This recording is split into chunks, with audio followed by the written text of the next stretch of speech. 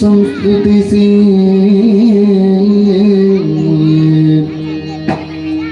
ಅಂಬನಿದೆಯಾತ್ಮದಿಗೆ ಕೈ ಮುಗಿದಂಬುಜ ಜನವಾಣಿಯರ ಪಾದಾಂಬುದಿಗೆ ಬುಡಮಡುತ್ತ ವರ್ಣಿಪೆ ನೀ ಕಥಾಮೃತವ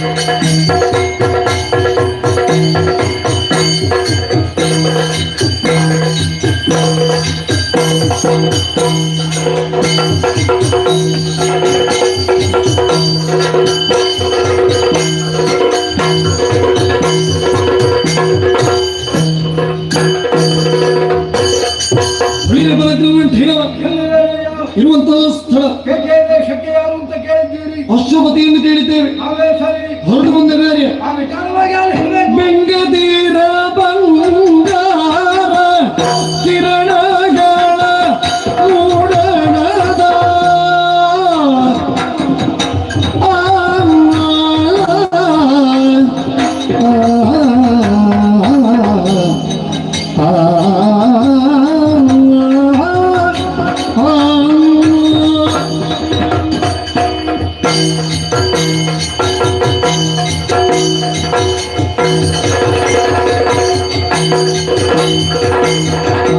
ಬೆಂಗದೀರ ಬಂಗಾರ ಕಿರಣಗಳ ಮೂಡಣದ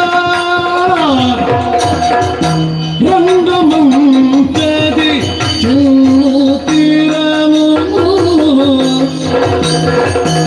ತುಂಗಬಲನಶ್ವಪತಿಗೆ ಕೈಗೊಳ್ಳು ಲಗದಿ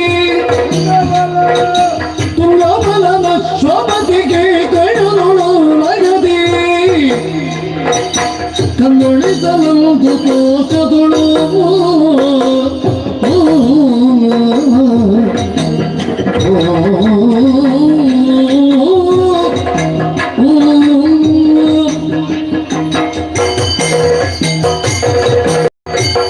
ಅದಕ್ಕೆ ಬೇಕಾದಂತಹ ಬದುಕನ್ನು ಬದುಕುವ ರೀತಿಯಲ್ಲಿ ಬದುಕಿದೆವು ಅಂತಾದ್ರೆ ಅದನ್ನು ಬದುಕು ಎನ್ನುವ ಹಾಗೆ ಹೇಳ್ತಾರೆ. ಬದುಕು ಹಿತವಾಗಿರ್ಬೇಕು, ಬದುಕು ಮಿತವಾಗಿರ್ಬೇಕು, ಎಲ್ಲಕ್ಕಿಂತಲೂ ಮಿಗಿಲಾಗಿ ಬದುಕು ಬದುಕಾಗಿರ್ಬೇಕು. ಇಲ್ಲದಿದ್ದರೆ ಬದುಕು ಎನ್ನುವುದು ನಾಟಕೀಯತೆ ಅನ್ನಿಸಲ್ಪಡ್ತದೆ. ಎಲ್ಲೋ ನನ್ನ ಬದುಕಿನಲ್ಲಿ ಬದುಕು ನಾಟಕೀಯತೆ ಆಯಿತಾ ಎನ್ನುವ ಹಾಗೆ ನನಗನ್ನಿಸುವುದು. ಇಲ್ಲದಿದ್ರೆ ಯಾವನೇ ಒಬ್ಬ ಪುರುಷನಾದವ ಜೀವಿತಾವಧಿಯಲ್ಲಿ ಬಯಸುವುದು ಹೇಗೆ? ತನಿಗೊಬ್ಬಳು ಅನುರೂಪಳಾದ ಅನುಕೂಲಳಾದ ಕಾರ್ಯ ದೊರಕಬೇಕು ಎನ್ನುವ ಹಾಗೆ ಅಂತಹ ಹೊಂಗನಸುಗಳನ್ನು ಹೊತ್ತಿದ್ದೆ. ಮದುವೆ ಎನ್ನುವಂತಹ ಸಂಸ್ಕಾರವೂ ನಡೆದು ಹೋಯಿತು. ವರುಷ ತುಂಬ ಕಳೆಯಿತು. ಬಂದವಳು ನನ್ನ ಮನೆಯನ್ನು ಬೆಳಗಿದವಳು ಮಂದಾಕಿನಿ, ಸತ್ಕುಲ ಪ್ರಸೂತೆಯೂ ಹೌದು, ಸುಂದರಿಯೂ ಹೌದು. ಹಾಗಂತ ಗುಣ ಸ್ವಭಾವದಲ್ಲಿ ನನಗೂ ಅವಳಿಗೂ ಅಜಗಜ. ಅಂದ್ರೆ ನಾನು ಅನಾರೋಗ್ಯದಿಂದ ಕೆಮ್ಮಿದ್ರು ತನ್ನನ್ನು ಅಣಕಿಸುವುದಕ್ಕೆ ಕೆಮ್ಮಿದ್ದು ಎನ್ನುವಂತಹ ಸ್ವಭಾವ ಅವಳದ್ದು. ಏನು ಮಾಡೋಣ, ಕೆಲವುದನ್ನು ನಾವೇ ಸುಧಾರಿಸಿಕೊಂಡು ಹೋಗಬೇಕಾಗ್ತದೆ. ಮತ್ತೆ ಜೀವನದಲ್ಲಿ ಎಲ್ಲವೂ ನಮಗೆ ಬೇಕಾದ ಹಾಗೆ ಸಿಗುತ್ತದೆ ಅಂತ ಹೇಳುವುದಕ್ಕಾಗುವುದಿಲ್ಲ. ಸಣ್ಣ ಪುಟ್ಟ ವ್ಯತ್ಯಾಸಗಳನ್ನು ಸರಿಪಡಿಸಿಕೊಂಡು ಹೋಗುವುದೇ ಸಂಸಾರ ಎನ್ನುವ ಹಾಗೆ ಭಾವಿಸಿದವ ನಾನು. ಆದರೆ ಗಾರ್ಗ್ಯರಿಂದ ಅನುಗ್ರಹಿತವಾಗಿ ವಿಶಿಷ್ಟವಾದಂತಹ ವಿದ್ಯೆಯೊಂದು ಲಭಿಸಲ್ಪಟ್ಟಿದೆ. ಎಂತಹ ಕ್ರಾಂತದರ್ಶಿಗಳಿಗೂ ಲಭ್ಯವಾಗದಂತಹ ಒಂದು ಸಿದ್ಧಿ ನನ್ನಂತಹ ಛಾತ್ರಯನಿಗೆ ದೊರಕಿದೆ. ಪಶು ಪಕ್ಷಿಗಳ ಭಾಷೆ ಎನ್ನುವುದು ನನಗೆ ಅರ್ಥವಾಗುತ್ತದೆ. ಆದರೆ ಅರಸನಾದವನಿಗೆ ಸರಿಯಾದಂತಹ ಯೋಗ್ಯತೆ ಅಥವಾ ಮುಕ್ತಿ ಎನ್ನುವುದು ಕಾಣಸಿಗುವುದು ಯಾವಾಗ? ಸಂಸಾರದಲ್ಲಿ ಸಂತಾನವನ್ನು ಪಡೆದಾಗ. ಬಹಳಷ್ಟು ವರ್ಷಗಳ ಕಾಲ ನನಗೆ ಮಕ್ಕಳ ಭಾಗ್ಯವೇ ಆಗಲಿಲ್ಲ. ಹಾಗಂತ ಮೃಗಯ ವಿಹಾರಕ್ಕೆ ಹೋಗಿದ್ದಾಗ ಕಾನನದ ಮಧ್ಯದಲ್ಲಿ ಮಗುವೊಂದರ ಆರ್ತನಾದವನ್ನು ಕೇಳಿದೆ. ಹತ್ತಿರ ಹೋಗಿ ನೋಡಿದೆ ಅಂತಾದ್ರೆ ಹೆಣ್ಣು ಶಿಶು, ಇರುವೆಗಳು ಮುತ್ತಿತ್ತು. ಕರೆತಂದು ಪಾಲಿತ ಪುತ್ರಿಯಾಗಿ ಪೋಷಿಸಿದೆ.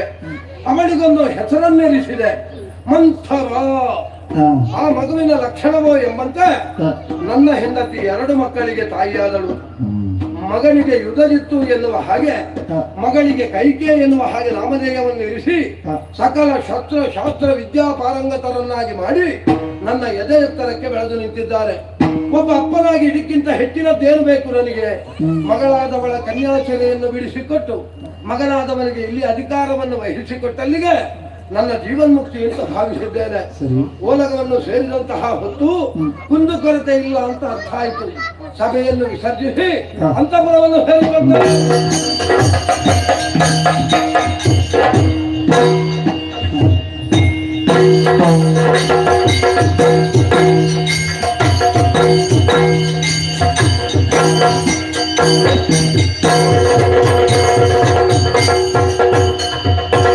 ಕರ್ಣಗೊಂಬೆಯ ಸೆಳೆವ ರೂಪಸಿ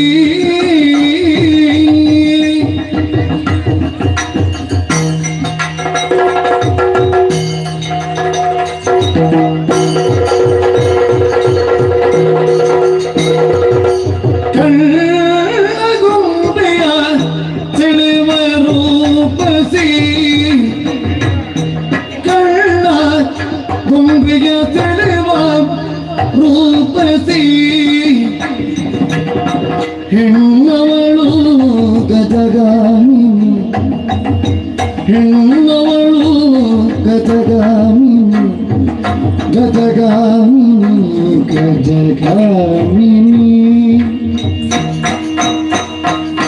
ಶರಣ ಪುತ್ಥಳಿ ರಮ್ಯ ಜೋಡಸಿ ಶರಣ ಪುತ್ಥಳಿ ರಮ್ಯ ಜೋಡಸಿ ರಂಗಿ ಕೇಕೆಯ ಭಾಮಿನಿ ರಂಗಿ ಕೇಕೆಯ ಭಾಮಿನಿ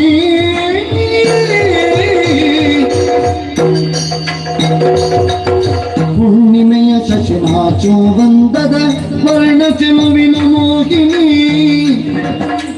ಹುಣ್ಣಿಮೆಯ ಶಶಿನಾಚೋ ಬಂದದ ವರ್ಣ ಚೆಲುವಿನ ಮೋಹಿನಿ ಬಣ್ಣಿಸಲು ಕವಿಗೆಲ್ಲಿ ಪದವಿದೆ ಕನ್ನಿಕೈ ಕಿಸಿ ಶೋಭಿನಿ ಬಣ್ಣಿಸಲು ಕವಿಗೆಲ್ಲಿ ಪದವಿದೆ ಕನ್ನಿಕೈ ಕಿಸಿ ಶೋಭಿನಿ ಕಣ್ಣ ಗೊಂಬೆಯ ಸೆಳೆವ ರೂಪಸಿ ತನ್ನವಳು ಗಜಗಾಮಿನಿ ಗಜಗಾಮಿನಿ ಗಜಗಾಮಿನಿ ಕೈಗೆ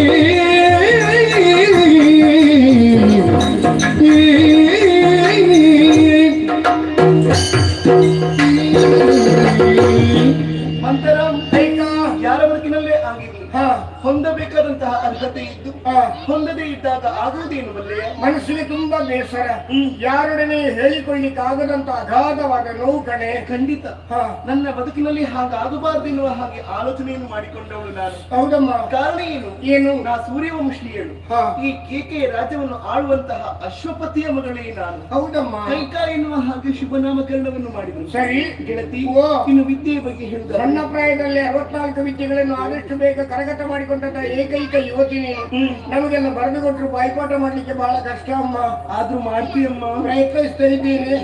ಅವಕಾಶ ಇಲ್ಲದೆ ಒದ್ದಾಡ್ತಾ ಇದ್ದೇನೆ. ಅವಕಾಶ ಸಿಕ್ಕಾಗ ಉಪಯೋಗಿಸಿ.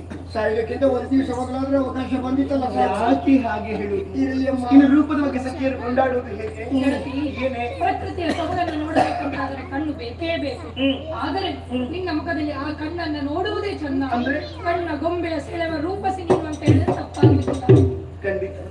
ಕೆಲವರೆಲ್ಲ ಕಣ್ಣಿನ ಮುಖೇನವಾಗಿ ಪ್ರಸಿದ್ಧಿಗೆ ಬರುವವರಿದ್ದಾರೆ. ಹೌದಪ್ಪ.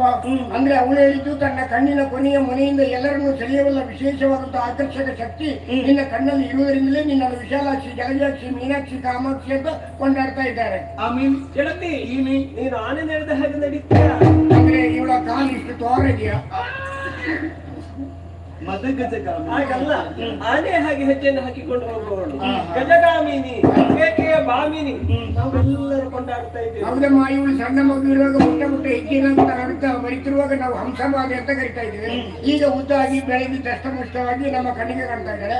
ಆದ್ದರಿಂದ ನಡೆಯುವಾಗ ಆನೆ ನಡಿಗೆ ಅಂತ ಹೇಳ್ತೀನಿ ಅಷ್ಟೇ. ಆದೀತಿ. ಇನ್ನು ಗುಣದ ಬಗ್ಗೆ ಹೇಳುವುದಾದ್ರೆ ಬೇಕು ಅಂತ ಹೇಳಿದ್ರೆ ಬೇಕೇ ಬೇಕು. ಹೌದಮ್ಮ. ಬೇಡ ಅಂತ ಹೇಳಿದ್ರೆ ಎಷ್ಟು ಹಠ ಮಾಡ್ತೀಯಮ್ಮ ನೀನು. ಮೊಸರನ್ನವನ್ನು ಬೇಕು ಅಂತೇಳಿ ಹಠ ಹಿಡಿತೀಯ. ಹಾಲನ್ನವನ್ನು ತಂದು ಕೊಟ್ಟಾಗ ಬೇಡ ಅಂತ ನೋಡ್ತೀನಿ ನೀನು. ನಿನ್ನ ಅಮ್ಮನಾಗಿ ನೀನು ಚೊರೆ ಅಂತ ಆಗುತ್ತಾರಮ್ಮ. ನಿನ್ನ ಅಮ್ಮ ಚೊರೆ ಅಂತಂದ್ರೆ ಚೊರೆ ನೈ ಮಾತಾಡ್ತಾ ಇರ್ತಾಳೆ ಯಾವಾಗ ನೋಡಿದ್ರು. ಆದ್ರೆ ತಿಳಿದವ್ರನ್ನ ಮಾತೇ ಇದ್ದಾರೆ, ಈ ನೂಲಿನಂತೆ ಸೀರೆ ತಾಯಿಯಂತೆ ಮಗಳ ಅಂತ ಹೇಳಿ. ಆದ್ರೆ ನೀನು ನೂಲಿನಂತೆ ಸೀರೆ ಆಗು, ತಾಯಿಯಂತೆ ಹಠಮಾರಿ ಹೆಣ್ಣಾಗುವುದು ಬೇಡಮ್ಮ. ಅದು ಕೆಲವೊಮ್ಮೆ ರಕ್ತಗತವಾಗಿ ಬಂದಂತಹ ಗುಣವೇ. ಆದಷ್ಟು ಬೇಗ ರಕ್ತವನ್ನು ಬದಲಾವಣೆ ಮಾಡೋದು ಒಳ್ಳೇದು. ಏನೇ ಹೇಳು ಬಂದ ಗುಣವನ್ನು. ಓ ಹಾಗೆ. ನಂತರ ನನ್ನ ಬದುಕಿನಲ್ಲಿ ಒಂದೇ ಒಂದು ಆಸೆ. ಏನಮ್ಮ? ನಾನೊಬ್ಬಳು ಸಾಮಂತರಾಜನ ಮಗಳು. ಇದಕ್ಕೆ ಸಾಮ್ರಾಜ್ಞಿಯಾಗಿ ಮೆರೆಯಬೇಕು ಅಂತ. ಸಣ್ಣ ಪ್ರಾಯದಲ್ಲಿ ಎಷ್ಟು ದೊಡ್ಡ ಆಸೆ ಆಕಾಂಕ್ಷೆಗಳನ್ನು ಕಟ್ಟಿಕೊಂಡು ಬದುಕ್ತಾ ಇದೆಯಾ ನೋಡು. ಅದೆಲ್ಲವೂ ಕ್ಷಿಪ್ರಗತಿಯಲ್ಲಿ ನೆರವೇರಲಿ ನಾವೆಲ್ಲರೂ ಒಟ್ಟಾಗಿ ಹಾರೈಸ್ತೇವೆ. ನಿಮ್ಮ ಹಾರೈಕೆ ಸದಾ ಇರಲಿ. ಆಗಾಗ ಒಂದು ಮಾತು ಹೇಳುತ್ತಾ ಇದ್ದೀನಿ, ಪ್ರಕೃತಿಯಿಂದ ಕಲಿಯಬಹುದಾದಂತಹ ವಿಷಯಗಳು ಅನೇಕವಿದೆ ಅಂತ. ಹೌದಮ್ಮ. ಮನುಷ್ಯರಿಂದ ನಮಗೆ ಸಿಗುವುದು ಬೇಡದ ಮಾತುಗಳು, ನಮ್ಮ ಬಗ್ಗೆ ಹೀಯಾಳವಾಗಿ ಮಾತಾಡುವುದು, ನಿಂದನೆ ಮಾಡುವುದು ಹೀಗೆಲ್ಲ ಇರ್ತದೆ. ಆದ್ರೆ ಪ್ರಕೃತಿಯಿಂದ ನಮಗೆ ತಿಳಿಯಬೇಕಾದ ಹಲವಾರು ವಿಷಯಗಳಿರುವಾಗ ಇದಕ್ಕಿಂತ ಅದೇ ಒಳ್ಳೆದಮ್ಮ. ಹಾಗಾಗಿ ನನ್ನ ತೀರ್ಮಾನ ಒಂದೇ, ಏನು ವನ ವಿಹಾರ.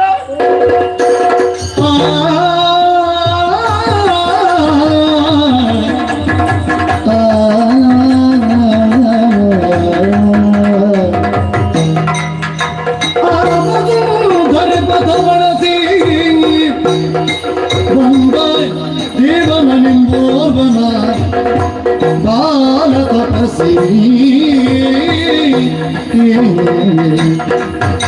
ತಾವರೆಮುಖಿ ಕೈಗೆ ಕಂಡು ಕೆಳದಿ ಪಾವಕಿ ನಿಮಗದಿತ ನಿಂದಳಂದು ಸಣ್ಣವ ಮುನಿಯೇ ಸಣ್ಣವ ಮುನಿಗೇನೆ ಬರುತ್ತಿದೆ ಕಣ್ಣು ನಗಿಯು ಜಾಣೆ ಬರುತ್ತಿದೆ ಎಂದು ನಗಿಯು ಜಾಣೆ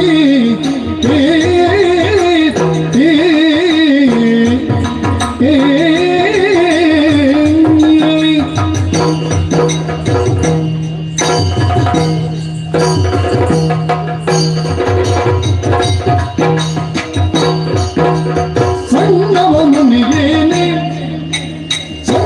ಮುನಿಗೇನೆ ಬರುತ್ತಿದೆ ಎಂದು ನಗೆಯು ಜಾಣೆ ಬರುತ್ತಿದೆ ಎಂದು ನಗೆಯು ಜಾಣೆ ನಗೆಯು ಜಾಣೆ ನಗೆಯು ಜಾಣೆ ನಗೆಯು ಜಾಣೆ ಕಣ್ಣನ್ನು ಮಿಟುಕಿಸಿ ಗಣ್ಯ ತಾಪಸನ ಕಣ್ಣನ್ನು ಮಿಟುಕಿಸಿ ಗಣ್ಯ ತಾಪಸನ ಕಣ್ಣನ್ನು ಮಿಟುಕಿಸಿ ಗಣ್ಯ ತಾಪಸನ ಕಣ್ಣದ ವೀಕ್ಷದಿ ಮಣ್ಣನೆ ಚರಿಸುವ ಸಣ್ಣವ ಮುನಿಗೇನೆ ಬರುತ್ತಿದೆ ಎಂದು ನಗೆಯು ಜಾಣೆ ಬರುತ್ತಿದೆ ಎಂದು ನಗೆಯು ಜಾಣೆ ಏನೇ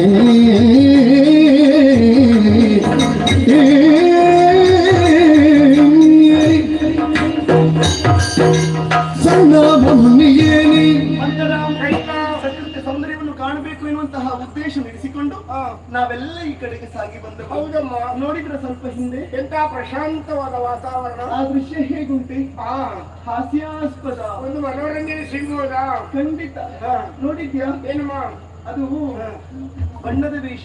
ಬಣ್ಣದ ವಿಷ ಆಳಂಗ ಸಾಕಾಗಿಕ್ಕಿಲ್ಲ, ಮುಖ ಆಗ್ಬೋದು. ಹೌದು. ನೋಡಿದ್ಯಾ? ಬಾಲಮುನಿ. ಮುನಿಬಾಲ. ಅದೆಂತದೆ? ಬಾಲವನ್ನು ತಿರುಗಿಸಿಕ್ಕೆ ಮುನಿಬಾಲ, ಬಾಲ ಮುನಿ. ಅರ್ಥ ವ್ಯತ್ಯಾಸ ಆಗುದಿಲ್ಲ. ಅದು ಸುಧಾರಿಸ್ಕೊಳಮ್ಮ ಗೆಳತಿ, ನಮ್ಮ ವೈದಿಕ ಪರಂಪರೆಯಲ್ಲಿ ಸಾಧುಗಳಿಗೆ, ಸನ್ಯಾಸಿಗಳಿಗೆ, ಮುನಿಗಳಿಗೆ ವಿಶೇಷವಾದಂತಹ ಪ್ರಾಮುಖ್ಯತೆ ಕೊಡಲಾಗಿದೆ. ನಿಮ್ಮಲ್ಲೇ ಕೇಳ್ತೇನೆ, ಮೌನಿ ಅಂದ್ರೆ ಯಾರೇ? ಮೌನವನ್ನೇ ಪ್ರಧಾನ ಉದ್ದೇಶವಾಗಿರಿಸಿಕೊಂಡವರು. ಯತಿ ಅಂದ್ರೆ ಯಾರೇ? ಇನ್ನೊಬ್ಬರನ್ನು ಯಾಚಿಸುವವರು. ಸನ್ಯಾಸಿ ಅಂದ್ರೆ ಯಾರೇ? ಸನ್ಯಾಸಿಗಳಂತಂದ್ರೆ ಷಡ್ವೇರಿಯಂತೆ ದಿಶಿ ಪಂಚೇಂದ್ರಿಯಗಳನ್ನು ಬಿಗಿದು ದೃಷ್ಟಿಯನ್ನು ನಾಸಿಕಗಳಲ್ಲಿ ಕೇಂದ್ರೀಕರಿಸಿ ಉಪಚಾರಕ್ಕಾಗಿ ಹೊರ ನುಡಿಗಳು ಷಟ್ಬಡ್ಡು ನೈಸರ್ಗಿಕ ಪಟಾಕಿ, ಯಾವುದೇ ವಾಸನೆ ಇಲ್ಲ, ಅಪಾಯ ಇಲ್ಲ. ಬೇರೆ ಸುಡುಮದ್ದು ಬೇಕು ಅಂತ ಇಲ್ಲ. ನನ್ನ ಭಾವ ಹೀಗೆ, ನಿನ್ನ ಭಾವ ಹೇಗೆ? ಮಂಡೆ ಒಂದು ಜುಟ್ಟು ಮಂಡೆ ಒಂದು ಜುಟ್ಟು ಕಾವ್ಯ ತುಂಡಿನ ನಡುಗಟ್ಟು ಕಾವ್ಯ ತುಂಡಿನ ನಡುಗಟ್ಟು ಒಂದು ಜುಟ್ಟು ಜುಟ್ಟು ಜುಟ್ಟು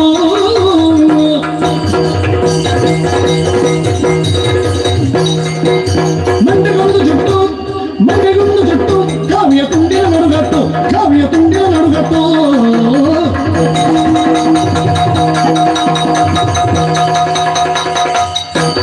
ದಂಡಕ ಮಂಡಲ ದಂಡವಾಯ್ತು ದಂಡಕ ಮಂಡಲ ದಂಡವಾಯ್ತು ಮುಖಮಂಡಲ ಬಣ್ಣದ ಮಂಡಿಯದರವಿದೆ ದಂಡಗೊಂದು ಜುಟ್ಟು ಕಾವ್ಯ ತುಂಡಿನ ನಡುಗಟ್ಟು ಕಾವ್ಯ ತುಂಡಿನ ನಡುಗಟ್ಟು ಮಂಡೆಗೊಂದು ಜುಟ್ಟು ಮೊದಲು ನೀನು ತಿರುಗಿ ನೋಡು ಅನ್ನುವಾಗ ನಾನು ಪಕ್ಕನೆ ತಿರುಗಿ ನೋಡಿದಾಗ ಕಾಲಿಗೆ ಬೆಂಕಿ ಬಿದ್ದಾಗ ಅರ್ಧ ಸುಟ್ಟುವುದ ಮರದ ತುಂಡನ್ನು ಯಾರೋ ತಂದು ಇಲ್ಲಿ ಬಿಟ್ಟಿದ್ದಾರೆ ಅಂತ ನಾನು ತಿಳ್ಕೊಂಡೆ. ಬಣ್ಣ ನೋಡಿದ್ರೆ ಹಾಗೆ. ಹೌದಮ್ಮ, ಹೌದು. ಅಷ್ಟೇ ಅಲ್ಲ, ನಿಮಗೆ ತಲೆಯಲ್ಲಿ ಒಂದು ಚುಟ್ಟು ನೋಡುವಾಗ ವ್ಯಾಪ್ತಿ ಪ್ರದೇಶ ಹೊರಗಿದ್ದವರನ್ನು ಒಳ ಸೆಳೆಯಲಿಕ್ಕೆ ಬೇಕಾಗಿ ಯಾವುದೋ ಯಾಂತ್ರಿಕವನ್ನು ಅಳವಡಿಸಿರುವುದಾಗಿ ಕಾಣ್ತದೆ. ಮಂಡೆಗೊಂದು ಜುಟ್ಟು. ಅವನ ಮಂಡೆ ನೋಡುವಾಗ ಬಿಸಿಲಿಗೆ ಒಣಗಿದ ಬಂಡದೊಟ್ಟೆಯಾಗಿ ಉಂಟು. ಅಷ್ಟೇ ಪಕ್ಕದಲ್ಲಿ ಬೊಂಡ ಕರ್ಕೊಂಡ್ಬಿಡ ಬೊಂಡ ಕರ್ಕೊಂಡ್ಬಿಡ ದಂಡ ಕಮಂಡ. ಅದೇ ದಂಡ ಕಮಂಡಲ. ಆ ಕಮಂಡಲ ಚೂರ್ ನೀರು ಇರುದು, ಇವ ಇಲ್ಲಿ ಕೂತಿದ್ದಾನೆ. ಆ ಬೇರೆ ಕೆಲಸಕ್ಕಾದ್ರೆ ಚೂರ್ ನೀರು ಸಾಕಾಗ್ತದ? ಅದೇ ನಾನು ಯೋಚನೆ ಮಾಡೋದು. ಅನುಭವ. ಯಾರೋ ಮನೆಗೆ ಹೋಗಿ ಫ್ಯಾಮಿಲಿ ಹೊತ್ತು ಹಿಡ್ಕೊಂಡು ಬಂದು ಇಲ್ಲಿ ಮೋಸ ಮಾಡಲಿಕ್ಕಾಗಿ ಕೂತಿದ್ದಾನೆ ಅಂತ ನನಗೆ ಅನ್ನಿಸ್ತದೆ. ಒಣ ಕುರಿತ ಶಂಕರ್ ಮಾಡಿದ್ದು. ಹಾಗಿದ್ರೆ ಇವನ ವೇಷ ನಮ್ಮನ್ನು ಮೋಸ ಮಾಡುವುದಕ್ಕೆ ಗೊತ್ತಾಯ್ತು. ಹೌದು, ಇವನ ಮೋಸ ಮಾಡುವಂತಹ ಚಿತ್ರವನ್ನೆಲ್ಲ ಇಳಿಸಬೇಕು. ಮಾಡುವ. ನಮಗೆ ಇನ್ನೂ ಸಿಗಬೇಕು ಮನೋರಂಜನೆ. ಏನ್ ಮಾಡೋಣ? ಏನ್ ಮಾಡೋಣ? ಈ ಬಾರಿ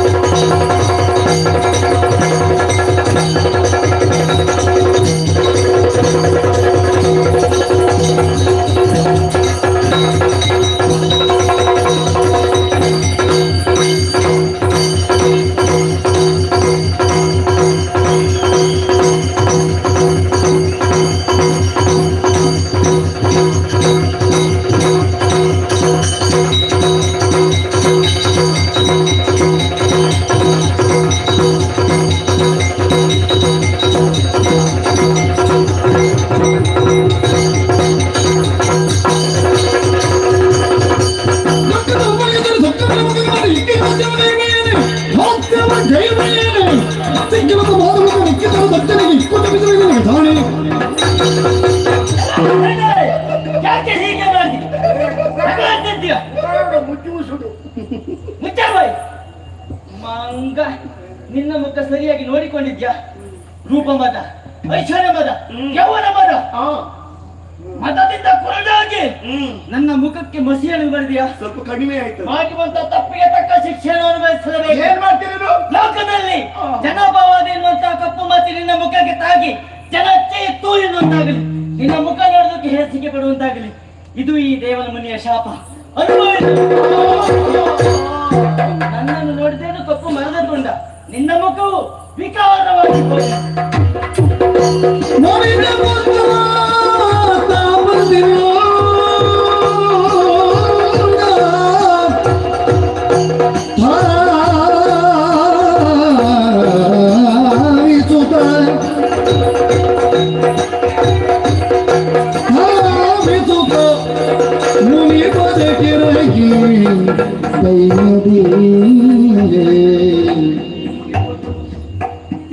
ತಿಳಿಯದು ಅಪಚಾರವನ್ನು ಎಸಗಿದ್ದಿ. ನಾವು ಮಾಡಿದಂತಹ ತಪ್ಪಿನ ಅರಿವು ನಮಗಾಯಿತು. ನೀವು ಮಹಿಮ ತಪ್ಪನ್ನು ಉತ್ತರಿಸಬೇಕು. ಇದು ದಂಡಕ ಮಂಡಲ, ಇದನ್ನು ಸ್ವೀಕರಿಸುವಂತಹ ಮನ ಮಾಡಬೇಕು.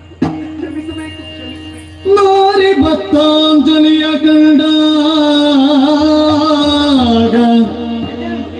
ಯತಿ ಬಾಲಕಾರುಣ್ಯ ಪರನಾಗಿ ನುಡಿದ ತೆರದೊಳಗೆ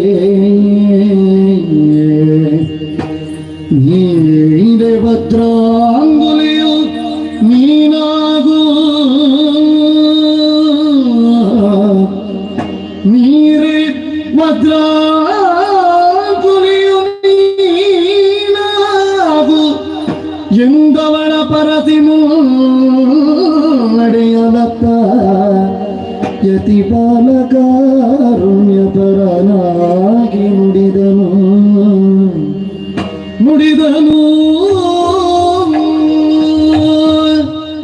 ಮಗಳೇ ಕೈಕಾ ಸ್ವಾಮಿ, ದೇವನಾದಂತಹ ನಾನು ದೀರ್ಘದ್ವೇಷಿ ಅಲ್ಲವಮ್ಮ. ಏನೋ ಕಾಲಚೋದಿತವಾಗಿ ಶಾಪವಾಕ್ಯ ನನ್ನ ಬಾಯಿಯಿಂದ ಹೊರಟಿತು. ಋಷಿ ವಾಕ್ಯ ಖುಷಿಯಾಗುವುದಕ್ಕೆ ಸಾಧ್ಯ ಉಂಟೆ ಹೇಳಿ. ಶಾಪಕ್ಕೆ ವಿಮೋಚನೆ ಇಲ್ಲ. ಬಂದಂತಹ ಕಷ್ಟವನ್ನು ಅನುಭವಿಸಲೇಬೇಕಾಗುತ್ತದೆ. ಆದ್ರೆ ಒಂದು ಮಗಳೇ, ಏನು ಸ್ವಾಮಿ? ನಿನ್ನ ಬದುಕಿನ ಭದ್ರತೆಗಾಗಿ ನಾನೊಂದು ವರವನ್ನು ಕೊಡ್ತೇನೆ. ಮರವಿ ಹೌದು, ಹೀಗೂ ನಿನ್ನ ಬಲದ ಕೈಯಲ್ಲಿರುವಂತಹ ಕಿರುಬೆರಳು ವಜ್ರದಂತೆ ಗಟ್ಟಿಮುಟ್ಟಾಗಲಿ. ಅಂದ್ರೆ ಆದ್ದರಿಂದ ಮುಂದೆ ನೀನು ವಜ್ರಾಂಗುಲಿಯಾಗು, ವಜ್ರಾಂಗುಲಿಯಾಗು. ಶುಭವಾಗಲಿ ಮಗನೇ, ಶುಭವಾಗಲಿ. ಸ್ವಾಮಿ ನನಗೆ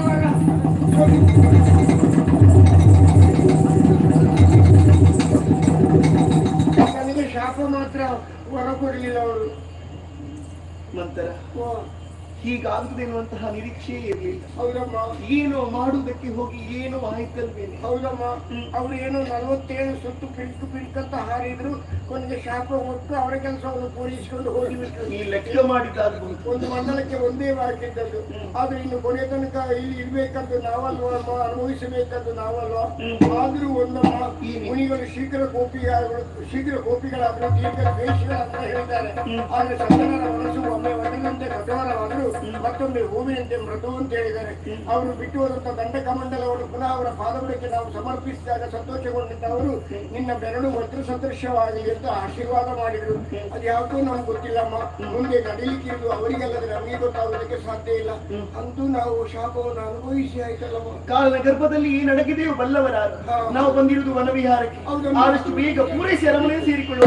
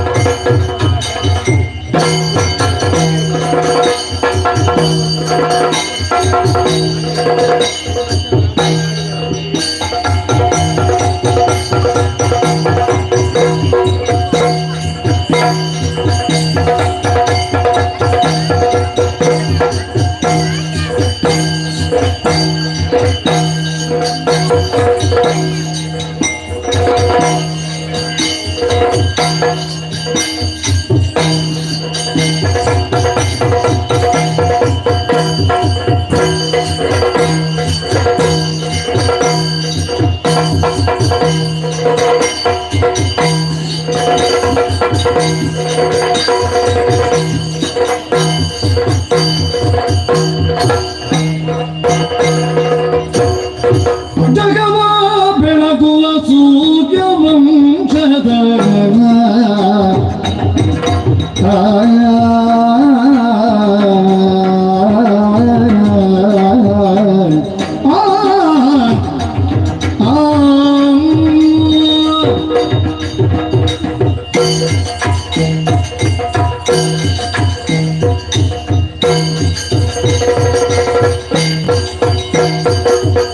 ಜಗವ ಬೆಳಗುವ ಸೂರ್ಯ ವಂಶದ ಮೃಗಪತಿಯ ಪೀಠದಲ್ಲಿ ನಿಲಿದರು ಸುರದ ಸಂತತಿಗಿರದೆ ನಿಜ ಪೀಗುದಿಯು ಮನಗೆ ರಸರಸಗೆ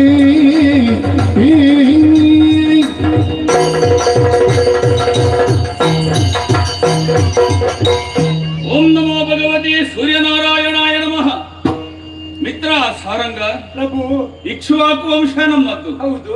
ಅದೆಷ್ಟೋ ಮಂದಿ ರಾಜರೆಲ್ಲರೂ ಕೂಡ ಆಳಿ ಬಾಳಿ ಕೀರ್ತಿಯನ್ನು ಗಳಿಸಿದಂತಹ ಆ, ಯೋಗ್ಯವಾದಂತಹ ಸ್ಥಾನ ಯಾವುದು ಅಂತ ಕೇಳಿದ್ರೆ ಅದು ನಮ್ಮ ಅಯೋಧ್ಯೆ. ಸತ್ಯ. ಈ ಅಯೋಧ್ಯೆಯಲ್ಲಿ ಆ, ಅಜ ಮಹಾರಾಜ ಇಂದುಮತಿಗಳಿಗೆ ಮಗನಾಗಿ ದಶರಥ ಎನ್ನುವಂತಹ ನಾಮಧೇಯದಿಂದ ನಾನು ಕೀರ್ತಿಯನ್ನು ಗಳಿಸಿದ್ದೇನೆ. ಹೌದು ಬುದ್ಧಿ. ಏನು ಕೀರ್ತಿ ಹೆಸರಿದ್ರು ಕೂಡ ಹಿರಿಯವರು ಸಂಪಾದಿಸಿದ್ದಲ್ವೇ? ಹೌದು, ಸತ್ಯ. ನಮ್ಮ ಈ ಅಯೋಧ್ಯೆಯಲ್ಲಿ ಆ, ಏನಾದ್ರೂ ಕೊರತೆ ಇದೆ, ಇಲ್ಲ ಬುದ್ಧಿ. ಸಂಪತ್ತಿಗಾಗಲಿ ಅಥವಾ ಪ್ರಜೆಗಳಿಗಾಗಲಿ ಧನಕ್ಕಾಗಲಿ ಯಾವುದೇ ರೀತಿಯ ಕೊರತೆಗಳಿಲ್ಲ. ಇಲ್ಲ ಸ್ವಾಮಿ. ಆದ್ರೂ ನನ್ನ ಮನಸ್ಸಿಗೊಂದು ಬೇಸರ. ಏನ್ ಪ್ರಭು? ನಿತ್ಯವೂ ನನ್ನನ್ನು ಕೊರಗುತ್ತಾ ಚಿಂತೆ ಎನ್ನುವಂತಹ ಚಿತಾಗಾರಕ್ಕೆ ಕಳುಹಿಸುತ್ತಾ ಉಂಟು. ಯಾವುದು ಚಿಂತೆ?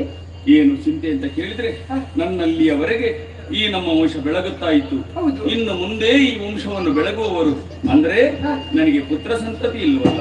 ಸಂತಸ ಯೌವನ ಚಿಂತೆಯ ಮಕ್ಕಳು ಮಾತರ ನುಡಿ ಮೆರೆಯುವುದೇರಾಯ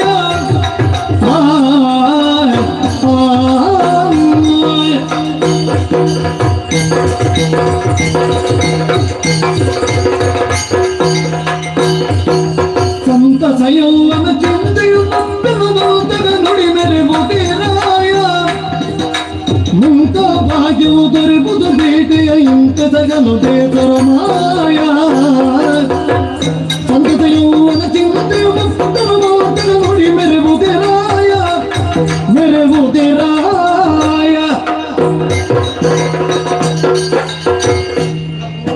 ಮಿತ್ರ, ಸಮುದ್ರದ ಒಡಲಲ್ಲಿ ಬಡಪ ಎನ್ನುವಂತ ಅಗ್ನಿಯೇ ತುಂಬಿರ್ತದೆ. ಖಂಡಿತ. ಆದ್ರೆ ಸಮುದ್ರ ಮೇಲಕ್ಕೆ ಪ್ರಶಾಂತವಾಗಿ ಇರ್ತದೆ ಬುದ್ಧಿ. ಆದ್ರಿಂದಲೇ ಅಲ್ವೇ ಸಮುದ್ರ ರಾಜ ಗಂಭೀರ ಅಂತ ಹೇಳಿದ್ದು. ಹೌದು. ಹ್ಮ್. ನೀವು ಕೂಡ ಹಾಗೆ ಬುದ್ಧಿ. ಹ್ಮ್. ಮನಸ್ಸಿನಲ್ಲಿ ಅದೆಷ್ಟೋ ದುಃಖ ನೋವುಗಳಿದ್ರೂ ಕೂಡ ಹ್ಮ್. ಪ್ರಜೆಗಳಾದ ನಮ್ಮನ್ನು ನಗುನಗುತ್ತಾ ಮಕ್ಕಳಂತೆ ಪಾಲಿಸಿಕೊಂಡು ಬರ್ತಾ ಇದ್ದೀರಾ. ಹ. ನಿಮ್ಮಂತ ಮಹಾರಾಜರನ್ನು ಪಡೆದ ನಾವೇ ಧನ್ಯರು ಪ್ರಭು. ಹೇಳು ಸರಿ, ಆ, ಆದ್ರೆ ನನ್ನ ಮನೆಯಂಗಳದಲ್ಲಿ ಆ, ನನ್ನ ಮಕ್ಕಳನ್ನು ಪಾಲಿಸುವಂತ ಯೋಗ ಭಾಗ್ಯ ನನ್ನ ಪಾಲಿಗಿಲ್ಲವಲ್ಲ. ಬುದ್ಧಿ. ಓ, ಅದಕ್ಕಾಗಿ ಚಿಂತೆ ಮಾಡಬಾರ್ದು ಪ್ರಭು. ಮತ್ತೆ ಹಿರಿಯರಾದಂತಹ ನುಡಿ ಯಾವುದು? ಸಂತೋಷವೇ ಯೌವನ ಚಿಂತೆಯೇ ಮುಕ್ಕು ಅಂತ ಹೇಳಿದ್ವಿ. ಖಂಡಿತ. ಯಾವುದಕ್ಕೂ ಯೋಗ ಬೇಕು ಬುದ್ಧಿ. ಯೋಗ ದೇವರ ಅನುಗ್ರಹ ಇದ್ರೆ ಪ್ರಪಂಚದಲ್ಲಿ ಎಲ್ಲವೂ ಸಾಧ್ಯ ತಾನೆ. ಅದು ಹೇಗೆ? ಸತ್ತ ಮರವು ಚಿಗುರಬಹುದು, ಹ್ಮ್.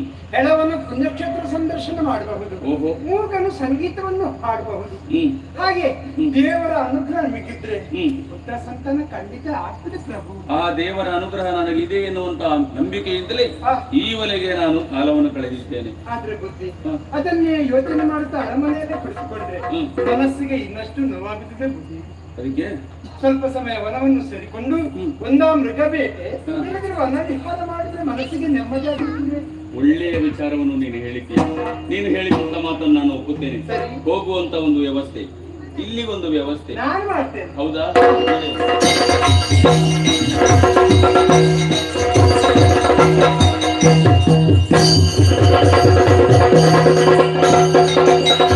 ಮೃಗಯ ವಿಕಾರಗಿದು ಭೂಪಾಲ್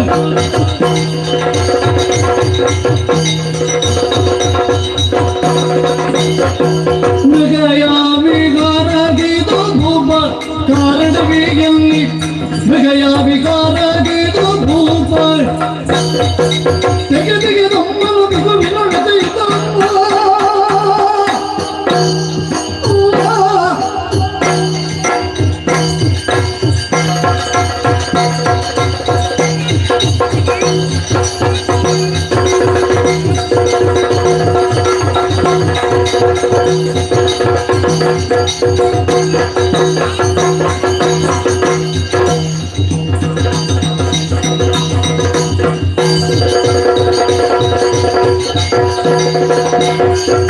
ತೆಗೆ ತೆಗೆದಮ್ಮನು ಬಿಗುವಿನ ನೆತೆಯುತ್ತ ಬಿಗು ಬಿಗು ಚಲಿಸುತ್ತ ಖಗಮೃಗದವರುತ್ತ ಮೃಗಯ ವಿಕಾರಗಿದು ಭೂಪಾಲ್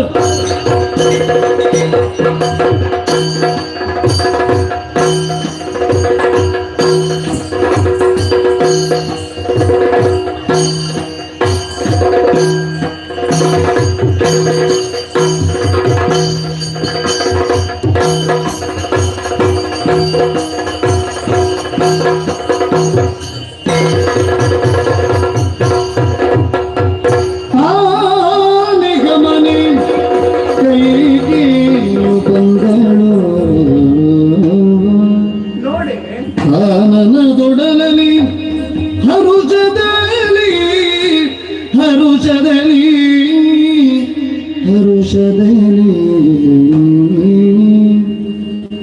ನನ್ನ ನನ್ನಯನತನು ಮನಸ್ಸೆದವನ ನನ್ನಯನತನು ಮನಸ್ಸೆದವನ ಧಿಮಿತ ದೀಂತನ ಭಾವಲಿಂಗಣ ಧಿಮಿತ ದೀಂತನ ಭಾವಲಿಂಗಣ ಸೆಳೆದ ಹೂಬನ ಭಾವಲಿಂಗಣ ಸೆಳೆದ ಹೂಬನ ಭಾವಲಿಂಗಣ ಖಂ ಖಂ ಖಮಲು ಗಮ್ಮನಿ ನಗುವ ಸುಮಗುಡಿ ಖಂ ಖಂ ಖಂ ಖಮಲು ಗಮ್ಮನಿ ನಗುವ ಸುಮಗುಡಿ ಜನದಲ್ಲಿ ಮೊರೆದು ನಲಿವುದಾರಡಿ ಜನದಲ್ಲಿ ಮೊರೆದು ನಲಿವುದಾರಡಿ ನಗುವ ಸುಮಗುಡಿ ನಲಿವುದಾರಡಿ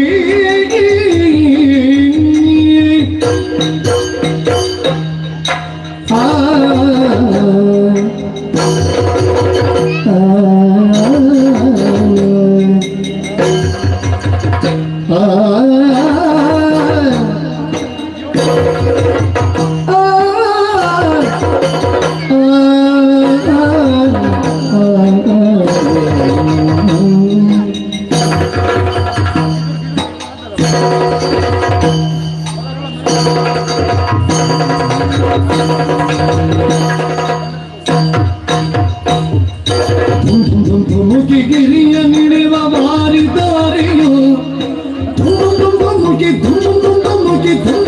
ಮುಖಿ ಗಿರಿಯ ನಿಡುವ ಮಾರಿದಾರೆಯು ತಂ ತಂ ತಂ ಪ್ರಣಯನಾಟ್ಯದಲ್ಲಿ ಚಿಗರಿ ಜೋಡಿಯು ಪ್ರಣಯನಾಟ್ಯದಲ್ಲಿ ಚಿಗರಿ ಜೋಡಿಯು ಚಿಗರಿ ಜೋಡಿಯು ಚಿಗರಿ ಜೋಡಿಯು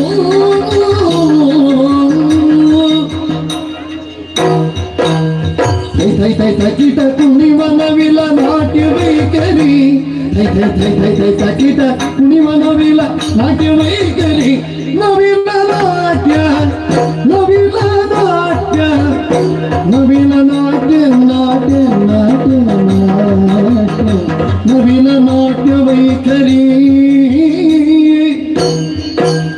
ಮೈ ಮೈ ಮೈ ಮರೆಸಿ ಗರುಚ ಧರಿಸಿ ಮೇರೆ ಬಬನ ಸಿರಿ ಮೈ ಮೈ ಮೈ ಮರೆಸಿ ಗರುಚ ಧರಿಸಿ ಮೇರೆ ಬಬನ ಸಿರಿ मेरे बबन सिरी मेरे बबन सिरी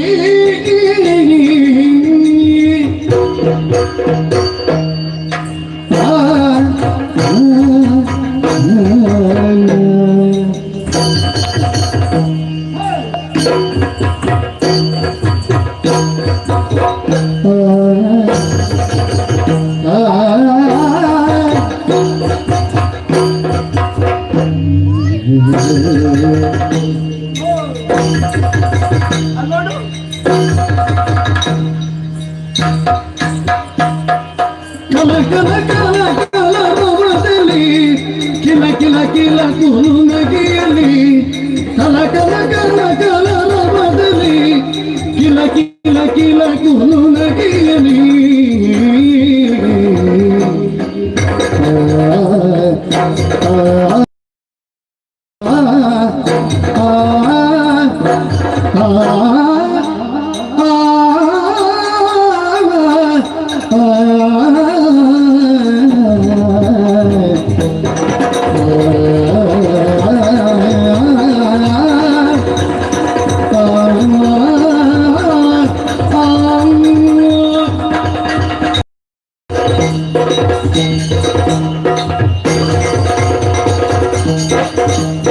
ಕಲ ಕಲ ಕಲ ಕಲರ ಬದಲಿ ಕಿಲ ಕಿಲ ಕಿಲ ಕುಲು ನಗಿಯಲಿ ಕಲ ಕಲ ಕಲ ಕಲರ ಬದಲಿ ಕಿಲ ಕಿಲ ಕಿಲ ಕುಲು ನಗಿಯಲಿ ಜಲ ಜಲ ಜಲ ಜಲ ಕಿಣಿಯುತ ಜಲ ಜಲ ಜಲ ಜಲ ಜಲ ಕಿಣಿಯುತ ಮುಳು ಮುಳು ಮುಳು ಮುಳು ಗೀಳುತ್ತ ಮುಳು ಮುಳು ಮುಳು ಮುಳು ಮುಳು ಮುಳು ಗೀಳುತ್ತ ಆಡಿದರು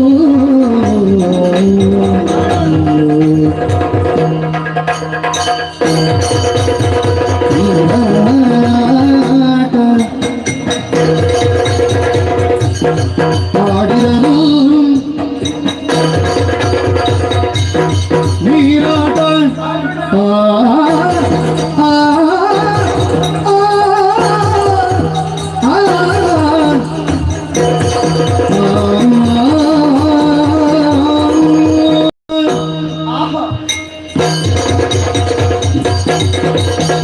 ಜನದ ಮೊಡಲಲ್ಲಿ ಮುಡಿಯ ಬಿಡಿದೆಳೆದು ಮಿಡುಕುತ್ತ ಬಿಡೆ ಇವತ್ತು ಬಿಡುದಿಲ್ಲ, ಏನ್ ಮಾಡ್ತಿ?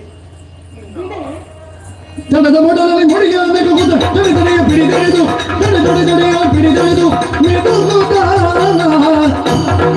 ಜನದ ಮೈತ್ರಿಯರೆಲ್ಲ ಜಲದೊಳ ಗಾಡಿ ನಲಿದಾಡಿ ಜನದ ಮೈತ್ರಿಯರೆಲ್ಲ ಜಲದೊಳ ಗಾಡಿ ನಲಿದಾಡಿ ಜಲದೊಳಗಾಡಿ ನಲಿದಾಡಿ ಜಲದೊಳಗಾಡಿ ನಲಿದಾಡಿ ನಲಿದಾಡಿ ಕುಣಿದಾಡಿ ನಲಿದಾಡಿ ಕುಣಿದಾಡಿ ನಲಿದಾಡಿ ಕುಣಿದಾಡಿ ನಲಿದಾಡಿ ಕುಣಿದಾಡಿ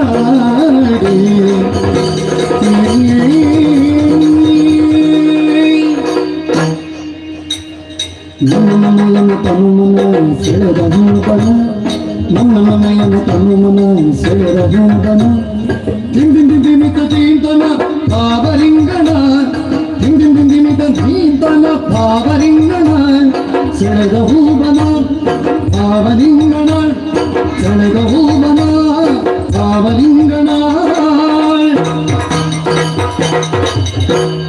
ತೈದಿನ ತೈದಿನ ತೈದಿನ ತೈದಿನ ಸೆಳೆದ ಹೂಬನ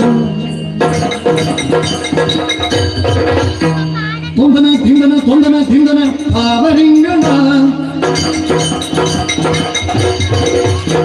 ತೊತ್ತಗಿಡ ತಿತ್ತಗಿಡ ತೊತ್ತಗಿಡ ತಿತ್ತಗಿಡ ಮಗುವ ತುಂಬ ಕೊಡಿ ತಗಡ ತಗದಿ ತಗಡ ತಗದಿ ತಗಡ ತಗದಿ ತಗಡ ತಗದಿ ನಡೆಯುವುದಾರಡಿ ಸೆಳೆದ ಹೂಬನ ಭಾವಲಿಂಗನ ನಗುವ ತುಮಗುಡಿ ನಲಿವುದಾರಡಿ ಸೆಳೆದ ಹೂಬನ ಭಾವಲಿಂಗನ ನಗುವ ಸುಮಗುಡಿ ನಲಿವುದಾರಡಿ ತೆಗೆದ ದಿನತಿ ತೊಂದನ ದಿನತಿ ತೆಗೆದ ದಿನತಿ ತೊಂದನ ದಿನತಿ ದಿನದೈ ದಿನ ದಿನದಾ ದಿನ ದಿನದೈ ದಿನದ ದಿನದೈ ದಿನದ ದಿನದೈ ದೈ ದೈ ದೈ ದೈ ದೈ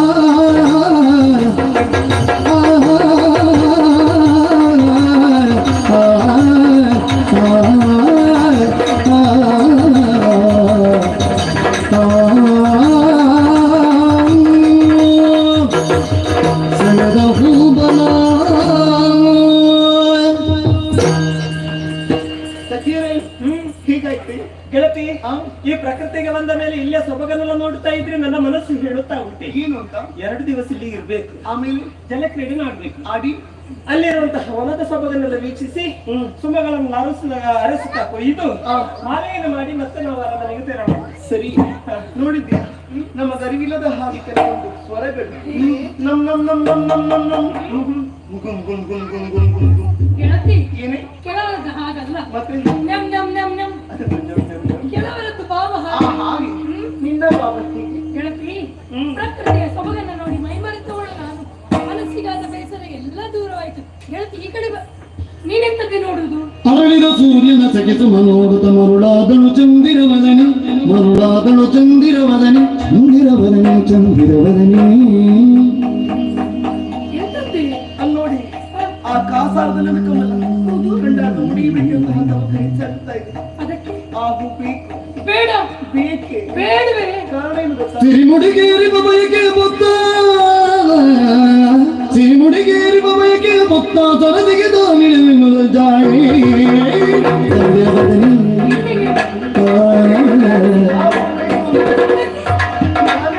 ನೀನು ಅಲ್ಲಿಗೆ ಆಳ ಇದೆ.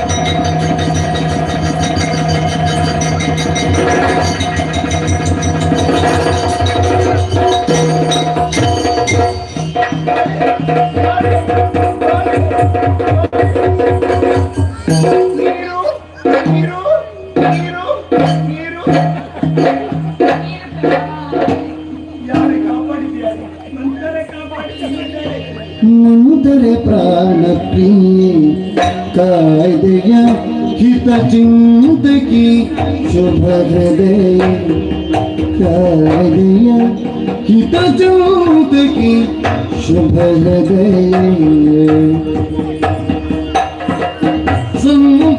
ಸಂತಸವಾದುದು ನಿನ್ನಯ ವಚನವ,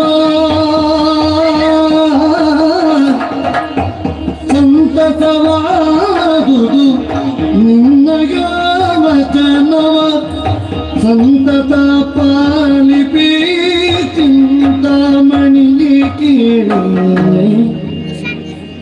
ಮುಂದರೆ ಪ್ರಾಣ ಪ್ರಿಯ ಕಾಯ್ದೆಯ ಹಿತದ್ಯೋತಕಿ ಶುಭ ಹೃದಯ, ಪ್ರಾಣ ಪ್ರಿಯ ಪ್ರಾಣ ಪ್ರಿಯ ಪ್ರಾಣ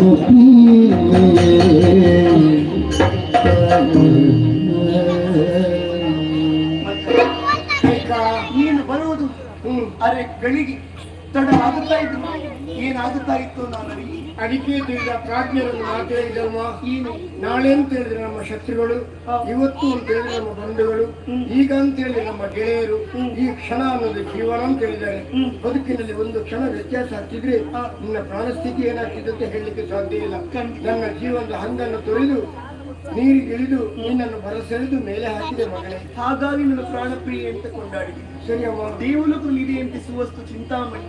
ನಮ್ಮ ಚಿಂತಾಮಣಿ ಯಾರು ಅಂತ ಕೇಳಿದ್ರು ಅದು ನೀನು. ಸದಾ ಚಿಂತೆಯಲ್ಲಿ ಇರೋಳು ಎಂಬ ಅರ್ಥ ಅಲ್ವೇ?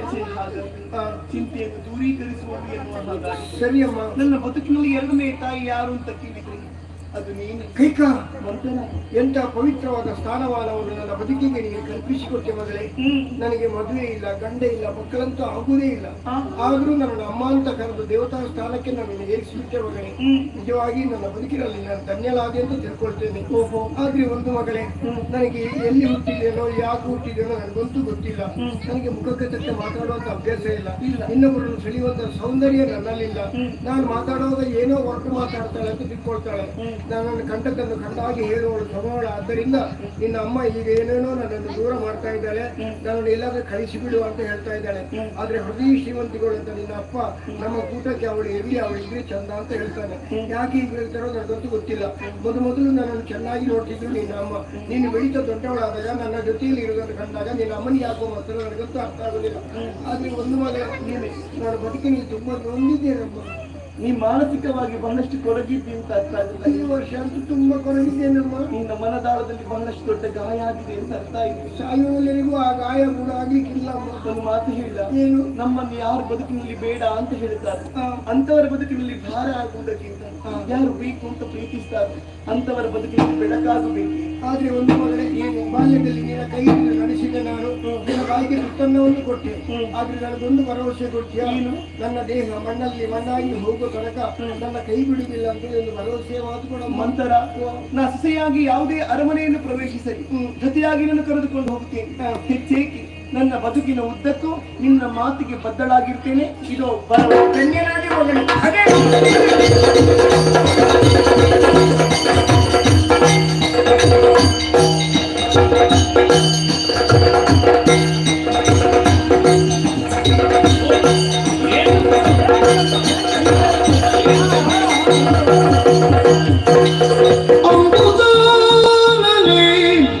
ಸೊಬಗಿ ಮೋಹಿನಿ ಅಂಬುಜಾನನಿ ಸೊಬಗಿ ಮೋಹಿನಿ ಕಂಬಕಂಟಿನಿ ಹಂಸಗಾಮಿನಿ ಕಂಬಕಂಟಿನಿ ಹಂಸಗಾಮಿನಿ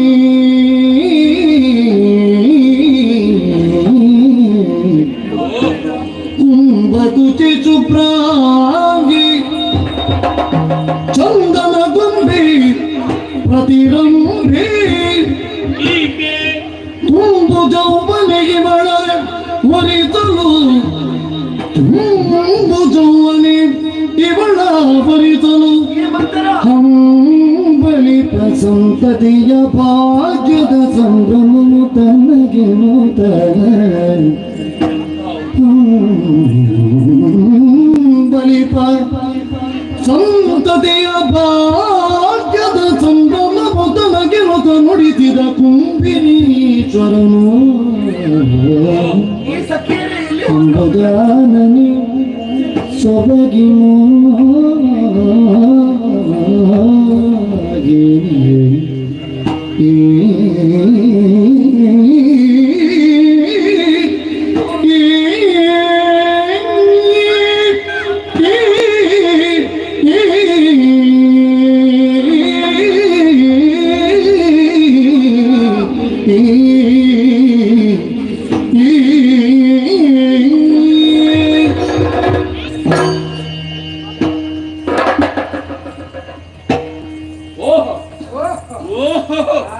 ಮಿತ್ರ, ಪ್ರಕೃತಿಯ ಮಡಿಯಲ್ಲಿರುವಂತಹ ಸೌಂದರ್ಯವನ್ನು ಸವಿಯುತ್ತಾ ಹಾಗೆ ತಿರುಗಾಡುತ್ತಾ ದೇಹದ ಆಯಾಸವನ್ನು ಪರಿಹಾರ ಮಾಡಿಕೊಳ್ಳುವುದಕ್ಕಾಗಿ ಮಂದ ಮಾರುತನಿಗೆ ತನವನ್ನೊಡ್ಡಿ ಹಾಗೆ ನಾವು ವಿಶ್ರಾಂತಿಯನ್ನು ಪಡೆಯುತ್ತಾ ಇದ್ದೇವೆ.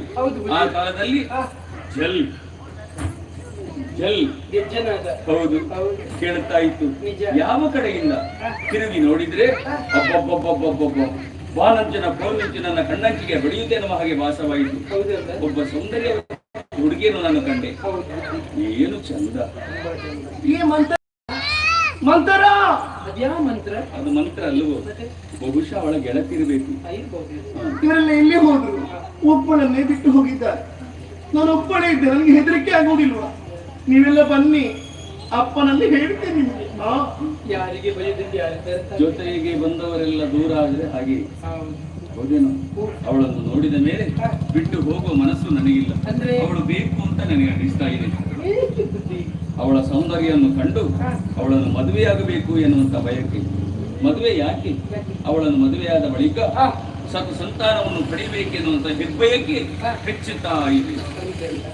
ಯಾರಲ್ಲಿ ಮಾತಾಡಿದ್ಯಾರ? ಮಾತಾಡುದು ನಿನ್ನಲ್ಲಿ. ನನ್ನಲ್ಲಿ ಮಾತಾಡಿದ್ರು ನಿಮ್ಮ ಆಸೆ ಇದೆ, ಶ್ರದ್ಧೆ. ನನ್ನ ಮಿತ್ರ ಅಲ್ವಾ ನೀನು? ಹೌದು. ನೀನು ಹೋಗಿ ಕೇಳು. ಆಗುತ್ತದೆ. ನೀವು ಚಕ್ರವರ್ತಿ ಅಲ್ವೇ? ನೀವು ಯಾರಲ್ಲಿ ಎಲ್ಲಿ ಹೇಗೆ ಬೇಕಾದ್ರೂ ಮಾತಾಡ್ಬೋದು. ಅವಳಲ್ಲಿ ಮಾತನಾಡುವುದು ಹೇಗೆ ಅಂತ ಬೇಕಲ್ಲ? ಅವಳ ಹೆಸರು ನಮ್ಗೆ ಗೊತ್ತಿಲ್ಲ. ಗೊತ್ತಿಲ್ಲ. ನಾಯೊಂದು ಹೆಸರು. ಹೇಗೆ? ಕಣ್ಣು ನೋಡಿ. ವನಜಲೋಚನಿ ಸುಂದರಿ ಸುಂದರಿ ಸುಂದರಿ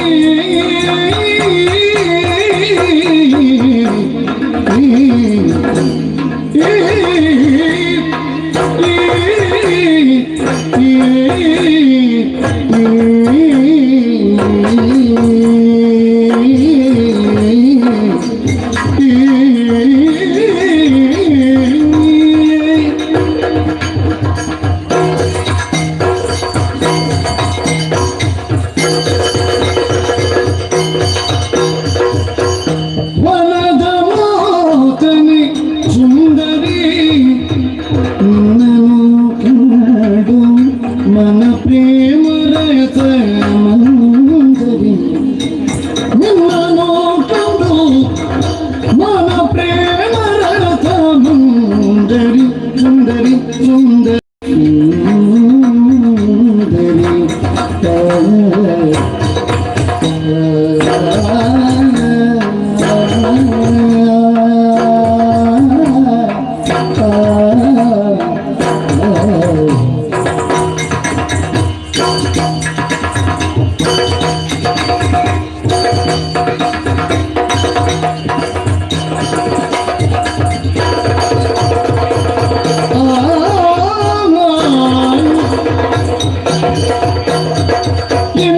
ಕುಲೇಂದ್ರನು ನಾವು ಪಡಿಬೇಡಿ ನೀನ್ಯಾರೇ ಇನ ಕುಲೇಂದ್ರನು ನಾನು ಪಡಿಬೇಡಿ ನೀನ್ಯಾರೇ ಮನದನ್ನೆಯಾಗಿಂಬಿ ಮನಸಿಜ ಕೈಗುಂಬಿ ಮನದನ್ನೇ ಆಗಿಂಬಿ ಮನಸಿಜ ಕೈಗುಂಬಿ ಮನಸಿಜ ಕೈಗುಂಬಿ ಮನಸಿಜ ಕೈಗುಂಬಿ ಚಂದನ ಗುಂಬಿ ಪ್ರತಿರುಂಬಿ ಯಾರೇ ಯಾರೇ ಯಾರೇ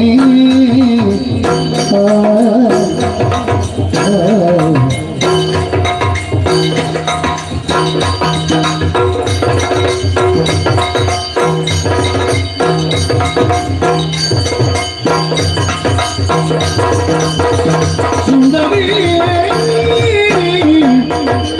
ವನಜಲೋಚನಿ ಸುಂದರಿ ನಿನ್ನನು ಕಂಡು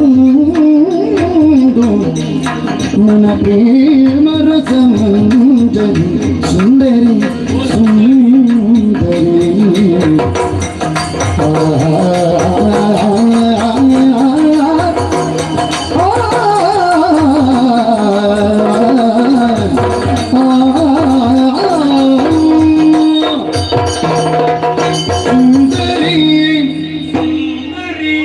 ಯಾರು ಸುಂದರಿ?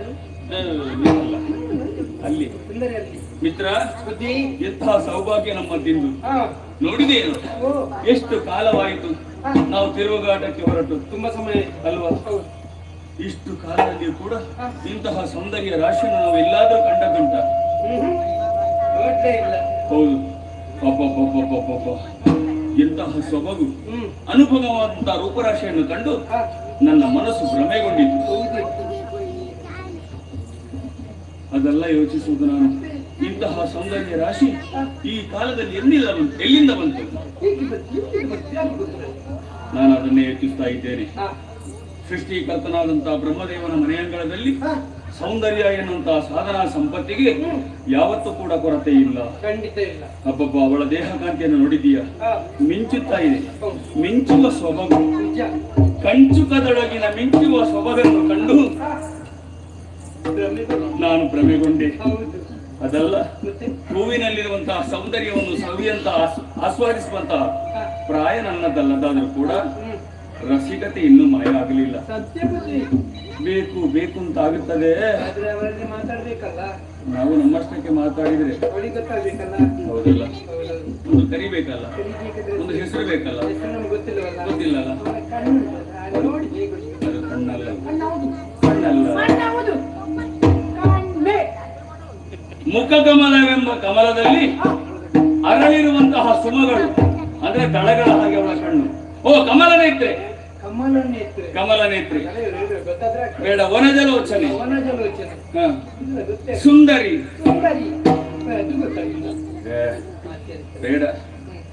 ಓ ರಕ್ಷಿತ ಮಗನೇ, ಅದು ರಕ್ಷಿತ ಹೇಳು. ಅವಳೆ ನನ್ನ ಹೆಸರು ಹಾಗಲ್ಲ. ಅದೆಲ್ಲ ಉಂಟಲ್ಲ. ರತ್ನ ಸದನಿ, ಛೆ, ಅದು ಅಲ್ಲ. ಕಂಬು ಗಂಟಿನಿ, ಅದೇ ಕಣ್ಣು ಕಣ್ಣು ಕಾಮಿನಿ ಕಾಯ ಕಾಂತಾರೆ ಕುಚ ಪರ್ವತ ದುರ್ಗಮೇ, ಅವಳಿಗೆ ಗೊತ್ತೇ ಆಗ್ಲಿಲ್ಲ. ಶಾತ ಶಾತ ಕುಂಭ ಪಯೋಧರೆ. ಸರಿ, ಸರಿ. ಎಂತದ್ದು ಜಾತಿ ನಿನಗೇನಾದ್ರು ಗೊತ್ತಾಯ್ತಾ? ಗೊತ್ತಾಯ್ತು. ಚಂಡಿ ಚಂಡಿ ಬುಗ್ಗೆ ಅಂತ ಹೇಳಿದ್ದದ್ರಲ್ಲಿ. ಎಂತರ ಯಾವ ಭಾಷೆ? ಎಂತದ್ದು ಹಾಗಲ್ಲೂ ಮತ್ತೆಂತ? ಅವಳ ದೇಹ ಸೌಂದರ್ಯವನ್ನು ಹೊಗಳುವುದಕ್ಕೆ ಈ ಒಂದು ನಾಲಿಗೆ ಸಾಕಾಗುವುದಿಲ್ಲ. ಸಹಸ್ರ ನಾಲಿಗೆ ಇರುವಂತಹ ಶೇಷನಿಗೂ ಕೂಡ ಅಸಾಧ್ಯವಾದಿತ್ತು. ಹೋಗ್ಲಿ. ಮಗನ ಕೈಗೆ ಅವ್ನು ಓಡಿರೋದು. ನಾನ್ ನೇರ ಕೇಳುದ? ನೇರ ಕೇಳಿ. ಓ ತರುಣೀಮಣಿ, ಓ ಚಿನ್ನ ರನ್ನ ಮುತ್ತು ಬಂಗಾರ, ಜೋಡಿಗೆ 20, ಜೋಡಿಗೆ 20. ನಮಸ್ಕಾರ. ಏ, ಹಾಗೆಲ್ಲಿ ಅದು ಉಂಟೇನೋ? ಮತ್ತೆ ಚಿನ್ನರನ್ನ ಬಣ್ಣ. ಅದು ಮತ್ತೆ ಕೇಳ ನೀನಲ್ಲಿ ಒಂದು ಕೇಳಿ ಸಿಟ್ಟಾಗುವುದಿಲ್ಲಲ್ಲ? ಸಿಟ್ಟಾಗುವಾಗ ಮಾತನಾಡ್ಬೇಡಿ. ಓ ಮುದ್ದು, ನನ್ನನ್ನು ಮದುವೆ ಆಗ್ತೀಯ? ನೇರ ನಮ್ಮದು ನೇರ ದಿಟ್ಟ ನಿರಂತರ. ಟಾಟ ಟಾಟ ನಾ ನಾ ಇಲ್ಲ ಅಂತ ಹೇಳೋದು. ಉಂಟು ನಾ ಅಲ್ಲ. ಓ, ಅಭಿಪ್ರಾಯ ನೇರವಾಗಿ ಹೇಳಿಕೊಂಡ್ರಿ. ಹ್ಮ್. ಇಷ್ಟೆಲ್ಲ ಕೇಳುವಂತಹ ನೀವು ಯಾರು? ನಿಮ್ಮ ಹೆಸರೇನು? ನೇಮ್. ಹೆಸರು ನೇಮ್. ಹೆಸರು ನೇಮ್ ಚಕ್ರವರ್ತಿ. ನೇಮಿ ಚಕ್ರವರ್ತಿ, ಸಾಕೇತದ ಸಾಮ್ರಾಟ, ಸಾಕೇತದ ಸಾರ್ವಭೌಮ ದಶರಥ ಅಂದ್ರೆ ನಾನೇ. ಈಗ ಸಂತೋಷ. ಅದು ಕಟ್ಮಾಂಡು ಅಂತ ಹೆಸರು. ಕಟ್ಮಾಂಡು ಕಟ್ಮಾಂಡು ಎಂತದ ಕಟ್ಮಾಂಡು ಅಂತ ಹೆಸರು ಇಲ್ವಾ? ಖಟ್ವಾಂಗ. ಕಟ್ವಾಂಗ. ಹ್ಮ್. ಸರಿ. ಯಾವುದೇ ಹೆಣ್ಣಾದ್ರೂ ಕೂಡ ಹ್ಮ್. ಪುರುಷನನ್ನು ಕಂಡಾಗ ಮೊದಲು ಮೆಚ್ಚುಗೆಯಾಗುವುದು ಯಾವುದು ಬಲ್ಲಿರ? ಹ್ಮ್. ಆತನದ್ದಾಗಿರುವಂತಹ ರೂಪ. ಹ್ಮ್. ನೀವು ಹೇಗೆ ಕಾಣಿಸ್ತಾ ಇದ್ದೀರಿ? ಹೇಗೆ? ತಿರುವ ಪೂಜನ ಸಂಗೀತ ಚೆಲುವ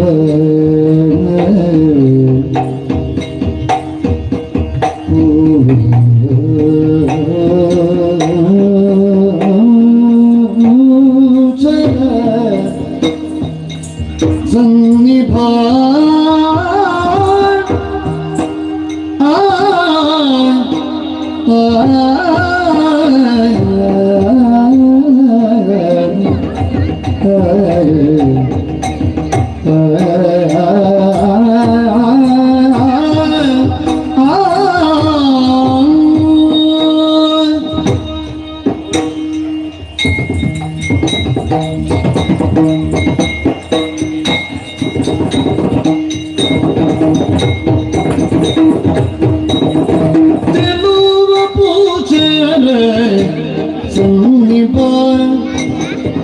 పితను మను సులభదుణ్ణి వల్లభ పితను మను సులభదుణ్ణి వల్లభ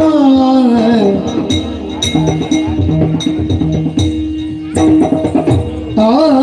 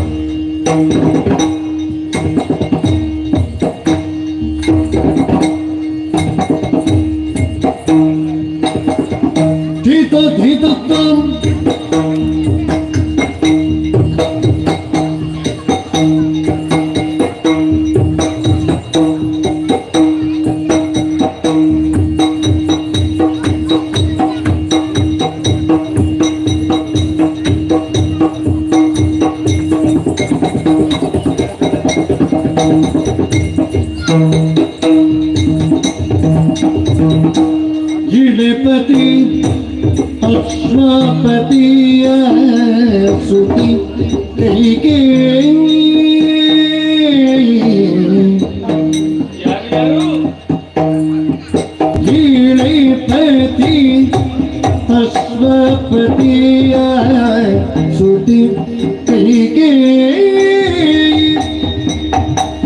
ಒಂದು ಮೇತಿರಿಗೆ ಸೋತಿ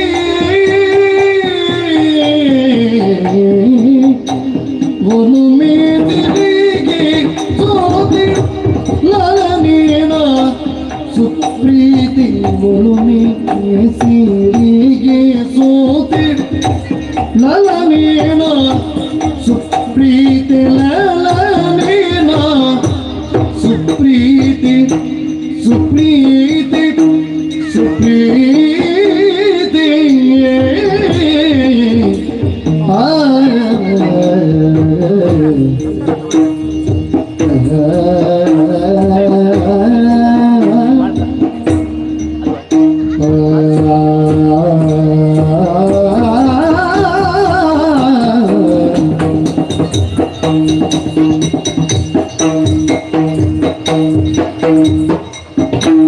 ಚೆಲುವ ಪೂಜರ ಸಮೀಪ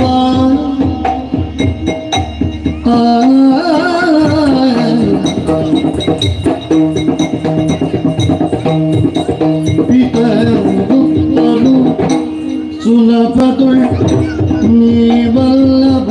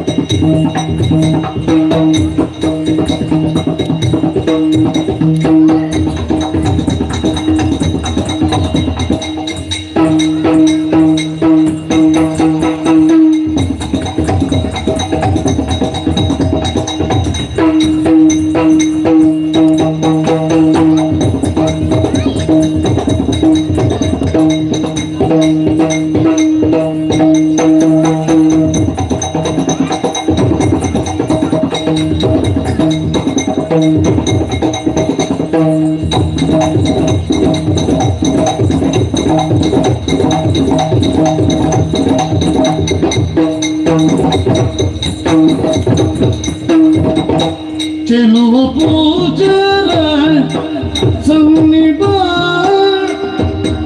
ಪಿತ ಒಪ್ಪನು ಸುಲಭದುಳ್ಳಿ ವಲ್ಲಭ ಪೂಜರ ಸನ್ನಿಭ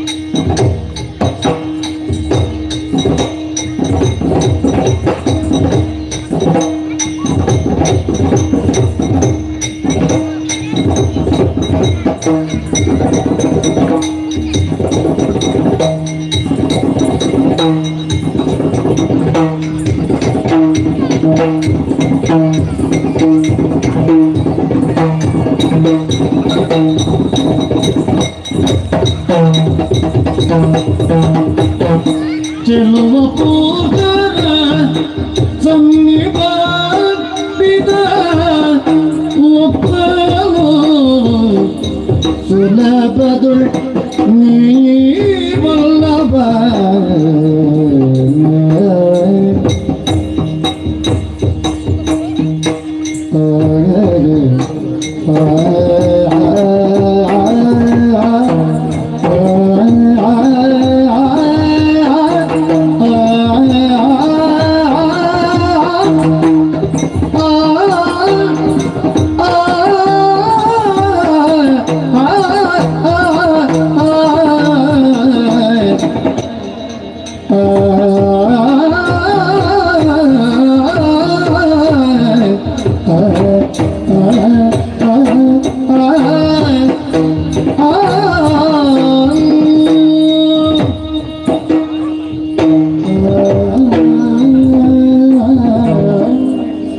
ಓಹೋ ಆಜ್ಞಾರೇರೇಂಗಿತೆ ಗತ್ಯ ಚೇಷ್ಟೆಯ ಭಾಷಣೇನ ಚ ನೇತ್ರವಕ್ರ ವಿಕಾರಶ್ಚ ಲಕ್ಷತೆ ಅಂತರ್ಗತ ಮನಃ.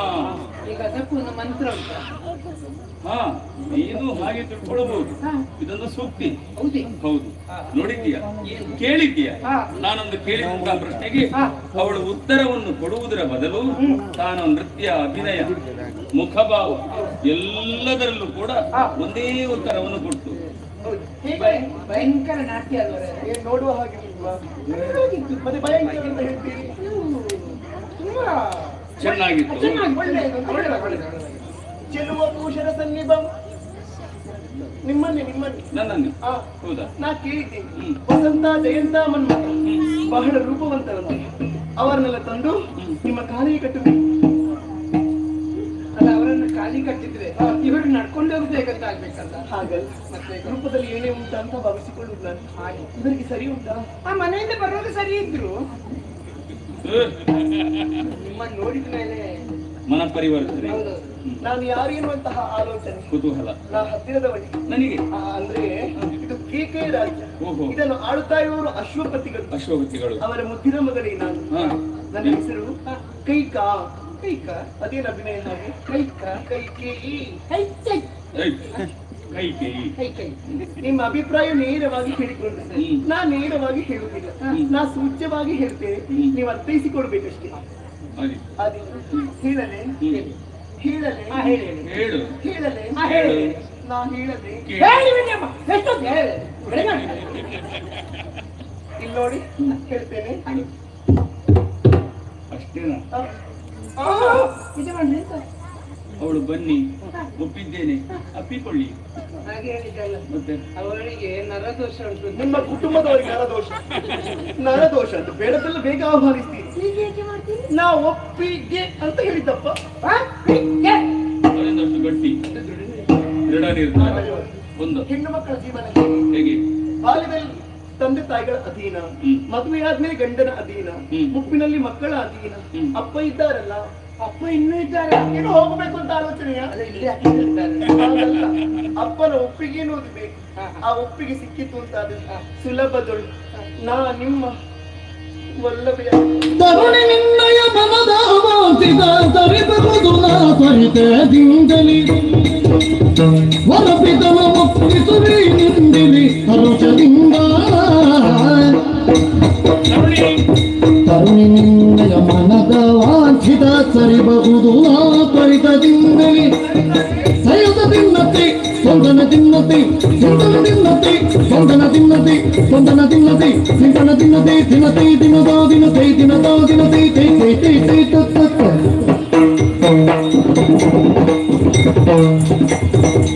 ಕೈ ಕೈ ಕೈ ಕೈ ಕೈ ಕೈ ಕೈ ಕೈಗಳು. ಯಾರು ಕೈ ಕೈ ಕೈ ಕೈ ಅವ್ರು ಕೈ ಕೈ ಕೈ ಅಂತ ಹೇಳ್ತಾರೆ, ನೀವು ಕೈ ಕೈ ಅಂತ ಹೇಳ್ತೀರಪ್ಪ. ಹೌದಪ್ಪ, ಏನಾಯ್ತು ಒಂದು ಕೈ ಕೊಟ್ರೆ ಆ, ಆಗ್ಲಿ. ನಿನ್ನ ವಾಂಛಿತ ಸರಿಯಾದದೆ ಒಳ್ಳೆಯ ಮಾತುಗಳನ್ನು ಹೇಳಿದ್ದೀಯ. ನಮ್ಮ ವಂಶದ ಮೂಲ ಪುರುಷನಾದಂತಹ ಮನು ಇದನ್ನೇ ಹೇಳಿದ್ದು. ಯಾವತ್ತಿದ್ರೂ ಕೂಡ ಹೆಣ್ಣು ಮಕ್ಕಳು ತಂದೆ ತಾಯಿಯ ಮಾತನ್ನು ಮೀರಬಾರದು, ಹಿರಿಯರ ಮಾತಿಗೆ ಮನ್ನಣೆಯನ್ನು ಕೊಡಬೇಕು ಅಂತ. ನಿನ್ನ ತಂದೆಯನ್ನು ನಾನು ಒಪ್ಪಿಸಬೇಕು. ಖಂಡಿತ ನಾನು ಒಪ್ಪಿಸ್ತೇನೆ. ಆದರೆ ಆದರೆ ಕಾರಣ ಇದೆ. ಮನೆಗೆ ಹೋಗಿ ನಿಮ್ಮ ಹೆಂಡತಿಲೊಂದು ಮಾತು ಕೇಳಿ ಆಯ್ತಾ? ನೀವು ಮತ್ತೆ ನನಗೆ ಹೆಂಡತಿ ನೀವು ಚಕ್ರವರ್ತಿ ವಿಷಯ ಗೊತ್ತಿಲ್ಲ ಹಾಗೆ ಆದೀತು. ಇಲ್ಲಿ ಚಿನ್ನ ಮುತ್ತು ರನ್ನ ಬಂಗಾರ ಅಂತೆಲ್ಲ ಹೇಳ್ತೀವಿ, ಮತ್ತೆ ಅಲ್ಲಿ ಹೋದ್ಮೇಲೆ ಬೇರೆ. ಹೌದಾ? ಏನು ಹೊಂಡಕ್ಕೆ ಕೈ ಕೊಡೋದಕ್ಕೆ ಬೈತಾರಲ್ಲ, ಕೈ ಕೊಟ್ಟದ್ದು ಮತ್ತೆ ಕೈ ಅದನ್ನೇ ಹೇಳಿದ್ದಪ್ಪ. ನೆನಪಿರ್ಲಿ, ಅಷ್ಟಪತಿಯ ಮಗಳು ಕೈ ಹೀಗೆ ರಾಜ್ಯ. ಅಂದ್ರೆ ಈ ಮನವು ಇಲ್ಲೇ ಇರುವುದು ಅಂತ. ಅಯ್ಯೋ ಹಾಗಲ್ಲ, ಅಯ್ಯೋ ತಡ ಆಯ್ತು, ಇವರೆಲ್ಲ ಎಲ್ಲಿ ಹೋದ್ರು? ಈ ಮಂತರ ಸಖಿಯರೇ, ಮಂತರ ಮಂತರ ಮಂತರ ಮಂತರ ಮಂತರ ಯಾರು ಹೇಳಿದ್ದು? ಅವಳ ಸಖಿಯನ್ನು ಗೆಳತಿಯನ್ನು ಕರೆದದ್ದು ಮಂಥರ, ಮಂಥರ ಅಲ್ಲ. ಮಿತ್ರ, ನನಗೆ ಮನಸ್ಸಿಗೆ ಬಹಳಷ್ಟು ಆನಂದವಾಗುತ್ತಾ ಇದೆ. ಯಾವತ್ತೂ ಕೂಡ ಇಂತಹ ಸಂತೋಷವನ್ನು ನಾನು ಕಾಣಲಿಲ್ಲ. ಒಂದು ಕೆಲಸ ಮಾಡ್ತೀಯ, ನೇರವಾಗಿ ಅಯೋಧ್ಯೆಗೆ ಹೋಗಬೇಕು. ನನ್ನ ಮಂತ್ರಿಯಾದಂತಹ ಸುಮಂತ್ರನಲ್ಲಿ ಇಲ್ಲಿ ನಡೆದಂತ ಎಲ್ಲಾ ವಿದ್ಯಮಾನಗಳನ್ನು ಕೂಡ ನೀನು ಅವಳಿಗೆ ತಿಳಿಸಿ ಹೆಣ್ಣು ಕೇಳುವುದಕ್ಕೆ ಬರಬೇಕಂತೆ. ಅಪ್ಪಣೆ.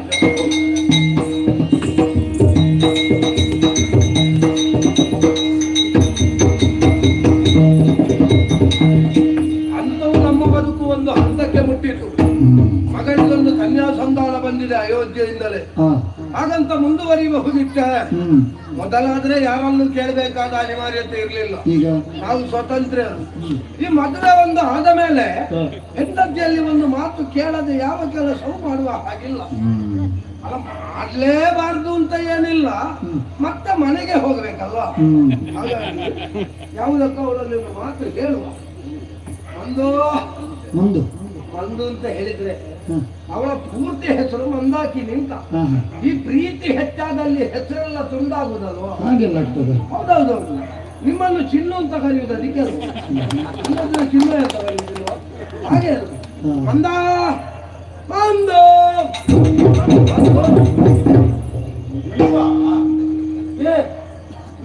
ಎಂತದು? ನಾನ್ ಯಾರೋ ಬಂದಿರ್ಬೇಕು ಅಂತ ನಾನು ಅವಸರಕ್ಕೆ ಓಡೋಡಿ ಬಂದೆ. ಅಲ್ಲ, ನಿನಗೆ ಯಾರು ಬರ್ಬೇಕಿತ್ತು? ಅಲ್ಲ ಹಾಗಲ್ಲ, ಹೊರಗಿನಿಂದ ಯಾರಾದ್ರೂ ಅತಿಥಿಗಳು ಬಂದ್ರು ಅಂತ ನಾನು. ನಿನಗೆ ಗಂಡ ಒಂದು ಅದ್ರ ಅರ್ಥ ಹಾಗಲ್ಲ. ಒಂದು ದಿವಸವು ಬೇಗ ಬಾರದೆ ಇರುವ ನೀವು ಇವತ್ತು ಬೇಗ ಬಂದು ಈಗ ಬೊಬ್ಬೆ ಹೊಡಿತಾ ಇದ್ದೀರಲ್ಲ. ಯಾರು ಹೇಳಿದ್ದು ಬೇಗ ಬರುವುದಿಲ್ಲ ಅಂತ? ನಾನು ಯಾವಾಗ್ಲೂ ಬೇಗ ಬರ್ತೇನೆ. ನೀನು ಬಾಗಿಲು ಬೇಗ ತೆಗೆಯುವುದಿಲ್ಲ ಅಷ್ಟೇ. ಬಾಗಿಲು ತೆಗೆಯುವುದು ಯಾಕೆ? ಬಾಗಿಲು ದೂಡುವುದು ಒಳಗೆ ಬರುವುದಪ್ಪ. ಹಾಗೆ ಸಖಿ ಸಮೂಹ ಎಲ್ಲ ಇರುವಾಗ ಒಮ್ಮೆಲೆ ಬರ್ಲಿಕ್ಕೆ ಆಗ್ತದ? ಹಾಗೆ ನೀವು ನೋಡೋದು ಸಖಿ ಯಾರು ಅಂತ ಬೇಡವಾ? ನಾನೇನು ಸಖಿಯರನ್ನು ನೋಡ್ಲಿಕ್ಕಿರುವವಳ? ಅದಲ್ಲ, ಗಂಡ ಹೆಂಡತಿ ಹೌದು ಅಂತ ಆದ್ರು ಮೂರನೇವರು ಇರುವಾಗ ಒಲಿಸಿಕೊಂಡೇ ಇರ್ಲಿಕ್ಕೆ ಆಗ್ತದ? ಮತ್ತೆ ಈಗ ಮಾಡಿದ್ದೆಂತದ್ದು? ಅಲ್ಲ, ಅದನ್ನು ಮೊದಲ ನೆನಪಿನಲ್ಲಿ ಅರ್ಧಕ್ಕೆ ಯಾಕೆ ಗೊತ್ತಾಯ್ತಾ? ಅದೇ ಬಂದ್ರಲ್ಲ ಯಾಕೆ ಅಂತ. ಲಾಲಿಸೈ ಮಡದಿ ಮಂದಾಕಿನಿಯೇ, ಲಾಲಿಸೈ ಮಡದಿ ಮಂದಾಕಿನಿಯ ಸಾಕೇತು ಭೂಲೋಕ ನಮ್ಮ ಕುಮರಿಯೋ. ಬೇರೆಯೊಂದು ಪವನದಿ ಕಂಡು ಮೆಚ್ಚಿದ ನಟನ ಕೋಲೈ ಪದಗೆ ಮುಂದಕೀನು ಲಾಲಿಸು.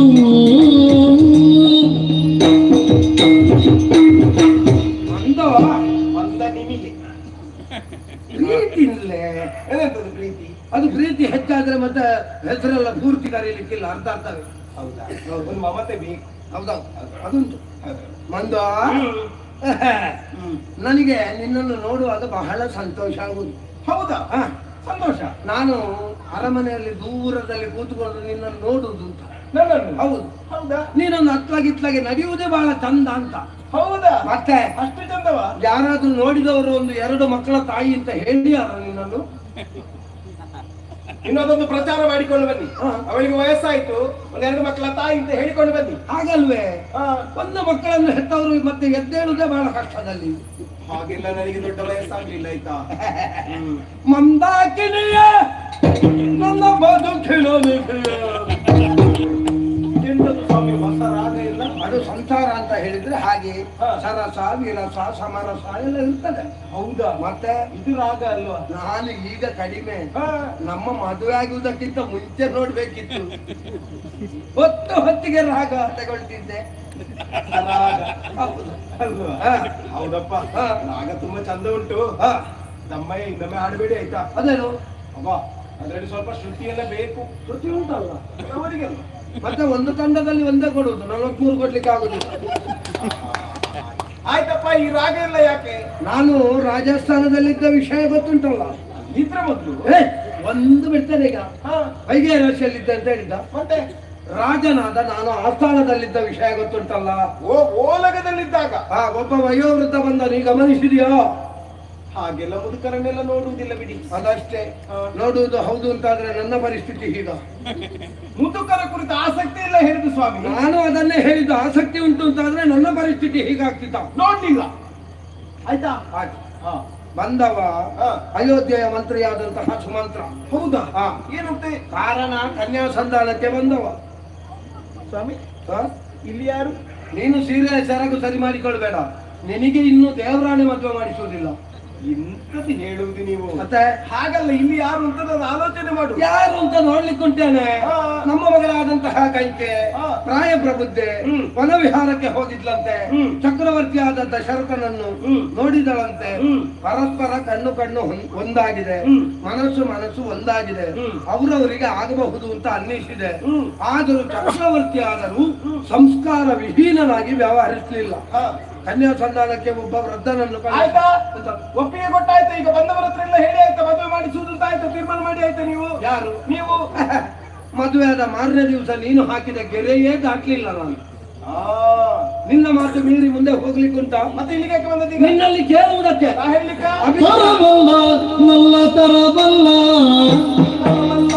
ತರಬಲ್ಲ ಸಂಬಂಧ ಪರಿಗಾಸ್ಯದನು ಬಂದ ಅರಸನುತಿಕ ಸಾಕೇತಕ್ಕೆ ಇನ್ನು ಪರಿಣಯ ಬಯಕೆ ಸಾಕು ಏತಕ್ಕೆ ಇರಿಗೆ ನಿರ್ವರಿಗಾತಗರೆಯ ಮೀರಿದ ಕಾಂತ ತರಳೆ ಯೌವನೆ ಜಾಣೆ ಪರಿಜ್ಞಾನವಿದೆ ತಾನೆ ತರವಲ್ಲ ನಲ್ಲ ತರವಲ್ಲ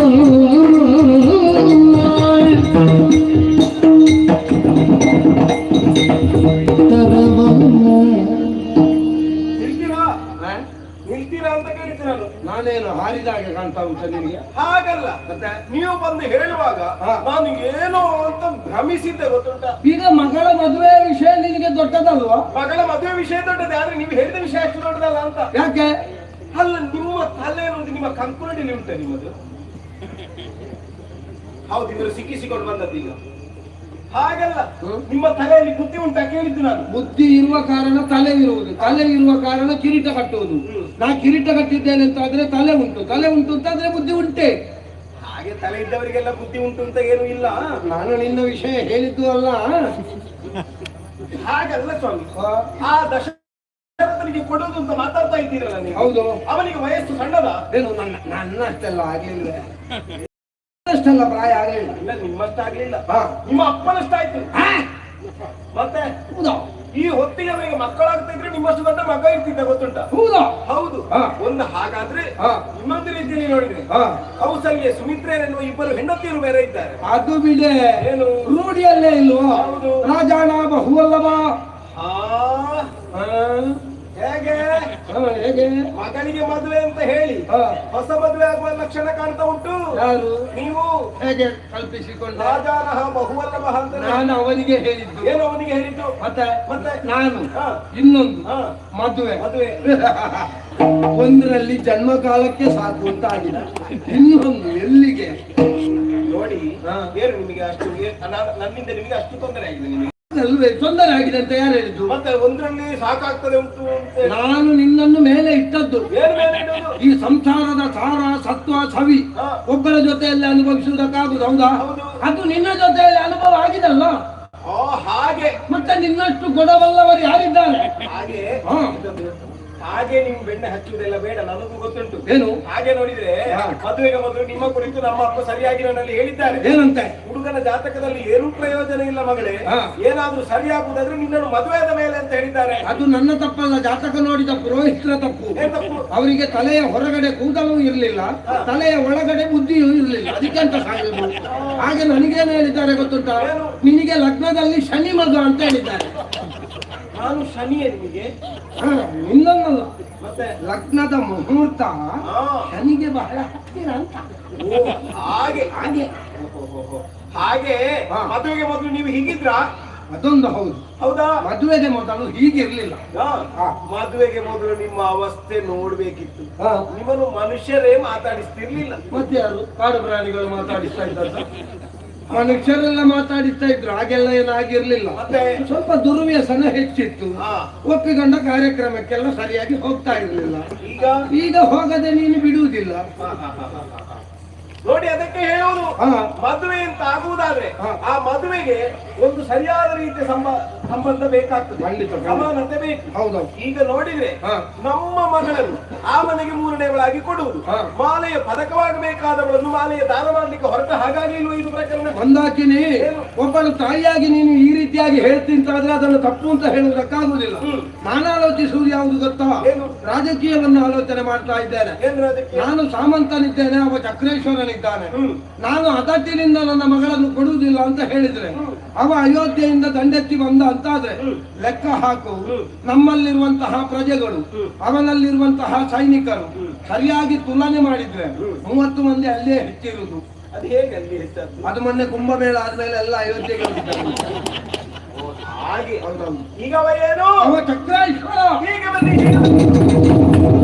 ಸಾಕೇತ ಸಾಮ್ರಾಜ್ಞಿಯ ಕೈಕೆಯನ್ನು ಭೂಕಾಂತ ಕೈಯಲಿನಿಯ ಸಾಕರಿದ ಜೊತೆಯ ನೀವ ಅಭಿಮತವ ನೀಕಳಿಗೆ ಸಂಖ್ಯೆ ವಿಭಾವ ಸಾಕೇತ ಸಾಮ್ರಾಜ್ಞಿಯ ಕೇಳುದು ಮದುವೆ ಆಗುವಾಗ ಸ್ವಲ್ಪ ಹಿಂದೆ ಮುಂದೆ ನೋಡ್ಬೇಕು ಅಂತ. ನಾನು ಅರಸನ ಮಗಳು ಅಂತ ಮದುವೆ ಆದದ್ದು.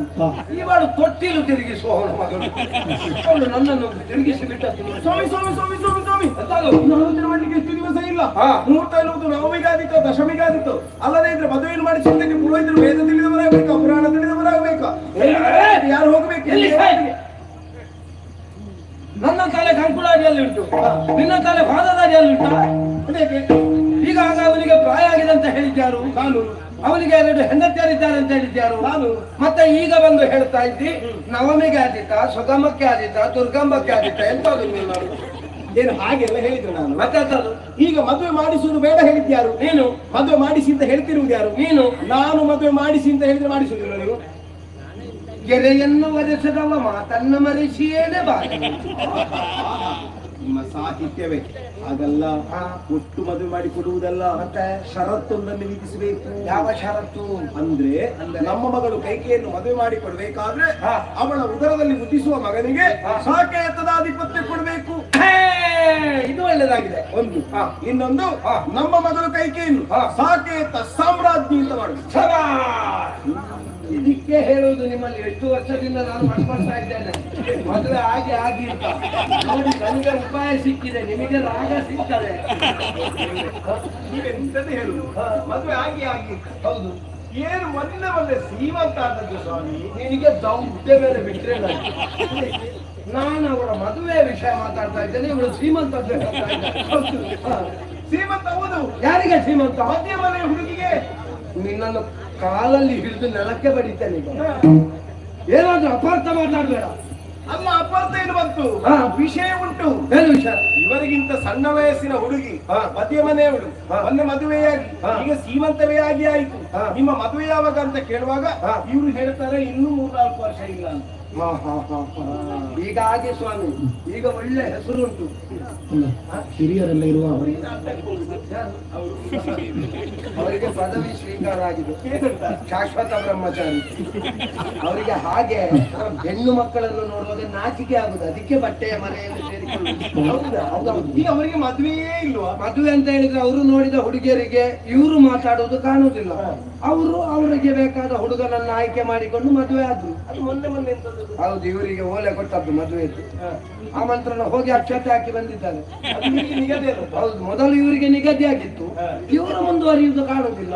ಅವಳಿಗೆ ಮದುವೆ ಆಗದೆ ಪ್ರಾಯ ನಿಲ್ತದ? ಹಾಗಾದ್ರೆ ಇವರಿಗೆ ಶಾಶ್ವತ ಬ್ರಹ್ಮಚಾರಿ ಪಟ್ಟವೇ ಆಗಿತ್ತು. ಮತ್ತೆ ಹತ್ತಿರದಲ್ಲಿ ಎಲ್ಲ ಗುರುಮಠ ಉಂಟಂತೆ, ಹಾಗೆ ಅಲ್ಲಿ ಎಲ್ಲಾದ್ರೂ ಆಯ್ತಾಯ್ತು.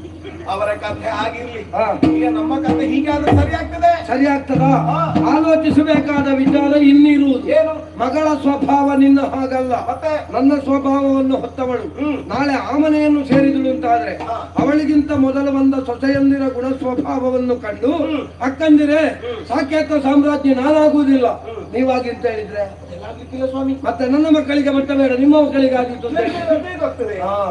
ಅದಕ್ಕೊಂದು ಕೆಲಸ ಮಾಡುವ. ಏನ್ ಮಾಡುವ? ಹೇಗೂ ಮದುವೆ ಆಗ್ತದೆ. ಮದುವೆ ಮಾಡಿ ಕೊಡುವಾಗ ಹೆಣ್ಣಿನ ಜೊತೆಯಲ್ಲಿ ಯಾರನ್ನಾದ್ರೂ ಕಳಿಸುವ ಕ್ರಮ ಉಂಟು. ಈ ಸಲ ನಾವು ತಾಯಿಯನ್ನೇ ಕಳಿಸು.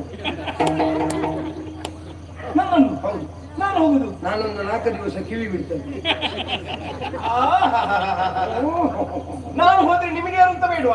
ನನಗೆ ಸಖಿ ಸಮೂಹ ಸೇವೆಗೆ ಸಮಸ್ಯೆ ಆಗ್ತದೆ ನಿಮಗೆ. ಸಮಸ್ಯೆ ಅಲ್ಲ, ನಿನ್ನ ಸಂಶಯದ ಭೂತವನ್ನು ನಿಲ್ಲಿಸಬೇಕು. ಹಾಗೆಲ್ಲ ಬೇಡ ಸ್ವಾಮಿ. ಮತ್ತೆ ಹೋಗ್ಲಿಕ್ಕೆ ಅಂತಲೇ ಇದ್ದಾರೆ. ಯಾರು? ಅವಳಿದ್ದಾಳಲ್ಲ, ಯಾರು? ಕಪ್ಪು ಮೈಯವಳು, ಗೂನು ಬೆನ್ನಿನವಳು, ಹಾ. ಮಂಥರೆ ಕಲಿಸಿಕೊಡಿದನು. ನನ್ನ ಬಾಲಿತ ಪುತ್ರಿ. ಪಾಲಿತ ಪುತ್ರಿ ಅಲ್ಲ ಅವಳು. ಅವತ್ತು ನೀವು ಹೊತ್ತು ತಂದು ನನ್ನ ಮಡಿಲಿಗೆ ಹಾಕಿದ್ರಿ. ನಾನು ಸಾಕಿದೆ, ಸಲಹಿದೆ. ಇವತ್ತು ನನ್ನ ಬಗ್ಗೆ ಅಪಪ್ರಚಾರ ಮಾತಾಡ್ತಾಳೆ ಅವಳು. ಅದು ಹಾಗೆ, ಅವಳಿಗೆ ತಲೆ ಸರಿ ಉಂಟು. ಅದು ಹಾಗೆ. ನಾವು ಯಾರನ್ನು ಒಳ್ಳೆಯವರು ಅಂತ ತಿಳ್ಕೊಳ್ತೇವೆ, ಅವರೇ ನಮ್ಮ ಬಗ್ಗೆ ಬೇಡದ್ದು ಮಾತಾಡುದು. ಹೌದು. ಅದಕ್ಕೇನು ಮಾಡ್ಬೇಕು? ಇರುವೆ ಮುತ್ತಿದ ಆ ಮಗುವನ್ನು ತಂದು ನನ್ನ ಕೈಯಲ್ಲಿ ಕೊಟ್ಟಾಗ ಹಾಲು ಅನ್ನವನ್ನು ಕೊಟ್ಟು ಸಾಕಿದ್ದೇನೆ. ಇವತ್ತು ಅವರಿಗೆ ಬೇಡದವಳು ನಾನು ಅಂತ ಹೇಳ್ತಾಳೆ ಅವಳು. ಸರಿ, ಈಗ ಅವಳನ್ನೇ ಕಳುಹಿಸುವ. ಯಾಕೆ? ಇಷ್ಟರವರೆಗೆ ಅದು ನಮ್ಮ ಮನೆಗೆ ಉಪದ್ರ ಆಗಿತ್ತು, ಇನ್ನು ಊರಿಗೆ ಉಪದ್ರ ಆಗಿತ್ತು. ಅಷ್ಟಾದ್ರೆ ನಿನಗೆ ಸಮಾಧಾನ ಅಲ್ವಾ? ಏನು ಸಮಾಧಾನ? ಆಗದಿಂದ ಒಬ್ಬರೇ ವಟ ವಟ ವಟ ವಟ ಅಂತ ಮಾತಾಡ್ತಾ ಇದ್ದೀರಲ್ಲ. ನನ್ನೊಂದು ಒಂದು ಶಬ್ದ ಮಾತಾಡ್ಲಿಕ್ಕೆ ಬಿಟ್ರೆ ನೀವು? ನಾನು ಒಂದು ಶಬ್ದ ಮಾತಾಡಿದ್ರ? ನಾನು ಮೌನದಿಂದ ಇದ್ದದ್ರಿಂದ ಆಯ್ತು. ಬನ್ನಿ ಒಳಗೆ.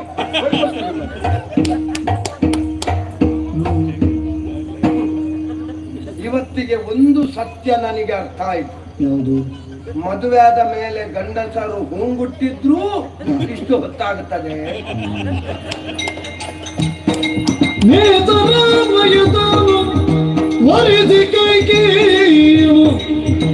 ಕೋಶದಿವು ಪುರಬರಗೆ ಬಂದು ನುಡಿಸಿದನು.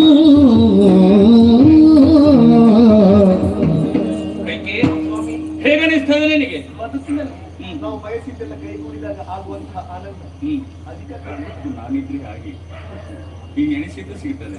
ಅದೆಲ್ಲ ಯೋಚಿಸುವುದು ನಾನು. ಇದನ್ನೆಲ್ಲ ಋಣಾನುಬಂಧ ಅಂತ ಹೇಳಿದ್ರು. ನಿನ್ನನ್ನು ಕೇಳುವುದಕ್ಕೆ ನನ್ನ ಮಂತ್ರಿಯಾದಂತಹ ಸುಮಂತ್ರನನ್ನು ನಿನ್ನ ಅಪ್ಪರ ಬಳಿಗೆ ಕಳುಹಿಸಿದವಾಗ 2 ಅಪೇಕ್ಷೆಗಳನ್ನು ಮುಂದಿಟ್ಟರು. ಒಂದು, ಮಗಳನ್ನು ಕೊಡುವುದಕ್ಕಡ್ಡಿಲ್ಲ, ಸಾಕೇತದ ಸಾಮ್ರಾಜ್ಞಿಯಂತೆ ನೋಡಿಕೊಳ್ಳಬೇಕು ಅಂತ. ನೋಡಿಕೊಳ್ಳುವುದಲ್ಲ, ಆಗಬೇಕು ಅಂತ ಹೇಳಿದ್ದಾರೆ. ಆಯ್ತಲ್ಲಪ್ಪ, ಈಗ ಮದುವೆ ಆಗಿ ಆಯ್ತು, ಇನ್ನು ನೀನೇ ರಾಣಿ. ಅವರಿಬ್ಬರಿದ್ದಾರಲ್ಲ, ಅವರಿಬ್ಬರಿದ್ರೆ ಪ್ರೀತಿಯ ರಾಣಿ ನೀನೇ. ಅಷ್ಟೇ ಅಲ್ಲ, ನನ್ನಿಂದ ನಿನ್ನ ಉದರದಲ್ಲಿ ಹುಟ್ಟುವಂತ ಮಗನಿಗೆ ಸಾಕೇತದ ಸಾಮ್ರಾಟನಾಗಿ ಮಾಡಬೇಕು ಅಂತ ಹೇಳಿದ್ರು. ಮಾತ್ರವಲ್ಲ, ನನ್ನ ಆತ್ಮೀಯಗಳಲ್ಲಿ ಮಂತರ ಜೊತೆಯಲ್ಲೇ ಬಂದಿದ್ದಾಳೆ, ಇಲ್ಲೇ ಇರ್ತಾಳೆ. ಅವಕಾಶವನ್ನು ಏನು ಕೊರತೆಯಾಗದಾಗಿ ನಾನು ನೋಡಿಕೊಳ್ತೇನೆ. ಅದೆಲ್ಲ ಇನ್ನು ಮುಂದಕ್ಕೆ ನಮ್ಮ ವಂಶ ಪಲ್ಲವಿಸಬೇಕು. ಆ ಶುಭ ನಿರೀಕ್ಷೆಯಲ್ಲಿರುವ ನೋಡಿ ಬದಿದಾನಂತಪುರದಲ್ಲಿ ಜೋಡಿರುವೆ ಮಾತಾಡಿಕೊಳ್ಳುವದ ನೋಡಿ ಕೇಳುತ್ತ ನಕ್ಕ ಮೋಗಲಿ ಗೂಢ ವಿದ್ಯೆಯಲ್ಲಿ ನಕ್ಕನು.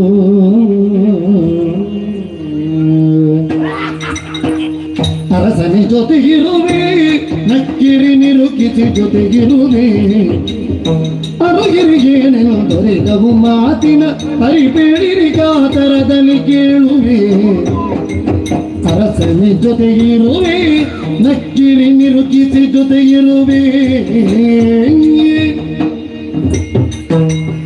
ಅರಸನಿ ಜೊತೆಗಿರುವೆ.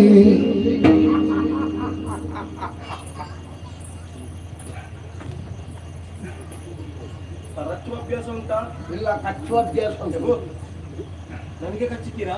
ನಿನಗೆ ಕಚ್ಚುವುದು ಹೇಗೆ? ನೀನೇ ವಸ್ತ್ರ ಧರಿಸಿದ್ಯಾ? ನೀರು ಕಂಡ್ರೆ ಅದು ತೊಂದರೆ, ಸಮಾಧಾನ ಅಂತ. ನೀರು ಕಾಣುವಾಗ ಏನಾದ್ರೂ ಆಗ್ತದಾ? ನೀರು ಕಾಣುವಾಗ ನಿನ್ನನ್ನು ದೂಡಿ ಹಾಕುವಂತ ಕಾಣ್ತದೆ. ಹಾಗಾದ್ರೆ ಇದು ಅದು ಆಗುವುದೇ. ಯಾವುದು? ಹುಚ್ಚು. ಹುಚ್ಚನ ಹೆಂಡತಿ ಅದ್ದಕ್ಕೆ ಧನ್ಯವಾದ. ಹಾಗಲ್ಲ ಸ್ವಾಮಿ. ಮತ್ತೆ ಆಗದಿಂದ ನಾವು ಏಕಾಂತದಲ್ಲಿ ನಾವು ಜೊತೆಯಾಗಿರುವಾಗ ಹಾ. ಒಬ್ಬರೇ ಮಾತಾಡ್ತೀರಿ ಒಬ್ಬರೇ ನಗುತ್ತೀರಿ ಅಂತ ಆಗುವಾಗ ಹಾ. ನನಗೆ ಎಷ್ಟು ಅನುಮಾನ ಬಂದು ಹೋಯ್ತು ಗೊತ್ತುಂಟ. ಯಾಕೆ ಅನುಮಾನ? ನಾನು ಹಾಕಿಕೊಂಡ ಆಭರಣ ಉಟ್ಟುಕೊಂಡ ಸೀರೆ ಏನಾದ್ರೂ ಸಮಸ್ಯೆ ಆಯ್ತು ಅಂತ ನೋಡುದು. ಅದಲ್ಲಿ ಎಲ್ಲಿ ಸಮಸ್ಯೆಯನ್ನು ಹುಡುಕುವುದು? ಪೂರ್ತಿ ಸಮಸ್ಯೆಯ ಕೊರತೆ ಇಲ್ಲ ಬಾಲೆ. ಹಾಗೆ ಬೇಡಪ್ಪ. ಹಾ. ಅದಕ್ಕೆ ನಗುವುದಲ್ಲದೆ ಇದ್ರೆ ಹ್ಮ್. ನಾನು ಕಚಗುಳಿ ಆದ್ರೂ ಇಡ್ಬೇಕು. ನೀನು ಕಚಗುಳಿ ಇಟ್ಟದ್ದು ದೇವರಾಣ ನಗು ಬರುವುದಿಲ್ಲ. ಯಾಕೆ? ಆ ಉಗುರು ಇಷ್ಟಿಷ್ಟು ಉದ್ದ ಬಿಟ್ಟು ಅದರಲ್ಲಿ ಸ್ವಲ್ಪ ಹೊಟ್ಟೆ ಸಿಪ್ಪೆ ಬಂದಿತ್ತು ಅಷ್ಟೇ. ನೋಡಿ, ಏನು ಹೆಣ್ಣು ಮಕ್ಕಳ ಶೃಂಗಾರದ ಬಗ್ಗೆ ಎಲ್ಲ ಮಾತಾಡಬೇಡಿ ನೀವು. ಧರ್ಮ ನಿಮ್ಮ ಶೃಂಗಾರ. ನಾವು ಉಗುರು ಬಿಡ್ತೇವೆ. ಆ ಉಗುರು ಬಿಟ್ರೆ ಸಾಕ, ಹಾ. ಅದಕ್ಕೆ ಕೃತಕ ಬಣ್ಣ ಬೇರೆ ಕೇಳು. ಹೌದು, ನಿಮಗೆ ಉಗುರು ಬರುವುದಿಲ್ಲ, ನಾವು ಉಗುರು ಬಿಡ್ತೇವೆ, ಬಣ್ಣ ಹಾಕ್ತೇವೆ. ಹಾ. ಈಗ ನೀವು ಗಡ್ಡ ಮೀಸೆ ಬಿಟ್ಟದಕ್ಕೆ ನಾವು ಏನಾದ್ರೂ ಹೇಳಿದ್ದೇವಾ? ಅದು ವಿಭಿನ್ನವಾದ ಕೇಶ ಶೈಲಿ. ಅದು ಬೆಕ್ಕಿಗೂ ಬರುವುದಿಲ್ವಾ? ಹಾಗೆ ಉಗುರು ನಾಯಿಗೂ ಬರುವುದಿಲ್ವಾ? ನೋಡಿ, ಹಾ. ನಮಗೆ ಉಗುರು ಬಾರದೆ ಇದ್ರೆ ಕೃತಕ ಸಿಕ್ಕಿಸಿಕೊಂಡು ಬಣ್ಣ ಹಾಕ್ತೇವೆ. ಆಯ್ತು, ನಿಮ್ಮ ಹಣೆ ಬರಹ ಮಾಡಿಕೊಳ್ಳಿ. ಹಾಗಲ್ಲ, ಹಾ. ನಾನು ಆಗದಿಂದ ನೋಡುದು. ಹಾ. ಮೂಲೆಯನ್ನು ನೋಡಿ ನಗುತ್ತಾ ಇದ್ದೀರಲ್ಲ. ಹೌದು. ಏನದು? ಮೊನ್ನೆ ಒಂದು ಇರಬೇಕು, ಒಂದು ಇದಾಗಿದೆ, ಒಳ್ಳೇದಾಗಿದೆ. ಏನು ಒಳ್ಳೇದಾಗಿದೆ? ಹೀಗೆ ನಿಮಗೆ ಮನುಷ್ಯರ ಯಾವ ಭಾಷೆಯೂ ಅರ್ಥ ಆಗುದಿಲ್ಲ. ಇಲ್ಲ, ಇಲ್ಲ. ನಿಮಗೆ ಹಾವು, ಮುಂಗುಸಿ, ಮೊಸಳೆ, ಹೌದು. ಅವೆಲ್ಲ ನೊಣದ್ದೊಂದು ಉಂಟಲ್ಲ, ಅದು ಒಳ್ಳೆ ಪ್ರಚಾರ ಆಗಿದೆ. ಏನ ಸಂಬಂಧ ಇಲ್ಲ. ನಾವು ಬದುಕಿದ್ದೆ ಅದರಲ್ಲಿ. ಎಷ್ಟು ದಿವಸ ಅಂತ ಉಂಟು ನೋಡಿ. ಅದಿಲ್ಲದಿದ್ರೆ ಇದು ಉಂಟಲ್ಲ. ಓಹೋ, ನೀವು ಕಟ್ಟಿಕೊಂಡದೆಲ್ಲ ಆಗ್ತದೆ ಅಂತ ಭಾವಿಸಿರಾ? ನೋಡುವ. ಈಗ ಇರುವೆಯನ್ನು ನೋಡಿ ನಗ್ತಾ ಇದ್ದೀರಲ್ಲ. ಹೌದು. ಏನಾದ್ರೂ ಹೊಸ ಪುಟ್ಟ ಬೇಕಲ್ಲ ಅದರಲ್ಲಿ? ಹೌದು. ಹೇಳಿ ಅದನ್ನು. ಕಾತರ ಮುಳಿತಲ್ಲ ಇರುವೆಗಳಾಡಿದ ಮಾತುಗಳನ್ನು ನಿನಗೆ ಪ್ರೀತಿಯು ಪೇದೆಯಾದರೆ ಎಲ್ಲ ಮಸ್ತಕ ಕಾದು ಬಪ್ಪುದು ಸುಭಗಿ ಕಾತರ ಮುಳಿತಲ್ಲ ಇರುವೆಗಳಾಡಿದ ಮಾತುಗಳನ್ನು ನಿನಗೆ ಸುಭಗಿ.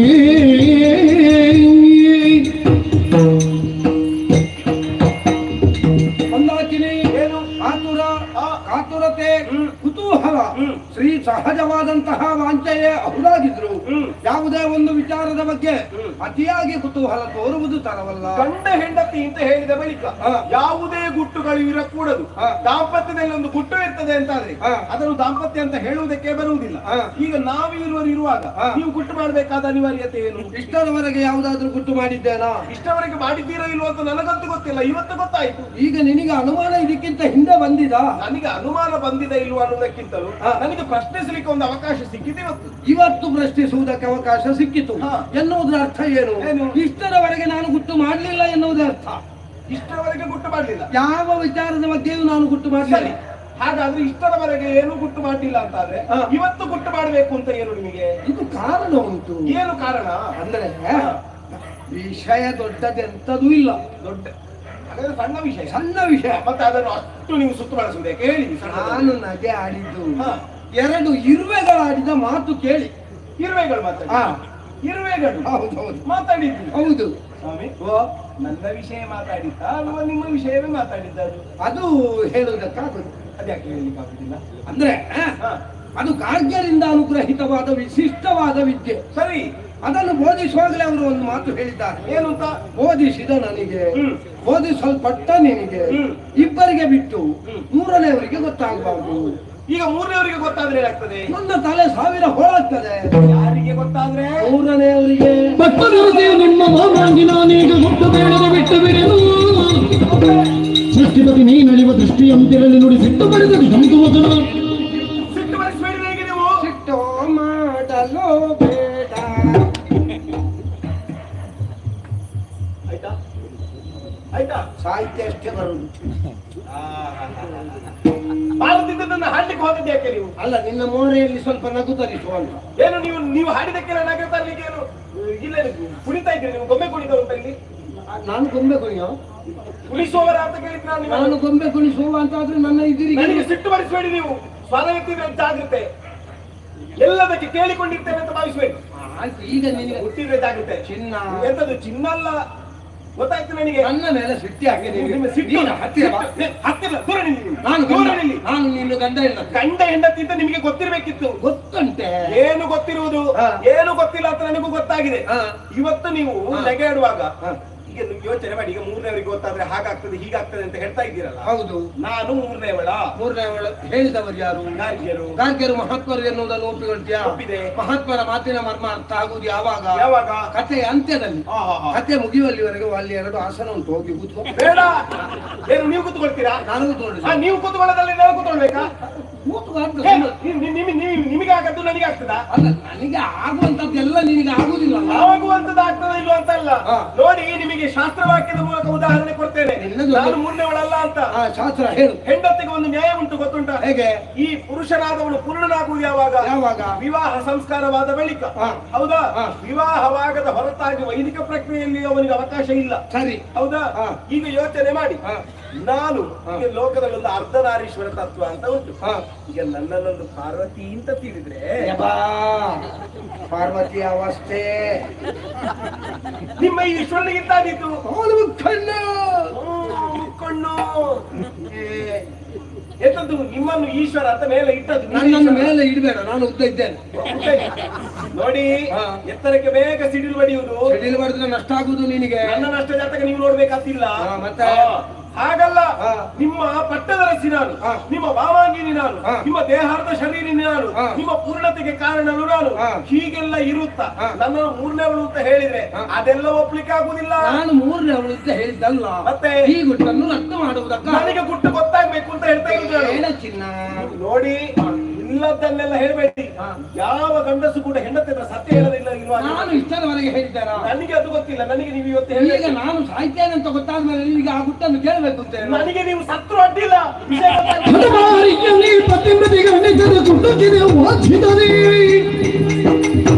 ತೋರದೆ ತೊಲಗೈ ಪುರದಿಂದಿಟ ಬೀಗಲು ಹರದಿ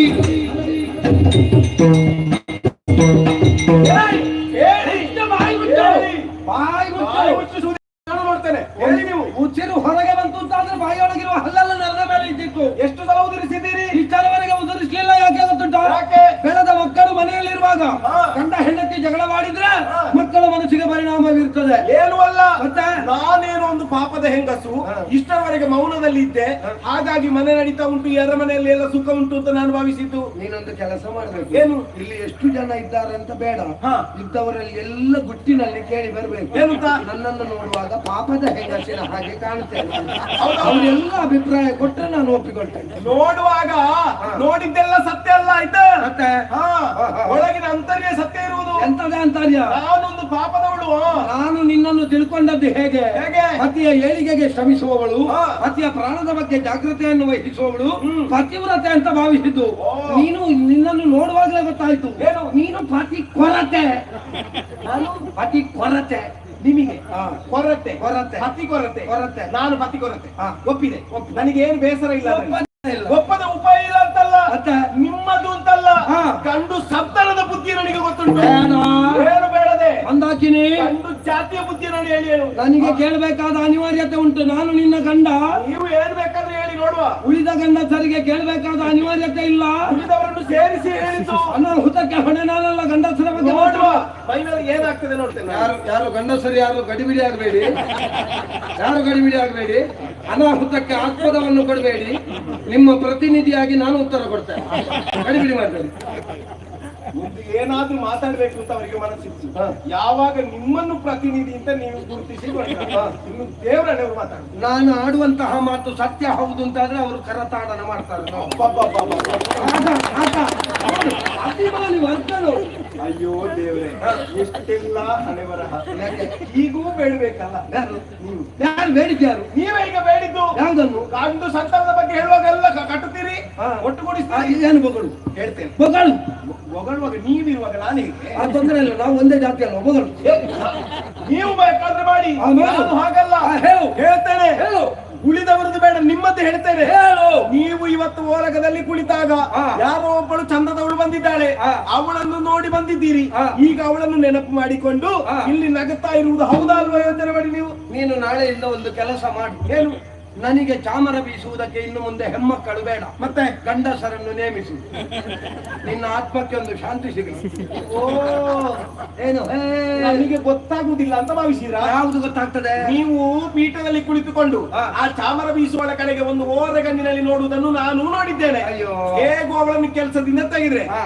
ಅಲ್ಲಿಗೊಂದು ಬೇರೆ ಜನವನ್ನು ಇಟ್ರೆ ಹಾ. ಅವಳನ್ನೊಂದು ಬೇಗ ಅಂತಃಪುರಕ್ಕೆ ಕರ್ಕೊಂಡು ಬರ್ಬೋದಲ್ಲ. ಸದಾಶಿವನಿಗೆ ಅದೇ ಧ್ಯಾನ ಅಂತ ಹೇಳಿದಾಗೆ ನಿನಗೆ ಎಲ್ಲಿಗೆ ಹೋದ್ರು ಅದೇ ತಲೆಗೆ ಹೋಗುದು. ನೀವು ಮಾಡುವುದನ್ನು ಹೇಳುವುದು ನಾವು. ಅದಕ್ಕೆ ತಿಳಿದವರು ಹೇಳಿದ್ದು ಏನು? ಜೀವನದಲ್ಲಿ ಯಾವ ಗ್ರಂಥವನ್ನಾದ್ರೂ ಓದಿ ಮುಗಿಸಬಹುದು, ಹಾ. ಯಾವ ಪುಸ್ತಕವನ್ನಾದ್ರೂ ಓದಿ ಮುಗಿಸಬಹುದು. ಹಾ. ಜೀವನದ ಕೊನೆಯವರೆಗೆ ಹಾ. ಓದಿ ಮುಗಿಸಲಾಗದ ಪುಸ್ತಕ ಯಾವುದು ಕೇಳಿದ್ರೆ ಅದು ಹೆಂಡತಿ. ಅದರಲ್ಲಿ ಪ್ರಾಥಮಿಕದಲ್ಲೇ ಇದ್ದೇನೆ ನಾನು. ಹೆಂಡತಿ ಓದಿ ಮುಗಿಸಲಾಗದ ಪುಸ್ತಕ. ಸರಿ, ಹೆಂಡತಿ ಓದಿ ಮುಗಿಸಲಾಗದ ಪುಸ್ತಕ. ಹಾ. ಗಂಡ ಏನು ಗೊತ್ತುಂಟ? ಏನು? ಗಂಡ ಗೀಚಿದ ಪುಸ್ತಕ. ಹೌದಾ? ಹೌದು. ಸರಿ, ನಾವು ಹೌದಾದನ್ನು ಒಪ್ಪಿಕೊಳ್ತೇವೆ. ಹೌದು. ನಾನೀಗ ಗೀಚಿದ ಪುಸ್ತಕ. ಹೌದು. ಗೀಚಿದ ಪುಸ್ತಕ ಯಾವುದಕ್ಕಾಗ್ತದೆ? ಹರಿದು ಬಿಸಾಡ್ಲಿಕ್ಕೆ ಆಗ್ತದೆ. ಬಿಸಾಡು. ಬಿಸಾಡುವಷ್ಟೇ ಇರುವುದು. ಬಿಸಾಡು. ಬಿಸಾಡ್ಲಿಕ್ಕೆ ಇರುವುದು ಹೇಳಿದ್ರು. ಬಿಸಾಡಿದ್ರೆ ನಷ್ಟ ನನಗಲ್ಲ. ಮತ್ತೆ ಬಣ್ಣ ಬಣ್ಣದ ಸೀರೆ ಉಡ್ಲಿಕ್ಕಿಲ್ಲ. ನಮಗೆ ಬಣ್ಣ ಬಣ್ಣದೇ ಉಡ್ಬೇಕು ಅಂತ ಏನೂ ಇಲ್ಲ. ಮತ್ತೆ ಬೆಳ್ಳಗಿರುವಂತಹ ಒಂದು ಸೀರೆ ಮಾತ್ರ. ಅದರ ಉಟ್ಟಾದ್ರೂ ಒಳಗಿದ್ದು ಪೆಟ್ಟಿಗೆಯಲ್ಲಿ ಉಂಟು ಅಂತ ನೋಡಿ ನಾವು. ಮತ್ತೆ ದಿನಕ್ಕೊಂದು ಆಭರಣ ಧರಿಸ್ಲಿಕ್ಕಿಲ್ಲ. ನಾವು ಆಭರಣ ಇಲ್ಲದೆ ಇದ್ರೂ ತಿರುಗಾಡಲಿಕ್ಕೆ ಬಣ್ಣ ಬಣ್ಣದ ಸಿಂಧೂರ ಇಡ್ಲಿಕ್ಕಿಲ್ಲ. ಬಣ್ಣ ಬಣ್ಣದ ನಾವು ಇಡುವುದಿಲ್ಲ. ಯಾರು ಹೇಳಿದ್ದು ಇಡುವುದಿಲ್ಲ ಅಂತ? ಯಾರು? ಹೆಣ್ಣು ಮಕ್ಕಳು ಬಣ್ಣ ಬಣ್ಣದ ಸಿಂಧೂರ ಇಡುವುದು ಯಾಕೆ? ಯಾಕೆ? ತಾನು ಹೆಂಗಸು ಹಾ. ಅಥವಾ ಗಂಡ ಬದುಕಿದ್ದಾನೆ ಪತಿವ್ರತೆ ಎನ್ನುವುದು ತೋರಿಸುವುದಕ್ಕಲ್ಲ. ಮತ್ತೆ ನನ್ನಲ್ಲಿ ಇಷ್ಟು ಬಣ್ಣದ್ದುಂಟು, ನಿಮ್ಮಲ್ಲಿ ಎಷ್ಟುಂಟು ಅಂತ.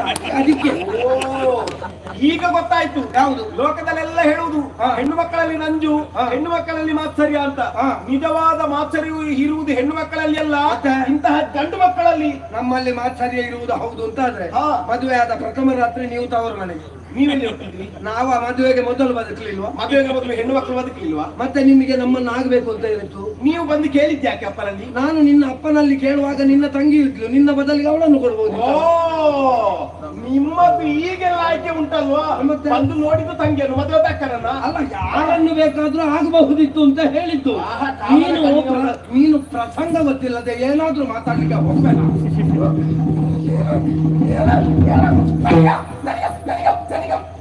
ನೋಡು ನೋಡು ನಿನ್ನ ಮಂದಾಕಿನಿ ಬದಲಾಗುವುದನ್ನು. ಇದು ಪ್ರಸಂಗ ಯಾವುದು ಇವರೇ? ನನಗೆ ನೀವು ಆಪ್ತ ಮಿತ್ರ, ನೀವು ಹೇಳ್ಬೇಕಾದ ಗಂಡನ ಮುಂದೆ ಮಾತನಾಡುವುದಿಲ್ಲಲ್ಲ, ಅದಕ್ಕೆ ನಾಟಕ. ನೀನು ಅಂತಲ್ಲ, ಹೆಣ್ಣು ಸಂತಾನದ ಬಗ್ಗೆ ನಾನು ಹೇಳ್ತೇನೆ. ಹೆಣ್ಣು ಸಂತಾನದ ಬಗ್ಗೆ, ಹೆಣ್ಣು ಜಾತಿಯ ಸ್ವಭಾವ ಏನು? ಬೇಡ. ಏನು ಬೇಡ? ಸಂಖ್ಯೆ ಸ್ವಲ್ಪ ಕಡಿಮೆ ಉಂಟು, ಇಲ್ಲದಿದ್ರೆ ಎತ್ತಿ ಕಟ್ಟಿದ್ದೆವು. ಎತ್ತಿ ಕಟ್ಟುವುದಕ್ಕೆ ಅಂತನೂ ಇಲ್ಲ. ಎತ್ತಿ ಕಟ್ಟುವವರು ಯಾರು ಯಾರು ಅವ್ರಿಗೆ ಹೇಳಿ. ದಾರಿ ನಡಿಲಿಕ್ಕೆ ಕಷ್ಟ ಆದಿತ್ತು ನಿಮಗೆ. ಸುಮ್ಮನೆ ಕೂತ್ಕೊಳ್ಳೆ, ನಾನು ಈ ದಾರಿಯಲ್ಲಿ ಬರುವುದೇ ಇಲ್ಲ. ಇರುವ ಹೆಣ್ಣು ಮಕ್ಕಳಾದ್ರೂ ಬೇಸರ ಮಾಡಬೇಡಿ ಆಯ್ತಾ? ನಾನು ಮಾತಾಡ್ತೇನೆ. ಎಂತದ್ದು ಮಾತಾಡುದು? ನಾನು ಹೇಳ್ತೇನೆ, ಹಾ. ಗಂಡನಾದವನ ಮುಂದೆ ಹಾ. ತನ್ನ ಮಾತು ನಡೆಯುವುದಿಲ್ಲ ಅಂತ ಗೊತ್ತಾದಾಗ, ಹಾ. ಗಂಡನಾದವ ತಾನು ಹೇಳಿದ್ದನ್ನು ಕೇಳುವುದಿಲ್ಲ ಅಂತ ಗೊತ್ತಾದಾಗ, ಹಾ. ನಿನ್ನಂತಹ ಹೆಂಡತಿಯಾದವಳು ಪ್ರಯೋಗಿಸುವಂತಹ ಬ್ರಹ್ಮಾಸ್ತ್ರ ಯಾವುದು ಗೊತ್ತಾ? ಯಾವುದು? ಗಂಡನಾದವನ ಜೊತೆಯಲ್ಲಿ ಬೇರೆ ಹೆಣ್ಣನ್ನು ಕಟ್ಟಿಕೊಡುವುದು. ಇದು ಹೆಣ್ಣು ಜಾತಿಯ ಸ್ವಭಾವ. ಹೌದಲ್ವಾ? ನಾವು ಇಲ್ಲದ್ದು ಹೇಳುವುದಲ್ಲ, ಮತ್ತೆ? ಇದ್ದದ್ದೇ ಹೇಳುವುದು. ಯಾವುದು ಇದ್ದದ್ದು? ನೀವೇನು ಮಾಡದೇ ಇರುವ ಪ್ರಕರಣ ಹೇಳುವುದಲ್ಲ. ಮತ್ತೆ? ನಿಮಗೆ ಹೇಳ್ತೇನೆ, ಹಾ. ಗಂಡು ಮಕ್ಕಳ ಬುದ್ಧಿಯನ್ನು. ಯಾವುದು? ಮದುವೆಯಾಗಿ ಹಾ. ಒಂದು ಮಗುವಾಗಿ ಹಾ. ಆ ಮಗುವನ್ನು ಆ ತಾಯಿ ಪಾಪ ಕಂಕುಳಡಿಯಲ್ಲಿ ಇಟ್ಟುಕೊಂಡು ಹೋಗುವಾಗ ಹಾ. ಗಂಡನು ಜೊತೆಯಲ್ಲಿಯೇ ಹೋಗುವುದು. ಹಾ.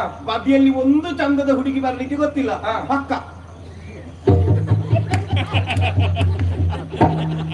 ಇದು ಇದು ಹಾ. ಹೌದು, ಹಾ. ಒಪ್ಪಿಕೊಳ್ತೇನೆ. ಏನು? ನೋಡ್ತೇವೆ. ಯಾಕೆ ನೋಡ್ತೇವೆ? ಯಾಕೆ ನೋಡ್ತೀರಿ? ಬ್ರಹ್ಮದೇವರು ಕಣ್ಣು ಕೊಟ್ಟದ್ದು ಯಾಕೆ? ನೋಡ್ಲಿಕ್ಕೆ. ಯಾವುದನ್ನು? ಚಂದವನ್ನು. ಅದಕ್ಕೆ ನೋಡ್ತಾ ಇರುವುದು. ಹಾ. ಮನೆಯಲ್ಲಿದ್ದದ್ದು ಚಂದ ಇತ್ತು, ಈಗ ಸ್ವಲ್ಪ ಹಳೆತಾಗಿದೆ. ಹೊಸ ಚಂದವನ್ನೆಲ್ಲ ಒಮ್ಮೆ ನೋಡು ಅಂತ ನೋಡುದು ಅಷ್ಟೇ. ಇವತ್ತಿನ ಸ್ಥಿತಿ ಏನು ಅಂತ ಗೊತ್ತುಂಟಲ್ಲ? ಏನಾಗಿದೆ? ಹಾ, ಹಾ, ಹಾ, ಹಾ. ನಿಮಗೆ ಮದುವೆ ಆಗುವಾಗ್ಲೇ ನೋಡಿ ಮದುವೆ ಆಗ್ಲಿಕ್ಕೆ ಏನು ಸಂಕಟ? ಮದುವೆ ಆಗುವಾಗ ನೋಡಿಯೇ ಮದುವೆ ಆದದ್ದು. ಹಾ. ನಾವು ಗಂಡಸರು, ನಾವು ಕೆಸರಿದ್ದಲ್ಲಿ ಕುಳಿತೇವೆ, ನೀರಿದ್ದಲ್ಲಿ ಕುಳಿತೇವೆ. ಬೇಗ ಮುರಿದು ಬೀಳ್ತೀರಿ. ಮುರಿಲಿಕ್ಕೆ ಗಾಯ ನೀನು. ಹೆಣ್ಣು ಮಕ್ಕಳು ಎಷ್ಟು ಜವಾಬ್ದಾರಿಯಿಂದ ಬದುಕ್ತಾರೆ ಗೊತ್ತುಂಟ ನಿಮಗೆ? ಏನು? ಮನೆಯಿಂದ ಹೊರಡುವಾಗ ನೆಲ ನೋಡ್ತಾ ಹೋದ್ರೆ ಹಾ. ಮತ್ತೆ ಮನೆ ಸೇರುವಲ್ಲಿವರೆಗೆ ನೆಲವೇ ನೋಡುವುದು. ಯಾಕೆ ಹಾ. ಅದು ಎಲ್ಲರೂ ತಿಳ್ಕೊಂಡದ್ದು ಅವಳು ನಾಚಿಕೆ ಸ್ವಭಾವ ಹಾ. ಮಾನವತಿ ಅಂತ ಹಾ. ಯಥಾರ್ಥವಾದ ಸತ್ಯ ಯಾರಿಗೂ ಗೊತ್ತಿಲ್ಲ. ಮತ್ತೆ? ಹೆಣ್ಣು ಮಕ್ಕಳು ಎಷ್ಟು ಬುದ್ಧಿವಂತರು ಅಂತ ಅದರಲ್ಲಿ ಆಲೋಚನೆ ಮಾಡ್ಬೇಕು. ಏನು? ಮೊದಲು ನೋಡುವುದು ಪಾದರಕ್ಷೆ ಎಷ್ಟು ಗ್ರಾಯದ್ದು ಅಂತ. ಅವ ಸಿರಿವಂತ ಹೌದಾ ಮತ್ತೆ ಮೇಲೆ ನೋಡ್ತಾ. ಬೇಡ ಬೇಡ ಬೇಡ. ನಿಮಗೆ ನಾನು ಮಾತಾಡುವಾಗ ಎಲ್ಲ ಬೀದಿಯಲ್ಲಿ ನಿಂತು ಮಾತಾಡ್ತಾ ಇದ್ದೇನೆ ಅಂತ ಅನ್ನಿಸಿರ್ಬೋದು. ಮತ್ತೆ ಎಂತದೆ ನಾನೇನು ಹಾಗೆ ಮಾತಾಡುವುದಲ್ಲ. ಮತ್ತೆ? ನಾನು ನನ್ನ ಮನೆಯಲ್ಲಿ ನಿಂತು ಮಾತಾಡುವುದಿಲ್ಲ. ನಿನ್ನ ಮನೆ ಅಂಬಟಕಾಯಿ. ನನ್ನ ಮನೆ ಇದು. ನಾನು ನಿನ್ನ ಗಂಡನಾದ ಕಾರಣ ಇದು ನಿನ್ನ ಮನೆ. ಯಾರು ಹೇಳಿದ್ದು? ಇಲ್ಲದಿದ್ರೆ 3 ದಾರಿ ಸೇರುವಲ್ಲಿ ಅಮ್ಮ ತಾಯೇ. ಏನೂ ಇಲ್ಲ. ಮತ್ತೆ? ಲೋಕದ ಯಾವುದೇ ಗಂಡು ಮಕ್ಕಳಿಗೂ ಮನೆ ಇಲ್ಲ. ನೀನು ವೈಕುಂಠ ಲೋಕದ ತತ್ವವನ್ನೆಲ್ಲ ಇಲ್ಲಿಗೆ ತರುವುದು ಬೇಡ. ಭೂಮಿಯಂತೆ ಹೇಳುವುದು ನಾನು. ಹೇಳು. ಮನೆ ಇರುವುದು ಹೆಣ್ಣು ಮಕ್ಕಳಿಗಾಗಿ. ಓಹೋ. ಮದುವೆ ಮಾಡಿಕೊಡುವಾಗ ಅಪ್ಪನು ಹೇಳುವ ಮಾತು ಹಾಗೆ. ಯಾವುದು? ಕೊಟ್ಟ ಹೆಣ್ಣು ಕುಲದಿಂದ ಹೊರಗೆ ಮಗಳೇ, ಹಾ. ಇನ್ನು ನಿನಗೆ ಈ ಮನೆಯಲ್ಲ, ಹಾ. ನಿನಗಿನ್ನು ಆ ಮನೆ. ಹಾ. ಗೃಹಿಣಿ ಗೃಹ ಮುಚ್ಚತೆ ಅಂತ ಹೇಳ್ತಾರೆ. ಅದು ಸರಿ ಇದ್ರೆ ಗೃಹ ಮುಚ್ಚತ್ತೆ, ಹಾ. ಇಲ್ಲದಿದ್ರೆ ಗೃಹ ಮುಚ್ಚುತ್ತೆ. ಆ, ಶ್ಲೋಕ ಹೇಳುವಾಗಲಿ ಸಾಹಿತ್ಯ ಆಗುವಾಗಲಾಗ್ಲಿ ಹಾ. ನಮಗೆ ಬೇಕಾದಷ್ಟನ್ನು ಹರಿದು ಹೇಳುವುದಲ್ಲ. ನೋಡುವ ನಿಮ್ಮಂತೆ ಇರುತ್ತ ಬೇಕಲ್ಲ. ಮೊದಲು ಹೌದು ಹಾ. ಹೆಂಡತಿ ಆದವಳಿಗೆ ಗಂಡನ ಮನೆ ತನ್ನ ಮನೆ. ಹಾ. ಆದ್ರೆ ಗಂಡ ಹೆಂಡತಿ ಅನ್ನಿಸಲ್ಪಡುವುದು ಯಾವಾಗ? ಯಾವಾಗ? ಕೇವಲ ದೇಹ ಒಂದಾದಾಗಲ್ಲ, ಮತ್ತೆ ಮನಸ್ಸು ಒಂದಾದಾಗಲೂ ಅಲ್ಲ, ಮತ್ತೇನು? ಮದುವೆ ಎನ್ನುವಂತಹ ಸಂಸ್ಕಾರ ಆದಾಗಲೂ ಅಲ್ಲ. ಮತ್ತೆ? ತ್ರಿಕರಣ ಪೂರ್ವಕವಾಗಿ ಓ. ಕಾಯೇನ ವಾಚ ಮನಸ ಆ. ಅವನನ್ನು ಅವಳು ಹಾ. ಅವನನ್ನು ಅವ ಹಾ. ಸ್ವೀಕರಿಸಿದ್ರು ಅಂತಾದ್ರೆ, ಹಾ. ಸೇವಿಸಿದ್ರು ಅಂತಾದ್ರೆ, ಹಾ. ಅಂತಹ ಗಂಡ ಹೆಂಡತಿಯಲ್ಲಿ ಹಾ. ಹೆಂಡತಿ ಆದವಳಿಗೆ ತನ್ನ ಮನೆ ಗಂಡನ ಮನೆ. ಆಹಾ. ನಿನ್ನ ಹಾಗೆ ನಾಲಿಗೆ ಹಿಡಿಯುವವಳಿಗಲ್ಲ. ಈಗ ನನಗೂ ಗೊತ್ತಾಯ್ತು. ಯಾವುದು? ಮುನ್ನುಡಿ ನೋಡಿಕೊಂಡೆ ನೀವು ಮಾತಾಡುವುದಲ್ಲ. ಮತ್ತೆ? ಶಾಸ್ತ್ರ ಪೂರ್ಣ ತಿಳಿಯಬೇಕು. ಯಾವುದೇ ಶಾಸ್ತ್ರದಲ್ಲಿಯೇ ಉಂಟು. ಹಾ. ಅರಣೇಶು ಮಂತ್ರಿ ಅಂತ ಹೆಣ್ಣಿಗೆ ಸ್ಥಾನ. ನನಗೆ ಒಂದು ಕಿವಿ ಹೇಗೆ ಹೇಳುದಿಲ್ಲ ಮತ್ತೆ ಕಾರಣ ಓ, ನೀವು ತೆಪ್ಪ ಅಲ್ವಾ? ನಿನ್ನನ್ನು ಮದುವೆ ಆದ್ಮೇಲೆ ಆದದ್ದು. ಬೇಡ ಬೇಡ ಬೇಡ ಇದ್ರೆ ಬೇಡ. ಬೇಡ ಬೇಡ. ಏನು ನನಗೆ ಈ ಮನೆಯಲ್ಲೇ ಬದುಕಬೇಕು ಅಂತ ಇಲ್ಲ. ಮತ್ತೆ ಅಲ್ಲಿ ನಿನ್ನ ಅಪ್ಪನ ಮನೆಗೆ ಹೋಗ್ತೀಯ? ನನಗೂ ಮನೆ ಉಂಟು. ಎಲ್ಲಿಂಟ ನಿನ್ನ ಮನೆ? ಮನೆ ಉಂಟು. ಎಲ್ಲಿಂಟು ಮನೆ? ನನ್ನ ಮಗಳು ಕೈಕೆ ಸಾಕೇತ ಸಾಮ್ರಾಜ್ಞಿ ಇದ್ದಾಳೆ. ಅಲ್ಲಿ ಹೋದರೆ ನಾನು ನೆನಪಿರ್ಲಿ. ನನ್ನ ಮಗಳ ಕೈಕೆ ಸಾಕೇತ ಸಾಮ್ರಾಜ್ಞಿ. ಹೌದು. ನನ್ನನ್ನು ಮದುವೆ ಆಗುವಾಗ ನಿನ್ನ ಮಗಳನ್ನು ಬೆಟ್ಟಿಗೆಯಲ್ಲಿ ಇಟ್ಕೊಂಡು ಬಂದದ್ದ. 9 ತಿಂಗಳು ಹೊತ್ತಿದ್ದೇನೆ. ಕಾರಣ ನಾನು 10ನೇ ತಿಂಗಳಿಗೆ ಹೆತ್ತಿದ್ದೇನೆ. ಅಪ್ಪ ಅನಿಸಲ್ಪಟ್ಟವ ನಾನು ಅಂತ ಹೇಳಿದ್ದು. ಹೆತ್ತ ನೋವಿಗಾಗಿ ಕಹಿಯ ಕಷಾಯ ಕುಡಿದಿದ್ದೇನೆ, ಲೇಹ ತಿಂದಿದ್ದೇನೆ, ಗೊತ್ತುಂಟ? ನಾನು ಕೂಡ ಸುಮ್ಮನೆ ಇರ್ಲಿಲ್ಲ ಆಯ್ತಾ. ಮಾಡಿದ್ದೀರಿ. ಕಷಾಯ ಕುದಿಸಿದ್ದಾನೆ, ಲೇಹ ಹಾರ್ತಿದ್ದಾನೆ ಗೊತ್ತುಂಟಾ? ನೀವು ಲೇ ಹರಿದು ಕೊಡುವಾಗ ಇವಳು ಸತ್ರೆ ಸಾಯಲಿಂದಲೇ ಕೊಟ್ಟದ್ದು ಅಂತ ಗೊತ್ತುಂಟು ನನಗೆ. ಆದ್ರೂ ಸಾಯಲಿಲ್ಲಲ್ಲ. ನಾನು ಸಾಯ್ಬೇಕು ಅಂತ ಇತ್ತ ನಿಮಗೆ. ಇಷ್ಟು ನಾಲಿಗೆ ಹೇಳಿದ್ದಿ ಅಂತ ಗೊತ್ತಿರ್ತಿದ್ರೆ ಹಾ. ಆ ಲೇಹಕ್ಕೆ ಸ್ವಲ್ಪ ಸುಣ್ಣದ ನೀರು ಮಿಶ್ರ ಮಾಡ್ತಿದ್ದೆ. ಓ ದೇವರೇ, ಏನು ಇನ್ನು ನಾನು ಅರಮನೆಯಲ್ಲಿ ನೆಮ್ಮದಿಯಲ್ಲಿ ಮಲಗಲಿಕ್ಕೆ ಗೊತ್ತಿಲ್ಲ. ಯಾಕೆ? ಕಲ್ಲು ಹೊತ್ತಾಕಿ ಕೊಲ್ಲುವ ಜನ ಇದು. ನೀನು ಆ ಬಗ್ಗೆ ಗಂಡಸರ ಬಗ್ಗೆ ಆಲೋಚನೆ ಮಾಡಬೇಡ. ಮತ್ತೆ? ಮನೆಗೆ ಬೇಕಾಗಿ ತ್ಯಾಗಶೀಲರು ಯಾರು ಅಂತ ಕೇಳಿದ್ರೆ ಗಂಡಸರು, ಅಯ್ಯೋ. ಸಹನೆಯ ಮೂರ್ತಿಗಳು ಯಾರು ಅಂತ ಕೇಳಿದ್ರೆ ಗಂಡಸರು. ಯಾಕೆ? ಆದ್ರೆ ಹೆಂಗಸರ ಜಾತಿ ಸ್ವಭಾವ ಹೇಳ್ತೇನೆ. ಏನು? ಗಂಡನ ಜೊತೆಯಲ್ಲೇ ಇದ್ದು, ಗಂಡನ ಅನ್ನವನ್ನೇ ತಿಂದು, ಗಂಡನಿಗೆ ಬೇಕಾದ ಹಾಗೆ ವ್ಯವಹರಿಸಿ, ಓನಲ್ಲ ನೀನಲ್ಲ ಅಂತ ಹೇಳಿ ಗಂಡನಿಗೆ ಸ್ವಲ್ಪ ವಿಷ ಕೊಟ್ಟು ಕೊಲೆ ಮಾಡುವುದು ನಿನ್ನಂತ ಹೆಂಡತಿಯರು. ಎಲ್ಲಿಯೋ 1-2 ಪ್ರಕರಣ ಆದದನ್ನ ಹೇಳಬೇಡಿ. ಮತ್ತೆ? ನಿಮ್ಮದು ಪ್ರಕರಣ ಉಂಟು. ಯಾವುದು? ಮುಗ್ಧ ಹೆಣ್ಣು ಮಕ್ಕಳು ಸಿಕ್ಕಿದ್ರೆ ಹಾ. ಮೋಸ ಪ್ರೀತಿಯ ನಾಟಕವಾಡಿ ಹಾ. ಅವರನ್ನು ಹೊತ್ತುಕೊಂಡು ಎಲ್ಲಿಗಾದ್ರೂ ಹೋಗಿ ಹಾ. ಕೊನೆಗೆ ಪಾಪ ಆ ಹೆಣ್ಣು ಮಕ್ಕಳು ಸಿಗುವಾಗ ಹಾ. 52-62 ತುಂಡುಗಳಾಗಿ ಸಿಕ್ಕಿದ ಪ್ರಕರಣ ಎಷ್ಟಿಲ್ಲ. ನಿಮಗೆ ಪ್ರೀತಿ ಮಾಡುವಾಗ ಜಾತಿ ನೋಡ್ಲಿಕ್ಕೆ ಸಂಕಟ. ನಿಮ್ಮನ್ನು 52 ತುಂಡಲ್ಲ, ನಿಮ್ಮನ್ನು 350 ತುಂಡು ಮಾಡಬೇಕು. ಏನಂತ ಮಾತಾಡೋದು ನೀವು? ನೀನು ಯಾರು ಅಂತ ನೀವು ಮಾತಾಡೋದು? ಏನಂತ ಮಾತಾಡೋದು? ನೀನು ಯಾರು? ಇವತ್ತು ಸುಮ್ಮನಿದ್ದೇನೆ ಅಂತ ಭಾವಿಸಿಕೊಂಡಿದ್ದೀರಾ? ನಾನು ಸುಮ್ಮನಿದ್ದೇನೆ. ಏನಂತ? ಅಶ್ವಪತಿ ಪ್ರೀತಿಯಿಂದ ನಿಮ್ಮನ್ನು ಯಾರಾದ್ರೂ ಕರೀತಾ ಇದ್ದಾರಾ? ನಂಬದಿರಿ. ಹ್ಮ್. ಹೆಣ್ಣಾದವಳು ಗಂಡನನ್ನು ಏಕವಚನದಲ್ಲಿ ಕರೀತಾಳೆ ಅಂತಾದ್ರೆ ಅದು ಪ್ರೀತಿ ಅಂತ ಬರಲಾಗಬೇಡಿ. ಗಂಡನಾದ ಮೇಲೆ ಬೈಯುವುದಕ್ಕೆ ಅನುಕೂಲ ಆಗಲಿ ಅಂತ. ಯಾವಾಗ ಏಕವಚನದಲ್ಲಿ ನನ್ನನ್ನು ಕರೆದೆಯೋ ನನಗೆ ನೀನು ವ್ಯಾಜ್ಯ. ನನಗೆ ನೀವು ತ್ಯಾಜ್ಯ. ಆ? ವ್ಯಾಜ್ಯ. ಮತ್ತೆ ನನ್ನ ಮನೆಯಿಂದ ಹೋದ್ರೆ ಆಯ್ತು, ಇಲ್ಲದಿದ್ರೆ ಎಡದ ಕಾಲಿನಲ್ಲಿ ಮೆಟ್ಟಿದ್ದೇನೆ. ಮನೆಗೆ ಮೆಟ್ಟಿದ್ರೆ ಮುಂದಿನ ಜನ್ಮದಲ್ಲಿ ಕತ್ತೆಯಾಗಿ ಹುಟ್ಟುತ್ತೀರಿ ನೀವು. ನನಗೆ ಬೆರಳು ತೋರಿಸಿದ್ರೆ ಬರುವ ಜನ್ಮದಲ್ಲಿ ಎಮ್ಮೆ ಆಗ್ತಿ. ನಾವು ಎಮ್ಮೆ ಎದುರು ಅಡ್ಡಿಲ್ಲ, ನಿಮ್ಮಂತ ಹಂದಿಯೊಟ್ಟಿಗೆ ಸಂಸಾರ ಮಾಡುವುದಿಲ್ಲ. ಹೊಲ ಸುಡ್ಕೋ. ನನ್ನ ಒಳಗಿರುವ ಮೃಗವನ್ನು ಕೆಣಕ ಬೇಡ ಬಂದಾಕಿನಿ. ನಿಮ್ಮನ್ನು ಮನುಷ್ಯ ಅಂತ ಯಾರಿಗೆ ಹೇಳಿದ್ದು? ನನ್ನನ್ನು ಮೃಗ ಅಂತ ಹೇಳ್ತೀಯ? ನೀವು ಮೃಗಕ್ಕಿಂತ ಕಡೆ. ನೋಡು, ಹೊಡಿ ನೀವು. ಅಯ್ಯಯ್ಯೋ, ಅಯ್ಯಯ್ಯೋ, ಛೆ, ಹೀಗಾಗಬಾರದಿತ್ತು.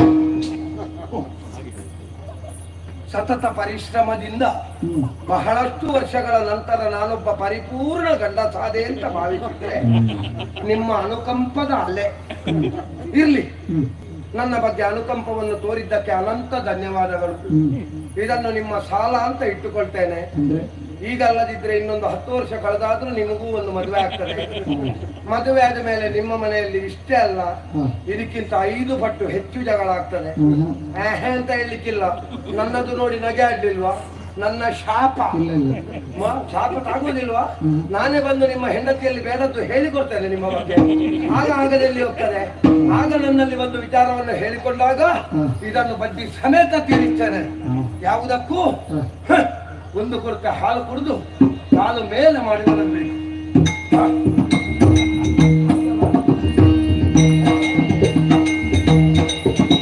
ಚಿತ್ರಲೋಚನೆ ಕೈಗೆ ಜನನಿಯ ಮುತ್ತಿನಲ್ಲಿ ನಡೆತರುತ್ತ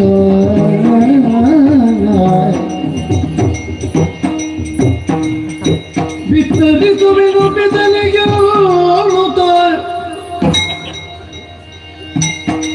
ಮತ್ತೆ ಬಗಿಲದಲ್ಲಿ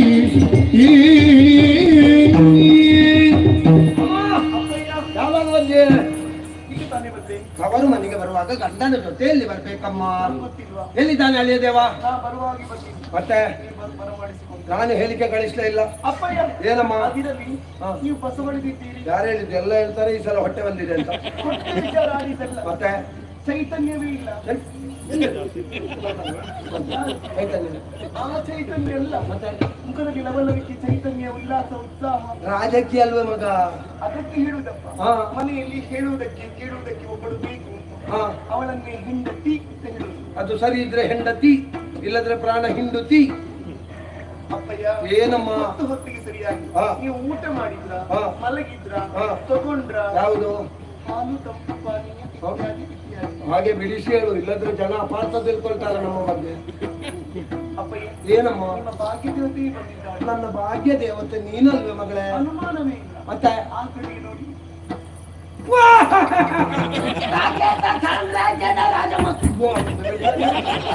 ಆಶೀರ್ವಾದ ನಿನ್ನ ಅಪ್ಪನಿಗೆ ಮಾಡು, ಹೋಗು.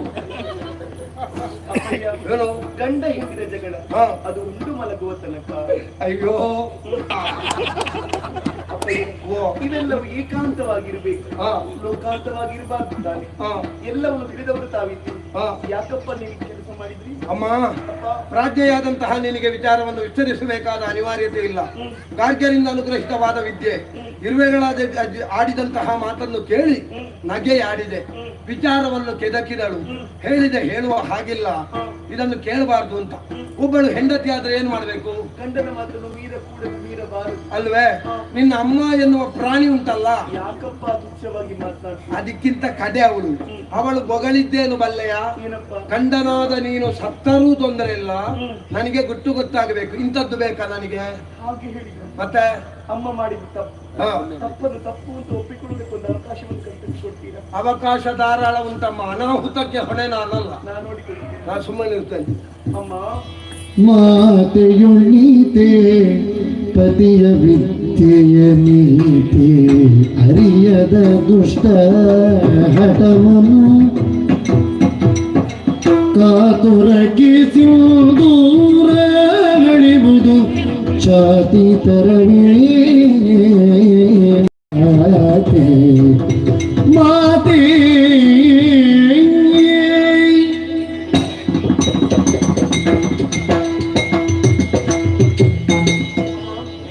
ಅಪ್ಪನಾಡಿದ ಅಷ್ಟು ಮಾತನ್ನು ಆಲಿಸಿದೆ ನಾನು. ಅಹಂಕಾರ ಉಂಟು ನೋಡು. ತಪ್ಪು ನಿಮ್ಮಲ್ಲೇ ಇದೆ. ಅಪ್ಪನ ಮೇಲೆ ಯಾಕೆ ಆರೋಪವನ್ನು ಹೊರಿಸ್ತಾ ಇದ್ದೆ? ನನ್ನಲ್ಲೇನೆ ತಪ್ಪು. ಕಾರಣ ಇದೆ, ನೀವೇ ಎಳವೆಯಲ್ಲಿ ಹೇಳಿಕೊಟ್ಟಂತಹ ಪಾಠ. ಹದಿಪದೆಯ ಹೆಣ್ಣಾದರೂ ಯಾವ ಕಾಲಕ್ಕೂ ಗಂಡದ ಮಾತನ್ನು ಮೀರಕೂಡದು. ಪತಿ ವಾಕ್ಯವೇ ವೇದ ವಾಕ್ಯ, ಪತಿ ಸೇವೆಯೇ ದೇವರ ಸೇವೆ ಎನ್ನುವ ಹಾಗೆ ಆಲೋಚನೆಯನ್ನು ಮಾಡಿ ಬದುಕನ್ನು ಸಾಗಿಸಬೇಕು. ಅಮ್ಮ, ಮಕ್ಕಳು ತಪ್ಪಿದಾಗ ತಾಯಿಯಾದವಳು ತಪ್ಪನ್ನು ತಿದ್ದಿ ಸರಿದಾರಿಯಲ್ಲಿ ಹೋಗುವ ಹಾಗೆ ಪ್ರೇರೇಪಿಸ್ತಾಳೆ. ಅದೇ ತಾಯಿ ತಪ್ಪು ಮಾಡಿದಾಗ ಮಕ್ಕಳು ಎಚ್ಚರಿಕೆ ಮಾತನ್ನು ಆಡಬೇಕು ತಾನೆ. ಕಾರ್ಗಿರಿಯಿಂದ ಕರಗತವಾದಂತಹ ವಿದ್ಯೆ. ಆ ವಿದ್ಯೆಯ ಗುಟ್ಟ ತಿಳಿಯುವಂತಹ ಹುಚ್ಚು ಕಾತುರತೆ.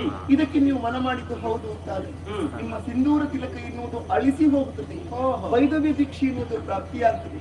ಆದ್ರಿಂದ ಒಂದು ಕಿವಿ ಮಾತು ಹೇಳ, ಏನೇ ನೀವು ಮಾಡಿದಂತಹ ತಪ್ಪನ್ನು ತಪ್ಪು ಅಂತ ಒಪ್ಪಿಕೊಂಡು ಅಪ್ಪನ ಕಾಲ ಹಿಡಿದಿದ್ದ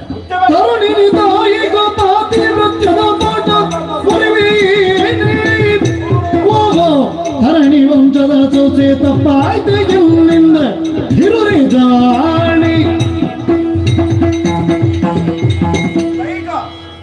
ಬೆಳೆಯಬೇಕು ಹಾಗೆಂದು ತಾಯಿಗೆ ಬುದ್ಧಿ ಹೇಳುವಷ್ಟು ಬೆಳೆಯಬೇಕು ಅಂತ ಏನೂ ಇಲ್ಲ. ನಾ ಬುದ್ಧಿ ಹೇಳಿದ್ದ ನೀವು ಬುದ್ಧಿ ಹೇಳಿಸಿಕೊಂಡದ್ದು. ಓಹೋ, ಸೂರ್ಯವಂಶದ ಸೊಸೆಯಾದಲ್ಲಿಗೆ ನೀನು ಹೇಳಿದ್ದನ್ನೆಲ್ಲ ನಾವು ಕೇಳಬೇಕು ಅಂತ ಏನು ಉಂಟೇನೆ? ಹಾಗೇನಿಲ್ಲಮ್ಮ. ಮತ್ತೆ ತಪ್ಪು ಯಾರೇ ಮಾಡಿದ್ರು, ಅಪ್ಪನೇ ಆಗಿರ್ಲಿ, ಅಮ್ಮನೇ ಆಗಿರ್ಲಿ, ಮಕ್ಕಳೇ ಆಗಿರ್ಲಿ, ಗಂಡನೇ ಆಗಿರ್ಲಿ, ಹೆಂಡತಿಯೇ ಆಗಿರ್ಲಿ, ತಪ್ಪು ತಪ್ಪಿ ಒಪ್ಪಿ. ನಾನೇನು ಅಷ್ಟು ದೊಡ್ಡ ತಪ್ಪು ಮಾಡಲಿಲ್ಲ. ಏನು ತಪ್ಪು ಮಾಡಿದೆ? ನನಗೆ ಬೇಕಾದ ವಿಷಯವನ್ನು ಕೇಳಬೇಕು ಅನ್ನುವುದಕ್ಕಾಗಿ ಹಠ ಹಿಡಿದು ಕುಳಿತೆ. ಏನು ಹಠ ಮಾಡಿದ್ರೆ ತಪ್ಪೇನೆ? ಹಠ ಮಾಡಬಾರ್ದು ಅಂತ ಏನೂ ಇಲ್ಲ. ಮತ್ತೆ ಹಠವೇ ಬದುಕಾಗಬಾರ್ದು. ಸರಿ, ಹಠ ಬದುಕಾಗಬಾರ್ದಮ್ಮ, ಹೌದಲ್ವಾ? ಹಠ ಬದುಕಾಗ ಕೂಡದು. ನೋಡೋಣ, ನಿನ್ನ ಬದುಕಿನಲ್ಲಿ ಹಠ ಬಿಟ್ಟು ಹೋಗ್ತದಾ? ಹೆಣ್ಣಿಗೆ ಸಹಜ ಗುಣ ತಾನೆ, ಬಿಟ್ಟು ಹೋಗುದು ಹೇಗೆ ಹೇಳಿ? ಓಹೋ, ಇವತ್ತು ನೀನು ತಾಯಿಗೆ ಬುದ್ಧಿಯನ್ನು ಹೇಳಿ ನನ್ನ ಮನಸ್ಸಿಗೆ ನೋವನ್ನುಂಟು ಮಾಡಿದ ಬಳಿದ್ದೀಯ. ಅದರ ಪರಿಣಾಮವನ್ನು ನೀನು ಅನುಭವಿಸಲೇಬೇಕು. ಅಂದ್ರೆ ಹಿಂದಲ್ಲ ಮುಂದೊಂದು ದಿನಕ್ಕಾದ್ರೂ ನೀನು ಹಠ ಹಿಡಿದು ಕುಳಿತಾಗ ನಿನ್ನ ಗಂಡನಿಂದ ನಿನ್ನ ಮಕ್ಕಳಿಂದ ಹೇಳಿಸಿಕೊಳ್ಳಿ. ನೋಡು, ನಾನಿಗೆ ಹೇಳಲಿಕ್ಕೆ ಬರ್ತಾಳೆ ಇಂತಹ ಕಿಡಿನುಡಿಯನ್ನು ಆಡಿಬಿಟ್ಟು. ಅಪ್ಪ ಹೇಳಿದ್ರು ಬೇಡ, ನಾನೇ ಕೇಳಿ. ಮಗಳೇ,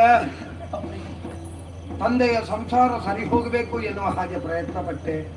ಪರಿಣಾಮವಾಗಿ ನಿನಗೆ ಲಭಿಸಿದ್ದು ಶಾಪವಾಕ್ಯ. ನಿನ್ನ ಜೀವನದಲ್ಲಿ ಅದು ಯಾವ ಕಾಲಕ್ಕೂ ಪರಿಣಾಮವನ್ನು ಬೀರದು ಮಗಳೇ. ಯಾಕಪ್ಪ? ಯಾಕೆಂದ್ರೆ ಶಾಪ ಪರಿಣಾಮವನ್ನು ಕೊಟ್ಟಿತ್ತು ಅಂತಾದ್ರೆ ತಾಯಿ ಮಗು ಎನ್ನುವಂತಹ ಸಂಬಂಧಕ್ಕೆ ಅಸ್ತಿತ್ವ ಇಲ್ಲ ಅಂತ ಆಗುತ್ತದೆ. ಹಾಗಾಗಿ ಜೀವನದ ಕಡೆಯವರೆಗೂ ನಿನಗೆ ನೆನಪಿಡಬೇಕಾದಂತಹ ವಿಚಾರವೊಂದನ್ನು ಹೇಳುತ್ತೇನೆ. ಹೆಣ್ಣಾದವಳಿಗೆ ಹಠ ಎನ್ನುವುದು ಜೀವನದ ಭದ್ರತೆಗೆ ಬೇಲಿಯಾಗಿರಬೇಕು. ಹಠವೇ ಜೀವನವಾಗಬಾರದು. ಇದನ್ನು ನೀನು ಜೀವನದುದ್ದಕ್ಕೂ ಪಾಲಿಸಬೇಕಮ್ಮ. ಸರಿ. ಅಮ್ಮನ ಬಾಯಿ ಮಾತ್ರ ಹಾಗೆ. ಅವಳು ಮಮತಾಮಯಿ. ಎಂತದು ಧರ್ಮ ಒಳಗೆ ಸಮಾಧಾನ ಆಯ್ತಲ್ಲ ನಿಮಗೆ? ಇಂತ ಬನ್ನಿದ್ದ ಎಂತದ್ದು ಸಮಾಧಾನ? ಮಗಳೇ, ಅಮ್ಮ ಏನೋ ಸಿಟ್ಟು ಬಂದಾಗ ಸಿಟ್ಟಿನ ಬರದಲ್ಲಿ ಒಂದು ಮಾತು ಬಂದು ಹೋಯಿತು. ಮಾತಿಗೆಲ್ಲ ಮೊದಲೇ ಕಲ್ಪಿಸಬಾರ್ದಮ್ಮ. ನನಗೆಲ್ಲ ಅಭ್ಯಾಸ ಆಗಿದೆ. ಅದನ್ನೆಲ್ಲ ಅಭ್ಯಾಸ ಮಾಡಿಕೊಡ್ಬಾರ್ದು. ನನಗೆ ಅತಿ ಅಭ್ಯಾಸ ಆಗ್ತಾ ಅಂತ ಹೇಳಿದ್ರು ಅದನ್ನೇ ಹೇಳಲಿಕ್ಕೆ ಹೋಗ್ಬೇಡಿ. ಹೇಳ್ತೇನಾ? ಹೇಳಿದ್ದು ಏನು ಊಟ ಮಾಡಿದ್ರ? ಇಲ್ಲ, ಮಣ್ಣು ತಿಂದೆ. ಬೇಕಾ? ಅಪ್ಪಯ್ಯ, ಏನಮ್ಮ? ಪ್ರತಿಯಾಗಿ ಹಾ, ಎಂತಹ ಜೋಡಿ, ಎಂತಹ ಆದರ್ಶ ದಂಪತಿ, ಜನ ಮೆಚ್ಚಿದಂತಹ ಜೋಡಿ. ನೀವೇ ರಾಜ, ಅಮ್ಮನೇ ರಾಜ. ಇನ್ನು ಅಲ್ಲಿಗಂದು ಹೋಗ್ಲಿಕ್ಕೆ ಉಂಟು. ಯಾವುದಕ್ಕೆ? ರಾಜರಾಣಿಗೆ. ಪ್ರಥಮ ಬಹುಮಾನ ನಿಮಗೆ. ನಮ್ಮದು ಬಿಡಮ್ಮ, ಇಂದೋ ನಾಳೆಯೋ ಬಿದ್ದು ಹೋಗುವ ಮರಗಳು. ಮದುವೆ ಆಗಿ ಇಷ್ಟು ಸಮಯ ಆಯ್ತು, ನನಗೊಂದು ಮೊಮ್ಮಗನನ್ನು ಯಾವಾಗ ಕೊಡ್ತೀಯೇ? ಹೋಗಿ ಅಪ್ಪ, ಮೊನ್ನೆ ತಾನೇ ಮದುವೆ ಆಯ್ತು. ಮೊಮ್ಮಗು ಎಷ್ಟು ಪ್ರಾಣ ತಿಂತಿರೋದು ಹಾಯಾಗಿ ಕಾಲವನ್ನು ಕಳೆಯೋದಕ್ಕೆ ಬಿಡುವುದಿಲ್ಲ. ಅದಕ್ಕೆ ನಾನು ತವರು ಮನೆಗೆ ಬರುವುದಿಲ್ಲ ಅಂತ ಹೇಳುವುದು. ಮೊಮ್ಮಗು.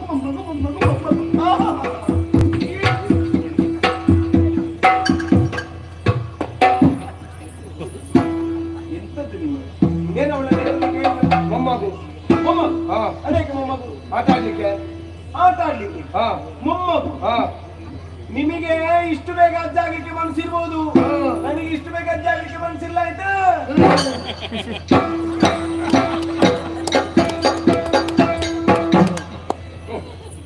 ನಾನು ಆಲೋಚನೆ ಮಾಡುವುದು ಈ ಪ್ರಾಯದಲ್ಲೂ ಅದು ತಿರುಗುತ್ತದಲ್ಲ. ಅವಳು ಹೇಳಿದ್ದು ಬಲ್ಲಿಲ್ಲ, ನನಗೆ ಪ್ರಾಯ ಆಗ್ಲಿಲ್ಲ. ಹಾಗಾದ್ರೆ ಈ ಪ್ರಸಂಗದಲ್ಲಿ ಯಾರಿಗೂ ಪ್ರಾಯ ಆಗ್ಲಿಕ್ಕಿಲ್ವಾ? ನನಗೊಬ್ಬನಿಗೆ ಪ್ರಾಯ ಆದದ್ದ. ಬಹುಶಃ ಹೀಗೆ ಬರೆಯುವವರು ನಮ್ಮ ಹಣೆಯಲ್ಲಿ ಬರೆದಿದ್ದಾರೆ ಹಾಗೆ ಅಂತ ಕಾಣುತ್ತದೆ. ಹಣೆ ಬರಹಕ್ಕೆ ಹೊಣೆ ಯಾರು? ಇಲ್ಲಿ ಬೊಂಬೆಯಲ್ಲ. ಮೂರು ಮೂರ್ತಿಗಳಾದಂತಹ ನೀವು ಸ್ತಂಭೀಭೂತರಾದಿರಿ. ಒಂದು ಮಗಳು ನಗೆಯನ್ನು ಬೀರಬಾರದು.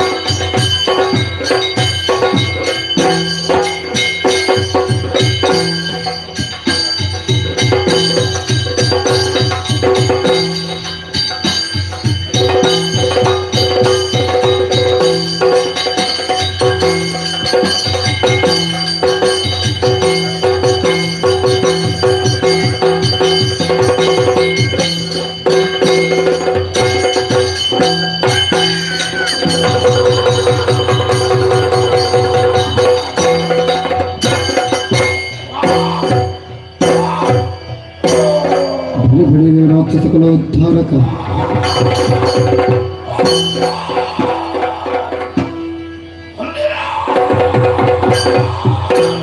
ಇರುವಂತಹ ಸ್ಥಳ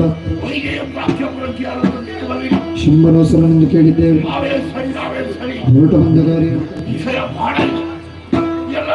ಕೇಳಿದೆ ಮುಂಗತೆಯ ಮೈದಯೋದಾಗ್ಯಪುರ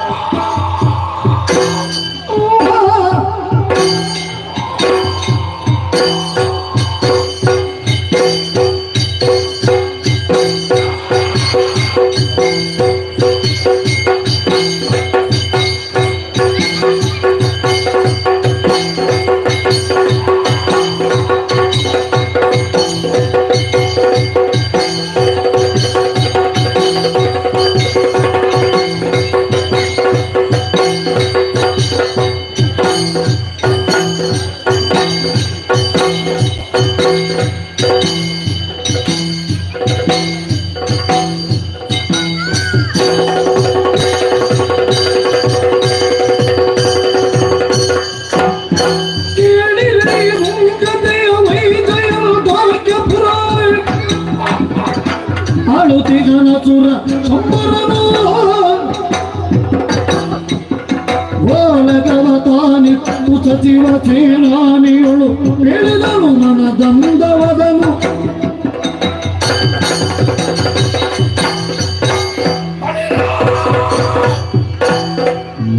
ಮಹಾದೇವನ ಅನುಗ್ರಹದಿಂದಾಗಿ ವೈಜಯಂತಾಕ್ಷಪುರ ನೆಮ್ಮದಿಯಿಂದ ಕಾಲವನ್ನು ಕಳೆಯುತ್ತಾ ಇದೆ. ಇಲ್ಲಿ ಅರಸರಾಗಿ ಸಂಬರಾಸುರನಾಗುತ್ತಾ ನಾನು ಮೆರೆಯುತ್ತಾ ಇದ್ದೇನೆ.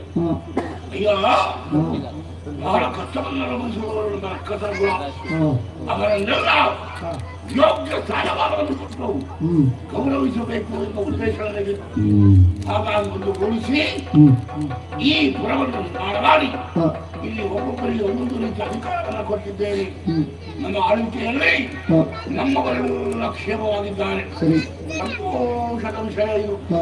ಇಲ್ಲಿ ಸುತ್ತಮುತ್ತ ಎಲ್ಲಿ ನೋಡಿದ್ರು ನಮ್ಮದೇ ಭೂಮಿಯಾಗಿದೆ, ಕೃಷಿ ಭೂಮಿಯಾಗಿದೆ, ದುಡಿಯುವವರಾಗಿದ್ದಾರೆ. ಕಾಲ ಕಾಲಕ್ಕೆ ಸರಿಯಾಗಿ ಮಳೆ ಬರ್ತದೆ, ಬೆಳೆ ಬೆಳೆಯುತ್ತದೆ, ಸಂತೋಷದ ನಮ್ಮಲ್ಲಿ ಬದುಕಲು ಸಾಗುತ್ತಾ ಇದೆ. ಹಾಗೆ ಬ್ರಹ್ಮನನ್ನು ಒಲಿಸುವವರನ್ನು ಪಡೆದವರಾನು ಮಾನವರಿಂದ ಮಾತ್ರ ಮರಣ ಬರಲಿ. ಮಾನವರಂತೂ ಕೊಡುವುದಕ್ಕೆ ಸಾಧ್ಯವಿಲ್ಲ. ದೇವತೆಗಳು ಯುದ್ಧಕ್ಕೆ ಬರುವುದಕ್ಕೆ ಹೆದರುತ್ತಾರೆ. ಹಾಗಾಗಿ ಒಂದು ಯೋಚನೆ ಮಾಡಿದ್ದೇನೆ. ಹೆದರುವಂತಹ ದೇವತೆಗಳಿಗೆ ಸ್ವಲ್ಪ ನಾವು ಮಾಡಿದ್ರೆ ಅಲ್ಲಿಂದ ಓಡುತ್ತಾರೆ. ದೇವಲೋಕ ಸ್ವಾಧೀನವಾಗ್ತದೆ. ಸ್ವಾಧೀನ ಮಾಡಿಕೊಳ್ಳಬೇಕು ಅಂತಾದ್ರೆ ನಾನು ಒಬ್ಬನೇ ಹೋಗುವುದಲ್ಲ, ಮಂತ್ರಿಗಳು ಬೇಕಲ್ಲ.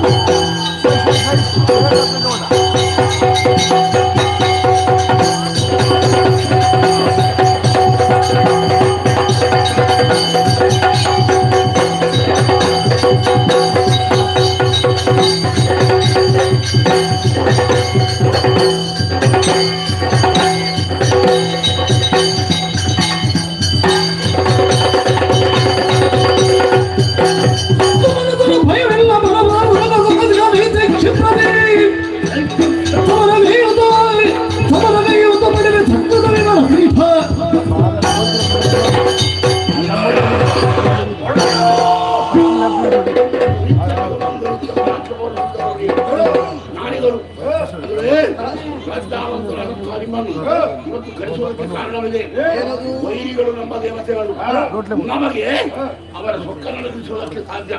ಅವರ ಭೀತಿ ನಮಗಿಲ್ಲ, ಮೂರು ಮೂರ್ತಿಗಳಿಗೂ ಹೆದರುವುದಿಲ್ಲ.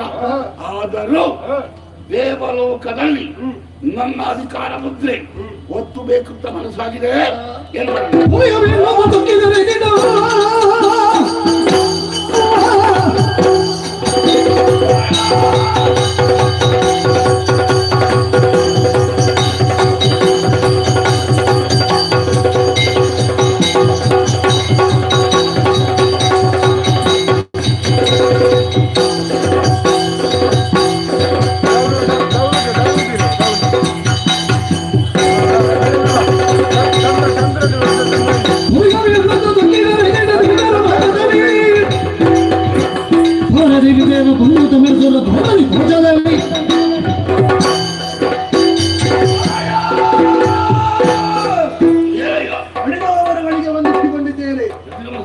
ನಮ್ಮವರೆಲ್ಲರೂ ಕೂಡ ಉತ್ಸಾಹದಿಂದ ನಿಂತಿದ್ದಾರೆ. ಯಾಕೆ ಎನ್ನುವ ಹಾಗೆ ಆಲೋಚಿಸುವಾಗ ನೀವೇ ಒಂದು ವಿಷಯವನ್ನು ಮುಂದಿರಿಸಿದ್ದೀರಿ. ಸ್ವರ್ಗಲೋಕಕ್ಕೆ ದಾಳಿಯನ್ನು ಮಾಡಬೇಕು, ಅಲ್ಲಿ ಅಧಿಕಾರ ಮುದ್ರೆಯನ್ನು ಒತ್ತಬೇಕು ಎನ್ನುವ ಹಾಗೆ. ಈ ಸಂದರ್ಭಕ್ಕಾಗಿಯೇ ನಾವು ಕೂಡ ಹಮ್ಮಲಿಸುತ್ತಾ ಇದ್ದವರು. ಹೌದು, ಕಾರಣ ಉಂಟು. ಭುವಿಯಲ್ಲಿ ನಡೆಯುವಂತಹ ಅಗ್ನಿರಾಜಾದಿಗಳಿಂದಾಗಿ ಹವಿಷ್ಯ ಎನ್ನುವುದು ದೇವತೆಗಳ ಪಾಲಿಗೆ ಲಭಿಸುತ್ತದೆ. ಅದನ್ನುಂಡಂತಹ ಅವರು ಕೊಬ್ಬಿನಿಂದ ಮರೀತಾ ಇದ್ದಾರೆ. ಅವರ ಕೊಬ್ಬ ನಿಲ್ಲಿಸಬೇಕು ಅಂತಾದ್ರೆ ನೀವೊಂದು ಅನುಮತಿಯನ್ನು ಕೊಡಬೇಕು, ನಾವು ಹೋಗಿ ಬರ್ತೇವೆ.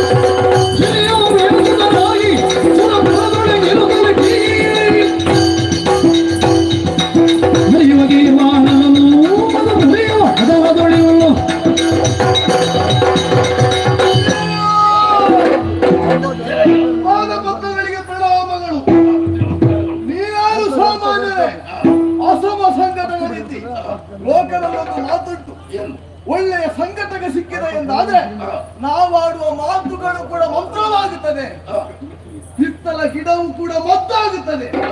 ಅಂತಿರುವಾಗ ಇನ್ನು ಸಂಘಟನೆಯಲ್ಲಿ ನಾವೆಲ್ಲರೂ ಬಂದು ಸೇರಿಕೊಂಡಿದ್ದೇವೆ. ಇದು ಯಾರನ್ನು ಸಂಘಟಿಸಿದ್ದು? ರಾಕ್ಷಸರನ್ನು. ಇದು ಒಂದು ರೀತಿಯ ಮಂಡೂಕ ತುಲಾಭಾರ ಇದ್ದಂತೆ. ಹೌದು, ಒಬ್ಬರು ಬರುವಾಗ ಇನ್ನೊಬ್ಬರು ಹೋಗುವುದು, ಸಂಘಟನೆಯನ್ನು ಬಿಟ್ಟು ಹೋಗುವುದು. ಹಾಗಲ್ಲ, ನಮ್ಮಲ್ಲಿ ಕೆಲವರು ಇದ್ದಾರೆ, ಒಮ್ಮೊಮ್ಮೆ ಬರ್ತಾರೆ, ಒಮ್ಮೊಮ್ಮೆ ಬರುವುದಿಲ್ಲ. ಅಂತವರೆಲ್ಲ ಇದ್ದಾರಲ್ವಾ? ಇರಲಿ, ನೀವು ಇಷ್ಟೆಲ್ಲ ಯಾಕೆ ಮಾಡುತ್ತೀರಿ? ಇದರಿಂದ ನಿಮಗೆ ಏನಾದ್ರೂ ಪ್ರಯೋಜನ ಆಗಬೇಕು ಎಂಬ ಕಾರಣದಿಂದ. ಈಗ ನೀನು ಉದ್ಧಾರ ಆಗಬೇಕು ಅಂತ ನಿನ್ನನ್ನು ಯಾವಾಗಲೂ ಕರೆಯುವುದು. ನೀನು ಒಂದು ದಿನ ಬರ್ತೀವಿ ಮತ್ತೆ 10 ದಿನ. ಇಲ್ಲ, ನಾನು ಒಂದು ದಿವಸ ಬಂದ್ರು 10 ದಿವಸದ ಉದ್ಧಾರ ಆಗಿಯೇ ಹೋಗುದು. ನೀನು ಲೆಕ್ಕ ಮಾಡುವುದು ಉದ್ಧಾರ ಆಗಲಿಕ್ಕೆ ಬಹಳ ಸಮಯ ಬೇಕು. ಬರ್ತೇನೆ. ಇಲ್ಲಿ ನಾನು ತಪ್ಪಿಸುವುದೇ ಇಲ್ಲ, ದಿನನಿತ್ಯ ಬರ್ತೇನೆ. ಈ ಕಾಲದಲ್ಲಿ ನಿನ್ನ ಮನದಲ್ಲಿರುವ ಅಭೀಷ್ಟ ಏನು? ಕಿರಿಯವ್ವೆಯ ಸುತರಾಗಿ ಮೆರೆಯುತ್ತಾ ಇದ್ದಾರೆ ದೇವತೆಗಳು. ಅವರನ್ನು ಸ್ವರ್ಗದಿಂದ ಓಡಿಸುವ ಬಗೆ ನಿನ್ನ ಅಭೀಷ್ಟ ನಾನು ಸಲ್ಲಿಸಿದ್ದೇನೆ.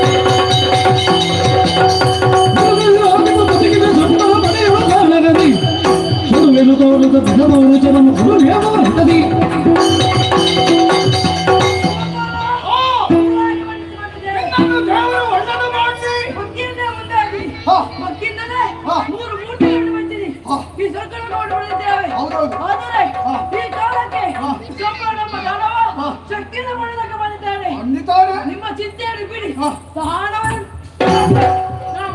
ಸುರಳು ದ್ವಿಜದಲ್ಲಿ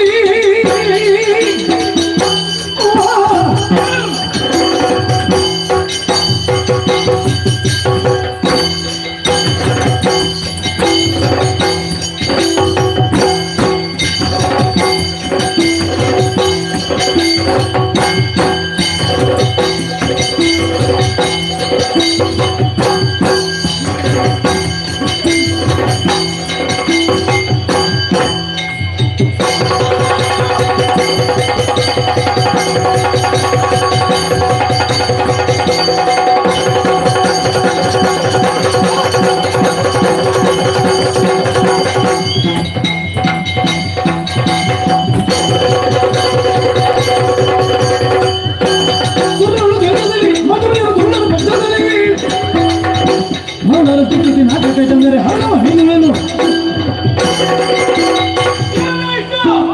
ಮಕ್ಕಳಾಗಿ ವಂದಿಸಿಕೊಂಡವನಿದ್ದೇನೆ. ಸುರನಾಥ ಲಾಲಿಸಯ್ಯ. ನಾನಾಗದು ಬರೆಯ ಮಾತನಾಡಿಯ ಸಂಬರಾಸುರ ಬಂದರೇನಾಯ್ತಯ್ಯ. ಅದಕ್ಕಾಗಿ ಹೇಳುವುದು ಮುಡಿಯಾಗಿ ದೇವವ ಮಾಡುವನು ಕಾಣವರು ನಿಮಗೆ ಹೇಳುವುದು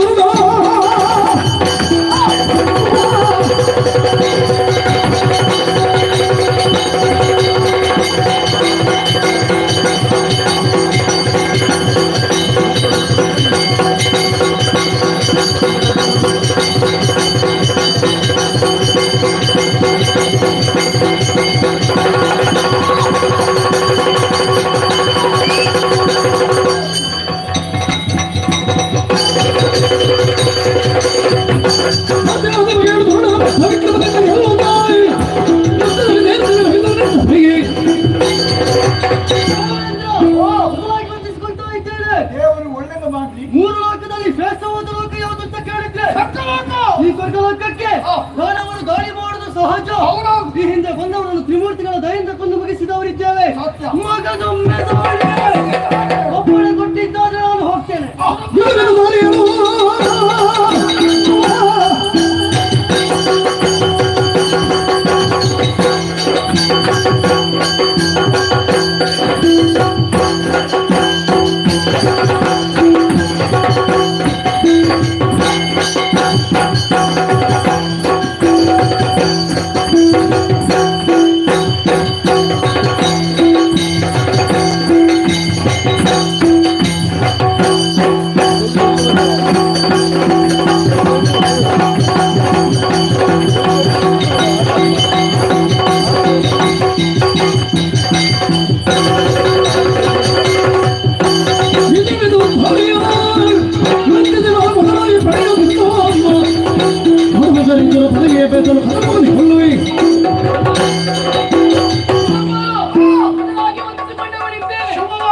ದೀಪಕ್ಕೆ ಮುತ್ತುವ ಪತಂಗದಂತೆ ನಮ್ಮ ಸಂಪತ್ತನ್ನು ಆಚಿಸಿ ಬರುವಂತಹ ದಾನವರು ಯುದ್ಧ ರಂಗದಲ್ಲಿ ಮರಣ ಹೊಂದುವುದು ಅವರ ಜಯಮಾನ.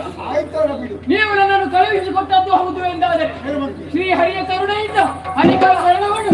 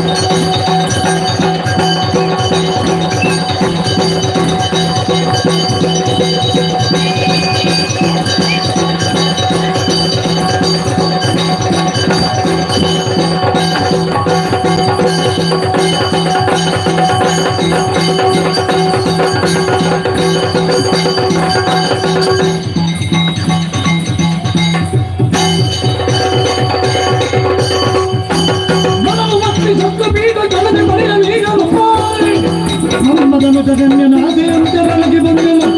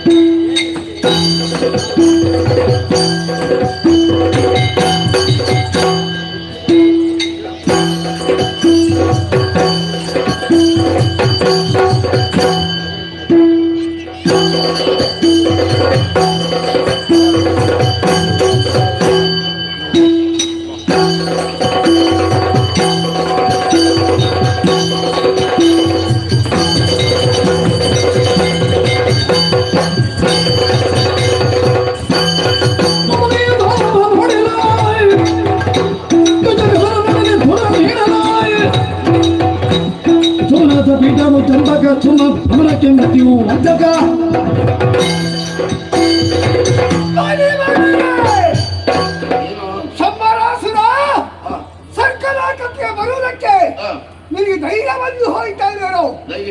ಯಾಕೆ ಗೊತ್ತಾ? ಪುಣ್ಯ ಲೋಕ, 3 ಲೋಕದಲ್ಲಿ ಶ್ರೇಷ್ಠವಾದಂತ ಲೋಕ, 3 ಲೋಕದಲ್ಲಿ ವಿಶೇಷವಾದಂತ ಸಂಪತ್ತು ಉಳ್ಳ ಲೋಕ. ಆ ಲೋಕಕ್ಕೆ ಬರ್ಬೇಕು. ಎದೆಕಾರಿಗೆ ಕಟ್ಟಿಬೇಕಾ? ಕಟ್ಟಬೇಕು. ಇವನು ಕೊಂದರು.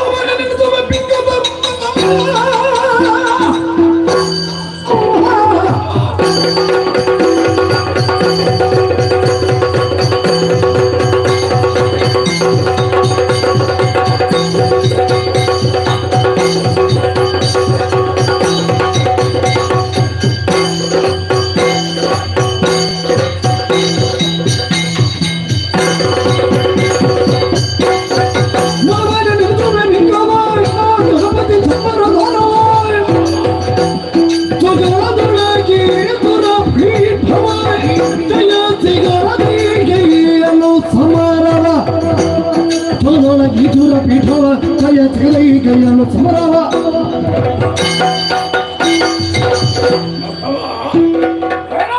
ನಾನೇ ಸಂಬಳದಾರ, ಭೂಮಿಯಿಂದ ಮೇಲೆ ಬಂದಿದ್ದೇನೆ. ಹೆದರಿಕೆ ನಮಗಿಲ್ಲ. ಯಾಕಿಲ್ಲ? ಗೊತ್ತಿಲ್ಲ.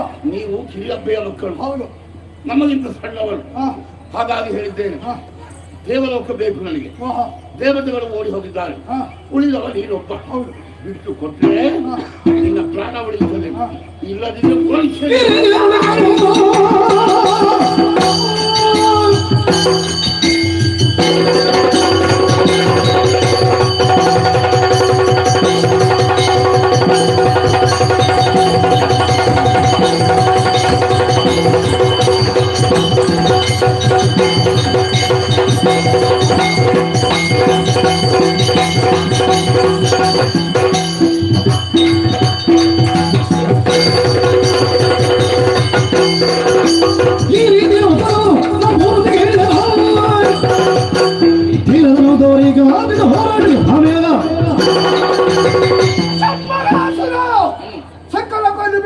ಬಿಟ್ಟುಕೊಡು. ಸುಲಭದಲ್ಲಿ ಕೇಳಬಹುದು, ಕೊಡುವುದಕ್ಕೆ ನನಗೆ ಅನುಮತಿ ಇಲ್ಲ. 3 ಮೂರ್ತಿಗಳ ಅಪರಾಧ ಸೊಟ್ಟರ ಕೊಂಡು ಆಡ್ತಾ ಇದ್ದೇನೆ. ಇದರ ಸಂಪತ್ತನ್ನು ಬಯಸಿ ಬಂದ್ರೆ ಕೊಂಡೇನು.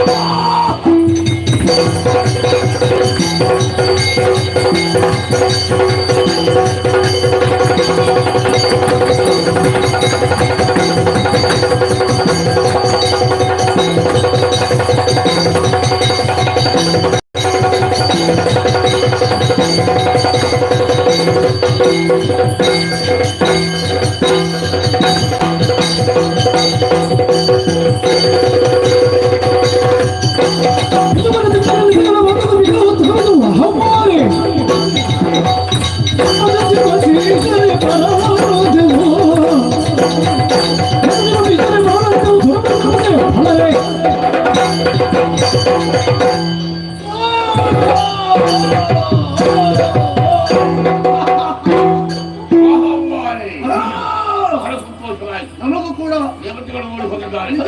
ನಾಗಲೋಕ ನಮ್ಮ ಸ್ವಾಧೀನವಾಗಿದೆ. ಇಲ್ಲಿದ್ದಂಥ ಸೌಂದರ್ಯವನ್ನು ಸುರಿಯುತ್ತಾ ಮುಂದೆ ಹೋಗೋಣ.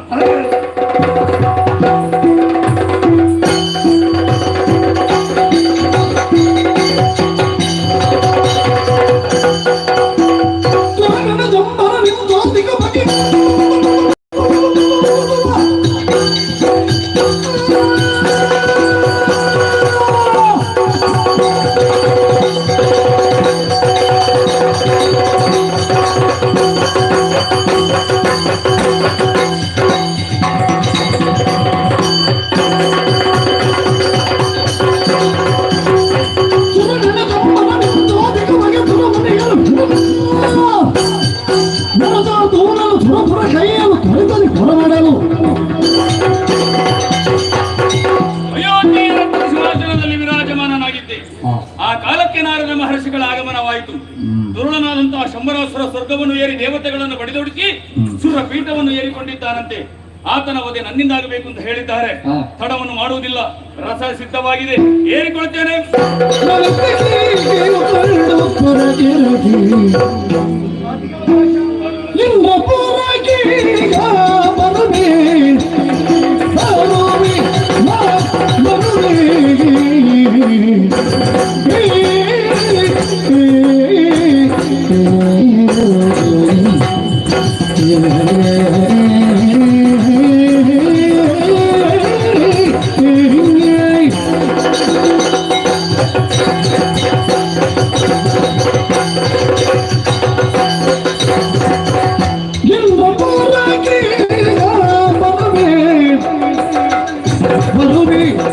ಹೃದಯಾಬ್ಧಿ ಚಂದ್ರ ಚಂದನವ ಏರ್ವಿ ಚಂದನವ ಏರ್ವಿ ಹೃದಯಾಬ್ಧಿ ಚಂದ್ರ ಚಂದನವ ಏರ್ವಿ ಚಂದನವ ಏರ್ವಿ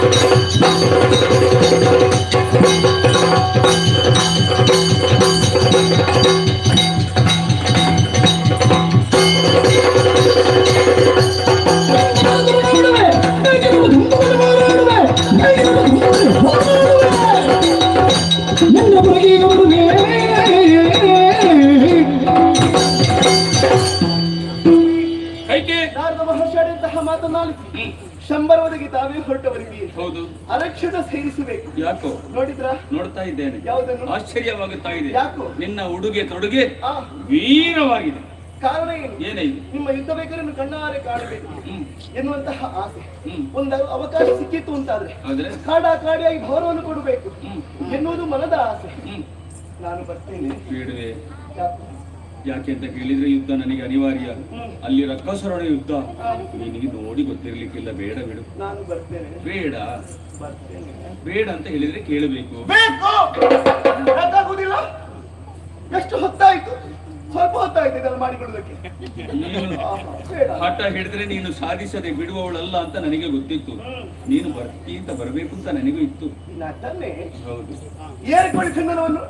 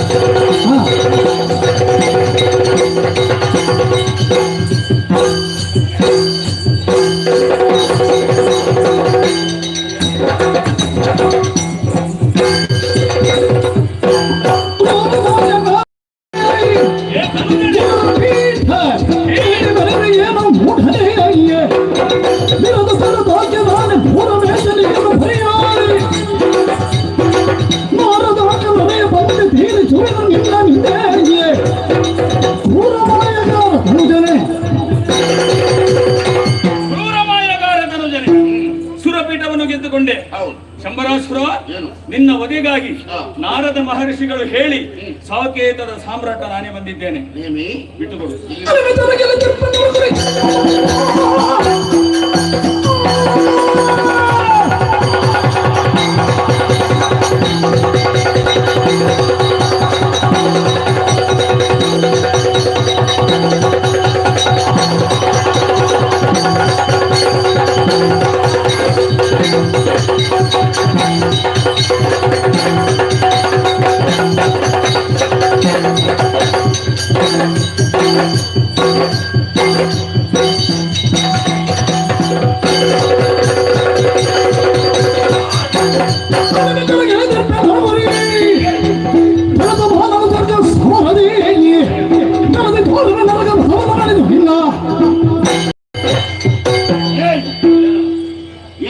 ಏನು ಒಳ್ಳೆಯದು? ಹೌದು, ನಾನು ಚಕ್ರವರ್ತಿ. ಹೌದಯ್ಯ, ನಮಗೂ ಗೊತ್ತು. ಜಗತ್ತಿನಲ್ಲಿ ನೀನು ಒಬ್ಬನೇ ಇರುವುದಾ? ನಾನೊಬ್ಬನೇ. ಕರ್ಮ ನಿನ್ನದು. ಜಗತ್ತೇ ನಾನು. ಏನು ಕರ್ಮ ನಿನ್ನದು? ಎಂತದ ಕರ್ಮ? ಭೂಮಿಯಲ್ಲಿ ನಿನ್ನ ಅಧಿಕಾರ ನೀನು. ದೇವತೆಗಳನ್ನು ಓಡಿಸಿ ನಾವು ಸ್ವಾಧೀನ ಮಾಡಿಕೊಂಡಿದ್ದೇವೆ. ಇದರ ಪಡೆಯುವುದಕ್ಕೆ ನೀನು ಬರುವುದಿಲ್ಲ. ನನ್ನನ್ನು ಕೇಳುವುದಕ್ಕೆ ನೀನು ಇನ್ನೊಂದವರೆಲ್ಲ ಬರಬಾರದು. ನಿನ್ನ ತಲೆ ಕಳಿತಾರೆ. ಬಾ ನೋಡುವ.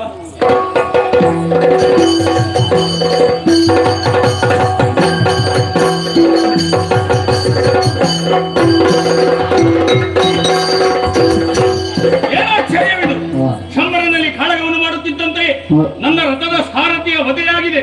ನಾನು ರಥವನ್ನು ಹೇಗೆ ಮುನ್ನಡೆಸಲು, ಯುದ್ಧ ಹೇಗೆ ಮಾಡುವುದು?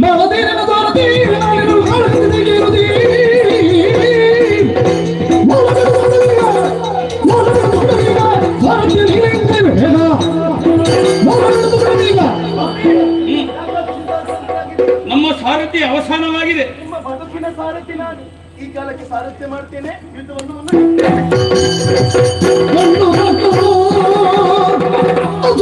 ಶಂಬರ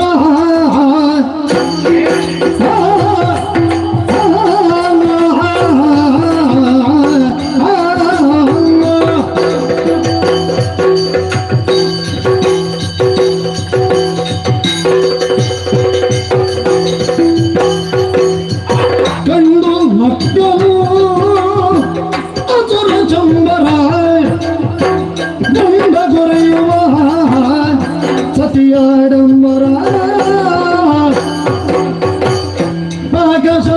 ಭಾಗಶಾಲೆಯ ಅವರ ವಲ್ಲವೇ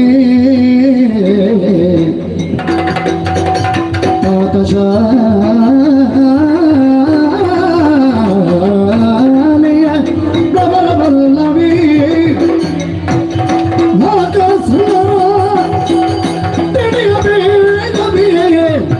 ಗಂಡು ಮಕ್ಕಳು ಅಸುರ ಸಂಬರ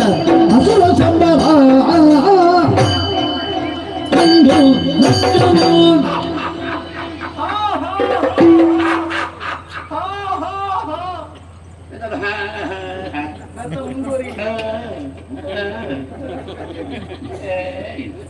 ಇದೊಂದು ಸರಿಯಾಗಲಿಲ್ಲ. ಯಾಕಂದ್ರೆ ಹಾಗಲ್ಲ, ಕುದುರೆಯ ಲಾಲವನ್ನು ಹಿಡಿದಿದ್ದೀನಿ. ಒಂದು ಕೈಯಲ್ಲಿ ಹಗ್ಗ, ಮತ್ತೊಂದು ಕೈ ಅನ್ಕೋಲ್ ಅಲ್ವಾ? ಕುದುರೆ ಓಡಿಸುವುದಕ್ಕೆ ಪ್ರಯತ್ನ ಮಾಡ್ತಾ ಇದ್ದೇವ. ಇದು ನಿನ್ನ ಕೆಲಸವ? ರಥ ಓಡಿಸಿದ ನಾನು. ನೀನು ಮಾಡಬೇಕಾದ ಕೆಲಸ ಇದ. ಈ ರಥಿಕ ಅವನನ್ನು ಉಳಿಸುವುದಕ್ಕಾಗಿ ಸಾರಥಿ ಏನು ಮಾಡಬೇಕು ಗೊತ್ತಾ? ಏನು ಮಾಡಬೇಕು? ರಣಭೂಮಿಯಲ್ಲಿ ಸೂಕ್ಷ್ಮಮತಿಯಾಗಿರ್ಬೇಕು, ಚತುರಮತಿಯಾಗಿರ್ಬೇಕು. ಅಲ್ವಾ? ವೈರಿಗಳು ಯಾವ ದಿಕ್ಕಿನಿಂದ ಯುದ್ಧವನ್ನು ಮಾಡ್ತಾರೆ, ಯಾವ ದಿಕ್ಕಿನಿಂದ ಬರುತ್ತಾರೆ, ನಮ್ಮ ಮೇಲೆ ಯಾವ ಕಡೆಯಿಂದ ದಾಳಿ ಮಾಡ್ತಾರೆ ಎಂಬುದನ್ನು ಸೂಕ್ಷ್ಮವಾಗಿ ಗಮನಿಸಬೇಕು. ಅದನ್ನು ಗಮನಿಸುವುದು. ಗಮನಿಸಿ ಕುದುರೆಯನ್ನು ತಪ್ಪಿಸಿ ರಸಿಕನನ್ನು ಉಳಿಸಿ ಜಯ ಸಂಪಾದನೆ ಮಾಡುವುದಕ್ಕೆ ಪ್ರಯತ್ನ ಮಾಡಬೇಕು. ನಾನು ಅದನ್ನೇ ಮಾಡುದು. ಎಲ್ಲಿ ಮಾಡುವುದು? ಮಾಡ್ಬೇಕಷ್ಟೇ. ಈಗ ಹಗ್ಗ ಹಿಡಿದದ್ದಷ್ಟೇ. ಹೌದು. ಎಲ್ಲಿ ಮಾಡ್ಬೇಕಷ್ಟೇ. ನಿಲ್ಲಿಸಿದ್ಯಲ್ವಾ? ನಿಲ್ಲಿಸಿದ್ದು ಯಾಕೆ ಗೊತ್ತಾ? ಯಾಕೆ? ನಿನ್ನ ಅವಸ್ಥೆ ನೋಡಿ. ಏನ್ ಅವಸ್ಥೆ? ಗಂಡನನ್ನು ಮೆಚ್ಚಿಸುವುದಕ್ಕೆ ಹಾ. ಕುದುರೆ ಹಗ್ಗವನ್ನು ಹಿಡಿದು ಓಡಿಸುವುದಕ್ಕೆ ಪ್ರಯತ್ನ ಪಟ್ಟರೆ ಹೌದು. ಗಂಡ ಮೆಚ್ಚುತ್ತಾನ? ಮೆಚ್ಚುವ ಹಾಗೆ ಗಂಡ ಮಾಡ್ಬೇಕು. ಮೆಚ್ಚುವ ಹಾಗೆ ಮಾಡುವುದಕ್ಕೆ ಆಗುವುದಿಲ್ಲ. ಮತ್ತೆ? ಮೆಚ್ಚುವ ಹಾಗೆ ಮಾಡಬೇಕು ಅಂತ ಆದ್ರೆ ನೀನು ಅಡುಗೆ ಮನೆಗೆ ಸೇರಬೇಕು. ಹಾ. ಒಲೆ ಮೇಲೆ ಪಾತ್ರೆ ಇಡಬೇಕು. ಅದಕ್ಕೆ ನೀರು ಹಾಕಿ ಹಾಕಿ ಬೇಕಾದಂತಹ ಖಾದ್ಯವನ್ನು ರಚನೆ ಮಾಡುವುದಕ್ಕೆ ಬೇಕಾದಂತಹ ವಸ್ತುಗಳನ್ನು ಹಾಕಿ ಪಕ್ವವಾದ ಮೇಲೆ ಉಪ್ಪು ಹುಳಿ ಖಾರ ಸೇರಿಸಿ ಚೆನ್ನಾಗಿ ಕದಳಿ ಬಲಗೈಯಲ್ಲಿ ಒಂದು ಸೌಟನ್ನು ತಗೊಂಡು ಮಾಡಬೇಕು. ಆಮೇಲೆ ಅದನ್ನು ಕದಳಿ ಮೆಲ್ಲಗೆ ಸ್ವಲ್ಪ ತೆಗೆದು ಎಡಗೈಗೆ ಹೀಗೆ ಹಾಕಿ ಉಪ್ಪು ರುಚಿಯಾಗಿರ್ಬೇಕು. ರುಚಿ ಶುಚಿ. ಗಂಡ ಬಯಸುವುದು ಹೆಂಡತಿ ಮಾಡುವಂತಹ ಅಡುಗೆ ಅಲ್ಲ. ಅವಳು ಯಾವ ರೀತಿ ಅಡುಗೆ ಮಾಡ್ತಾಳೆ ಅಂತ ನೋಡುವುದಕ್ಕೆ ಬರುವುದಿಲ್ಲ. ಬಡಿಸಿದ್ದನ್ನು ಉಂಟಾನೆ ಸಂತೋಷಪಟ್ಟು ಹಾಯಾಗಿ ಬಿದ್ದುಕೊಳ್ತಾನೆ. ಇದು ಅಡಿಗೆ ಕೋಣೆ ಅಲ್ಲ. ಇದು ಅಡುಗೆ ಕೋಣೆ ಅಲ್ಲ ಅಂತ ನನಗೆ ಗೊತ್ತು. ಅದಕ್ಕಾಗಿ ನೀನು ಮಾಡ್ಬೇಕಾದ ಅಲ್ಲಿ ಹೋದ್ರೆ ಏನಾದ್ರೂ ನಾಲಿಗೆ ಬಿಚ್ಚಿದ್ರೆ ನಿನ್ನ ತಲೆ ಕಡಿತಾರೆ.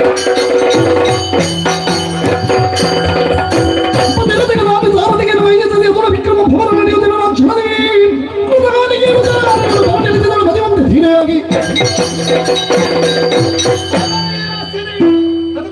ಕೀಲು ಜಾರುತ್ತಾ ಇದೆ.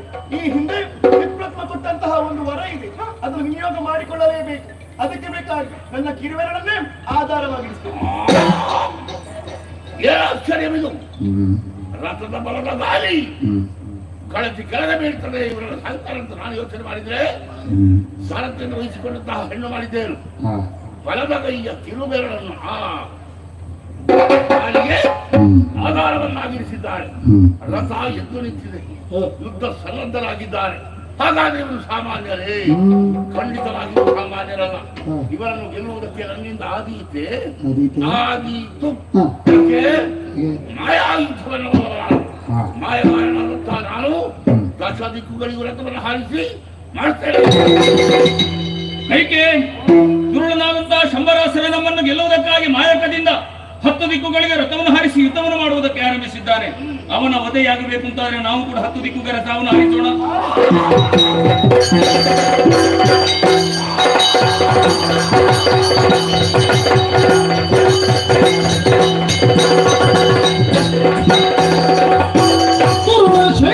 ಪುರವ ಸೇರಿರಿ ಎರಡಗೆಲ್ಲ ತೀರಿ ರಮಣೀಯ ಬೆರಳು ತೋಣಿತ ಮಯದೊಳಿರುವ ಬರಿಗಳರಿತಾಗ ಹರಿಬದುಳು ನಿಜ ಗೆಲುವು ಹರಿಬದುಳು ನಿಜ ಗೆಲುವು ಜೀವವ ಕರುಣಿಸಿದೆ ಮೀನಬಹುದು ಮೆಚ್ಚಿದೆ ವರಗಣರಡನು ಕೊಡುವೆ ಇಚ್ಛೆಯ ಮರೆಬುದೀಗೆ ನಾನು ಮೆಚ್ಚಿದೆ ಮೆಚ್ಚಿದೆ.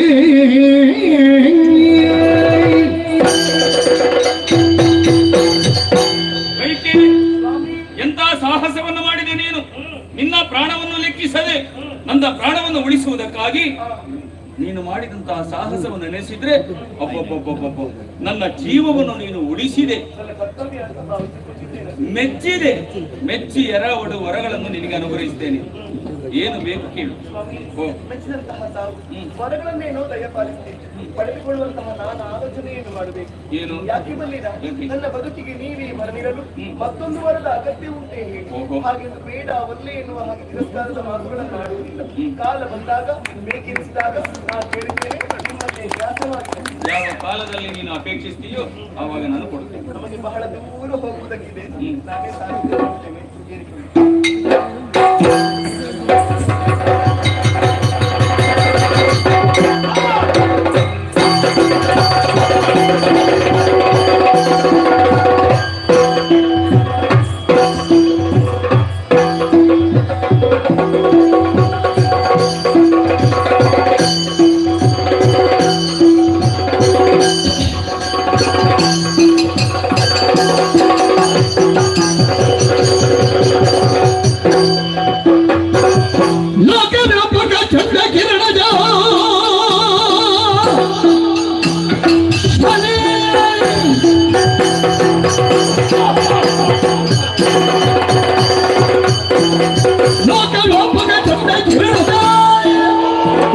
ರಾಜವಾಗನ ಚಂಡಗ್ರಗ ಶನಿ ಹಾಕುವಂದವ ನಿರ್ಧರಿಸುತ್ತಾನೇಕ ಮಹದಿ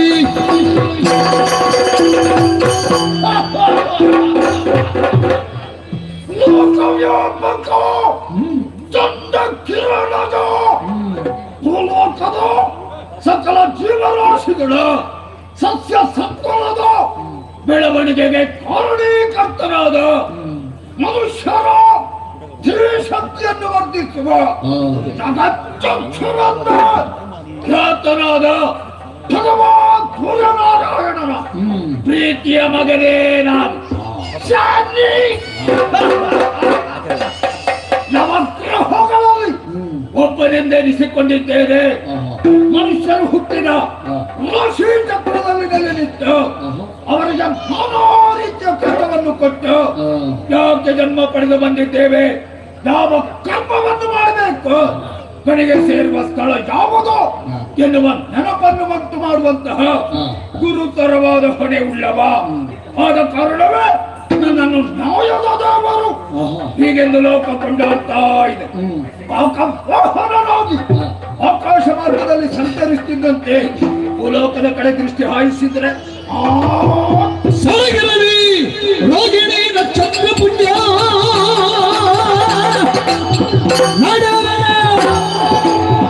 ನಡುಗಿನ ಪುಡವಿಯ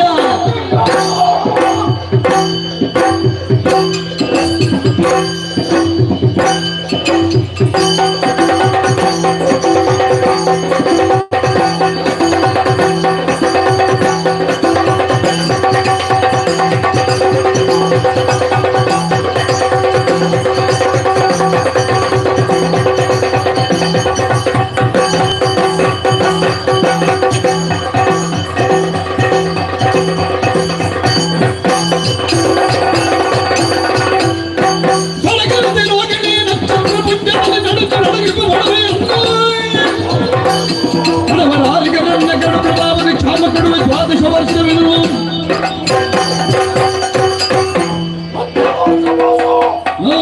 ಮರ್ತ್ಯವನ್ನು ಕೇಳೋಗಿ ಕಾಣುವ ಹಾಗೆ ಅದನ್ನು ಕರ್ಮಲೋಕ ಅಂತ ಕರೆಯುತ್ತಾರೆ. ಅಲ್ಲಿ ಹುಟ್ಟಿದವರೆಲ್ಲ ಬುದ್ಧಿಜೀವಿಗಳು. ಹೋದರು ಅಧಿಕಾರದ ಆಸೆಯಿಂದ ಸುಖದ ಅಪೇಕ್ಷೆಯಿಂದ ಇತರರಿಗೆ ನಾನಾ ರೀತಿಯ ಕಷ್ಟಗಳನ್ನು ಕೊಡುವುದನ್ನು ಕಾಣ್ತಾ ಇದ್ದೇನೆ. ಏನು ಮಾಡೋಣ, ಇವರನ್ನು ಅಂತೆಗೆ ತರುವ ಬಗೆ ಎಂತೂ ಹೇಗೆ ಯೋಚನೆ ಮಾಡಿದೆ. ವೇಗವಾಗಿ ಚಲಿಸುವ ಬಂಡಿಗೆ ಬಿರಿಯೊಂದನ್ನು ತೊಡಿಸ್ತೇವೆ. ಯಾಕೆ? ಅದನ್ನು ನಿಯಂತ್ರಣದಲ್ಲಿಟ್ಟುಕೊಳ್ಳುವುದಕ್ಕೆ. ಅದಲ್ಲದಿದ್ದರೆ ಕಂಡ ಕಡೆಗೆ ಹೋಗಿ ಡಿಕ್ಕಿ ಹೊಡೆಯುವುದಕ್ಕೆ ಸಾಧ್ಯ. ಹಾಗೆ ಮನುಷ್ಯರಿಗೆ ಕಷ್ಟಗಳನ್ನು ಕೊಡಬೇಕು. ಕುಡಿಯುವುದಕ್ಕೆ ನೀರಿಲ್ಲದೆ, ಉಣ್ಣುವುದಕ್ಕೆ ಆಹಾರವಿಲ್ಲದೆ ಜನ ತತ್ತರಿಸುವಂತಾಗಬೇಕು. ದೇವರ ಬಗ್ಗೆ ಭಕ್ತಿ, ಗುರು ಹಿರಿಯರ ಬಗ್ಗೆ ಶ್ರದ್ಧೆ, ಗೌರವ ಉಂಟಾಗಬೇಕು ಅಂತಿದ್ರು ಮನುಷ್ಯರಿಗೆ ಕಷ್ಟ ತಲೆದೋರ್ಬೇಕು. ಅದಕ್ಕಾಗಿ ರೋಹಿಣಿ ನಕ್ಷತ್ರ ಪುಣ್ಯವನ್ನು 12 ವರ್ಷಗಳ ಕಾಲ ನೆಲೆಯಾಗ್ತೇನೆ. ಆ ಕಾರಣದಿಂದ ಭೂಲೋಕದಲ್ಲಿ ಬರಗಾಲ ಉಂಟಾಗ್ತದೆ.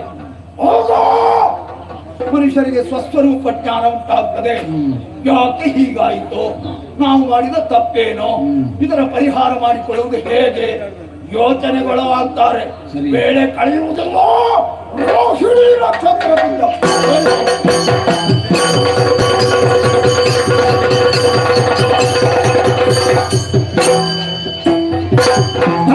ಕೇಸರಿ ದಶರಥನ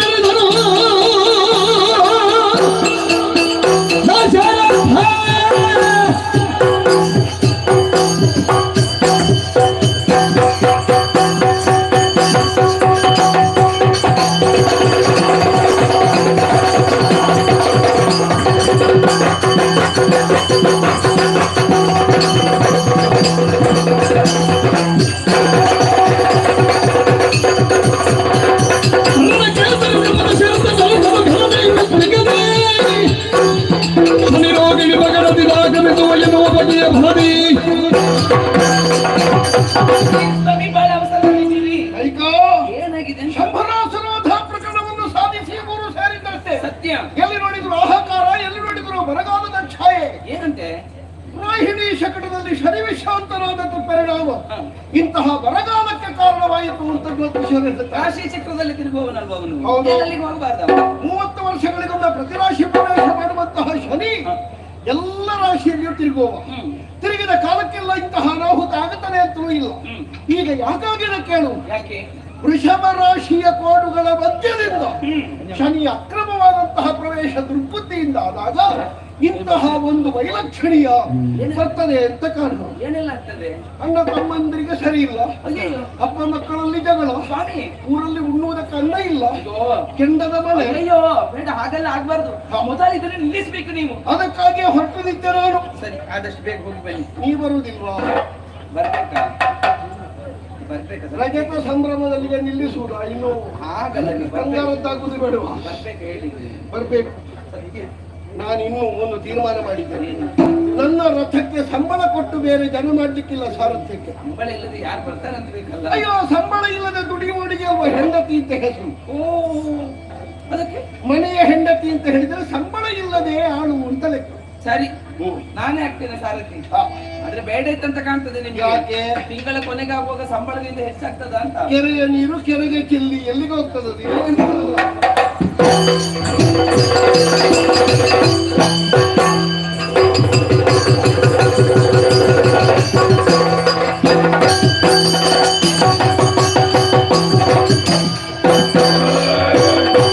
ನಿಲ್ಲು ಭಾಸ್ಕರ ಕುಮಾರ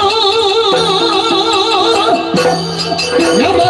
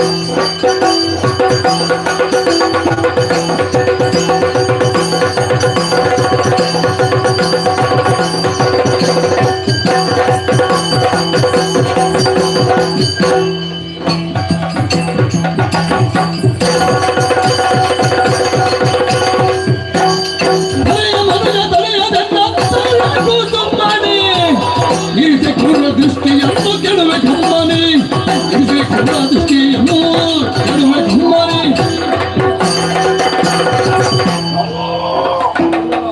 ಭೂಲೋಕದ ದೇವವರ್ಗಕ್ಕೆ ಸೇರಿದ ನನ್ನನ್ನು ಪ್ರಶ್ನಿಸುವುದಕ್ಕೆ ಇಲ್ಲಿಯವರೆಗೆ ಬಂದೇನೋ? ಸರಿ, ಒಬ್ಬಾಕೆ ಹೆಣ್ಣನ್ನು ಕೂಡಿಕೊಂಡು ಬಂದೆ. ಅವಳು ನನ್ನ 3ನೇ ಹೆಂಡತಿ. ಹೌದಾ? ಹೆಂಡತಿಯನ್ನು ಕಂಡ ಕಡೆಗೆಲ್ಲ ಕರೆದುಕೊಂಡು ಹೋಗುವ. ಇದ್ದವರ ಸುಖ ಇಲ್ಲದೆ ಇದ್ದ ನಿನಗೇನು ಗೊತ್ತಾ? ಹೆಂಡತಿ ಇಲ್ಲದೆ ಇದ್ರೆ ನಿನ್ನಿಂದ ಯಾವುದೇ ಒಂದು ಕಾರ್ಯ ನಡೆಯುವುದಿಲ್ಲ ಅಂತ ಕಾಣ್ತದೆ. ಅದೇ ಅರ್ಥ ಇದ್ರೆ ಆಗ್ತದೆ ಅಂತ ಅಲ್ವಾ? ನನ್ನ ಮಕ್ಕಳು ನೀನು ಚೆನ್ನಾಗಿ ತಿಳಿದುಕೊಂಡಂತೆಲ್ಲ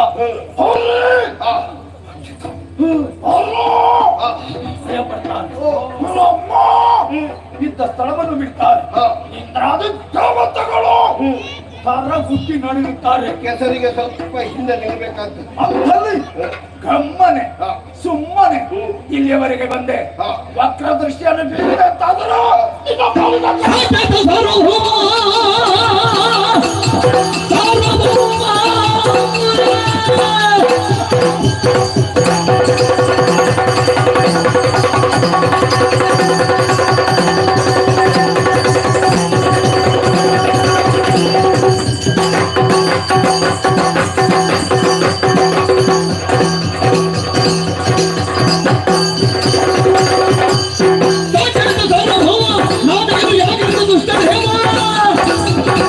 ಸಾಧ್ಯವಾಗದರು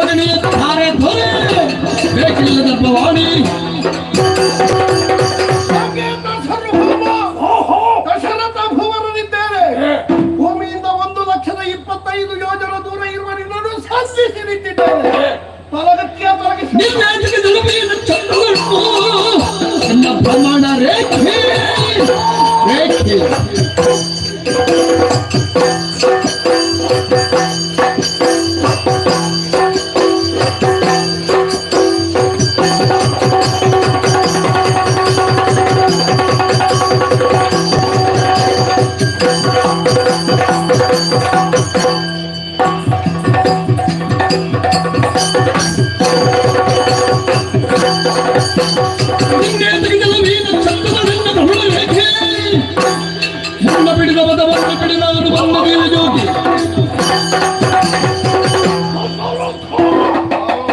ಪ್ರಕೃತಿಗೆ ವಿರುದ್ಧವಾಗಿ ಯಾವುದೇ ಒಂದು ಕಾರ್ಯವನ್ನು ಮಾಡಿದ್ರೆ ಬದುಕಿ ಉಳಿಯುವುದಕ್ಕುಂಟೇನಾ? ಇಲ್ಲ. ಪ್ರವಾಹದ ಮುಂದೆ ಈಜುವುದಕ್ಕೆ ಮನ ಮಾಡಿದರೆ ಏನಾದೀತಾ? ಗೊತ್ತಿಲ್ಲದೆ ಇದ್ರೆ ಮುಳುಗುತ್ತಾರೆ. ತಲೆ ಗಟ್ಟಿ ಇದೆ ಅಂತ ಬಂಡೆಗೆ ಹೊಡೆದುಕೊಂಡ್ರೆ, ಗಟ್ಟಿ ಇಲ್ಲದೆ ಇದ್ರೆ ಪುಡಿ ಆಗ್ತದೆ. ಬೆಂಕಿಗೆ ಕೈ ಹಾಕಿದ್ರೆ ಸುಟ್ಟೋದೇನು? ನನ್ನ ಪ್ರಮಾಣದಲ್ಲಿ ಸಾಕ್ತಾ ಇದ್ದೇನೆ. ಇಲ್ಲಿ ನೆಲೆಯಾಗಬೇಕು ಅಂತ ಮನಸ್ಸಾಯಿತು. ಆ ಕಾರಣದಿಂದ ಭೂಲೋಕದಲ್ಲಿ ಕ್ಷಾಮ ಕಳೆದೋರಿರಬಹುದು. ಅದಕ್ಕೆ ನಾನು ಹೊಣೆಗಾರನಲ್ಲ. ಶನಿಯಾದಂತಹ ನಾನು ಪ್ರಾಣಹಾರಕನಲ್ಲ, ನನ್ನ ಮುನಿಸಿದ ಒಳಗಾದರೆ ದೇಹದಲ್ಲಿ ಅಂಗಾಂಗದ ಯಾವುದಾದ್ರೂ ಒಂದು ಊನ ಉಂಟಾಗಬಹುದು, ಅದರ ಬೇರೆ ಬೇರೆ ಚರ್ಮ ವ್ಯಾಧಿ ಉಂಟಾಗಬಹುದು. ಆದ ಕಾರಣ ಹೇಳ್ತೇನೆ, ನನ್ನ ತಂಟೆಗೆ ಬಂದ್ರ ನಿನ್ನ ಶಿರ ಹೋಗಿ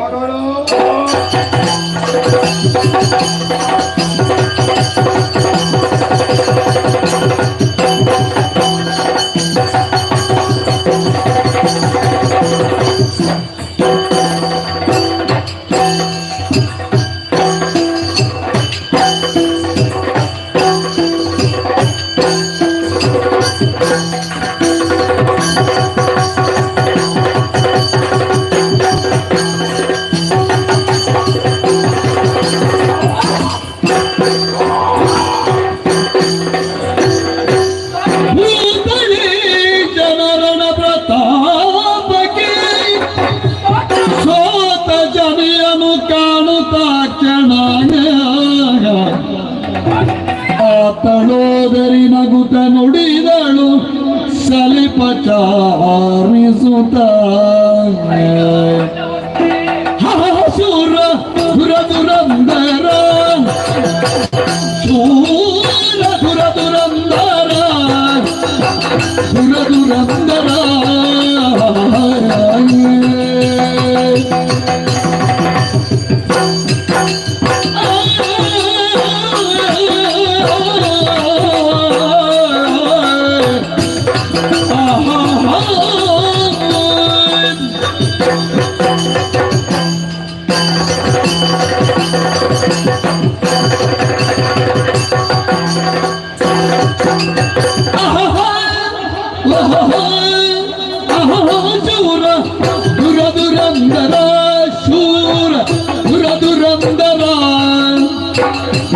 ದುರಂದರ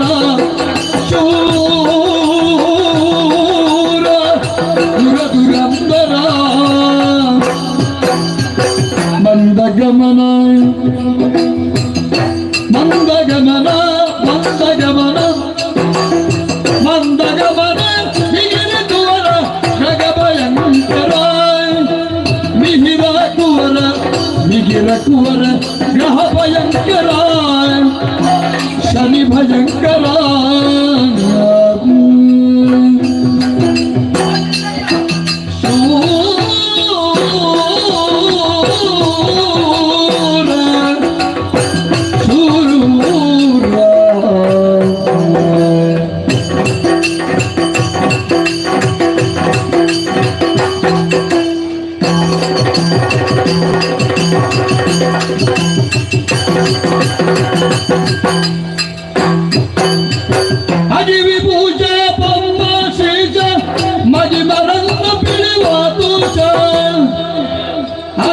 ವಿಭೂಷಣ ಹರಿ ವಿಭೂಷ ಬೊಮ್ಮ ಬೊಮ್ಮ ಶ್ರೀಶ ಹರಿ ವಿಭೂಷ ಬೊಮ್ಮ ಶ್ರೀಶ ಮಗನರನ್ನು ಬಿಡುವ ಮಗಿಪನೊಡನೆ ಬೆಟ್ಟ ಸಾಗಸ ಎನ್ನ ಮಗಿಪನೊಡನೆ ಬೆಟ್ಟ ಸಾಗಸ ಕದನ ಬಿಟ್ಟು ಕದನ ಕದನ ಬಿಟ್ಟು ಕದನ ಬಿಟ್ಟು ಕದನ ಬಿಟ್ಟು ಮಗಿಲದಿಯುದ ಏರು ವಾಯತ ಏರು ವಾಯತ ಏರು ವಾಯತ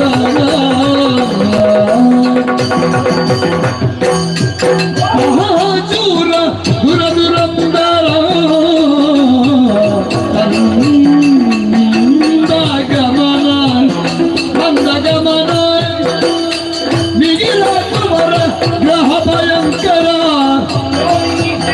ಶನಿ ಭಯಂಕರ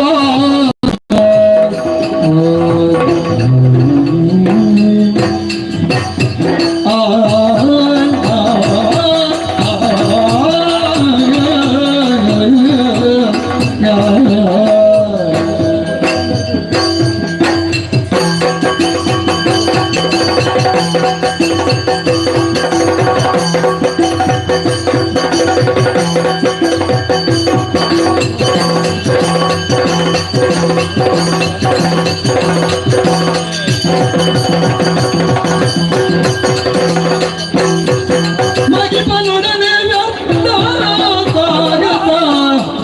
ಕದನ ಬಿಟ್ಟು ಒಗಿಲದಿದ ಏರು ವಾಯಸ ಏರು ವಾಯಸ ಏರು ಏರು ಏರು ವಾಯಸ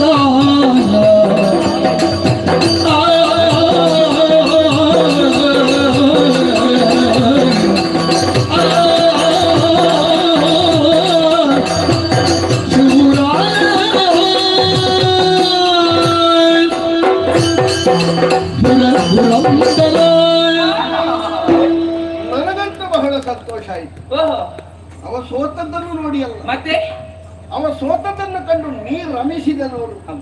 ಮನೆಯವರನ್ನು ಏನಾದ್ರೂ ಕಾರ್ಯಕ್ರಮಕ್ಕೆ ಕರ್ಕೊಂಡು ಬರುವುದು ಯಾಕೆ ಒಂದಷ್ಟು ಸಮಾಧಾನ ಹೊಂದಲಿ.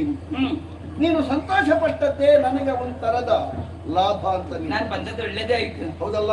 ಶನಿರಾಯ ಸಾಮಾನ್ಯದವನವನು, ಅಲ್ಲಪ್ಪ, ವೀರರಲ್ಲಿ ವೀರ, ಧೀರರಲ್ಲಿ ಧೀರ, ಶೂರರಲ್ಲಿ ಶೂರ, ರಣಗಂಭೀರ.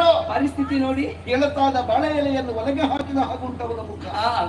ಗೆದ್ದು ಬೀಗಿದಂತ ಇವನ ಮುಖವನ್ನು ಕಂಡವರ ಅನೇಕರಿರಬಹುದು. ಶನಿ ಮಹಾತ್ಮೆಯ ಬಗ್ಗೆ ಬಹಳ ಮಂದಿಗಳಿಗೆ ಗೊತ್ತಿದೆ. ಸ್ವತಂತ್ರ ಮುಖವನ್ನು ಕಂಡಂತ ಭಾಗ್ಯವಂತೆ ನಾನು ಮಾತ್ರ ಸ್ವಾಮಿ. ಆದಷ್ಟ ನಿನಗೆ ಮಾತ್ರ. ಸ್ವಾಮಿ ನನಗೊಮ್ಮೆ ಸರಿಯಾಗಿ ನೋಡ್ಬೇಕು ದೂರದಿಂದ.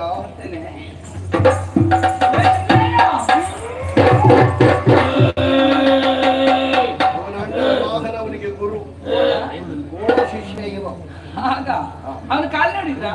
ಎರಡು ಕಾಲು ಸಮ ಇಲ್ಲ, ಸಮಯ ಇಲ್ಲ, ಹೆಚ್ಚು ಕಡಿಮೆ ಉಂಟು. ಏನ್ ಹೆಚ್ಚು ಕಡಿಮೆ? ತುಂಬಾ ಹೆಚ್ಚು ಕಡಿಮೆ ಉಂಟು. ಮಂದ ಗಮನ. ಹೌದು, ಮಂದ ಸ್ವಾಮಿ ಗಮನ. ಹೇಗೆ? ಅವನು ನಡೀದೆ ಗೊತ್ತಾ, ಈಶನಿಗೆ ಹೋಗುದೇ ಗೊತ್ತಾ?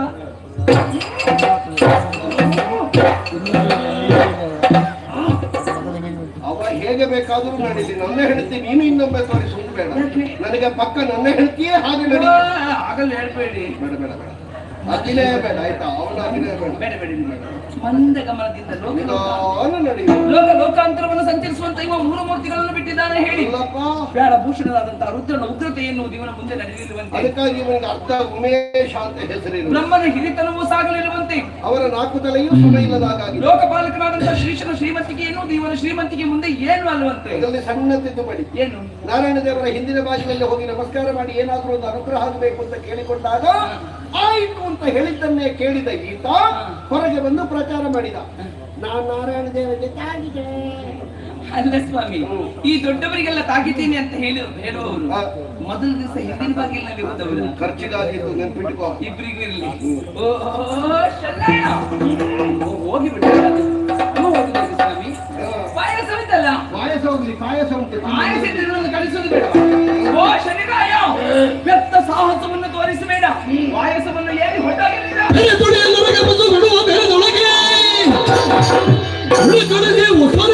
ಛಾಯಾಸುತ್ತೆ ಹೀಗೆ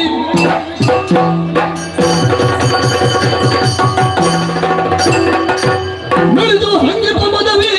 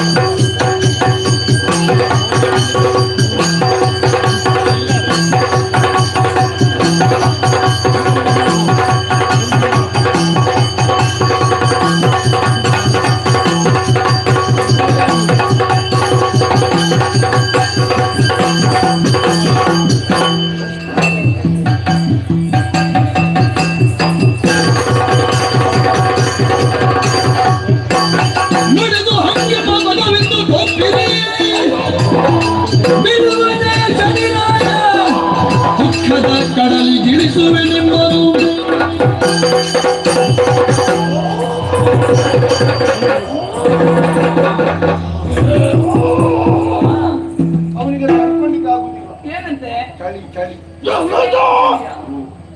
ದಿಟ್ಟ ಹೆಣ್ಣೆ ದೊಡ್ಡವಳ ಅಣಕಿಸ್ತ್ಯಾ ನಿಂದಿಸ್ತ್ಯಾ ಅಪಹಾಸ್ಯ ಮಾಡ್ತ್ಯಾ ನಗಿತ್ಯಾ ಇದೇನು ದಾರಿಯಲ್ಲಿ ಮಲಗಿರುವ ದೊಡ್ಡ ಸರ್ಪದ ಹೊಡೆಯ ಕುಳಿದ ಸಿಟ್ಟಿಗೆ ಬೀಸಿದ ಹಾಗೆ ನಿನ್ನ ಗಂಡನಿಂದ ಸೋತ ನಾನು ನೆಲವನ್ನು ನೋಡುತ್ತಿರುವಂತಹ ಸಂದರ್ಭದಲ್ಲಿ ಅಪಹಾಸ್ಯ ಮಾಡ್ತಾ ಇದ್ಯಾ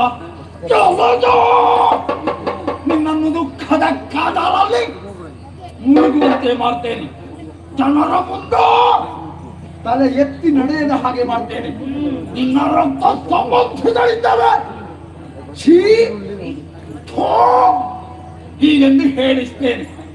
ಸಂಜಾತದ ಸಾಮ್ರಾಜ್ಞಿ ಎನ್ನುವ ಮಾತು ಅದನ್ನು ಹದಗೊಳಿಸ್ತೇನೆ, ಅದನ್ನು ಹುಸಿಗೊಳಿಸ್ತೇನೆ. ಅಷ್ಟು ಮಾಡದೇ ಇದ್ದರೂ ನಾನು ಸೂರ್ಯ ಸುತನಲ್ಲ, ನಾನು ಶನೇಶ್ವರನಲ್ಲ, ನೆನಪಿಟ್ಟುಕೋ.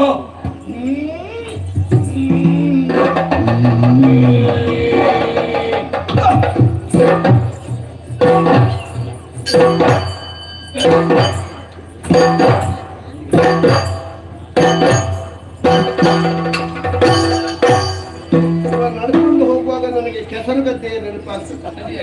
ಅಲ್ಲಿವಾಗ ಒಂದು ಕಾಲಿಟ್ಟು ಒಂದು ಕಾಲೆತ್ತು, ಒಂದು ಕಾಲಿಟ್ಟು ಒಂದು ಕಾಲೆತ್ತು. ಅಲ್ಲ ಅವನ ಕಣ್ಣು ನೋಡಿದ್ರ ದೊಡ್ಡ ಅಡಿಕೆ ಎಷ್ಟು ದೊಡ್ಡದುಂಟು, ಹೊರಡಿಸುವಾಗ ಹೊರಗೆ ಬರ್ತದ ಅಂತ ಎಣಿಸಿದ್ದು ನಾನು. ಅದಕ್ಕೆ ಹೇಳುದೇ ಏನು ಶನಿ ದೃಷ್ಟಿ ಅಂತ. ಹೌದಪ್ಪ ಸ್ವಾಮಿ, ಇವ ಹೀಗೆ ಹೋದ್ರೆ ಇವ ಮುಟ್ಟಬೇಕಾದಂತ ಸ್ಥಳಕ್ಕೆ ಮುಟ್ಟುವುದೆಷ್ಟೊತ್ತಿಗೆ? 9 ಗ್ರಹರಲ್ಲಿ ಅತ್ಯಂತ ನಿಧಾನವಾಗಿ ಹೋಗುವ ಅಂತ ಹೇಳಿದ್ರೆ ಇವ. ಹಾಗಾದ್ರೆ ರಾಶಿಯಿಂದ ರಾಶಿಗೆ ಬೇಗ ಹೋಗುವ ಯಾರು? ಚಂದ್ರ. ಚಂದ್ರ 2.25 ದಿನ ಸಾಕಾಗ್ತದೆ ಚಂದ್ರನಿಗೆ. ಸೂರ್ಯನಿಗೆ, ಬುಧನಿಗೆ, ಶುಕ್ರನಿಗೆ 1 ತಿಂಗಳಾದರೆ ಕುಜನಿಗೆ 37 ದಿನ. ಅಪಸವ್ಯವಾಗಿ ಸುತ್ತಬಹುದಾದಂತಹ ರಾಹುಕೇತುಗಳಿಗೆ 1.5 ವರ್ಷ. ಗುರುಗಳಾದ ಆಚಾರ್ಯ ಬೃಹಸ್ಪತಿಗಳಿಗೆ ಮಾತ್ರ 1 ವರ್ಷ. ಇವ 1 ರಾಶಿಯಲ್ಲಿ 2.5 ವರ್ಷ, 12 ರಾಶಿಯಲ್ಲಿ 30 ವರ್ಷ ಇವನಿಗೆ. ನಿಧಾನ ಸುತ್ತು ಮತ್ತೆಂತದ್ದು ಸ್ವಾಮಿ, ಎಷ್ಟೇ ನಿಧಾನ ಸುತ್ತು ಬರ್ಲಿ ಬಂದಂತ ಸುತ್ತು ಬಹಳ ಚಂದ ಅಲ್ವಾ? ಕತ್ತು ಇವರಿಗೆ ಮಾರಿ ಹೋಗುತ್ತೆ. 2 ಸುತ್ತು 3 ಗುದ್ದೆಲ್ಲ ಉಂಟಲ್ಲ, ಯಾವಾಗಲೂ ಉಂಟು ಇವಾಗ. ಹೌದು. ಸರಿ, ಬೇರೆ ಎಲ್ಲಾದ್ರೂ ಹೋಗ್ಲಿಕ್ಕೆ ಉಂಟಾ? ಸುತ್ತುದೇ ಅವರು ಮನೆಗೆ ಹೋಗುವ.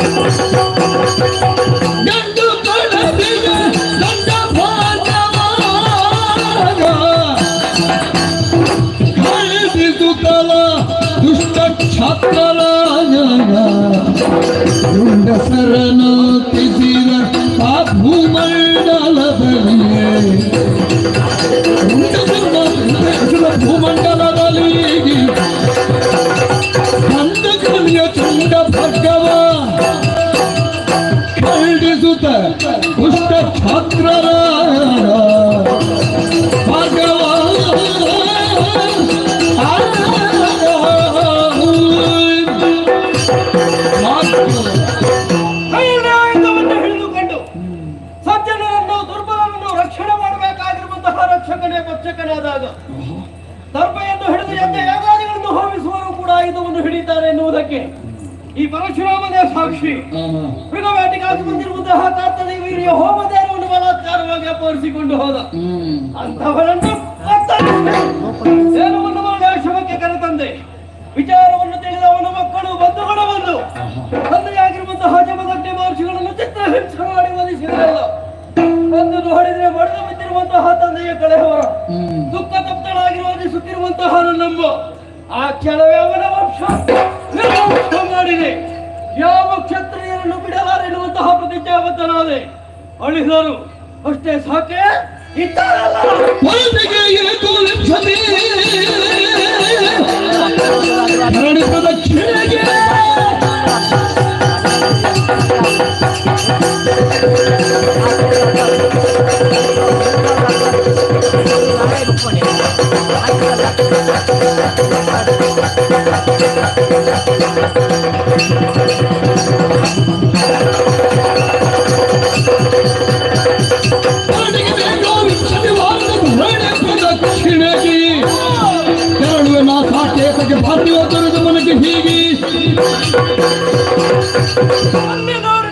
ಧರ್ಮಿಗಳಾಗಿರುವಂತಹ ಕ್ಷತ್ರಿಯರೇ ತುಂಬಿ ಹೋಗಿದ್ದಾರೆ. ಮತಾಂತರಾಗಿರುವಂತಹ ಅವರನ್ನು ಬೇಕಾಗಿ ಮರವನ್ನೇ ಸೀಳುವಂತಹ ಕೊಡಲಿಯನ್ನು ಆಯುಧವನ್ನಾಗಿ ಉಪಯೋಗಿಸಿಕೊಂಡೆ ನಿಷ್ಕರುಣಿಗಳನ್ನು ನಿರ್ಭಾವಗಳನ್ನು ಕತ್ತರಿಸುವುದಕ್ಕಾಗಿ ಏಕೋವಿಂಶತಿ 21 ಬಾರಿ ಭೂಪ್ರದಕ್ಷಿಣೆ ಮಾಡುವ ಪ್ರತಿಜ್ಞಾಬದ್ಧನಾದೆ. ಈ ದಿನಾದವರ ರುಂಡ ಶಂಡಾರಿದ್ದಾನೆ ಇದ್ದಾನಂತೆ ಸೂರ್ಯವಂಶೀಯ ಚಕ್ರವರ್ತಿ ದಶರಥ. ಅವನ ವಧೆಗೆ ಅಯೋಧ್ಯೆಯ ಕಡೆ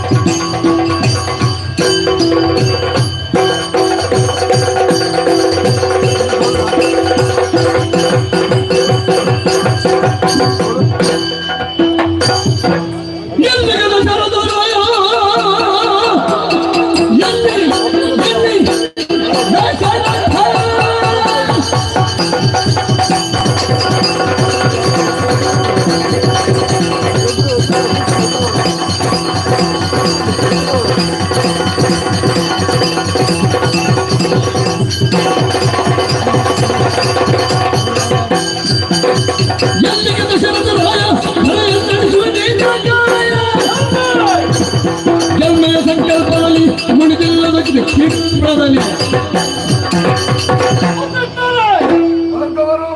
ಸೂರ್ಯವಂಶದ ಕುಲಗುರುಗಳು ನೀವು. ಚಕ್ರವರ್ತಿ ಮನೆತನಕ್ಕೆ ಗುರುಗಳು.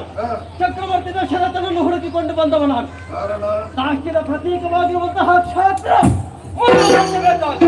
ಎಲ್ಲಿದ್ದಾರೆ ದಶರಥ? ಧರಣಿಯ ಪಾರ್ಥಿವ ಕುಲವೆಂಬ ಫಣಿಕೂಟ ವಿಗಗೆ ಸೈರಿಸಿಯ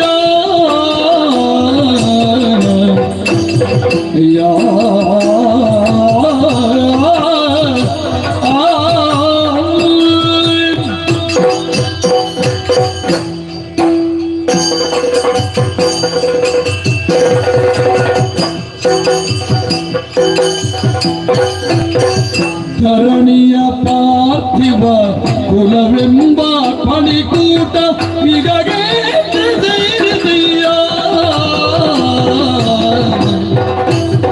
ಪುರದೀಶ ದಶರಥ ಲಗ್ನ ಕಂಕಣಧಾರಿ. ಪುರದೀಶ ದಶರಥ ಲಗ್ನ ಕಂಕಣಧಾರಿ. ದುರಸಾಧ್ಯವೆಂದು ಪೀಳಯ್ಯ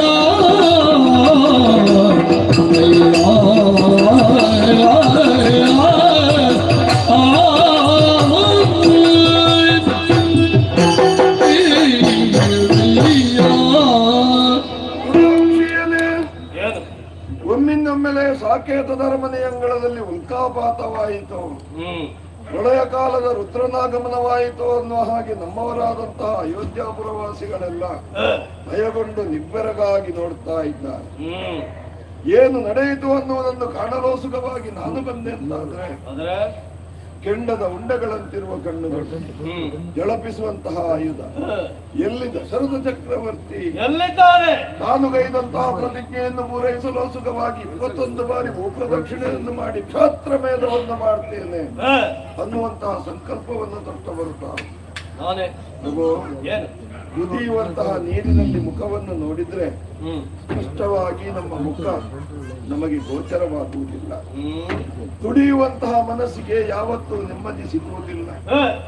ತಾವು ಪ್ರತಿಜ್ಞೆಯನ್ನು ಮಾಡುವಂತಹ ಕಾಲದಲ್ಲಿ ಕೆಲವೊಂದು ವ್ಯಕ್ತಿಗಳಿಗೆ ಜೀವದಾನ ಮಾಡ್ತೇನೆ ಅನ್ನುವುದನ್ನು ತಾವೇ ಅಂದವರು ಯಾಕೆ ಮರೆತು ಹೋದ್ರಿ? ಯಜ್ಞ ಕಾರ್ಯಕ್ಕಾಗಿ ದೀಕ್ಷಾಬದ್ಧನಾಗಿ ಯಾರು ಕುಳಿತಿರುತ್ತಾನೋ ಅಂತವರನ್ನು ನಾನು ಕೊಳ್ಳುವುದಿಲ್ಲ. ವಿವಾಹ ಸಂಸ್ಕಾರಕ್ಕಾಗಿ ಯಾರು ಕಂಕಣಬದ್ಧರಾಗಿರುತ್ತಾರೋ ಅಂತವರನ್ನೂ ಕೊಳ್ಳುವುದಿಲ್ಲ. ಇನ್ನೂ ಕೆಲವೊಂದು ವ್ಯಕ್ತಿಗಳಿಗೆ ನೀವು ಜೀವದಾನವನ್ನು ಮಾಡಿದವರು. ನಿಮ್ಮ ಆಗಮನ ಪ್ರಥಮವೇನೂ ಅಲ್ಲ. ಅಯೋಧ್ಯೆಗೆ ಸಾವಿರಾರು ವರ್ಷಗಳ ಹಿಂದೆ ನಿಮ್ಮ ಆಗಮನವಾಗಿತ್ತು. ಮೂಲಕನೆನ್ನುವಂತಹ ರಾಜನೋರ್ವ ಇದನ್ನು ಆಳುತ್ತಾ ಇದ್ದ. ತಮ್ಮ ಆಗಮನದ ವಾರ್ತೆಯನ್ನು ಕೇಳಿದಂತಹ ಆತ ಭಯಗೊಂಡು ರಾಣಿವಾಸವನ್ನು ಸೇರಿ ಮಡದಿಯರ ಸೀರೆಯ ಸೆರಗಿನಲ್ಲಿ ಮುಖವನ್ನು ಹುದುಗಿಸಿಕೊಂಡು ಪ್ರಾಣವನ್ನು ಉಳಿಸಿಕೊಂಡ. ನೀವು ಅವನಿಗೆ ಜೀವದಾನವನ್ನು ಮಾಡಿದ್ರಿ. ನಾರೀ ಕವಚ ಅಂತ ಅವನಿಗೆ ಹೆಸರಾಯಿತು. ಪ್ರಭು, ಸದ್ಯದ ಸ್ಥಿತಿಯಲ್ಲೂ ಹಾಗೆ ಇಲ್ಲಿ ಯುದ್ಧ ಆಗುವ ಲಕ್ಷಣ ಇಲ್ಲ. ದಶರಥ ಚಕ್ರವರ್ತಿಯ ಸ್ಥಿತಿ ಹೇಗುಂಟು ಗೊತ್ತಾ? ವಿವಾಹ ಸಂಸ್ಕಾರಕ್ಕಾಗಿ ಕಂಕಣಬದ್ಧನಾಗಿ ಕುಳಿತಿದ್ದಾನೆ. ಮದುಮಗನಲ್ಲಿ ಯುದ್ಧ ಮಾಡ್ತೀರ. ತಪ್ಪಿಸಿಕೊಂಡ ಯಾಗದಲ್ಲಿ ದೀಕ್ಷಾಬದ್ಧರಾದವರನ್ನು, ಕಲ್ಯಾಣ ಕಾರ್ಯದಲ್ಲಿ ಕಂಕಣಬದ್ಧರಾದವರನ್ನು ಯಾವ ಕಾಲಕ್ಕೂ ಕೊಲ್ಲುವುದಿಲ್ಲ. ನಾನೇ ಆಡಿರುವಂತಹ ಪ್ರತಿಜ್ಞೆ. ಕಂಕಣ ಕಟ್ಟಿದ್ದಾನಲ್ವ, ಕಂಕಣ ಬಿಚ್ಚುವಾಗ ನೋಡಿಕೊಳ್ಳುತ್ತೇನೆ. ಏನು ಆತ್ಮೀಯತೆಯಿಂದ ತಮ್ಮಲ್ಲೊಂದು ಮಾತನ್ನು ಕೇಳಲೇ? ದಿನಾಲು ಬರುವವರಲ್ಲ ನೀವು. ಯಾವಾಗ್ಲೂ ಬರಬೇಕು ಅಂತ ಹೇಳೋದ? ಸಾವಿರಾರು ವರ್ಷಗಳ ಹಿಂದೊಮ್ಮೆ ಬಂದದ್ದು. ಅಪರೂಪಕ್ಕೆ ಅತಿಥಿಯಾಗಿ ಬರುವವರು. ದಶರಥ ಚಕ್ರವರ್ತಿಗೆ ಸಂತಾನ ಭಾಗ್ಯವಿಲ್ಲ ಅಂತ ಅಲ್ಲ, ಪುತ್ರ ಸಂತಾನವಿಲ್ಲದೆ ಹಪಹಪಿಸುತ್ತಾ ವೃದ್ಧನಾಗಿದ್ದ. ತಾವು ಅನುಗ್ರಹಕಾರಕರು. ನಿಮ್ಮ ಅನುಗ್ರಹದಿಂದ ಅವನಿಗೊಂದು ಗಂಡು ಮಗು ಆಗುವ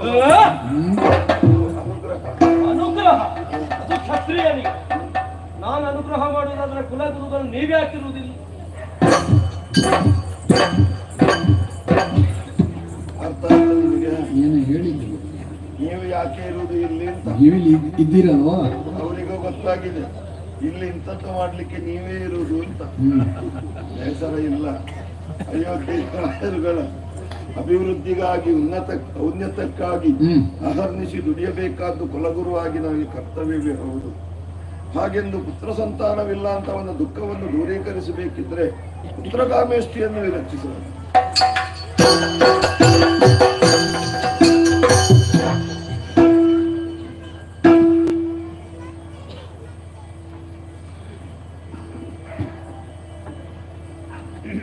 ಆತ್ಮೀಯ ಕಲಾಭಿಮಾನಿಗಳೇ, ರಸವತ್ತಾಗಿ ಯಕ್ಷಗಾನ ಮುಂದುವರಿಯುತ್ತಿರುವಾಗ ಎಡೆಯಲ್ಲಿ ಬಂದು ರಸಭಂಗ ಉಂಟು ಮಾಡಿದ್ದಕ್ಕಾಗಿ ತಮ್ಮೆಲ್ಲರ ಕ್ಷಮೆಯನ್ನು ಯಾಚಿಸುತ್ತೇನೆ. ಈ ಪ್ರದೇಶದಲ್ಲಿ ಯಕ್ಷಗಾನ ಪ್ರದರ್ಶನವನ್ನು ಆಡಿಸಬೇಕು ಎನ್ನುವುದಾಗಿ ಸ್ಥಳೀಯರು ಇಚ್ಛೆ ವ್ಯಕ್ತಪಡಿಸಿದಾಗ ಇಂದಿನ ದಿನವನ್ನು ಒದಗಿಸಿಕೊಟ್ಟು ಅತ್ಯುತ್ತಮ ರೀತಿಯಲ್ಲಿ ಉತ್ಕೃಷ್ಟ ಸ್ಥಿತಿಯಲ್ಲಿ ಯಕ್ಷಗಾನವನ್ನು ಪ್ರದರ್ಶನ ಮಾಡಿದಂತಹ ಹನುಮಗಿರಿ ಮೇಳದ ಯಜಮಾನರಿಗೂ ಹನುಮಗಿರಿ ಮೇಳದ ಸಕಲ ಕಲಾವಿದರಿಗೂ ತುಂಬು ಹೃದಯದ ಕೃತಜ್ಞತೆಗಳನ್ನು ಸಮರ್ಪಿಸುತ್ತೇನೆ. ಯಕ್ಷಗಾನ ಬಯಲಾಟವನ್ನು ಆಡಿಸಬೇಕಾದ್ರೆ ಸ್ಥಳದ ಅಗತ್ಯ ಇದೆ. ಈ ಸ್ಥಳವನ್ನು ಅದಕ್ಕಾಗಿ ಒದಗಿಸಿಕೊಟ್ಟಂತಹ ಶಂಕರ ಶೆಟ್ಟಿ ಮತ್ತು ಕುಟುಂಬದವರಿಗೆ ಹೃತ್ಪೂರ್ವಕವಾದ ಕೃತಜ್ಞತೆಗಳನ್ನು ಸಮರ್ಪಿಸುತ್ತೇನೆ. ಅದೇ ರೀತಿಯಲ್ಲಿ ಇವತ್ತು ನೆರೆದಂತಹ ಎಲ್ಲ ಕಲಾಭಿಮಾನಿ ಬಂಧುಗಳಿಗೆ ತನ್ನ ಮಕ್ಕಳ ವಿವಾಹ ಸಂಭ್ರಮದ ಸಂತಸದ ಪ್ರಯುಕ್ತ ಎಲ್ಲರಿಗೂ ಕೂಡ ಭೋಜನದ ವ್ಯವಸ್ಥೆಯನ್ನು ಮಾಡಿದಂತಹ ಕೆ.ಸಿ. ಗೋಪಾಲ ಮತ್ತು ಮನೆಯವರಿಗೆ ಎಲ್ಲರ ಪರವಾಗಿ ನಾನು ತುಂಬು ಹೃದಯದ ಕೃತಜ್ಞತೆಗಳನ್ನು ಸಮರ್ಪಿಸುತ್ತೇನೆ. ಅದೇ ರೀತಿಯಲ್ಲಿ ಮೇಳದ ಕಲಾವಿದರಿಗೆ ವಸತಿ ಸೌಕರ್ಯವನ್ನು ಒದಗಿಸಿಕೊಟ್ಟಂತಹ ಮಹಾದೇವ ಭಜನಾ ಸಂಘ ಕಳತ್ತೂರು ಮತ್ತು ಅದರ ಪದಾಧಿಕಾರಿಗಳಿಗೆ, ಸದಸ್ಯರಿಗೆ ಹೃತ್ಪೂರ್ವಕವಾದಂತಹ ಕೃತಜ್ಞತೆಗಳನ್ನು ಸಮರ್ಪಿಸುತ್ತೇನೆ. ಮತ್ತೊಮ್ಮೆ ಮಗದೊಮ್ಮೆ ರಸಭಂಗ ಉಂಟು ಮಾಡಿದ್ದಕ್ಕಾಗಿ ಕ್ಷಮೆಯನ್ನು ಯಾಚಿಸುತ್ತಾ ಯಕ್ಷಗಾನವನ್ನು ಮುಂದುವರಿಸುವುದಕ್ಕೆ ತಮ್ಮೆಲ್ಲರ ಅನುಮತಿಯನ್ನು ಕೇಳಿಕೊಂಡು ಯಕ್ಷಗಾನ ಗೆಲ್ಗೆ, ಯಕ್ಷಗಾನ ತಾಳ್ಗೆ ವಂದನೆ.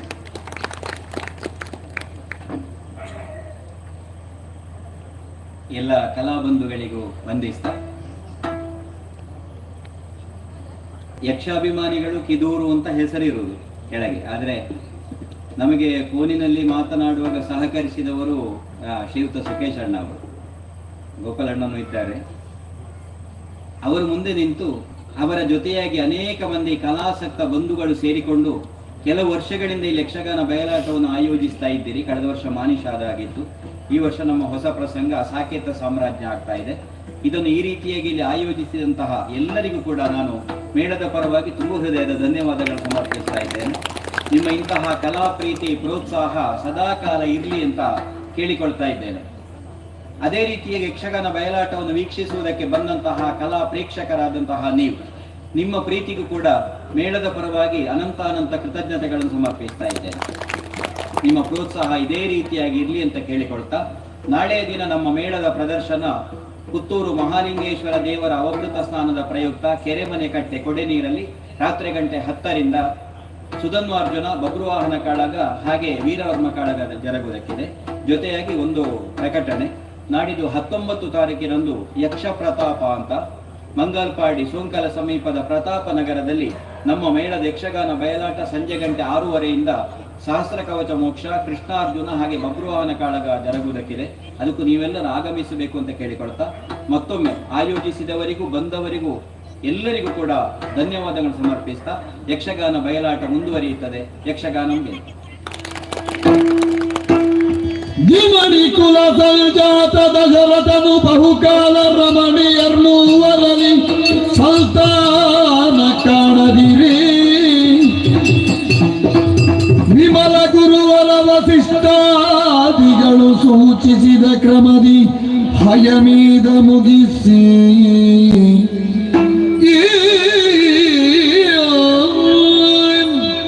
ಚಕ್ರವರ್ತಿ ದಶರಥ ಋಷ್ಯಶೃಂಗ ಮಹಾನುಭಾವ, ಪುತ್ರ ಸಂತಾನವಿಲ್ಲದಂತಹ ನೀನು ಸತ್ಪುತ್ರರನ್ನು ಪಡೆಯಬೇಕೆಂಬ ನಿನ್ನ ಮನೋವಾಂಚೆಯಂತೆ ಗುರು ವಸಿಷ್ಠರ ನಿರ್ದೇಶನದ ಪ್ರಕಾರ ಅಶ್ವಮೇಧದ ಒಂದು ಭಾಗವಂತಹ ಪುತ್ರ ಕಾಮಿಷ್ಠ ಯಾಗವನ್ನು ಕೈಗೊಂಡವರಿದ್ದೇವೆ. ಸರಿ ಸ್ವಾಮಿ, ಇದೀಗ ಪೂರ್ಣಾಹುತಿಯ ಸಮಯ.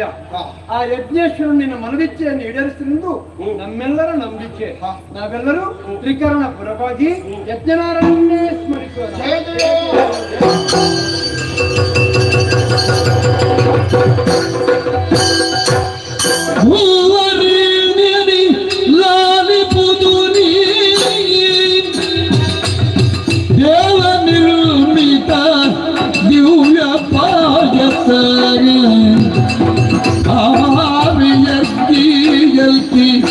ಸಂತತಿ ಪಾವನನು ನಿತ್ಯ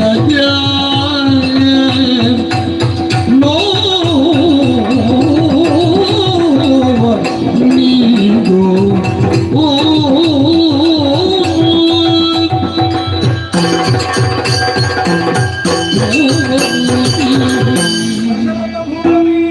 ಪುಣ್ಯ ಪುರುಷನೇ, ಜಗದ ಸೃಷ್ಟಿಯ ಶಕ್ತಿಯದು ನಾನು ಪ್ರಾಜಾಪತ್ಯ ಪುರುಷನಿದ್ದೇನೆ. ವಸಿಷ್ಠ ಪ್ರೇರಣೆಯಿಂದ ಋಷ್ಯಶೃಂಗರ ಮೂಲಕವಾಗಿ ನೀನು ಮಾಡಿದ ಪುತ್ರ ಕಾಮೇಷ್ಟಿಯಾಗ ಪರಿಪೂರ್ಣವಾಗಿ ಸಂಪ್ರೀತರಾದ ದೇವತೆಗಳು ಪಾಯಸ ತುಂಬಿದ ಕುಂಭದೊಂದಿಗೆ ನನ್ನನ್ನಿಲ್ಲಿಗೆ ಕಳುಹಿಕೊಟ್ಟವರಿದ್ದಾರೆ. ಇದಂ ಪಾಯಸಂ ದೇವ ನಿರ್ಮಿತಂ, ಕಾಮಧೇನುವಿನ ಕೊಡಗೆತ್ತಲಿನಿಂದ ಪಾಲ್ಗೆರೆದುಗೈದ ಪಾಯಸವಿದೆ. ಇದನೀಂಟೆ ಮರುಭೂಮಿಯು ಲಘುವನಂತರವತ್ತು. ವಿವೇಕದಿಂದ ನಿನ್ನ ಭಾಮೆಯರಿಗೆ ವಿಭಾಗಿಸಿಕೊಟ್ಟೆಯಾದರೆ ಪುತ್ರೋತ್ಸವವಾಗುವುದು. ಶುಭವಾಗಲಿ, ಸ್ವೀಕರಿಸಯ್ಯ.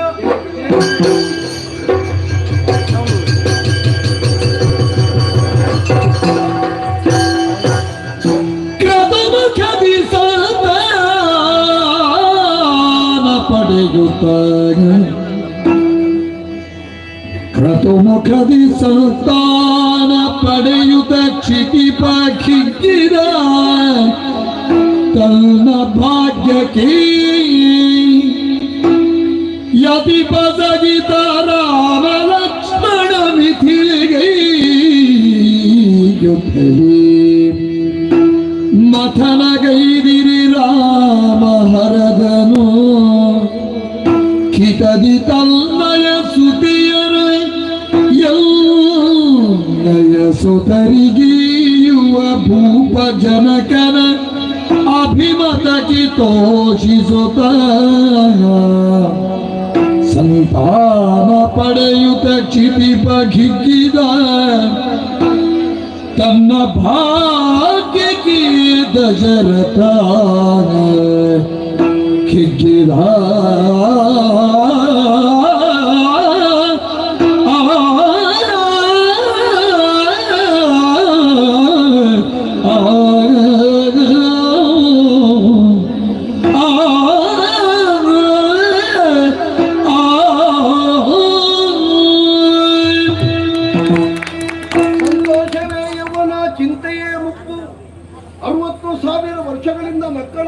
ಹುಟ್ಟಿದಂತಹ ನಾನು ಕುಬ್ಜನಾಗಿ ಹೋಗಿದ್ದೆ. ಆದರೆ ಪುತ್ರಕಾಮೇಷ್ಟಿಯ ಮೂಲಕವಾಗಿ ಸಿಕ್ಕಿದ ಪಾಯಸದ ತತ್ಪರಿಣಾಮವಾಗಿ ಹುಟ್ಟಿದ 4 ಮಕ್ಕಳು ನನಗೆ ಯೌವನವನ್ನು ತಂದೊದಗಿಸಿದಿರಲ್ಲ. ಬಹಳ ಕಾಲದ ಹಿಂದೆ ಪುಣ್ಯ ಪುರುಷರ ಕೈಯಿಂದ ಸಿಕ್ಕಿದಂತಹ ಪಾಯಸವನ್ನು ಸರಿ ಅರ್ಧ ಪಾಲು ಮಾಡಿ ಅರ್ಧವನ್ನು ಕೌಸಲ್ಯಾದೇವಿಗೆ ಕೊಟ್ಟಿದ್ದೆ. ಉಳಿದ ಅರ್ಧವನ್ನು 2 ಪಾಲು ಮಾಡಿ 1 ಪಾಲನ್ನು ಸುಮಿತ್ರಾದೇವಿಗೆ ಕೊಟ್ಟೆ. ಉಳಿದ 4ನೇ 1 ಪಾಲನ್ನು 2 ಪಾಲು ಮಾಡಿ 1 ಪಾಲನ್ನು ಕೈಕಾದೇವಿಗೂ, ಉಳಿದ ಮತ್ತೊಂದು ಪಾಲನ್ನು ಮತ್ತೆ ಸುಮಿತ್ರಾದೇವಿಗೂ ಕೊಟ್ಟೆ. ಕೌಸಲ್ಯಾದೇವಿಯ ಗರ್ಭ ವೈಕುಂಠದಿಂದ ಪುನರಸ್ಸು ನಕ್ಷತ್ರದಲ್ಲಿ ಹುಟ್ಟಿದ ಮಗನಿಗೆ ಗುರುಗಳು ಶ್ರೀರಾಮ ಅಂತ ನಾಮಕರಣ ಮಾಡಿದ್ರು. ಆಮೇಲೆ ಕೈಕಾದೇವಿ ಪುಷ್ಯ ನಕ್ಷತ್ರದಲ್ಲಿ ಹೆತ್ತಳು, ಅವರಿಗೆ ಭರತಕುಮಾರ ಅಂತ ನಾಮಕರಣ ಆಯಿತು. 2 ಸಲ ಪಾಯಸ ತಿನ್ನೋದ್ರಿಂದಲೋ ಏನೋ ಸುಮಿತ್ರಾದೇವಿ ಆಶ್ಲೇಷ ನಕ್ಷತ್ರದಲ್ಲಿ ಅವಳಿ ಮಕ್ಕಳಿಗೆ ಜನ್ಮವನ್ನಿತ್ತಳು. ಒಬ್ಬರಿಗೆ ಲಕ್ಷ್ಮಣ, ಮತ್ತೊಬ್ಬರಿಗೆ ಶತ್ರುಘ್ನ ಅಂತ ನಾಮಕರಣ ಆಯಿತು. ಮಕ್ಕಳಿಗೆ 16 ತುಂಬಲಿಕ್ಕಾಗುವಾಗ ವಿಶ್ವಾಮಿತ್ರರ ಆಗಮನ, ಯಜ್ಞ ಸಂರಕ್ಷಣೆಗಾಗಿ ನಿನ್ನ ಹಿರಿಪುತ್ರನಾದ ಮಗನನ್ನು ಕಳುಹಿಕೊಡುವಂತ ಕೇಳಿದಾಗ ಪುತ್ರ ವ್ಯಾಮೋಹದಿಂದ ಕುರುಡನಾಗಿ ಕಣ್ಣೀರು ಸುರಿಸಿದ್ದೆ ನಾನು. ಗುರುಗಳಾದಂತಹ ವಶಿಷ್ಠರು ಬೆನ್ನು ತಟ್ಟಿ ಹೇಳಿದ್ರು, ನಿನ್ನ ಮಕ್ಕಳ ಅಭ್ಯುದಯವಾಗ್ತದೆ, ಕಳಿಸಿಕೊಡುವಂತ. ದೇಹವನ್ನು ನೆರಳು ಅನುಸರಿಸುವಂತೆ ರಾಮನ ಜೊತೆಯಲ್ಲಿ ಲಕ್ಷ್ಮಣನು ಹೋದ. ಮಿಥಿಲಾ ಪಟ್ಟಣದಲ್ಲಿ ಸೀತಾ ಸ್ವಯಂವರಕ್ಕಾಗಿರಿಸಿದಂತಹ ಶಿವಧನುಸ್ಸನ್ನು ರಾಮ ಹೆದೆಯೇರಿಸುವ ಸಂದರ್ಭದ ಮುರಿಯಿತಂತೆ. ಸೀತಾರಾಮರ ಕಲ್ಯಾಣ ಅಂತ ನಿಶ್ಚಯಿಸಿದಂತಹ ಶ್ರೀರಧ್ವಜ ಜನಕ ತನ್ನ ಔರಸ ಪುತ್ರಿಯಾದಂತಹ ಊರ್ಮಿಳೆಯನ್ನು ಲಕ್ಷ್ಮಣನಿಗೆ ಕೊಡ್ತೇನೆ ಅಂತ ನಿಶ್ಚಯ ಮಾಡಿದ್ದೇ ತಡ ಅವರ ತಮ್ಮನಾದ ಕುಶಧ್ವಜ ಜನಕ ಹೇಳ್ತಾನೆ, ನನ್ನ ಮಕ್ಕಳಾದ ಬಾಂಧವಿ ಶ್ರುತಕೀರ್ತಿಯರನ್ನು ಭರತ ಶತ್ರುಘ್ನರಿಗೆ ಕೊಡ್ತೇನೆ ಅಂತ. ಒಂದೇ ಮನೆಯಿಂದ 4 ಮಂದಿ ಭಾಗ್ಯದ ಸೊಸೆಯಂದರು ಮನೆ ತುಂಬುತ್ತಾರೆ ಅಂತಾದ್ರೆ ಇದಕ್ಕಿಂತ ದೊಡ್ಡ ಭಾಗ್ಯ ಬೇಕೇ? ಎಲ್ಲರೂ ಬನ್ನಿ ದಿಬ್ಬಣ ಸಮೇತರಾಗಿ ಮಿಥಿಲಾ ಪಟ್ಟಣಕ್ಕೆ ಸಾಗೋಣ.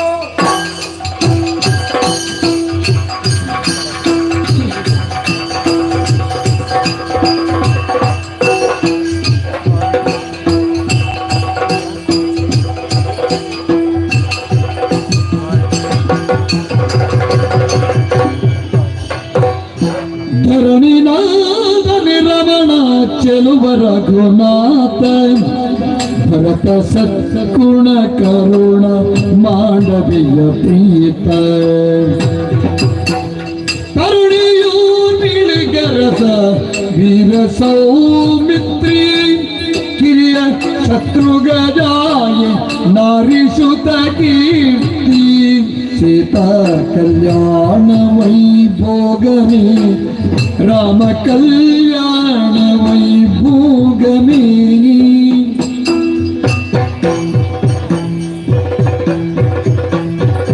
ಹೃದಯ ಹೃದಯ ಸಂಗಮ ಮಧುರ ಭಾವ ಸಂಭ್ರಮ ಉದಯಾಸ್ತಮಾನ ದೆಸೆಗೆ ವಧುವರ ವದನ ಅಲ್ತರ್ಪಟ ತೆರೆಯಿತು ಅಲ್ತರ್ಪುಟ ತೆರೆಯಿತು ಮಾತ್ರಾಚ್ಯುತಿ ಸತಿಪತಿಗೆ ಸಂತಸ ಸುದಿನ ಶತಮಾನೋ ಭವತಿ ಶುಭಂ ಶ್ರುತಿವಚನಾತ್ಮತಿಸುದ ಇತಿಮಾನೋ ಪುಣ್ಯ ಫಲಂ ಅತಿಶಯದ ಭಾಗ್ಯ ಸದ ಶ್ರೀರಸ್ತು ಶುಭಮಸ್ತು ಅಭಿವಾದನ ಅನುರಣನ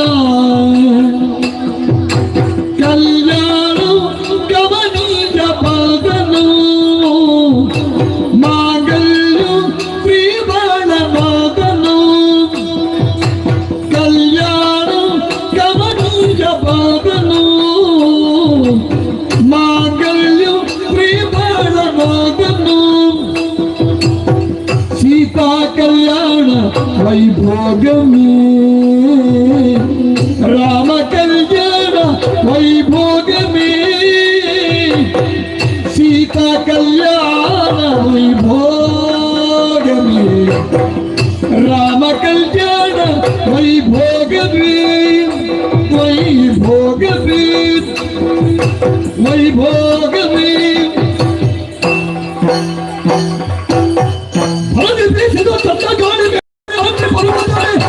ಹರಿಯಲ್ಲಿ ಜಲಸಿ ಬಂದಂತೆ ಮನುಷ್ಯನ ಭಾಗ್ಯವ ಐತಂದ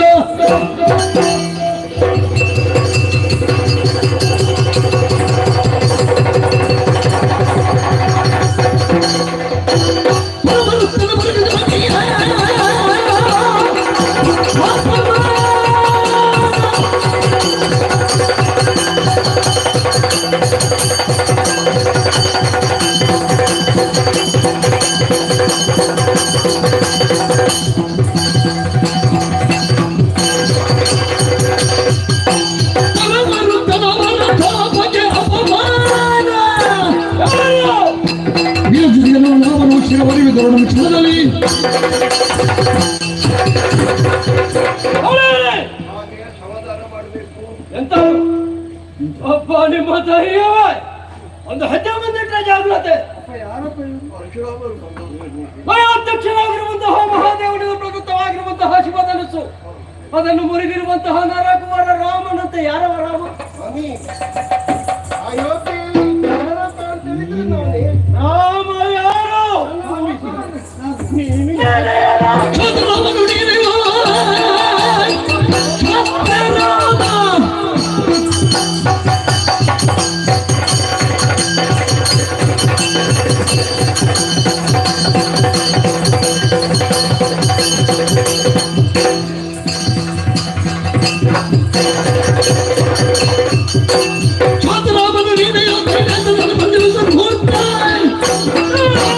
ನಮ್ಮ ನೀರಿನ ಸ್ವಾರ್ಥ ವೇಳ ಸೂತ್ರ ಬೇಡ ಮಗು, ಕರೀತಾ ಇದ್ದಾರಪ್ಪ. ಅವರ ಕೋಪ ನಿನಗೆ ಗೊತ್ತಿಲ್ಲ. ಕೋಪ ಅವರ ಅಪ್ಪನಿಗೂ ಹಾಗೆ ಆ ಕೋಪ. ಯಮದಗ್ನಿ ಮಹರ್ಷಿಗಳಿಗೆ ಅವರು ಬಿಟ್ಟಿದಾರಲ್ಲಪ್ಪ ಕೋಪ. ನಂತರ ಇವರು ತೆಕ್ಕೊಂಡಿದ್ದಾರೆ ಅದನ್ನು. ನೀನೇನೋ ರಾಮ? ಹೌದು ಸ್ವಾಮಿ. ಒಬ್ಬ ರಾಮ ನಾನಿರುತ್ತಾ ನೀನೆಂತದ ರಾಮ? ಇರಬಾರ್ದು ಅಂತಲ್ಲ. ಈಗ ನಿಮಗೂ ನನಗೂ ಮೊದಲು ದೇವರಿಗೆ ರಾಮ ಅಂತ ಹೆಸರಿಲ್ವ? ಶಿವನಾರಾಯಣನಿಗೆ ಕ್ಷತ್ರಿಯ ರಾಮ. ಹೌದು. ಕ್ಷತ್ರಿಯ ರಾಮನು ಅಲ್ಲ ಕ್ಷತ್ರಿಯ ಧಮನು.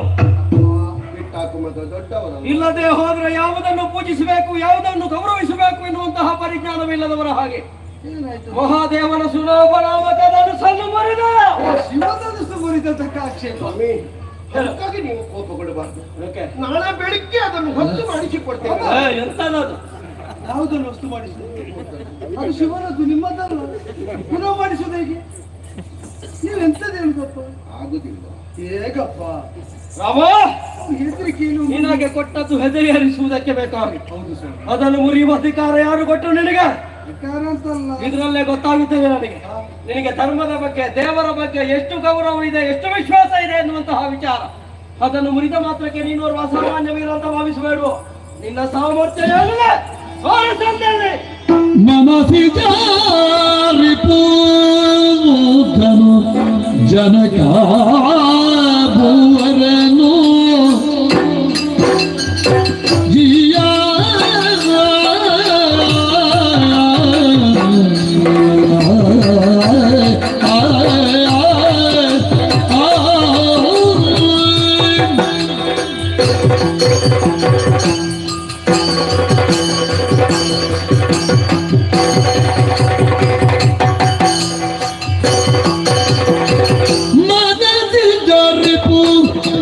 ಜನಕ ಭೂವರನು ಪಣಕಿಡಿ ಮುನಿ ಮಾತ ಕೇಳಿಲಾನದನು ನಾನು ಪಣಕಿಡಿ ಮುನಿ ಮಾತ ಕೇಳಿನೋ ನದನು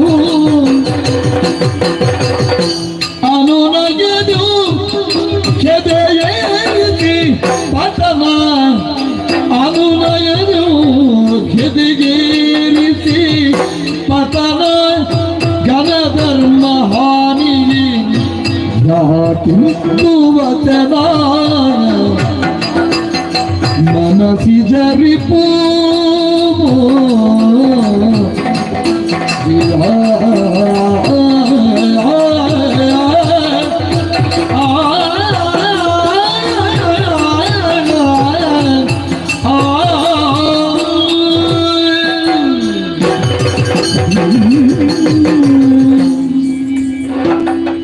ಎಂತದ್ದು ಬಿಟ್ಟು ಆಗೊಮ್ಮೆ ಮಾಡಿದ್ರಲ್ಲಪ್ಪ. ದೊಡ್ಡವರನ್ನು ಇರಲಿ. ನೀವು ಹೆಸರಬೇಡಿಯಪ್ಪ. ಅವರೊಂದು ಪ್ರಶ್ನೆ ಕೇಳಿದ್ದಷ್ಟೇ ಅಲ್ವೋ? ಉತ್ತರ ಹೇಳಿದ್ರೆ ಸಮಾಧಾನ ಆಗ್ತದೆ. ನೀವು ಹೇಳ್ತೀರಾ? ಇವತ್ತು ನೀನು ಸ್ವಾಮಿ, ಏನು ಭೃಗುವಂಶೀಯರ ಕುರಿತಾಗಿ ಗೌರವಾದರಗಳನ್ನು ಹೊಂದಿದ ನಾವು ಋಷಿ ಜನರ ಕುರಿತಾಗಿಯೋ ದೇವವರ್ಗದ ಕುರಿತಾಗಿಯೋ ಅಗೌರವವನ್ನು ಯಾವತ್ತೂ ಹೊಂದಿದವರು. ಮತ್ತೇನು? ವಿಶ್ವಾಮಿತ್ರರ ಮಾತು ಕೇಳಿ ಯಜ್ಞ ಸಂರಕ್ಷಣಾರ್ಥವಾಗಿಯೋ ಹೊರಟವರು. ಮಾರೀಚರನ್ನು ಸುಬಾಹುವನ್ನು ನಿಗ್ರಹಿಸಿ ತಾಟಕಾವಧಿಯನ್ನು ಸಾಧಿಸಿ. ಹೌದು ಸ್ವಾಮಿ, ಸಾವಿರಾರು ಆನೆಗಳ ಬಲವನ್ನು ಹೊಂದಿದ್ದ ತಾಟಕಿಯಂತಹ ದುಷ್ಟೆಯನ್ನು ಕೊಂದು ಕಳೆದ ಮೇಲೆ ಗೌತಮ ಸಂಕಲ್ಪದಂತೆ ಅಹಲ್ಯೋದ್ಧಾರವು ಆದ ಬಳಿಕ ಜನಕರ ಹೇಳಿಕೆಯನ್ನು ಮಾನಿಸಿ ಗುರುಗಳು ಹೊರಟಾಗ ನಾನು ತಮ್ಮನ ಜೊತೆ ಹೊರಟದ್ದು. ಅಲ್ಲಿ ಹೋದಾಗ 8 ಗಾಲಿಗಳುಳ್ಳಂತಹ ವಿಶಿಷ್ಟವಾದ ಪೆಟ್ಟಿಗೆಯಲ್ಲಿ 5,000 ಮಂದಿ ತಳ್ಳಿಕೊಂಡು ಬಂದರು ಈ ಧನುಸ್ಸನ್ನು.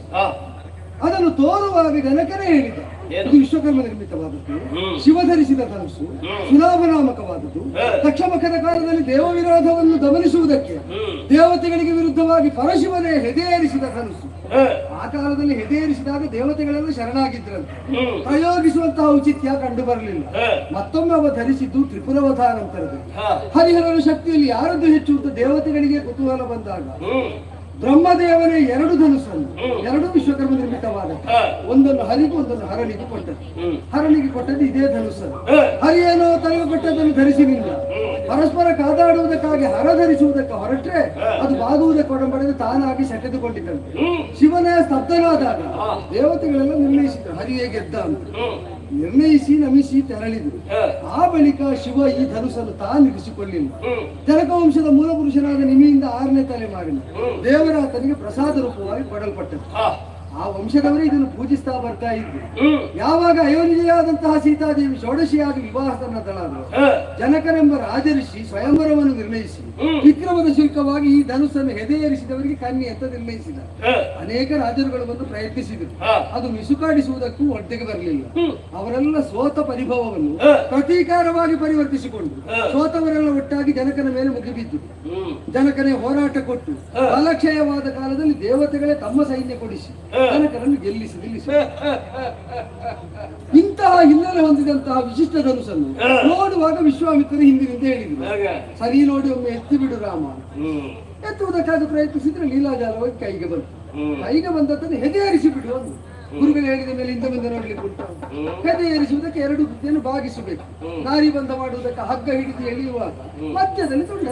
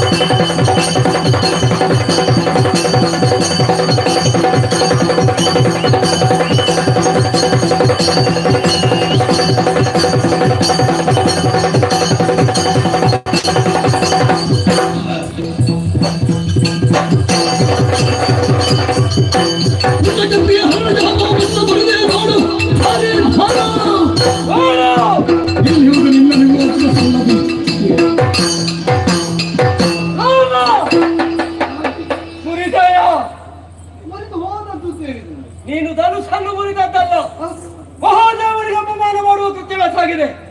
ಮಹಾದೇವನಿಗೆ ನಾನು ಮಹಾದೇವನಿಗೆ ಹಾಗೆ ಅಪಚಾರ ಮಾಡಿದ್ದೆ ಹೌದಾ? ಒಂದು ಮದುವೆ ಆಗಬಾರ್ದು. ನಿಮಗೆಲ್ಲ ಹೆಣ್ಣು ಸಿಗುತ್ತದೆ ಅಂತ ಆದ್ರೆ ದೇವರ ಬಿಲ್ಲನ್ನು ಮುರಿಯುವುದಕ್ಕಾಗುತ್ತದೆ. ಸ್ವಾಮಿ 4 ಮದುವೆ ಒಟ್ಟಿಗೆ ಆಗಿದ್ರೆ ನೋಡಿ 4 ಮದುವೆಗಳು ಇಲ್ಲೇ ಇದೆ. ಮದುವಾಯ್ತಾ? ಈಗ ದೇವರಿಗೆ ಹೋಗ ಬಂದ್ರೆ ಈಗ ಮದುವೆ ಆಗ್ಲಿಕ್ಕೆ ಉಂಟು. ಬೇಡ, ನೀನು ಮಾಡಿದ ಅಪರಾಧ ಒಂದಲ್ಲ ಎರಡಲ್ಲ ಸಾಲು ಸಾಲು ಹೇಳಬಲ್ಲೆ. ನೀವು ಒಂದರಿಂದ ತೊಡಗಿ ಈಗ ಅನೇಕ ಅಪರಾಧ ಅಂತ ಹೇಳ್ತಾ ಇದ್ದೀರಿ. ಕಾಡಿನಲ್ಲಿ ಸಂಚರಿಸುವಂತಹ ಕಾಲಕ್ಕೆ ತಾಟಕ್ಕೆ ಸಿಕ್ಕಿದ್ಲು. ಹೌದು, ಸ್ತ್ರೀ ಶಿಕ್ಷಾರ್ಹಳೆ ಹೊರತು ಮದಾರ್ಹಳಲ್ಲ. ಅದಲ್ಲ ಹೆಣ್ಣೆನ್ನುವಂತಹ ವಿಚಾರ ಗೊತ್ತಿದ್ರು ಕೂಡ ತಾಟಕಿಯನ್ನು ಯಾಕೆ ಕೊಂದೆ? ರಾಕ್ಷಸ ಅದರಿಂದ ಕೊಂದೆ. ಮಾತಿಗೆ ಮಾತು ನಿನ್ನದು. ಸಾಮಾನ್ಯ ಕ್ಷತ್ರಿಯರನ್ನು ಬಿಟ್ಟವ ನಾನಲ್ಲ, ಗುರುದ್ರೋಹ ಮಾಡಿದ ನಿನ್ನನ್ನು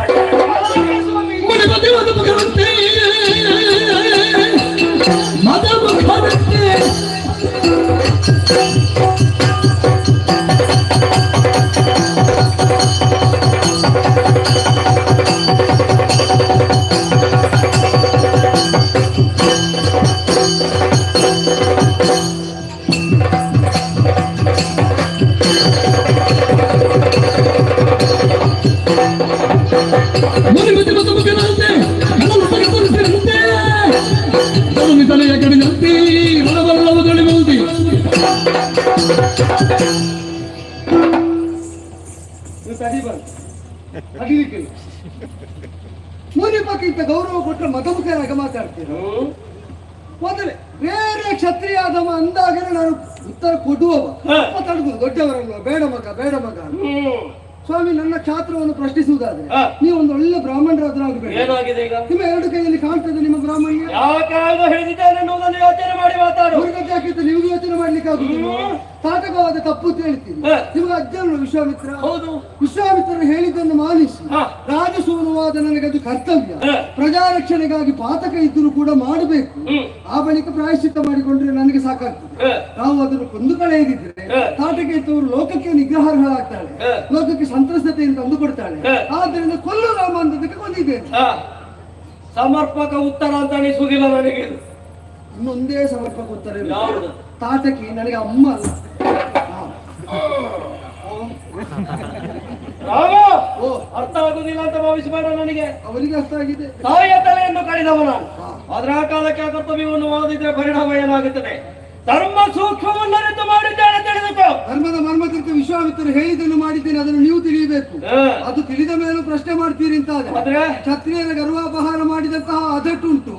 ಆ ಗರ್ವದಿಂದಲೇ ನೀವು ನನ್ನನ್ನು ಪ್ರಶ್ನಿಸಿದ್ದಲ್ವಾ? ಮಾಡಿ ಏನು? ನಿಮ್ಮ ಗರ್ವಾಪಹಾರ ಆದೀತು, ಅದು ಕ್ಷತ್ರಿಯ ಬಾಲನಿಂದ ನೆನಪಿಟ್ಟುಕೊಳ್ಳಿ. ಅಷ್ಟು ಧೈರ್ಯ ನಿನಗೆ? ಇದ್ದದ್ದರಿಂದಲೇ ಆಡಿದ್ದೆ. ಇದಾ ನೋಡು, ಗಂಡು ಕೊಡಲಿಯನ್ನು ಹಿಡಿಯುವಂತಹ ನಾನೇ ಧನುಸ್ಸನ್ನು ತಂದಿದ್ದೇನೆ. ಅದ್ಯಾಕೆ? ಇದು ಸಾಮಾನ್ಯ ಧನುಸ್ಸು ಅಂತ ಭಾವಿಸಬೇಡುವ. ವೈಷ್ಣವ ಧನುಸ್ಸು, ಶ್ರೀಮನ್ನಾರಾಯಣದಿಂದಲೇ ನಮ್ಮ ಹಿರಿಯರಿಗೆ ಬಂದಿರುವಂತಹ ಧನುಸ್ಸು. ನಿನ್ನಲ್ಲಿ ಅಷ್ಟೊಂದು ಸಾಮರ್ಥ್ಯ ಇರುವುದೇ ಹೌದಂತಾದ್ರೆ ಇದನ್ನು ತಯಾರಿಸಿ ತೋರಿಸು. ಇದು ಇಡೀ ಇರುವುದೇ ಅವರಿಗೆ ವೇಷ ಅಂತ. ಅಪ್ಪ, ನಾವು ಎಷ್ಟಿದೆಲ್ಲ ಮುರಿಯುವ ಜಾತಿ, ಅದೊಂದು ಮುರಿದೋಯ್ತು ಅಂತ ಎಲ್ಲ ಮುರಿಯುತ್ತದೆ ಅಂತ. ಎರಡು ಧನಸ್ಸನ್ನು ಇಬ್ಬರಿಗೆ ಕೊಟ್ಟು ಅಂತ ಕಥೆ ಮಾಡಿದ್ರು. ನೋಡು, ಈಗ ಅವರೇ ಒಂದು ಅವಕಾಶ ಕೊಟ್ಟಿದ್ದಾರಲ್ಲ, ಹೆಜ್ಜೆ ಏರಿಸಿದ್ರೆ ಸಾಕು ಅಂತ. ಎತ್ತಲ ಒಂದು ಆಶೀರ್ವಾದ ಮಾಡಿ ರಂಗನಾಥ ಇಲ್ಲಿ ಕೊಡಿ ಸ್ವಾಮಿ. ಹೆಜ್ಜೆ ಏರಿಸಿದ್ರೆ ಸಾಕು, ಅಷ್ಟೇ. ನೋಡೋಣ. ಇದನ್ನು ನೋಡಿಕೊಳ್ಳಿ.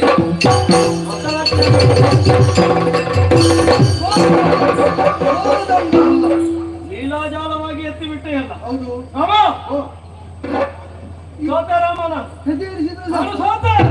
ಸೋತೆ. ಅವರು ಸೋತ್ರಲ್ಲ, ಮುಗೀತಲ್ಲ. ಬಂತವನಿಗೆ ಸ್ವಾಮಿ, ಆದ್ರೆ ಹೂಡಿದ ಮಾರ್ಗವನ್ನು ಹಾಗೆ ಲಕ್ಷ್ಯಭೇದನ ಮಾಡಿದ ಹಿಂದೆಗೆಯುವುದಕ್ಕಾಗುವುದಿಲ್ಲ. ತಪದಿಂದ ಅರ್ಪಿಸಿದ ನಿಮ್ಮ ಪುಣ್ಯಲೋಕ, ಅದಲ್ಲವಾದರೆ ತಮ್ಮ ಇಚ್ಛಾಗಮನದ ಸಾಮರ್ಥ್ಯ ಯಾವುದು ದಂಡ ಇದೆ? ತಪಸ್ಸಿನಲ್ಲಿ ಗಳಿಸಿರುವಂತಹ ಪುಣ್ಯ ಫಲ ಬಾಣಕ್ಕೆ ಧಾರಾಳದಿಂದ ನೋಡು. ಯುಗ ಪುರುಷನು ನೀನು ರಘುರಾಮ ಮೆಚ್ಚಿದೆ, ಅಗಣಿತ ಸತ್ವ ಶೋಧಿಸಿದೆ ಹಗೆಗಾನೆ ಉತ್ತಮ ಕ್ಷತ್ರಿಯರೊಳು ನೀನು, ಮುಂದೆ ಮದುವೆ ನಿನ್ನನು ಹರಸುತ್ತಿಂದೆ ಮೆಚ್ಚಿದೆ. ಯುಗ ಪುರುಷನು ನೀನು ರಘುರಾಮ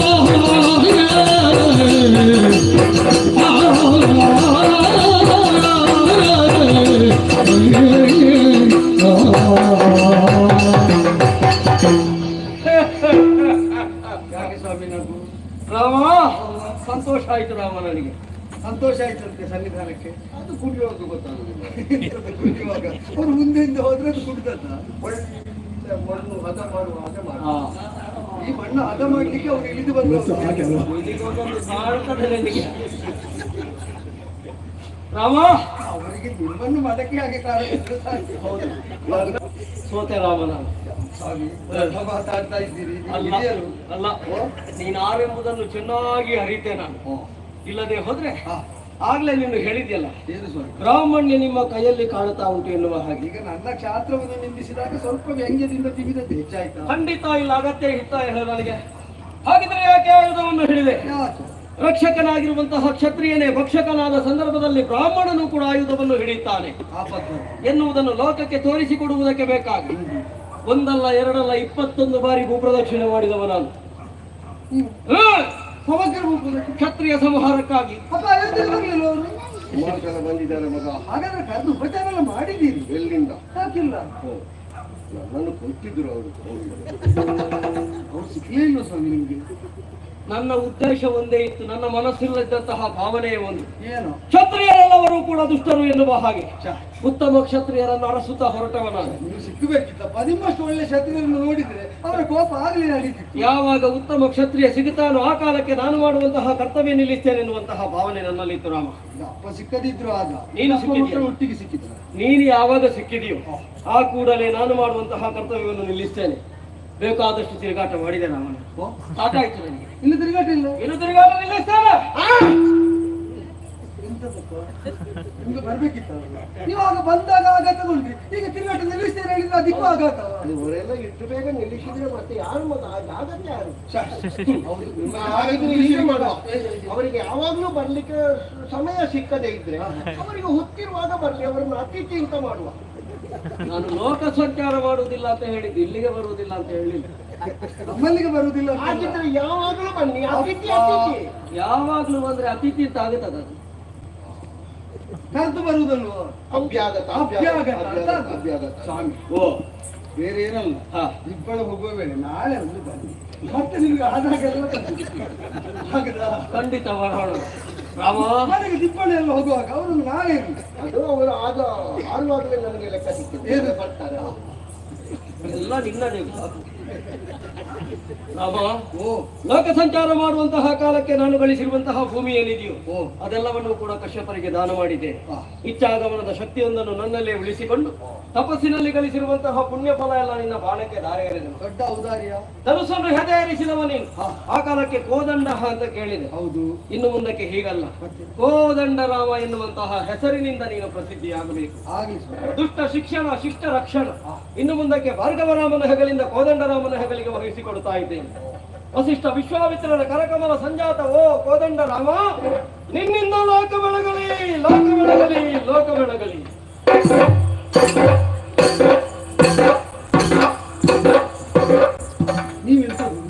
ಹೋಗಿ ಆಯ್ತು. ಆಚೆ ಬದಿಯಿಂದ ಹೋದ್ರೆ ಈಚೆ ಬದಿಯಿಂದ ಬರ್ತಾರೆ. ಕಳೆದ ಸಲ ನೀವು ಬಂದಾಗ ಸಿಕ್ಕದಿದ್ದಕ್ಕೆ ಮತ್ತೆ ಈ ಬದಿಯಿಂದ ಬಂದದ್ದು. ಈ ಸಲ ಸಿಕ್ಕಿ ಅವರೇ ಸಂತೋಷದಿಂದ ಒಂದು ಹೆಸರು ಕೊಟ್ಟು ಹೋಗಿದ್ದಾರೆ. ಹೇಗೆ ಒಳ್ಳೆದುಂಟು? ಕೋದಂಡರಾಮ ಹೇಗುಂಟು ಹೆಸರು? ಹೆಸರು ಒಳ್ಳೆದುಂಟು. ಬರುವ ತಿರುಗಾಟಕ್ಕೆ ನಮ್ಮದು ಅದೇ ಹೆಸರು. ಈಗ ತಿರುಗಾಟಕ್ಕೆ ಹೆಸರು ಇಟ್ಟರೆ ಸಾಕು, ಸಂಚಾಲಕರು ಬೇಡ. ಕೋದಂಡರಾಮ ಕೃಪಾ ಪೋಷಿತ. ಆದ್ರೆ ಸಂಚಾಲಕರಾಗಿ ನೀವೇ ಮುಂದುವರಿಸಬೇಕು. ಬೀಗದ ಕೈ ಹೂವು ಅವರಲ್ಲಿ ಗುರಿಯಾಗಿ ನಾವು ಮುಂದೆ ಹೋಗೋದು.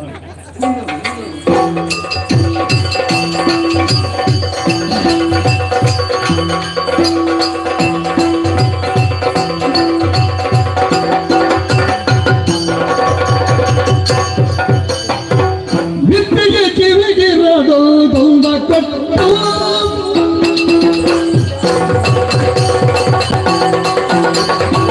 ಬಿತ್ತಿಗೆ ಕಿವಿಗಿರೋದು ದೊಂದ ಕೊಟ್ಟು, ಮತ್ತಲ್ಲಿ ಕೇಳಿದಳು ಹೊಸ ತೋಡು ಗುಟ್ಟು, ಮತ್ತಲ್ಲಿ ಕೇಳಿದಳು ಹೊಸ ತೋಡು ಗುಟ್ಟು, ಕಿವಿಗೊಟ್ಟು ಗುಟ್ಟು ಕಿವಿಗೊಟ್ಟು.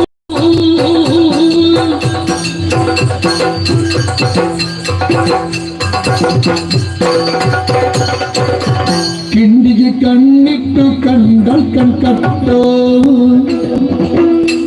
ಕಿಂಡಿಗೆ ಕಣ್ಣಿಟ್ಟು ಕಂಡಲ್ ಕಣ್ಕಟ್ಟು, ಕಿಂಡಲಾದಿಯು ಬಂಧರಾಗನೆ ಧೃತಿಗೆ ಧೃತಿಗೆಟ್ಟು.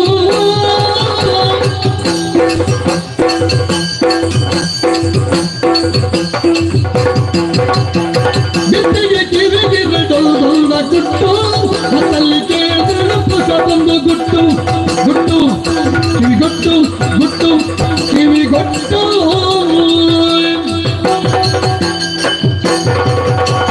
ಗುಟ್ಟು ಕಿವಿಗೊಟ್ಟು.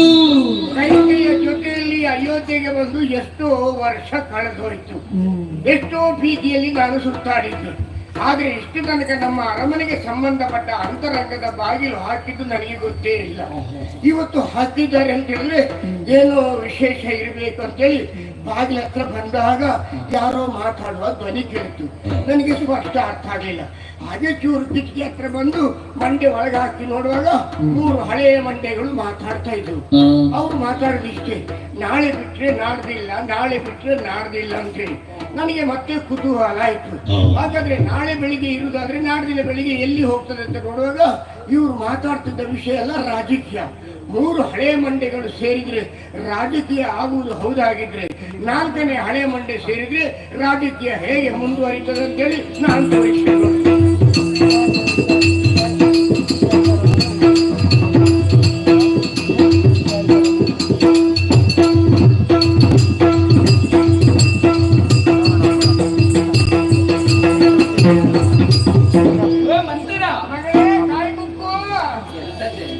ರಾಜೇಂದು ಮುಖಿ ಜಾಡಿ ಹೋಗಿದ ವಾಣಿ ಕೈಯಲ್ಲಿ ಪಾನ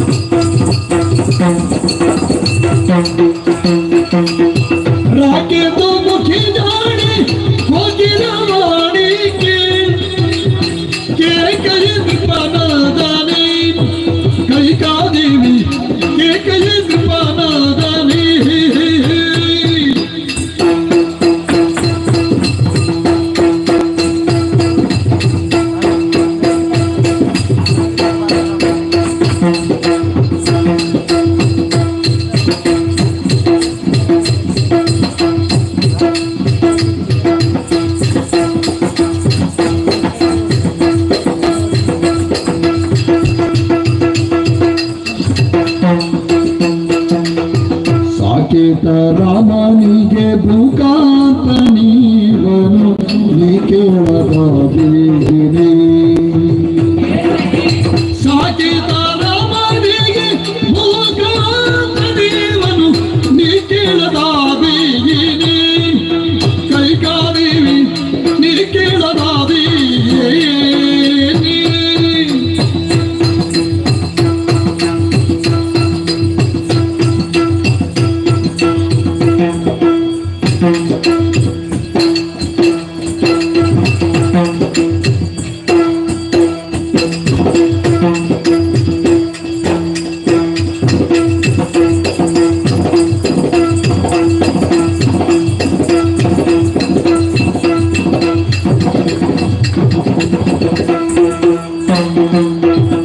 ವ್ಯಾಳವೇಣಿಯೇ ಪಟ್ಟ ನಾಳೆಗೆ ಎಂಬುದ ಕೇಳಿ ಬಂದೇನೋ ಸುಳ್ಳಲ್ಲ ವ್ಯಾಳವೇಣಿಯೇ ಪಟ್ಟ ನಾಳೆಗೆ ಎಂಬುದ ಕೇಳಿ ಬಂದೇನೋ ಸುಳ್ಳಲ್ಲ ಲೋಲ ಸಚಿವ ಮೌರಿ ಪಾಲಗೌತ್ಯದೊಳಿತು ಹೇಳುವರಿತು ಸೊಲ್ಲ ರಾಕೇತು ಮುಗಿಜಾಡಿ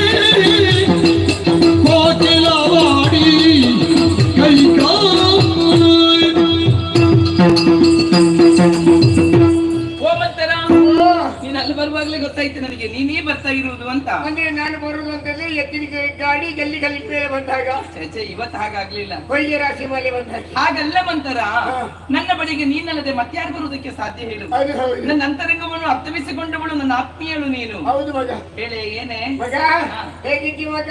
ನನ್ಗೆ ಯಾವುದಕ್ಕೆ ಕೊರತೆ ಇದೆ? ಅಯ್ಯೋ ನಾನ್ ಸಾಕಿದ ಮಗಳು ಒಂದೊಂದು ಕೂಲಿ ಬಿಳಿ ಬಿಳಿ ಆಗ್ತಾ ಬಂದ, ಅದ್ರ ಬುದ್ಧಿ ಬೆಳಿಲಿಲ್ಲ ಅಂತ ನನಗೆ ಬೇಸರ ಆಗ್ತದೆ. ನೀ ಸಾಕಿದ ಮಗಳ ಬುದ್ಧಿ ಬೆಳಿಲಿಲ್ವಾ? ಅದೇ ನನಗೆ ಬೇಸರ ಆಗುದು. ಯಾಕೆ ಅಂತ? ಪ್ರಪಂಚದಲ್ಲಿ ಏನಾಗ್ತದೆ, ಎಷ್ಟೊತ್ತಿಗೆ ಏನ್ ಮಾಡ್ತಾರೆ, ಅದು ಯಾವುದು ನಿನಗೆ ಗೊತ್ತಾಗುದಿಲ್ಲ.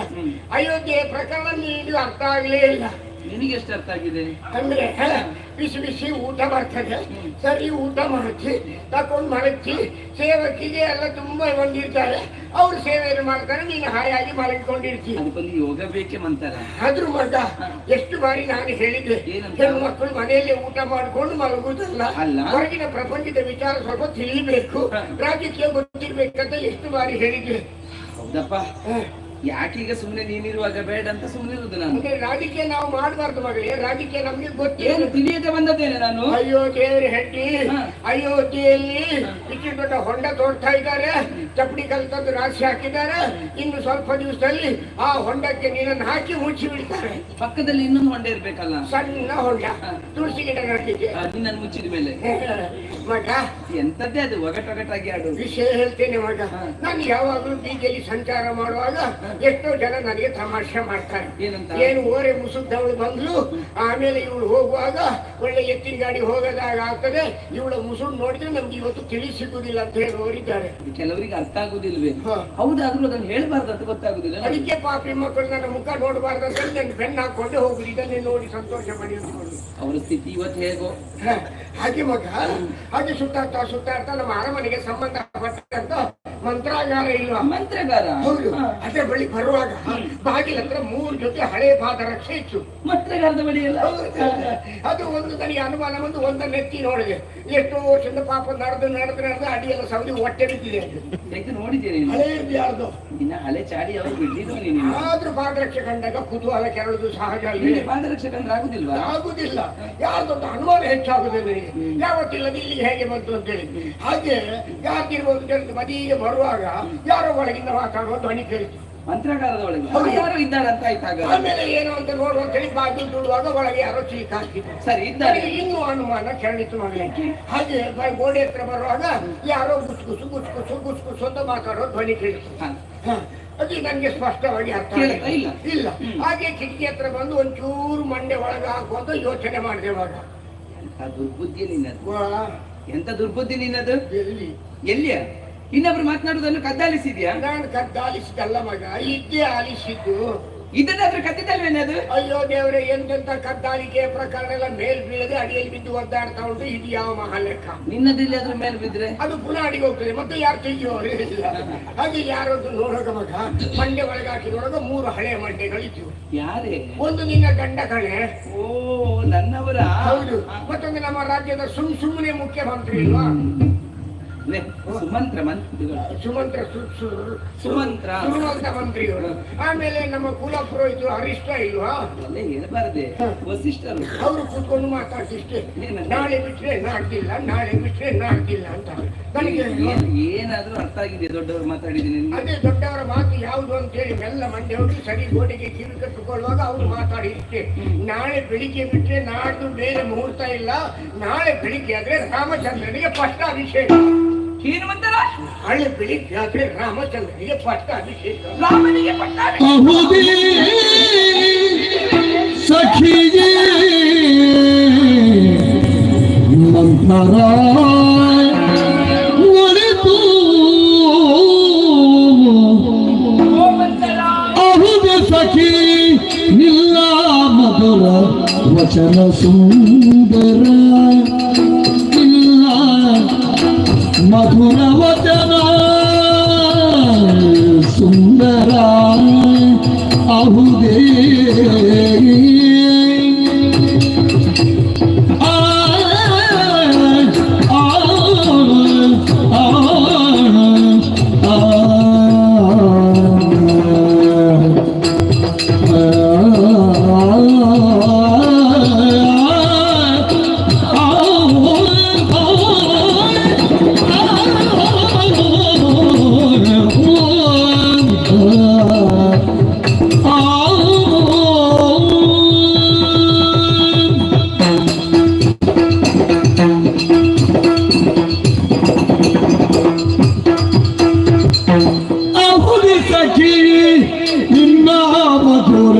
ವಚನ ಸುಂದರ ನಿನ್ನ ವಚನ ಸುಂದರ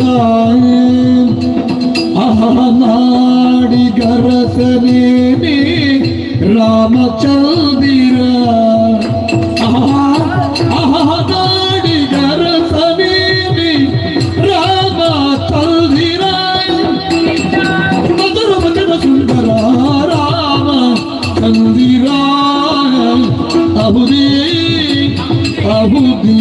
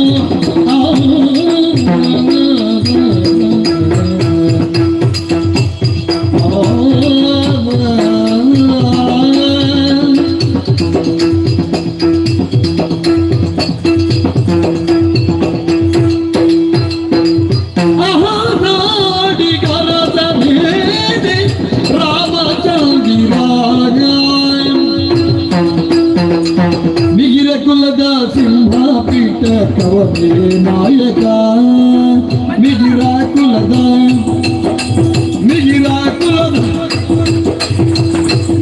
ಕುಲದ ಸಿಂಹ ಪೀಠ ಕವಲೆ ನಾಯಕ ನಮ್ಮ ರಾಮ ನಾಯಕ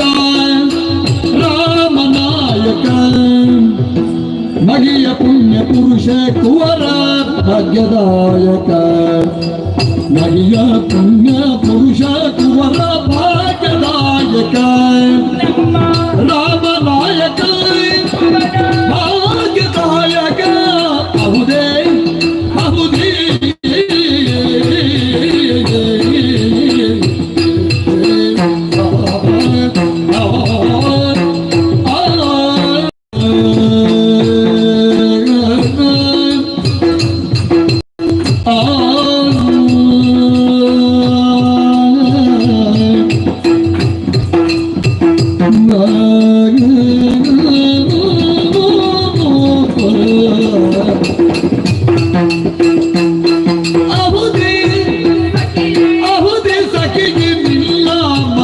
ವಚನ ಸುಂದರ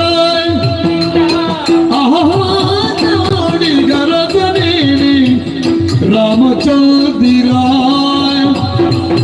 ನಿನ್ನ ಮಧುರ ವಚನ ಸುಂದರ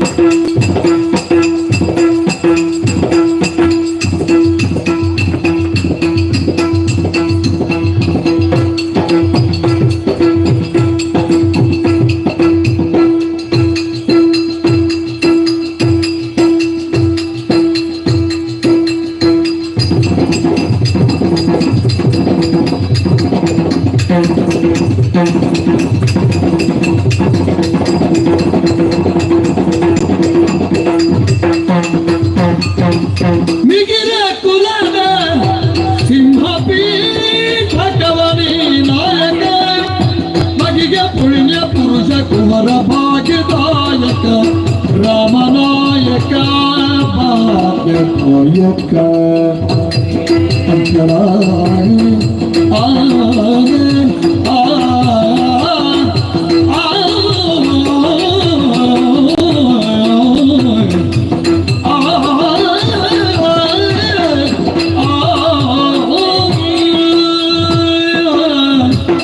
ವಚನ ಸುಂದರ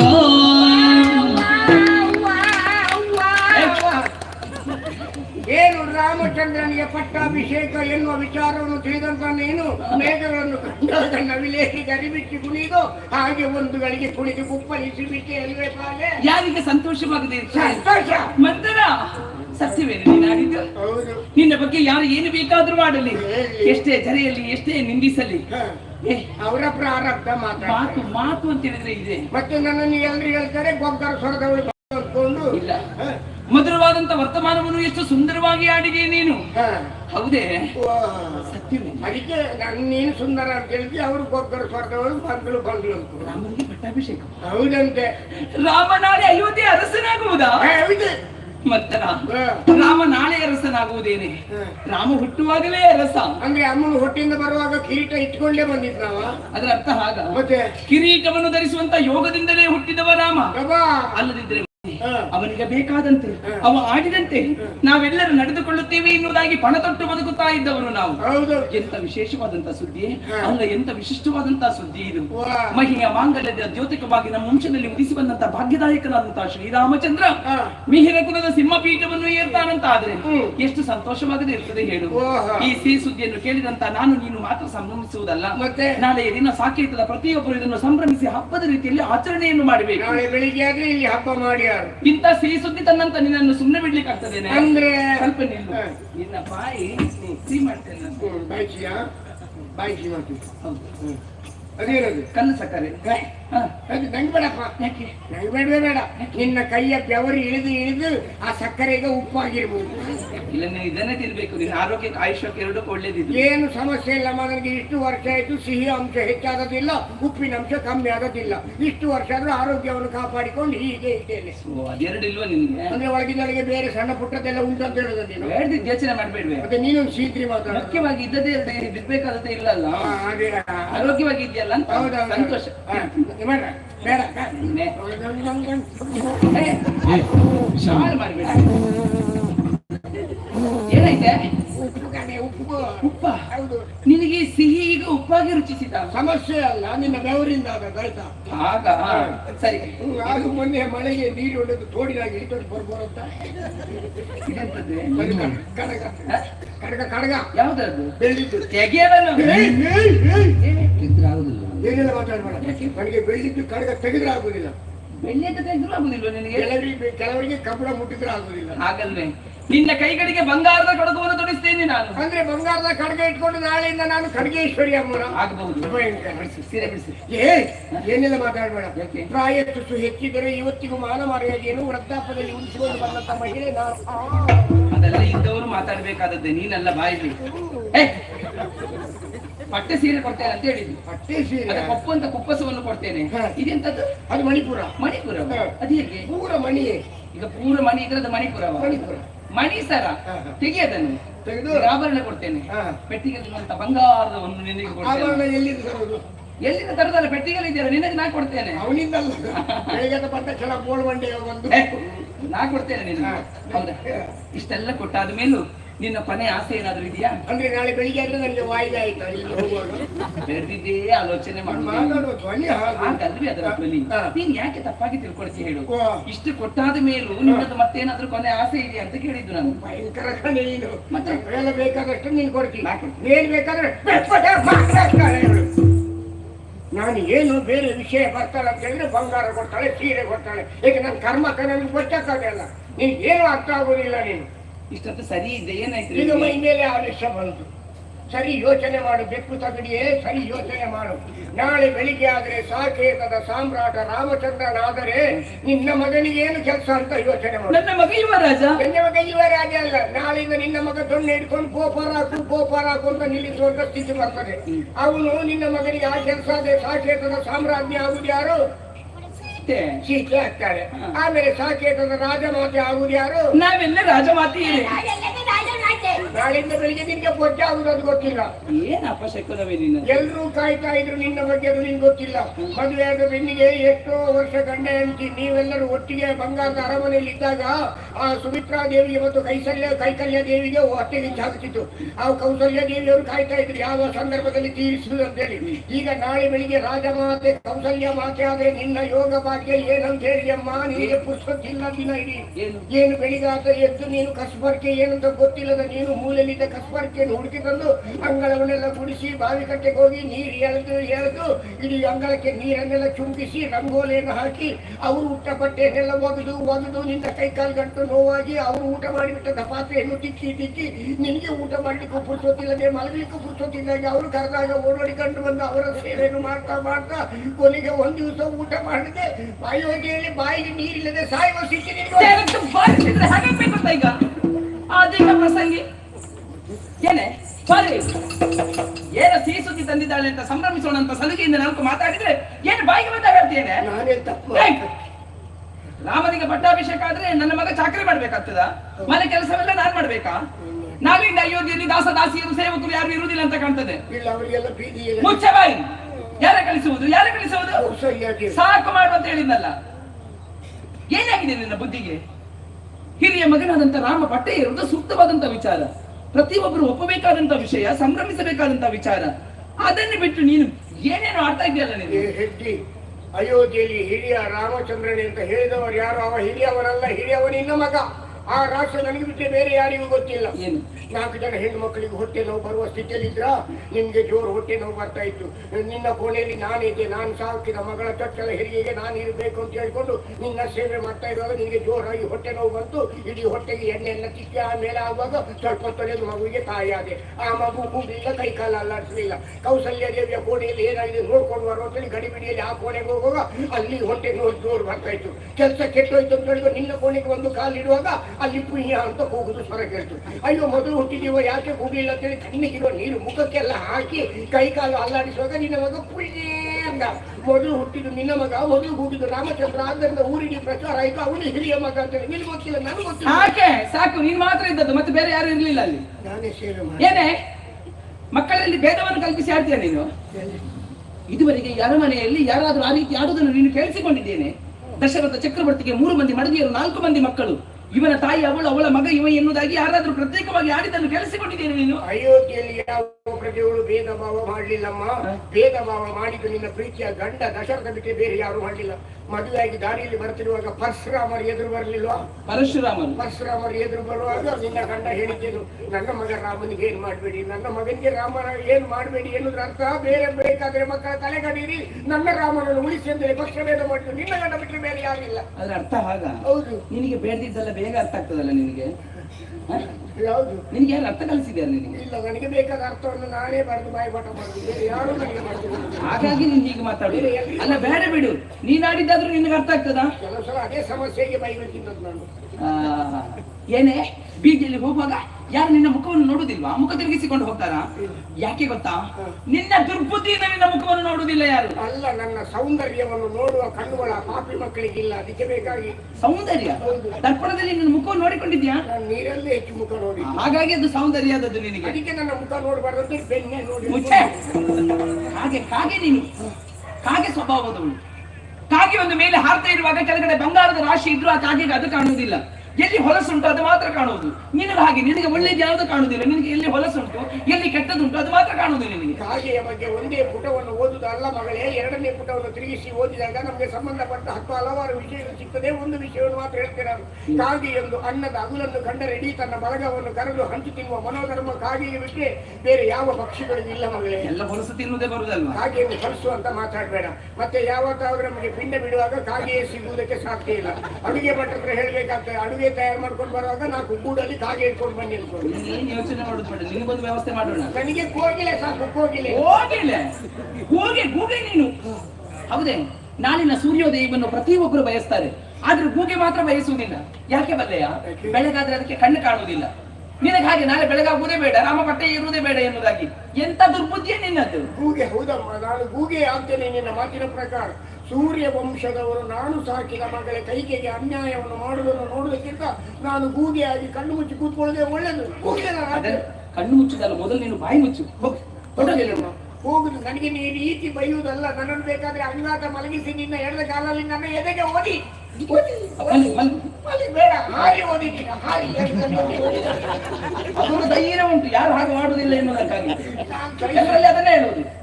ನಾನು ಸಹಿಸಿಕೊಳ್ತೇನೆ ಮಗ, ಆದ್ರೆ ನಿನ್ನ ಮಗ ಭರತ ಏನು ಅನ್ಯಾಯ ಮಾಡಿದ್ದಾನೆ, ಅವನಿಗೆ ಯಾಕೆ ಈ ಶಿಕ್ಷೆ? ಒಂದು ಭಿಕ್ಷುಕಿಯ ಹೊಟ್ಟೆಲ್ಲಾದ್ರೂ ಹುಟ್ಟಿಗೆ ಆ ತಾಯಿ ತನ್ನ ಮಗನ ಭವಿಷ್ಯತ್ತಿನ ಬಗ್ಗೆ ಯೋಚನೆ ಮಾಡ್ತಿದ್ವ ಏನು? ಹೋಗಿ ದರಿದ್ರದವಳ ಹೊಟ್ಟೆಯಲ್ಲಿ ಹುಟ್ಟಿ ಸತ್ತನಲ್ಲವ. ಒಂದು ಕೋಳಿ ಆದರೂ ತನ್ನ ಮರಿಗಳನ್ನು ರೆಕ್ಕೆ ಅಡಿಯಲ್ಲಿ ಇಟ್ಟುಕೊಂಡು ಸಾಕ್ತದೆ. ಯಾಕೆ? ಗಿಡಗಳಿಂದ ತನ್ನ ಮರಿಗಳಿಗೆ ತೊಂದರೆ ಆಗಬಾರ್ದು ಎನ್ನುವ ಕಾರಣಕ್ಕಾಗಿ. ಆ ಕೋಳಿಗಿರುವಂತ ಒಂದು ಮಾತ್ರ ವಾತ್ಸಲ್ಯ ಇವಳಿಗಿಲ್ಲದೆ ಹೋಯ್ತಲ್ವೇ? ಇಲ್ಲದಿದ್ರೆ ಏನು ಪಕ್ಷಭೇದ ನಮ್ಮ ಅಯೋಧ್ಯೆಯಲ್ಲಿ ಮಾಡ್ತಾರೆ. ಭರತ ಶತ್ರುಘ್ನರನ್ನು ಅಜ್ಜನ ಮನೆಗೆ ಕಳಿಸ್ತಾರೆ, ರಾಮ ಲಕ್ಷ್ಮಣರನ್ನು ಸಾರ್ವಜನಿಕ ವೇದಿಕೆಯಲ್ಲಿ ತಿರುಗಾಡಲಿಕ್ಕೆ ಬಿಡ್ತಾನೆ. ಅಂದ್ರೆ ಅದರ ಅರ್ಥ ಏನು? ರಾಮ ಲಕ್ಷ್ಮಣರಿಗೆ ಅಜ್ಜನ ಮನೆ ಇಲ್ವೇ? ಅದರ ಅರ್ಥ ಒಂದೇ, ದೂರದಲ್ಲಿರುವ ಬಂಧುಗಳಿಗಿಂತ ಹತ್ತಿರದಲ್ಲಿರುವ ಮರಗಿಡಗಳನ್ನು ಜನಗಳು ಹೆಚ್ಚು ಪ್ರೀತಿಸುತ್ತಾರೆ ಎನ್ನುವ ಕಾರಣಕ್ಕಾಗಿ ಸಾರ್ವಜನಿಕ ವೇದಿಯಲ್ಲಿ ರಾಮ ಲಕ್ಷ್ಮಣರನ್ನು ತಿರುಗಾಟಕ್ಕೆ ಬಿಡ್ತಾರೆ. ಇವರನ್ನು ಅಜ್ಜನ ಮನೆಗೆ ಕಳಿಸಿದ್ದಾರೆ. ರಾಮನಿಗೆ ಏನು ರಾಜಾರಾಮ, ಕೋದಂಡರಾಮ, ಸೀತಾರಾಮ, ರಘುನಂದನ, ಪ್ರಜಾರಾಮ, 10 ಹಲವಾರು ಹೆಸರು. ಈ ದರಿದ್ರದ ಹೊಟ್ಟೆಯಲ್ಲಿ ಹುಟ್ಟಿದ ಮಗುವಿಗೆ ಭರತ ಎಂದು ಒಂದು ಹೆಸರು ಬಿಟ್ಟರೆ ಬೇರೆ ಏನಾದ್ರೂ ಉಂಟಾ? ದಾರಿ ಬದಿಯಲ್ಲಿ ಸಿಕ್ಕಿದವಳು ನಾನು, ಗದ್ದೆಯ ಬದಿಯಲ್ಲಿ ಸಿಕ್ಕಿದವಳು ಸೀತೆ. ಸಾಕೇತದ ಸಾಮ್ರಾಜ್ಯ ಆಗುವುದಾದರೆ ದಾರಿ ಬದಿಯಲ್ಲಿ ಸಿಕ್ಕಿದ ನಾನೇಕೆ ಆಗಬಾರದು? ನಮಗೆಲ್ಲ ಆಸೆ ಉಂಟು, ದೇವರ ಅದೃಷ್ಟ ಕೊಟ್ಟಿಲ್ಲ ಅನ್ನೋದು ಬಿಟ್ಟರೆ ಬೇರೆ ಎಲ್ಲವೂ ಕೊಟ್ಟಿದ್ದಾರೆ, ಅದೃಷ್ಟ ಕೊಟ್ಟಿಲ್ಲ ಅಷ್ಟೇ. ರಾಮ ಏರಲಿ, ಭರತ ಏರಲಿ, ಶತ್ರುಘ್ನ ಏರಲಿ, ಯಾರು ಪಟ್ಟ ಏರಿದ್ರೆ ನನಗೇನಾದ್ರೂ ಲಾಭ ಉಂಟ? ಯಾವ ಪ್ರಸಂಗ ಬಂದರೂ ನನಗೆ ಸಿಗುವುದು ಹಣೆ ಸೀರೆ ಯಾವುದು ಇನ್ನು ನಮ್ಮ ಮನೆಯ ಮಕ್ಕಳು ವೃದ್ಧಾಪ್ಯದಲ್ಲಿ ನಮಗೆ ಹೊಡಿಲಿಕ್ಕೆ ಬರ್ತಾರೆ ಅಂತ ಆದ್ಮೇಲೆ ನಮ್ಮ ವೃದ್ಧಾಪ್ಯದಲ್ಲಿ ಆ ಮಕ್ಕಳ ಬಾಯಿನಲ್ಲಿ ಕೆಟ್ಟ ನುಡಿಗಳನ್ನು ಕೇಳಿ ಬದುಕುವುದಕ್ಕಿಂತ ಎಲ್ಲಾದ್ರೂ ಸಾಯುವುದು ಒಳ್ಳೆದು. ಯಾವತ್ತಾದ್ರೂ ಕಮ್ಮಿ ಕ್ರಯದ ಇಲಿಪಾಷಣ ತಂದಿದ್ದಿದ್ರೆ ಕೊಡಿ, ಅದನ್ನೇ ತಿಂದು ಸಾಯ್ತೇನೆ. ಕೊಡಿ ಸಾಯ್ಲಿ. ಬೇಡ, ಆತ್ಮಹತ್ಯೆ. ಯಾವಾಗ ಸಾಯುವುದಕ್ಕೆ ಹೊರಟ ನನ್ನನ್ನು ಅಮ್ಮ ಅಂತ ಕರೆದು ಮತ್ತೆ ನನ್ನ ಮಾತ್ರ ಹೃದಯವನ್ನು ತಾವು ಕಲಕಿದ್ದೀರಿ. ಇನ್ನು ಸಾಯುವ ಆಸೆಯನ್ನು ಬೆಳೆತೀನಿ ನಾನು. ಈಗಾಗಲೇ ಶ್ಯಾಮ ಸುರಭಿ ಅನ್ನೋದು ದೊಡ್ಡ ಮನೆಯನ್ನು ಕಟ್ಟಿದ್ದೀರಲ್ವೇ? ಆ ಮನೆಯ ಕೆಳಗೆ ನಾಯಿ ಮಲಗುವ ಗೂಡು ಇದೆ. ಆ ಗೂಡಲ್ಲಾದ್ರೂ ನನಗೆ ವಾಸ ಮಾಡಲಿಕ್ಕೆ ಅವಕಾಶ ಕೊಡಿ. ನಾನು ಸಾಯ್ತೇನೆ. ಮಂದಿರ ಇಲ್ಲಂದ್ರೆ ಸುಖೇಶ್ ಮನೆಗಾದ್ರೂ ಊಟ ಮಾಡಿಕೊಂಡೇ ಸಾಯ್ತೇನೆ ನಾನು. ಯಾರ್ಯಾರ ಮನೆಯಲ್ಲಿ ಹೋಗಿ ಸಾಯ್ಬಾರ್ದೆ ನೀ ಸತ್ರು ಪಕ್ಕನೆ ಸಾಯ್ಬಾರ್ದು. ಅಂದ್ರೆ ನೀಲಕದಲ್ಲಿ ಗಾಡಿ ಅಡಿಗೆ ಬಿದ್ದು ಒದ್ದಾಟ ಮಾಡಿ ಸಾಯ್ಬೇಕಂತ ಹೇಳುದು. ಇನ್ನು ಬದುಕಬೇಕು ನೀನು. ತಪ್ಪಾಯ್ತೆ ನನ್ನ. ಸದಾ ನನ್ನ ಒಳಿತನ್ನೇ ಬಯಸಿದವಳು ನೀನು, ಯಾವತ್ತು ನನ್ನ ಕೆಡುಕನ್ನು ಬಯಸಿದವಳಲ್ಲ. ಅಂದು ನನ್ನ ಪ್ರಾಣ ಉಳಿಸಿದಂತ ಪ್ರಾಣ ಸಖಿ ನೀನು. ಆವತ್ತು ನೀನು ನೀರಲ್ಲಿ ಮುಳುಗುವಾಗ ನನ್ನ ಜೀವನ ಹಂಗು ತೊರೆದು ನೀರಿಗೆ ಹಾರಿ ನಿನ್ನನ್ನು ಮರುಸೆಳೆದು ಮೇಲೆ ಹಾಕಿದೆ. ಆವತ್ತೇ ನಾನು ನಿನ್ನ ಕೈ ಬಿಟ್ಟಿದ್ದು. ನೀನು ಸತ್ತ ಹೋಗಿದ್ದಿ. ಈ ನಿಂದನೆಯ ಮಾತುಗಳನ್ನು ಕೇಳುತ್ತಾ ಇರಲಿಲ್ಲ ನಾನು. ಹೊರಗಿನವರು ಯಾರು ನಮ್ಮನ್ನು ದೂರುದಿಲ್ಲ, ನಮ್ಮವರೇ ನಮ್ಮನ್ನು ದೂರ್ತಾ ಇದ್ದಾರೆ.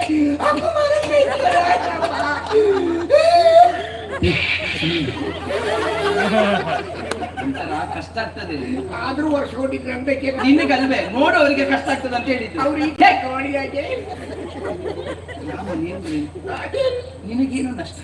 ಭರತ ನೀರಿದ್ರೆ ನಿನಗೇನು ಲಾಭ? ಒಂದು ತುಂಡು ತಲೆಗೆ 3 ತುಂಡು ಕ್ಯಾಪೆ, 1 ತುಂಡು ಇಷ್ಟದಲ್ಲಿ ಕಪ್ಪಡಿ ಹಾಕಿ ಕೊಡುವುದಲ್ಲ. ನನ್ನ ಮಗನ ಭವಿಷ್ಯ ಎನ್ನುವುದು ಹಾಳಾಗಬಾರ್ದು, ಹಾಗಾಗಬಾರದು. ಇಂದು ನಾವು ಅಧಿಕಾರವನ್ನು ಬಿಟ್ಟುಕೊಟ್ರೆ ನಾಳೆ ಕಷ್ಟವನ್ನು ಅನುಭವಿಸಬೇಕಾದವರು ನಾವೇ. ಹೌದು ಮಗ, ಹಾಗಾಗಬಾರದು. ಒಂದು ಹುಲಿಯ ಕತೆ ಗೊತ್ತಿಲ್ವ ನಿನಗೆ? ಯಾವ ಹುಳಿ? ಹುಲಿ ಹುಲಿ ಹುಲಿಯ ಕತೆ ಗೊತ್ತಿಲ್ವಾ? ಗಾದೆ ಮಾತಿರುವ ಹಾಗೆ ಹುಲಿಯ ಮೇಲೆ ನಾವು ಕೂತಾಗ ಹುಲಿ ನಾವು ಹೇಳಿದ ಹಾಗೆ ಕೇಳ್ತದೆ, ಹುಲಿಯಿಂದ ನಾವು ಕೆಳಗಿಳಿದಾಗ ಹುಲಿಯೇ ನಮ್ಮನ್ನು ಹರ್ಕಳ್ಕಿಂತದೇ ನೆನ್ಪಿಟ್ಕೋ. ಅಧಿಕಾರ ಅಂದ್ರೆ ಹಾಗೆ.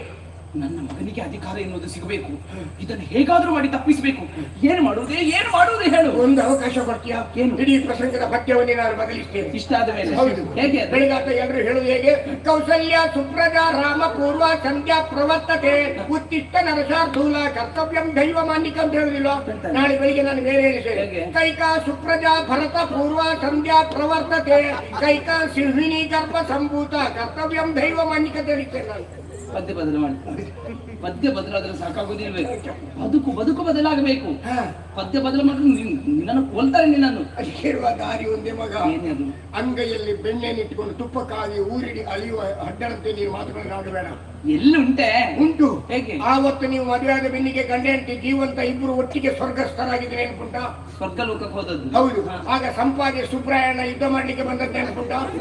ಅಲ್ಲಿ ಬಂದದ್ದು ಶಂಬರಾಸುರ. ಸಂಪಾಜಿ ಸುಬ್ರಾಯ ಅಲ್ವಾ? ನಾವಲ್ಲಿಗೆ ಹೋದಾಗ ಇಲ್ಲಿಗೆ ಬಂದಿರ್ಬೇಕು. ನಿನ್ನಲ್ಲಿ ಶಂಬರಾಸುರು ಯುದ್ಧ ಮಾಡುವಾಗ ನಿನ್ನ ಗಂಡನ ಕೀಲ್ ಜಾರಿದ ನೆನ್ಪುಂಟ? ರಥದ ಗಾಲಿಯ ಕೀಲ್ ಜಾರಿದ್ದಾರೆ. ಆಗ ನೀನು ಬೆರಳಾಕಿದ್ದು ನೆನ್ಪುಂಟ? ನನ್ನ ಬೆರಳಲ್ವಾ? ಯುದ್ಧ ಗೆದ್ದಾದ ಮೇಲೆ ನಿನ್ನ ಗಂಡ 2 ವರ ಬೇಕಂತ ಕೇಳಲಿಲ್ವಾ? ನ್ಯಾಸವಾಗಿ ಅವರಲ್ಲೇ ಇರಿಸಿದ್ದೇನೆ. ಆ ವರವೇ ನಿನ್ನ ಗಂಡನ ಅಲ್ಲಿಗೆ ಮುಳ್ಳಾಗಬೇಕು. ಹೇಗೆ ಅದು? ಮುಂದೇ ಇರುವುದು ದಾರಿ. ಯಾವ ಮುಹೂರ್ತದಲ್ಲಿ ಯಾವ ಗಳಿಗೆಯಲ್ಲಿ ಯಾರ ಸಮ್ಮುಖದಲ್ಲಿ ರಾಮನಿಗೆ ಪಟ್ಟಾಭಿಷೇಕ ತೀರ್ಮಾನ ಮಾಡಿದ್ರು ಅದೇ ಮುಹೂರ್ತದಲ್ಲಿ ಅದೇ ಗಳಿಗೆಯಲ್ಲಿ ನನ್ನ ಮಗ ಭರತನಿಗೆ ಪಟ್ಟಾಭಿಷೇಕ ಆಗಬೇಕು. 1ನೇ ವರವಾಗಿ ಕೇಳಬೇಕು. ಹೌದು. 2ನೇ ವರವಾಗಿ ರಾಮಚಂದ್ರ 14 ವರ್ಷ ಕಾಡಿಗೆ ಹೋಗ್ಬೇಕು. ನಿನಗೆ ತಲೆ ಸರಿ ಇಲ್ವೇ? ಭರತನಿಗೆ ಪಟ್ಟಾಭಿಷೇಕ ಆದ್ಮೇಲೆ ರಾಮ ಯಾಕೆ ಕಾಡಿಗೆ ಹೋಗ್ಬೇಕು? ಇದರಲ್ಲಿ ನಮ್ಮ ಕೈವಾಡ ಉಂಟು ಅಂತ ಇವರು ಎಲ್ಲರಿಗೂ ಗೊತ್ತಾದ್ರೆ ಇವರೆಲ್ಲ ರಾಮನ ಪರಮ ಭಕ್ತರು. ನಾಳೆ ಬೆಳಿಗ್ಗೆ ನಮ್ಮನ್ನು ಕಲ್ಲು ಹೊಡೆದುಕೊಂಡಾರು. ಬೆಳಗಿನ ತನಕ ಇರ್ತಾರ. ಅಲ್ಲಿ ಮೂಲೆಯಲ್ಲಿ ತಿರುಗುವಾಗಲೇ ಹೊಡೆದುಕೊಂಡಾರು. ಅದಕ್ಕೆ ಐರೋ ದಾರಿ ಒಂದೇ. 14 ವರ್ಷ ಯಾಕೆ ಅಂತ ಒಂದು ವ್ಯಕ್ತಿ ಆದವ 12 ವರ್ಷ ಊರಲ್ಲಿ ಕಾಣಿಸಿಕೊಳ್ಳದಿದ್ರೆ 13ನೇ ವರ್ಷಕ್ಕೆ ಅವರಿಗೆ ಪಿಂಡ ಪ್ರದಾನ ಮಾಡಬೇಕು. 14ನೇ ವರ್ಷಕ್ಕೆ ಜನಗಳೆಲ್ಲರೂ ಮರ್ತೇ ಬಿಡ್ತಾರೆ. ವ್ಯಕ್ತಿ ಜನರು ಮರ್ತದಲ್ವೇ? ಮೂಲದಲ್ಲಿ ನನ್ನವರೇ ಮರೆತಿದ್ದಾರೆ. ಹೌದು. ನನ್ನ ಅಪ್ಪನಿಗೆ ಕೊಟ್ಟಂತಹ ಮಾತು, ನ್ಯಾಸವಾಗಿ ಇರಿಸಿದಂತಹ 2 ವರ, ಅದೆಲ್ಲವನ್ನು ಮರೆತು ರಾಮನಿಗೆ ಪಟ್ಟಾಭಿಷೇಕ ಮಾಡಬೇಕು ಎನ್ನುವುದಾಗಿ ಮುಂದಾಗ್ತಾ ಇದ್ದಾರಲ್ಲ. ನನ್ನಲ್ಲಿ ಒಂದು ವಿಷಯವನ್ನು ತಿಳಿಸದೆ ಮೋಸ ಅಲ್ವೇನೆ, ವಂಚನೆ ಅಲ್ವೇನೆ, ಇದು ಅನ್ಯಾಯ ಅಲ್ವೇನೆ? ಇದನ್ನು ತಪ್ಪಿಸ್ತೇನೆ. ಹೋಗಿ ಕೇಳ್ತೇನೆ. ಅಲ್ಲಿ ಹೋಗಿ ಹೇಳಿದ ತಕ್ಷಣ ತೆಗೆದುಕೊಳ್ಳಿಕ್ಕೆ ಉಪ್ಪಿನಕಾಯಿ ಗಸಿ ಅಲ್ಲ ಹಾಗೆ ಸಿಗ್ತದೆ ಅಲ್ಲ. ಇಲ್ವಾ? ಅದಕ್ಕಿರುವ ದಾರಿ ಒಂದೇ. ನಿನ್ನ ಗಂಡನೇ ಇಲ್ಲಿ ಬರುವ ಹಾಗೆ ಮಾಡಬೇಕು. ಹೇಗೆ ಅದು? ಈಗ ಯಾವುದು ಚಿನ್ನಾಭರಣ ಯಾವುದು ಬೇಡ. ಇದನ್ನೆಲ್ಲ ಕಳಿಸಿಟ್ಟು ಒಂದು ಮೂಲೆಯಲ್ಲಿ ನೀವು ಮಲಗು. ನೀನು ಅದರಲ್ಲಿ ಕೂದಲನ್ನು ಬಿಡಿಸಿಕೊಂಡು ಒಂದು ಮೂಲೆಯಲ್ಲಿ ಕೂತ್ಕೋ. ಇಷ್ಟು ತನಕ ಯಾರು ಉದ್ಘಾಟನೆ ಮಾಡಿದ ಶೋಕಾಗಾರವನ್ನು ಉದ್ಘಾಟನೆ ಮಾಡಿದ ಪ್ರಥಮ ಮಹಿಳೆ ನೀನೇ ಆಗಬೇಕು. ಕೂದಲನ್ನು ಬಿಟ್ಕೊಂಡು ತಿರುಗು. ಯಾವ ಮನೆಯಲ್ಲಿ ಹೆಣ್ಣು ಮಕ್ಕಳು ಇಷ್ಟು ಕೂದಲನ್ನು ಬಿಟ್ಟುಕೊಂಡು ತಿರುಗ್ತಾರೋ ಆ ಮನೆಗೆ ಬೇರೆ ಮಾಟ ಮಾಡಬೇಕಾದ ಅಗತ್ಯ ಇಲ್ಲ. ನಾವೇ ದೊಡ್ಡ ಮಾತಾಡ್ಬೇಡ. ಅದಕ್ಕೆ ಇದನ್ನೆಲ್ಲ ಕಳಿಸಿಟ್ಕೋ. ಬರುವುದಿಲ್ವೇ? ಹೆಡ್ಡಿ ನಿನ್ನ ಗಂಡ ಬಂದೇ ಬರ್ತಾನೆ. ಒಂದು ವೇಳೆ ಅವ ಬರ್ತಿದ್ರೆ ರಾಮಚಂದ್ರ ಅಂದು ಬಂದೇ ಬರ್ತಾನೆ. ಅಮ್ಮನ ಆಶೀರ್ವಾದ ಇಲ್ಲದೆ ತಾನು ಪಟ್ಟ ಏರುವುದಿಲ್ಲ ಎನ್ನುವ ಸಂಕಲ್ಪವನ್ನು ಮಾಡಿಕೊಂಡಿರುವ ಅವನು ಬಂದೇ ಬಂದಾಗ ಈ ವಿಚಾರವನ್ನು ಹೇಳಿಬಿಡು. ನನ್ನನ್ನು ಕಾಣದೆ ರಾಮ ಪಟ್ಟ ಏರುವುದಿಲ್ಲ, ಬಂದೇ ಬರ್ತಾನೆ. ಹಾಗಾದ್ರೆ ಇದು ಯಾವುದು ಬೇಡ ಅಂತ ಆಯ್ತು. ತೆಗೆದು ಎಲ್ಲ ತೆಗೆದು ಎಲ್ಲ ನಿನಗೆ. ಎಷ್ಟು ವರ್ಷ ಯಾವ ಪ್ರಸಂಗದಲ್ಲಿ ಇದನ್ನು ಕಟ್ಟಿಕೊಳ್ಳುವ ಯೋಗ? ಈ ಪ್ರಸಂಗದಲ್ಲಾದರೂ ಕೊಟ್ಟು ನಿನ್ನ ಆಸೆ ನೆರವೇರಲಿ. ತೆಗೆದುಕೋ. ಅದು ನಿಂದಲ್ಲಿ ಅಲ್ಲಿ ಬಿಚ್ಚಲಿಕ್ಕೆ ಓಡಿ ಬಂದ್ರೆ ಅವ ಯಾರೇ ಬರುದು? ತೆಗೆದುಕೋ. ಹಾಗಾದ್ರೆ ಒಂದು ಒಳ್ಳೆ ಪದ್ಯ ಕೊಡಿ. ಎಂತದ್ದೇ? ಒಳ್ಳೆ ಪದ್ಯ. ಕಾಮಿನಿ ಕರೆದುತ್ತಾರೆ ದಿಂಕಿದ ತರಿಕಿದ ಗಿಡದಾಗ ದಿಂಕಿದ ತರಿಕಿದ ಗಿಡದಾಗ ತರಿಕಿದ ಗಿಡದಾಗ ಸತ್ಯಂ ದತ್ತಾದಿಂದ ತರಿಕಿದ ತರಿಕಿದ. ಆಹೋ ಪದ್ಯ ಬದಲಾಯಿತು ಅಂತ ನಿನಗೆ ಪದ್ಯ. ಮತ್ತೆ ಅವರಿಗೆ ಹುಡುಗಿಯರು ಬಂದ್ರೆ ಒಳ್ಳೆ ಉಮೇದು ಇಲ್ಲವೇ ಇಲ್ಲ. ಹುಡುಗಿಯರು ಬಂದ್ರೆ ಬಹಳ ಪದ್ಯ ಕೊಡ್ತಾರೆ.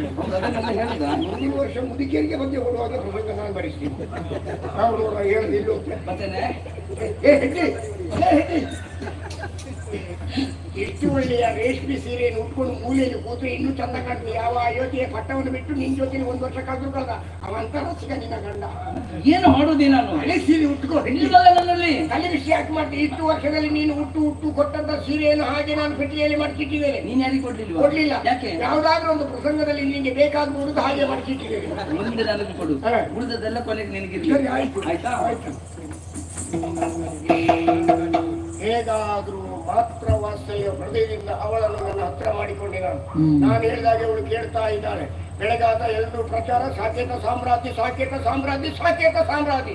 ಈ ಮಂತರ ಇರುವಾಗ ಸಾಕೇತದ ಸಾಮ್ರಾಜ್ಯ ಯಾರು ಆಗ್ತಾರೆ ಅನ್ನೋ ನೋಡುವ ತವಕ ಇದ್ರೆ ಕೊನೆ ತನಕ ಎಲ್ಲರೂ ಕಣ್ಣು ಬಿಟ್ಟುಕೊಂಡು ಯಾರು ಎದ್ದು ಹೋಗದೆ ಕೂತ್ಕೊಳ್ಬೇಕು.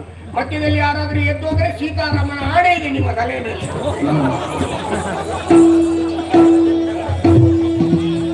ಮಾನಿನಿಯು ಬರಣಿಕೆ ಎಂಬದಿಕ ಪರಮಾದ ಮಾನಿನಿ ಬರಣಿಕೆ ಮಾನಸದ ಹೊಯ್ದಾಟದಿಂದ ಮಾನವಾದಿ ಪದಾನು ಸೌಮಿತ್ರಿ ನುಡಿ ಕೇಳಿ ತಾನಿ ಶೋಕ ಪುಕ್ಕ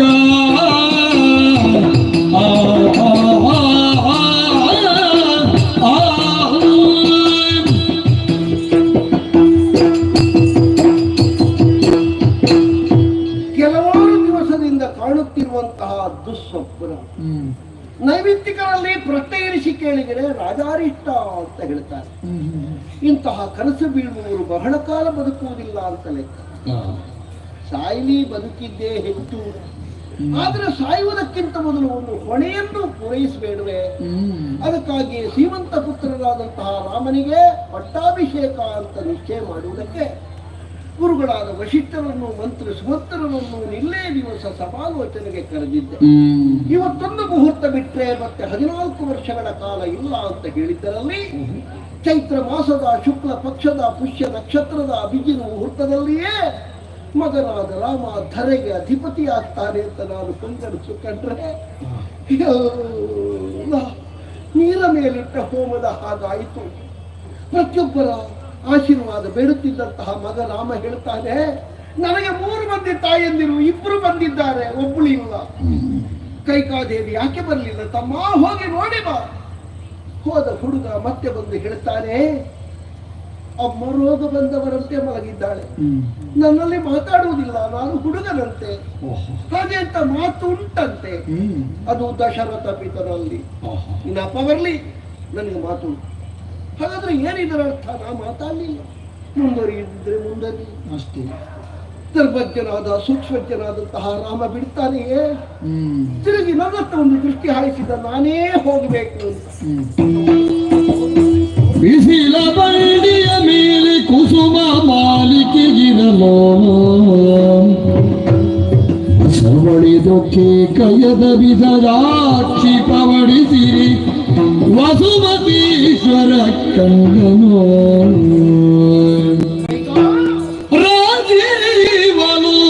ರಾಜೀವಲೋಚನೆ ರಮಣಿ ಇಲ್ದು ರಾಜಿಸನೇತಕ್ಕೆ ಸಿರಿ ಮುಗದು ಮಣಿಯೇ ವಾಜಿಪತಿಯ ಜಾತಿ ಸೋಜಿಗ ನಡೆದು ಈ ಜಗವೇ ನೀನಾದಿ ದಶರಥ ರಾಜನಿಗೆ ನುಡಿ ಸಾಜದಿಂದ ಕೈಕ ರಾಜೀವಲೋಚನೆ ರಮಣಿ ಇದು ರಾಜಿಸನೇ ಸಿರಿ ಮೊಗದು ಮಣಿ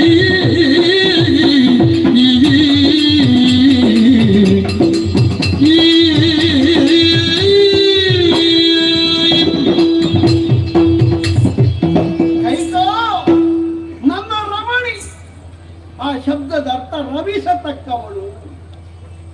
ನಿನ್ನ ಸಿರಿಮೊಗದಲ್ಲಿ ರಾರಾಜಿಸುತ್ತಿರುವಂತಹ ತ್ರಿವಳಿ ಪ್ರಕಾಶ ದಶರಥನ ಚೈತನ್ಯದ ಉಸಿರು. ನಿನ್ನ ಚೆಲುವಾದ ಚೆಂದುಟಿಯಿಂದ ಹರಿಯುವಂತಹ ನಗು ನನಗೆ ಎಲ್ಲವೂ ಹೌದಲ್ಲ. ದಶರಥನ ಪ್ರಾಣ ಪಕ್ಷಿಯ ಹಾಗೆ ಕೆಲಸ ಮಾಡುತ್ತಿದ್ದಂತಹ ಕೈಕೆ ಇವತ್ತು ನಿಸ್ತೇಜವಾಗಿ ಕತ್ತಲೆ ಕೋಣೆಯಲ್ಲಿ ಮುಸುಕಿಟ್ಟು, ಏನಾಯಿತು ಕೈಕ? ಮಲಿನಾಂಬರವನ್ನು ಹುಟ್ಟಿದ್ದೀಯ, ಬಿಡು ಮುಡಿಯಿಂದ ಕೈಯ ಬಳೆಯನ್ನು ಒಡೆದು ಹಣೆಯ ತಿಲಕವನ್ನು ಒರೆಸಿ ಸೂತಕದ ಮನೆಯಂತೆ. ನನ್ನ ಕೈಕ, ನಾನು ಬದುಕಿರುವಾಗ ಯಾಕೆ ಹೃದಯ ಅರ್ಪಣೆಗೈದಿರು ವಧುವಾದೆನು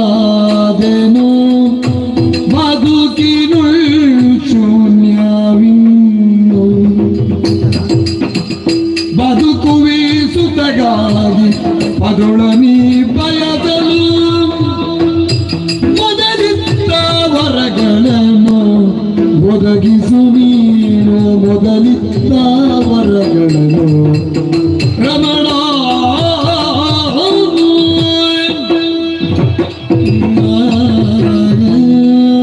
ಕೈಕಾಯಿ ಏನಾಗಿದೆ ನನ್ನ ಕೈಕಿಗೆ ಏನಾಗಿದೆ? ಈ ಕೈಕೆಯ ಬದುಕಿನಲ್ಲಿ ಇನ್ನು ಏನಾಗೋದಕ್ಕೆ ಉಳಿದಿದೆ ಅಂತ ಯಾಕೆ ಹೀಗೆಲ್ಲ ದುರುಪ್ಸೆಯ ನುಡಿ ಹೇಳ್ತೀಯೇ? ಅಲ್ಲಿದ್ರೆ ಮತ್ತೇನು? ತಂದೆ ತಾಯಿ ಬಂಧು ಬಳಗ ಎಲ್ಲರನ್ನು ಬಿಟ್ಟು ನೀವೇ ನನ್ನ ಸರ್ವಸ್ವ ಅಂತ ಭಾವಿಸಿ ನಿಮ್ಮನ್ನು ಅನುಸರಿಸಿ ಬಂದವಳು ನಾನು. ನಿನ್ನನ್ನು ಮದುವೆಯಾದ ಮೇಲೆ ಅಯೋಧ್ಯೆಯಲ್ಲಿ ಪ್ರತಿಯೊಬ್ಬರು ಆಡುವ ನುಡಿಗಳನ್ನು ಕೇಳಿದ್ದೇನೆ. ಏನು? ದಶರಥ ಕೈಕೆಯ ಕೈಗೊಂಬೆಯಾಗಿ ಬಿಟ್ಟಿದ್ದಾನೆ. ಸುಳ್ಳು. ನನ್ನ ಹೃದಯವನ್ನೇ ಅರ್ಪಣೆ ಮಾಡಿದೆ. ನಾ ಸ್ವೀಕರಿಸಿದ್ದೇನೆ. ನನ್ನ ಬದುಕು ಶೂನ್ಯವಾಗಿ ಹೋಯಿತು. ಯಾಕೆ? ಹೇಗೆ? ನನ್ನ ಬದುಕಿನಲ್ಲಿ ನೀವಿಲ್ಲದೆ ಇದ್ದಾಗ ಶೂನ್ಯವಾಗುವುದು. ನಾನಿಲ್ವೇ? ಇದ್ದು ಇಲ್ಲದ ಹಾಗೆ ಆಯ್ತಲ್ಲ. ಯಾಕದು? ಏನಾಗ್ತಾ ಇದೆ? ಶ್ರೀರಾಮಚಂದ್ರನಿಗೆ ಪಟ್ಟ ಬಂದ ಮಹೋತ್ಸವ. ರಾಮನಿಗೆ ಪಟ್ಟಾಭಿಷೇಕ. ಹೌದು. ಏನು ನನಗೆ ಹೇಳಿದ್ರ? ಕೈಕೆಗೂ ಹೇಳಲಿಲ್ಲ, ಕೌಸಲ್ಯಗೂ ಹೇಳಲಿಲ್ಲ. ಗಂಡನ ತೀರ್ಮಾನ, ಹೆಂಡಿರಿಗೆ ಪ್ರತ್ಯೇಕ ಹೇಳಿಕೆ. ಯಾಕೆ? ಬೇಡ, ನಮ್ಮ ಮಗನಿಗೆ ತಿಳಿದಿದೆಯಾ? ಶತ್ರುಘ್ನನು ಊರಲಿಲ್ಲ, ಆದರೆ ಭರತ ಕುಮಾರನ ಪುಷ್ಯ ನಕ್ಷತ್ರದಲ್ಲಿ ರಾಮನ ಪಟ್ಟಾಭಿಷೇಕದ ಮುಹೂರ್ತ ಇದೆ. ನನಗೂ ಬೇಡ, ನನ್ನ ಮಗನಿಗೂ ಬೇಡ. ನನ್ನ ಅಪ್ಪ ಅಮ್ಮನಿಗೆ ಹೇಳಿದ್ದೀನಾ? ಸೀತೆಯ ಅಪ್ಪಮ್ಮನಿಗೂ ಹೇಳಲಿಕ್ಕೆ ಆಗ್ಲಿಲ್ಲ. ಕೈಕ ಹೇಳಿಲ್ವಾ? ಹಾಗಾದ್ರೆ ಪಟ್ಟಾಭಿಷೇಕ ಎನ್ನುವುದು ಗುತ್ತಿನಲ್ಲಿ ನಡೆಯುವುದಾ? ಅವಸರದ ತೀರ್ಮಾನ.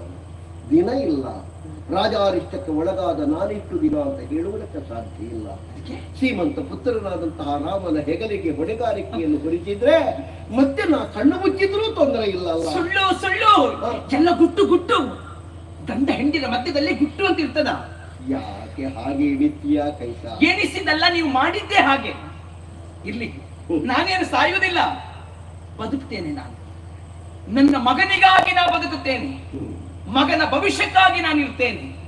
ಆದ್ರೆ 2 ವರ ಇದೆಯಲ್ಲ ನಿಮ್ಮಲ್ಲಿ, ಅದು ನನಗೀಗ ಬೇಕು. ಅಂದು ಹೇಳಿದೆ, ವರನಾದ ನೀವಿರುವಾಗ ನನಗೆ ಪ್ರತ್ಯೇಕ ವರ ಯಾಕೆ? ಹೌದು. ಇವತ್ತು ಹೇಳ್ತೀ ನನಗೆ ವರವೇ ನನ್ನ ವರ. ಆವತ್ತು ನಂಬಿಕೆ ಇತ್ತು, ವಿಶ್ವಾಸ ಇತ್ತು. ಆದ್ರೆ ಈಗ ಇಲ್ಲ. ಯಾಕಿಲ್ಲ? ಯಾಕಿಲ್ಲ ಅಂತ ಹೇಳಿದ್ರೆ, ಅಂದು ನನ್ನನ್ನು ಮದುವೆಯಾಗಿ ತರುವಾಗ ನನ್ನ ಅಪ್ಪನಿಗೆ ನೀವು ಮಾತನ್ನು ಕೊಟ್ಟರಲ್ಲ, ನಿಮ್ಮ ಮಗಳನ್ನೇ ಸಾಕೇತದ ಸಾಮ್ರಾಜ್ಞಿಯಾಗಿ ಕಾಣ್ತೇನೆ ಎನ್ನುವುದಾಗಿ. ಅದಕ್ಕೆಲ್ಲಿ ಕೊರತೆಯಾಗಿದೆ? ಅದೇ ನಾನು ಹೌದು ಅಂತ ಆದ್ರೆ ನನ್ನ ಮಗನೇ ಸಾಮ್ರಾಟನಾಗ್ಬೇಕಲ್ಲ. ದೈವ ಅದಕ್ಕೆ ಎಲ್ಲಿ ಅವಕಾಶ ಕೊಟ್ಟಿದೆ ಕೈಕ? ಯಾಕೆ ಯಾಕೆ ಕೊಡ್ಲಿಲ್ಲ? ಪಾಯಸ ಎಲ್ಲರೂ ಒಟ್ಟಿಗೆ ತಿನ್ನದ್ದಲ್ವಾ? ಹೌದು. ಆದ್ರೆ ಶ್ರೀಮಂತ ಪುತ್ರನಾಗಿ ಕೌಸಲ್ಯಾದೇವಿಯ ಗರ್ಭವೈಕುಂಠದಿಂದ ಬಂದ ರಾಮ ಮನೆತನದ ಹಿರಿಮೆ ಗರಿಮೆ ಜ್ಯೇಷ್ಠ ಪುತ್ರನಿಗೆ ಪಟ್ಟ ಎನ್ನುವುದಲ್ವೇನೆ? ಅಲ್ಲ, ಯಾರದ್ದು ತಪ್ಪಲ್ಲ, ತಪ್ಪು ನನ್ನದು. ಆವತ್ತು ಪಾಯಸ ಕುಡಿಯುವಾಗ ನಾನು ಒಬ್ಬಳೇ ಕುಡಿಬೇಕಿತ್ತು, ಆಗ ಎಲ್ಲ ಸರಿಯಾಗ್ತಿತ್ತು. ಕುಡಿಯದೆ ಇದ್ದದ್ದನ್ನೆಲ್ಲ ಈಗ ಹೇಳಿದ್ರೆ ಏನು ಪ್ರಯೋಜನ ಹೇಳು? ಎಲ್ರಿಗೂ ಮಕ್ಕಳಾಗಲಿ ಎನ್ನುವ ಕಾರಣಕ್ಕಾಗಿ ಹಂಚಿ ತಿನ್ನೋಣ ಅಂತ ನಾನು ಆಡಿದ್ರೆ, ಅದನ್ನೇ ಮುಂದಿರಿಸಿಕೊಂಡು ಇಂದು ಅವಳ ಹೊಟ್ಟೆಯಲ್ಲಿ ಹುಟ್ಟಿದಂತ ಮಗನಿಗೆ ಪಟ್ಟಾಭಿಷೇಕ ಮಾಡೋದಕ್ಕೆ ಮುಂದಾಗ್ತಾ ಇದ್ದೀರಲ್ಲ. ನನ್ನಲ್ಲಿ ಒಂದು ವಿಚಾರವನ್ನು ತಿಳಿಸದೆ ಏನು ಅನ್ಯಾಯ ಅಲ್ವಾ ಇದು? ಮೋಸ ಅಲ್ವಾ? ವಂಚನೆ ಅಲ್ವಾ? ಸುಳ್ಳಲ್ಲದೆ ಗುಟ್ಟಲ್ಲದೆ ಮತ್ತೇನು? ನಿನಗೆ ವಂಚನೆ ಮಾಡಿದ್ರೆ ದೇವರು ಮಾತ್ರ, ನಾನಲ್ಲ. ಬಹುಶಃ ದೇವರಿಗೂ ಗೊತ್ತಾಗಿದೆ. ಮುಗ್ಧೆಯಾದಂತಹ ಕೌಸಲ್ಯಗೆ ಏನೂ ಇಲ್ಲ ಅಂತ ಮೊದಲ ಮಗನನ್ನೇ ಕೊಟ್ಟ. ಕೈಕೆಗಾದ್ರೆ 2 ವರ ಉಂಟಲ್ಲ, ಅದಕ್ಕಾಗಿ ನಿನಗೆ ಮತ್ತೆ ಮಗು ಕೊಟ್ಟ ಕಾಣ್ತದೆ. ಉಂಟಲ್ಲ, ನನಗದೀಗ ಬೇಕು. ನೀನು ಕೇಳದೆ ಬಾಕಿಯಾದದ್ದು ಬಿಟ್ರೆ ನಾ ಕೊಡದೆ ಬಾಕಿಯಾದದ್ದಲ್ಲ. ಬೇಕು ಅಂತ ಆದ್ರೆ ಕೇಳು. ಕೇಳು ಅಂತ ಹೇಳಿದ್ರೆ ನಾ ಕೇಳುವುದಿಲ್ಲ. ಕೊಡ್ತೇನೆ ಎನ್ನುವುದಾಗಿ ನೀವು ನನಗೆ ಭಾಷೆಯನ್ನು ಕೊಡಬೇಕು. ಕಡೆಗೂ ಗಂಡನಿಗೆ ಭಾಷೆಯೂ ಇಲ್ಲ ಅಂತ ತೀರ್ಮಾನ ಮಾಡಿದೀಯಾ? ಅರ್ಥ ಆಯ್ತಲ್ಲ? ಕೈಕ, ಏನು? ಆತ್ಯಂತಿಕವಾದ ಪರಮ ಸತ್ಯ. ನನ್ನ ಒಡಲೊಳಗಿನ ಆ ರಾಮ ಅವರ ಸಾಕ್ಷಿಯಾಗಿ ನೀನು ಕೇಳಿದ್ದನ್ನು ನಾನು ನಡೆಸಿಕೊಡ್ತೇನೆ. ಕೇಳು. ಏನು? ರಾಮನ ಸಾಕ್ಷಿಯಾಗಿ ಕೊಡ್ತೀರಾ? ಹೌದು, ಕೇಳ್ತೇನೆ. ಮಂತ್ರಾಗಾರವನ್ನು ಸೇರಿ ನೀವು 3 ಮಂದಿ ತೀರ್ಮಾನವನ್ನು ಮಾಡಿದ್ರಲ್ಲ, ರಾಮನಿಗೆ ಪಟ್ಟಾಭಿಷೇಕ ಮಾಡ್ಬೇಕೆನ್ನುವುದಾಗಿ. ಸಿದ್ಧತೆ ಎನ್ನುವುದು ನಡೀತಾ ಇದೆಯಲ್ಲ, ಇನ್ನು ಮುಂದೆ ನಡೀಲಿಕ್ಕೂ ಇದೆಯಲ್ಲ. ಯಾವೆಲ್ಲ ಸಿದ್ಧತೆ ಎನ್ನುವುದು ನಡೆದಿದೆಯೋ ಅದೇ ಸಿದ್ಧತೆಯಲ್ಲಿ ನನ್ನ ಮಗನಾದಂತ ಭರತನಿಗೆ ಪಟ್ಟಾಭಿಷೇಕ ಆಗಬೇಕು. ರಾಮನಿಗೆ? ರಾಮ 14 ವರ್ಷ ಕಾಡಿಗೆ ಹೋಗ್ಲಿ.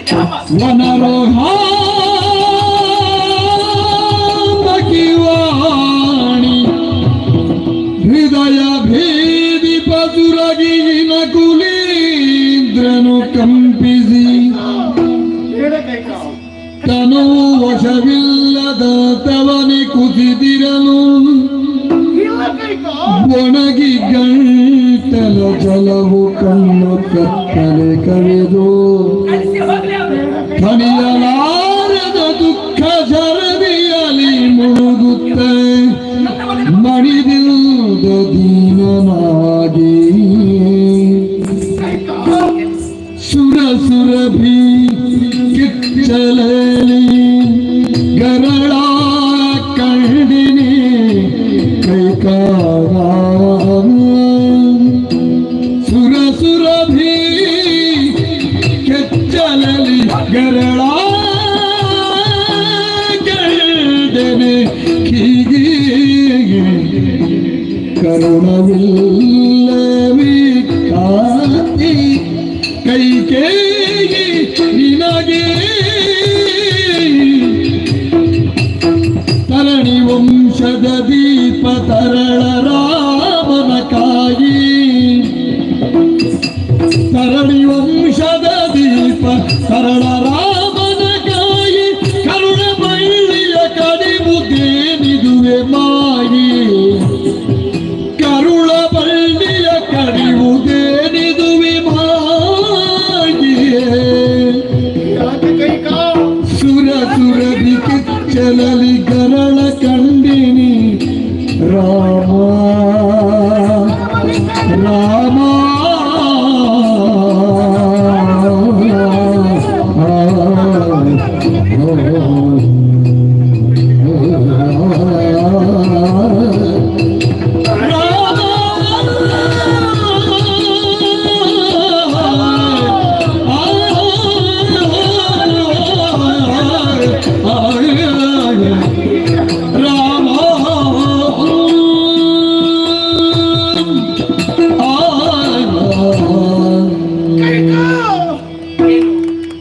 ಏನು ನೀ ಮಾತಾಡುತ್ತಿರುವುದೇ ಅದೇ ಹೇಳಿದ್ದು. ನನ್ನ ಕಿವಿಗಳನ್ನು ನಾನು ನಂಬಲಾರೆ ಕೈಕ. ಸುರ ಸುರಭಿಯ ಕೆತ್ತಲಿನಿಂದ ವಿಷ ಬರ್ತದೆಯೇ ಬರುವುದಿಲ್ಲ ಎನ್ನುವುದು ಎಷ್ಟು ಸತ್ಯವೋ ಅಷ್ಟೇ ಸತ್ಯ. ನನ್ನ ಕೈಕೆಯ ಒಡಲಾಳದಲ್ಲಿ ಹುಟ್ಟಿದ ವಿಷಯವಲ್ಲ ಇದು. ಈ ಯಾವುದೋ ಒಂದು ವಿಷಮ ಪ್ರಯೋಗ. ಎಲ್ಲಿ ಕೈಕ ಕರುಣೆಯೇ ಇಲ್ಲದಂತೆ ಕರುಳ ಬಳ್ಳಿಯಂತೆ ಹಿಚುಕಿದಂತೆ ಕೇಳಿಬಿಟ್ಟೆಯಲ್ಲ. ತರಣಿ ವಂಶದ ಪ್ರದೀಪ, ಸಾಕೇತ ಸಾಮ್ರಾಜ್ಯದ ಸೌಭಾಗ್ಯ. ಅವರನ್ನು ಕಳಿಸಿಕೊಟ್ರೆ ನನ್ನ ಪ್ರಾಣ ಹೋಗ್ತದೆ ಕೈಕ.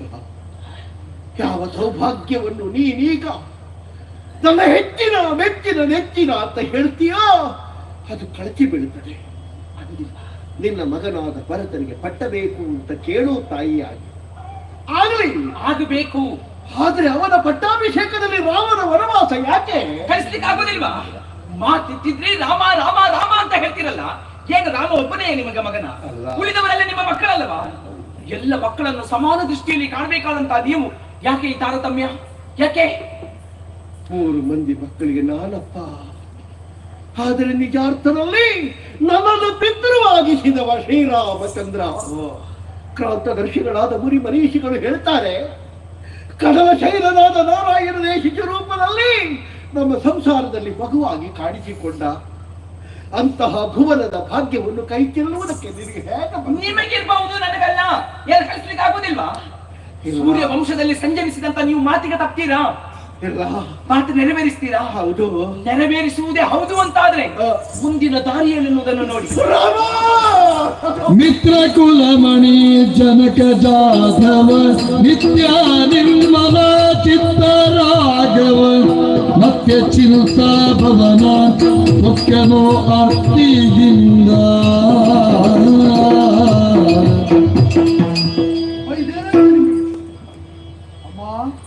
ಅವಳ ತಾಯಿ ಅಲ್ಲ ಮಗ, ಅವಳು ರಾಕ್ಷಸಿ. ಅವಳಲ್ಲಿ ಏನೋ ಆವೇಶ ಆಗಿದೆ. ಯಾಕಮ್ಮ ಹೀಗೆ ಹೇಳ್ತಾರೆ? ನೀನು ಕೇಳಿದ 2 ವಾರಕ್ಕಾಗಿ ಅಷ್ಟೇ ಮಗನೇ, ನನಗೆ ಸಮ್ಮತ.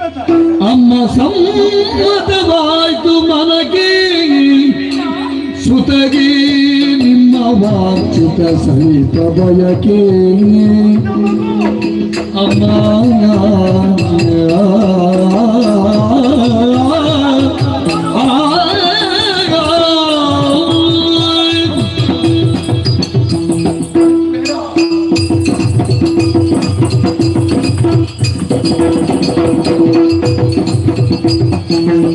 ಅಮ್ಮ ಸಮ್ಮತವಾಯ್ತು ಮನಗೆ ಸುಖಗೆ ನಿಮ್ಮ ವಾಂಛಿತ ಸಹಿತ ಬಯಕೀನಿ ಧರ್ಮಯೋಗಿಯ ಬಾಳು ನಿಮ್ಮಲದುವೆ ಭಾಗ್ಯ ಧರ್ಮಯೋಗಿಯ ಬಾಳು ನಿಮ್ಮಲದುವೆ ಭಾಗ್ಯ ಸುಮ್ಮನೆ ತಗಿ ಬಿಟದು ಮಾನಗೊಳ್ಳುವರು ಸಮ್ಮತಾಗ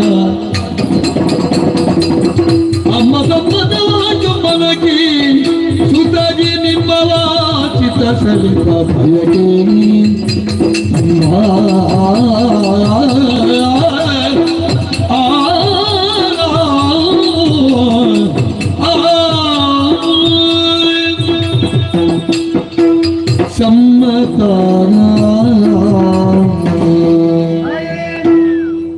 ಭರತ ಕುಮಾರನಿಗಾಗಿ ಸಾಮ್ರಾಜ್ಯವನ್ನು ಆತನ ಹೆತ್ತಮ್ಮನಾದ ನೀನು ಕೇಳಿದ್ರೆ ನಾನು ಅದನ್ನು ಅಲ್ಲಗಳೆಯುತ್ತೇನೆ.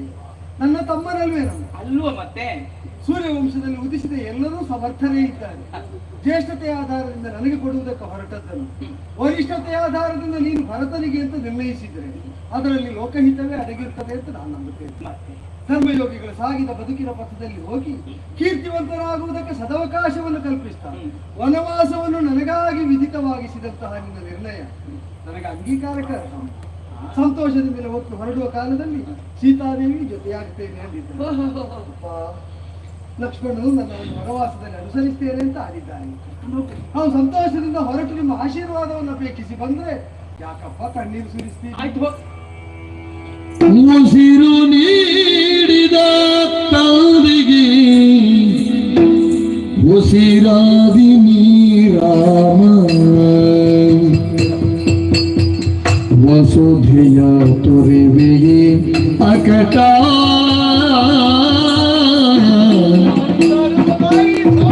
ಉಸುರುವೆ ನೀಯಲ್ಲ ಕೈ ತುತ್ತ ಉಣುತ್ತ ನಿಶಿಗಿಲ್ಲ ವಚವಿರೋ ಸುತನ್ನೇ ಉಸಿರು ನೀಡಿದ ತಂದೆ ಗುಸಿರ ಶ್ರೀರಾಮ ರಾಮ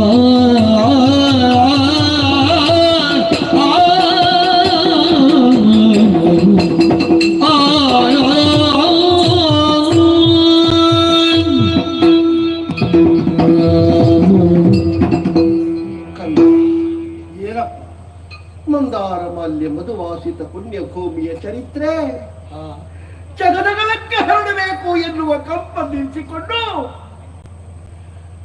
ನಿನ್ನ ತಪ್ಪಿನ ಸಾಮ್ರಾಜ್ಯ ಬೇಕು ಅಂತ ನಾನು ಆಶಿಸಿದೆ ಮಗ. ನನ್ನಷ್ಟೇ ಸಮರ್ಥವಾಗಿ ಅಲ್ಲ, ನನಗಿಂತ ಹೆಚ್ಚು ಸಮರ್ಥವಾಗಿ ಭರತ ಆಳ್ವಿಕೆ ನಡೆಸ್ತಾನಪ್ಪ. ನೈತಿಕವಾಗಿ ಯಾವನಿಗೆ ಯೋಚಿಸುವುದಕ್ಕೆ ಸಾಮರ್ಥ್ಯ ಇಲ್ವೋ ಅವನಿಗೆ ಏನಂತ ಯೋಚನೆ ಮಾಡಿದ್ರು ಅದು ಅಂಗೀಕರಿಸಲ್ಪಡುವುದಿಲ್ಲ ಎನ್ನುವುದಕ್ಕೆ ಈ ದೃಶ್ಯ ಸಾಕ್ಷಿ ಮಗ. ಏನಾಯ್ತು ಈಗ? ಶ್ರೀಲಂಕಟ ನಿನ್ನ ಹಾಗೆಲ್ಲ ಬೇಡಿಯಪ್ಪ. ಕೈಕೆಯ ವ್ಯಾಮೋಹದ ವಜ್ರ ಪಂಜರದೊಳಗೆ ನಾ ಬಂದಿ ಮಗ.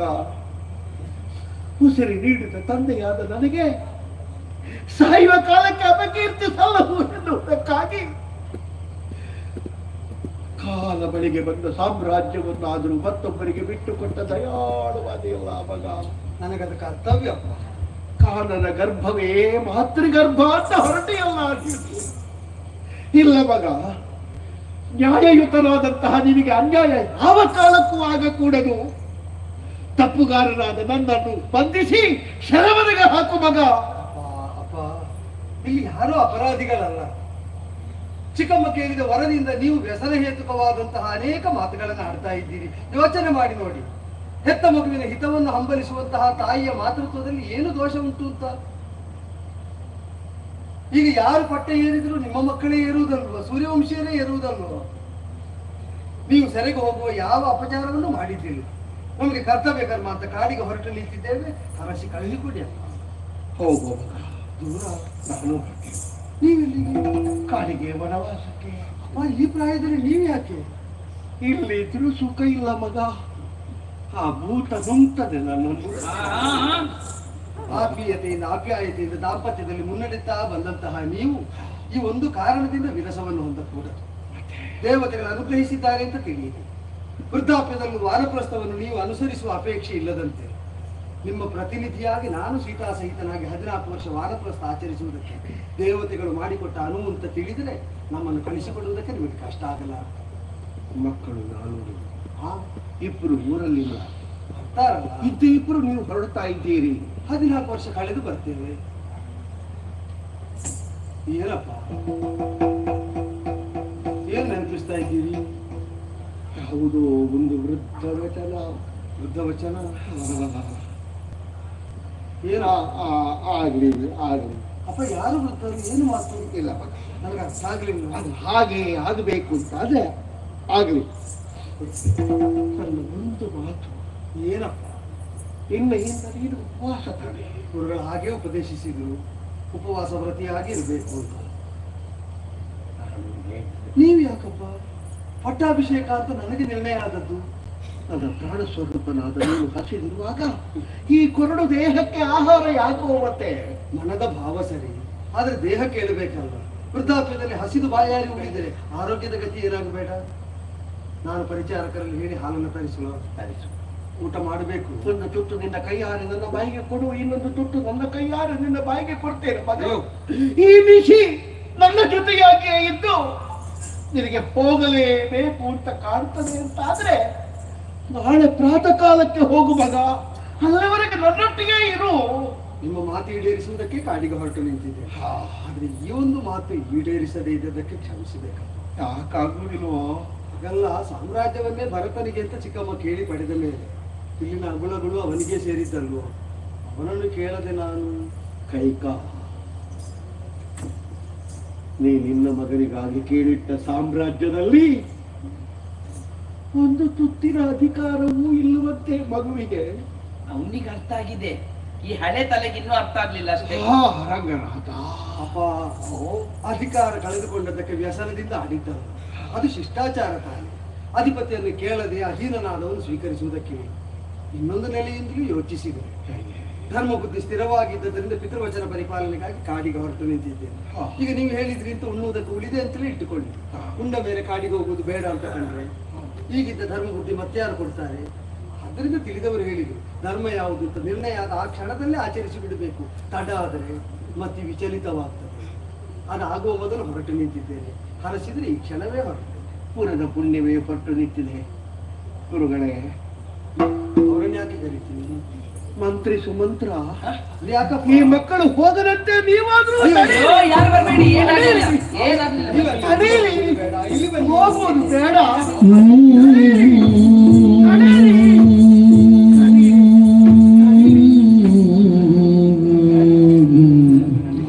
ಅವರೆಲ್ಲ ಧರ್ಮಾಚರಣೆಗೆ ಭಂಗ ತರುವವರಲ್ಲ. ನಾವು ವಿಶ್ರಾಂತ. ಸೀತಾ, ಇಲ್ಲಿ ಬಾ. ಲಕ್ಷ್ಮಣ, ನೀನು ಬಾ.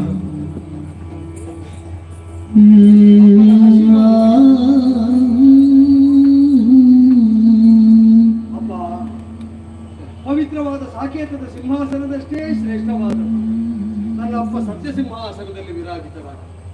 ಅದಕ್ಕಾಗಿ ಯಾವುದನ್ನಾದರೂ ಬಿಟ್ಟೇನೆ.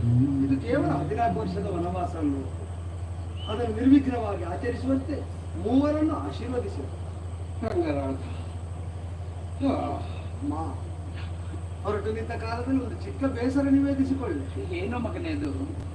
ಏನಲ್ಲ, ನನ್ನ ಗುಣದ ಬಗ್ಗೆ ಒಂದಿನಿತೂ ವಿಶ್ವಾಸ ಇಲ್ಲದೆ ಹೋಯ್ತಲ್ಲ ತಾಯಿ ನಿನಗೆ. ಹೇಳ್ಬೇಡ ಮಗನ, ಮನಸ್ಸಿಗೆ ನೋವಾಗ್ತದೆ.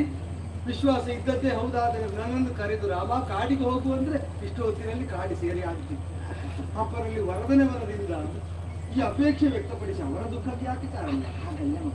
ಮತ್ತೆ ನಿನ್ನ ಬಗ್ಗೆ ನನಗೆ ವಿಶ್ವಾಸ ಇದೆ, ಆದ್ರೆ ಅವಳಲ್ಲಿ ಅವನಿಗೆ ವಿಶ್ವಾಸ ಇಲ್ಲ ಮಗ. ತಂದೆ ತಾಯಂದಿರನ್ನು ವಿಮರ್ಶಿಸುವುದಕ್ಕಾಗಿ ಆಡಿದ್ದಲ್ಲ, ಮನದ ಭಾವವನ್ನು ನಿವೇದಿಸಿಕೊಂಡೆ ಅಷ್ಟೇ. ಪಿತೃ ಸಂಕಲ್ಪವನ್ನು ಮಾತಾಗಿಸಿ ವನವಾಸದ ದೀಕ್ಷೆ ಕೊಟ್ಟ ಮಹಾತಾಯಿ ಮೂವರನ್ನು ಹರಸುತ್ತಾಯಿ. ಆಯ್ತು. ಹೋಗು. ಹೋಗಿ ಆಯ್ತಾ?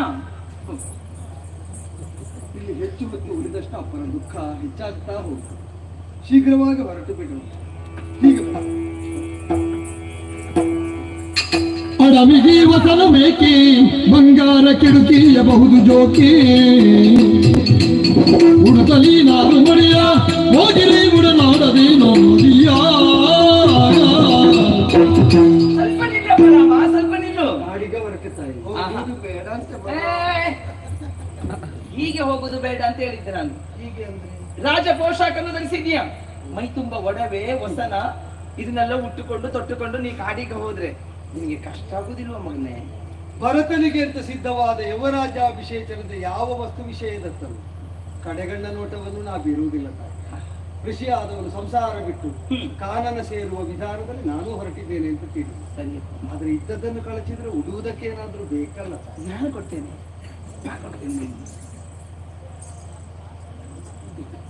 ಇದು ಲಕ್ಷ್ಮಣ, ಸಿಕ್ಕಿದ್ದು ಮಾತ್ರ ಪ್ರಸಾದ. ಭಾರ ಕಳಚಿ ಹಗುರಾಗುವುದಕ್ಕೆ ಅನುಕೂಲ ಆಗ್ತದೆ. ಸ್ವೀಕರಿಸು. ಹೀಗೆ ಬಾ. ಬಿಡಿಸಿ ನೋಡ್ಕೊಂಡು ಹೋಗಿ. ಏ ಮಾರಾಣಿ, ಸ್ವಲ್ಪ ನಿಲ್ಲೆ. ಏನು ನೀನಿನ್ನು ಮಾರಾಣಿ ಆಗ್ಲಿಲ್ಲ ನೀನು? ಮೈ ತುಂಬಾ ಒಡವೆ ಪಟ್ಟು ಸೀರೆ ಉಟ್ಟುಕೊಂಡು ಗಂಡನ ಹಿಂದೆ ಹೋಗ್ತಾ ಇದೆಯಲ್ಲ, ಏನ್ ನಿನಗೆ ಪ್ರತ್ಯೇಕವಾಗಿ ಹೇಳ್ಬೇಕೇನೆ? ಮಾನವೀಯತೆ ಬೆಳೆದು ಮಾನವ ಜ್ಞಾನದ ಉಪತಿಗಿಡದಲ್ಲಿ ಇವರೇ ಜಾನಕಿ ತಿಳಿಸಿದರು ಹಂಗೆ ನೀನ ಪಶುವೆ. ಏನಿದು ಅವಿವೇಕತನ? ಸಾಕೇತದ ಅರಮನೆಯಲ್ಲಿ ಅನಾಚಾರವೇ? ಇದನ್ನೆಲ್ಲ ಕಂಡು ನಾನು ಸುಮ್ಮನಿದ್ದೇನೆ ಅನ್ನೋ ಕಾರಣಕ್ಕೆ ನೀನು ಮಾಡಿದ ಕಾರ್ಯವನ್ನು ನಾನು ಬೆಂಬಲಿಸಿದ್ದೇನೆ ಎಂಬಾಗಿ ಭಾವಿಸಿಕೊಂಡೆಯ ಕಾಡ ಪಶುವೆ. ಯಾರ ಆಭರಣವನ್ನು ಕಳಚುವುದಕ್ಕೆ ಮನ ಮಾಡಿದೆ? ಯಾರನ್ನು ಬಗೆದೆ ಅವಳನ್ನು? ಜನಕ ನಂದನೆ ಎಂಬುದಾಗಿ ಬಗೆದುಕೊಂಡೆಯ? ಭೂಮಿಯಲ್ಲಿ ಉದಿಸಿ ಬಂದವಳು ಸಾಕ್ಷಾತ್ ಲಕ್ಷ್ಮಿ ಸ್ವರೂಪಳು. ಲಕ್ಷ್ಮಿಯ ವಿಗ್ರಹದಿಂದ ಆಭರಣವನ್ನು ಕಳಚುವುದಕ್ಕೆ ಮನ ಮಾಡ್ತೀಯ. ಈಗ ನಾನು ಘೋಷಿಸ್ತೇನೆ, ಸೀತೆ ಸಾಕೇತಕ್ಕೆ ಸಾಮ್ರಾಜ್ಞಿ. ಶಾಂತರಾಗಿ ಗುರುಗಳೇ, ಅವಳಿಗೆ ಶಾಪ ಕೊಡಿ ಗುರುಗಳೇ. ಬದುಕಿನ ಧರ್ಮ ದೀಕ್ಷೆಯನ್ನು ಕೊಟ್ಟ ನೀವು ಧರ್ಮಕರ್ಮಕ್ಕೆ ಪ್ರತಿಬಂಧಕ ತರಕೂಡದು. ನನ್ನ ಮೇಲಿನ ಪ್ರೀತಿಯಿಂದ ಶಾಂತಸಾಗರದಂತಿದ್ದವರು ಒಡವಾಗ್ನಿಯಂತೆ ಉರಿದೆದ್ದಿದ್ದೀರಿ. ಶಾಂತರಾಗಿ ಹರಸಬೇಕು. ಧನ್ಯ. ಏನಮ್ಮ, ಆ ಧರ್ಮ ಮಾಡಿದ್ರೆ ಮಾತ್ರ ಕೋಪ ಉಳಿಯುತ್ತದೆ, ಇಲ್ಲದಿದ್ರೆ ಅಳಿಯುತ್ತದೆ. ಈಗ ಹೋಗಿದೆಯಲ್ಲ, ಹೋದಂತೆ ಕಾಣುತ್ತದೆ. ಅಮ್ಮ, ಸೀತೆಯು ನನ್ನನ್ನೇ ಅನುಸರಿಸುವುದಕ್ಕೆ ಹೊರಟವಳು. ಆದರೆ ನನ್ನ ಮೇಲೆ ದಯೆ ತೋರಿದಂತು ಅವಳು ಇದ್ದದ್ದನ್ನು ಕಳಿಸಿದ್ರೆ ಉಡುವುದಕ್ಕೊಂದು ತುಂಡು ಬಟ್ಟೆ ನಾ ಕೊಡ್ತೇನೆ ಮಗನೇ, ಬಟ್ಟೆ ನಾ ಕೊಡ್ತೇನೆ. ಇದನ್ನೇ ಉಟ್ಕೊಂಡು ಹೋಗೆ. ಅತ್ತೆ, ಏನು? ಜನಕ ಮಹಾರಾಜನ ಪಾಲಿತ ಪುತ್ರಿಯಾಗಿ ಬೆಳೆದವಳು ನಾನು. ಪ್ರತಿ ದಿನವೂ ಪಟ್ಟೆ ಪೀತಾಂಬರ ಹೊನ್ನಾಭರಣಗಳಿಂದ ನನ್ನನ್ನ ಶೃಂಗರಿಸಿ ಆ ಚಂದವನ್ನ ಕಾಣುತ್ತಾ ಆನಂದ ಪಡುತ್ತಿದ್ದವರು ನನ್ನ ತಂದೆ. ಈ ಹೊತ್ತಿಗೆ ನಾರು ಮಡಿಯನ್ನು ಉಡುವುದಕ್ಕೆ ಕೊಟ್ಟಿದ್ದೀರಿ, ಇದನ್ನ ಹೇಗುಡುವುದಕ್ಕೆ? ಅವಳಿಗೆ ಸೀರೆ ಉಡ್ಲಿಕ್ಕೆ ಬಂದಿಲ್ವಾ? ಪ್ರಾರಂಭದಲ್ಲಿ ಯಾರ್ಯಾರು ಅನ್ಯತಾ ಭಾವಿಸಬೇಡಿ. ಏನು? ಪ್ರತಿ ದಿನವೂ 24 ಮೊಳದ ಪಟ್ಟೆ ಸೀರೆಯನ್ನೇ ಉಟ್ಟ ಅಭ್ಯಾಸ. 6 ಮೊಳದ ನಾರು ಮಡಿಯನ್ನು ಉಟ್ಟು ತಿಳಿದಿಲ್ಲ, ಆದ್ರೆ ಕಲಿತುಕೊಳ್ತೇನೆ. ಕಲಿಬೇಕೆ? ನನ್ನವರನ್ನು ಅನುಸರಿಸ್ತೇನೆ. ಮತ್ತೆ ಏನು? ನೀವೇ ತಾಯಿಯ ಸ್ಥಾನದಲ್ಲಿ ನಿಂತು ಹೇಳಿಕೊಟ್ಟಿಗೆ ಅಂತ.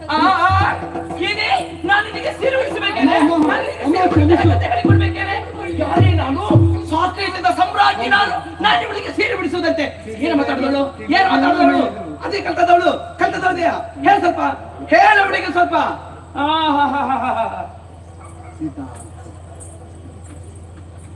ಹೆಂಡತಿಗೆಲ್ಲ ಅಷ್ಟು ಸಲಿಗೆ ಕೊಡಬಾರ್ದು, ಕೊಟ್ರೆ ಹೀಗಾಗ್ತದ ಮಗ. ಉಡುವ ಬಗ್ಗೆ ನಾನು ಹೇಳಿಕೊಡ್ತೇನೆ.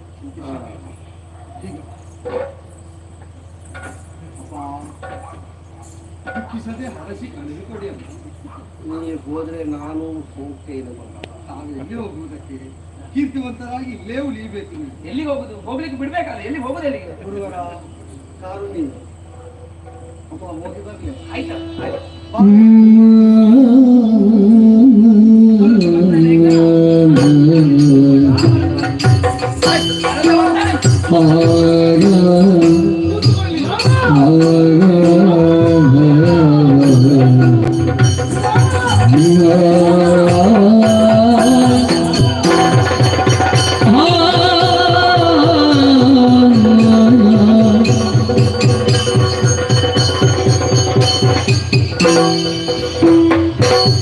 ಚಂದಿರಾನನ ಭರತ ತಲ್ಲಯ ಮಂದಿರದಿ ಮಲಗಿರಲು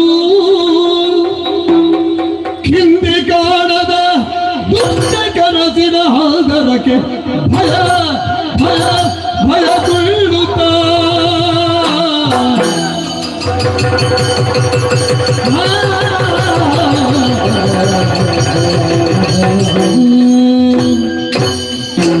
ಕಣ್ಣು ಕಂಡ ಸ್ವಪ್ನ ಮಾಲೆ ಎಲ್ಲ ಮನಕ್ಕೆ ದುಗುಡಲಿ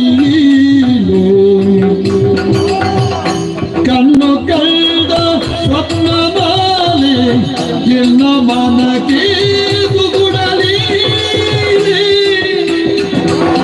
ಹುಣ್ಣಿಮೆಯಲಿ ಅಗ್ನಿ ಜ್ವಾಲೆ ಕೆಣ್ಣಿಗಾಯ್ತು ಶ್ವೇತ ಶಾಲೆ ಮೊದಲು ಸ್ವರ್ಗ ಕಂಡ ಜನಕ ಕದವ ತೆರೆದು ನಾಕ ಪದುಮ ಮಿತ್ರ ಅಸ್ತಮಾನ ಮದನ ವೈರಿ ಮಸಣಯಾನ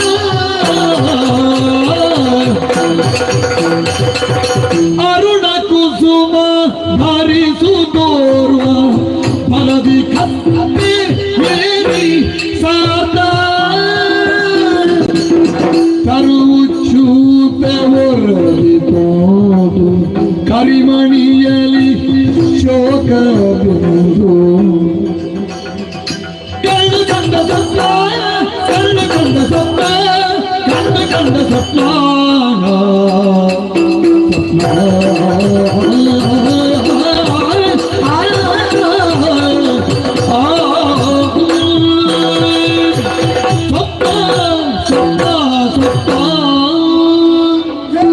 ಅರಮನೆಯಲ್ಲಿ ನನ್ನ ಅಂತಃಪುರದಲ್ಲಿ ಹಾಯಾಗಿ ಪವಡಿಸಿದ್ದವೈ ಭರತ ನಿದ್ರಾವನಿತೆಯ ಸೆರಗಿನಲ್ಲಿ ನಾ ಬಂದಿಯಾಗಿರುವ ಕಾಲಕ್ಕೆ ಬಿದ್ದಂತಹ ಕನಸಿನ ಪರಿಣಾಮವಾಗಿ ಒರಗಿದಂತಹ ಮಂಚದಿಂದ ದಪ್ಪನೆ ಕೆಳಗೆ ಬಿದ್ದೆ.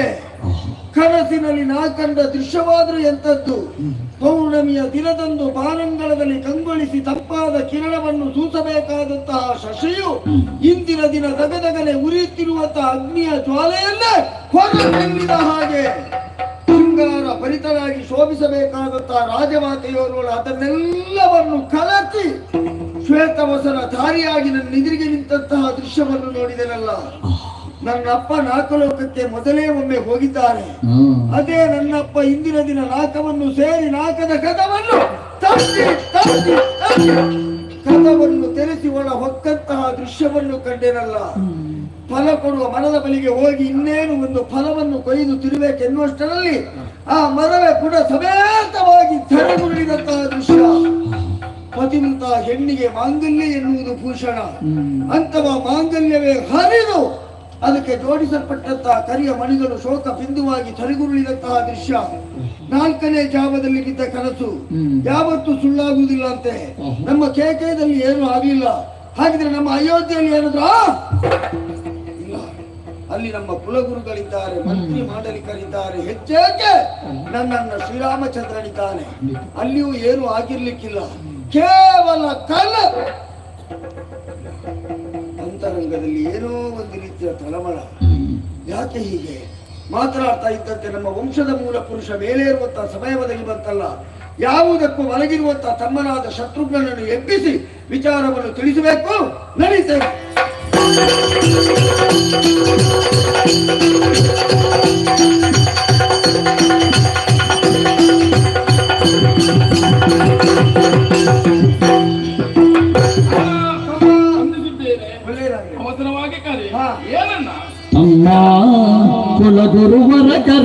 ಕರೆದಿಗರಮ್ಮ ಕುಲಗುರುವರ ಕರೆದಿಗರಮ್ಮ ಬ್ರಹ್ಮ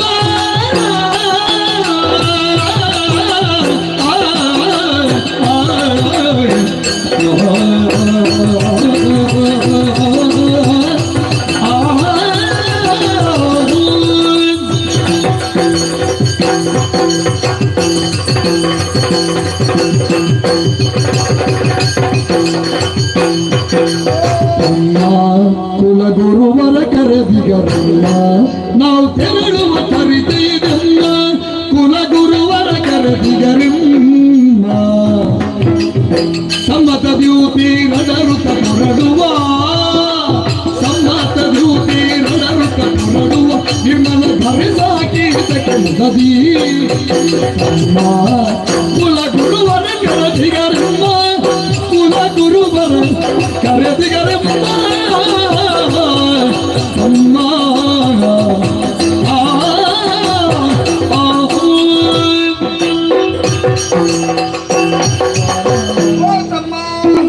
ನಾಲ್ಕನೇ ಜಾವದಲ್ಲಿ ಬಿದ್ದ ಕೆಲಸವನ್ನೆಲ್ಲವನ್ನು ವಿವರಿಸಿದ್ದೇನೆ. ಹೌದು. ಮತ್ತೆ ನಿನ್ನನ್ನು ಬಳಿಗೆ ಕರೆದೆ. ಯಾಕಣ್ಣ? ಅಯೋಧ್ಯೆಯಿಂದ ನಮ್ಮ ಕುಲಗುರುಗಳು ಕಳುಹಿಸಿದಂತಹ ಆಳುಗಳು ಬಂದು ಕೊಟ್ಟಂತಹ ಲೇಖನ ಕಂಡಾಗ ವಿಚಿತ್ರ ಎನಿಸಿತು.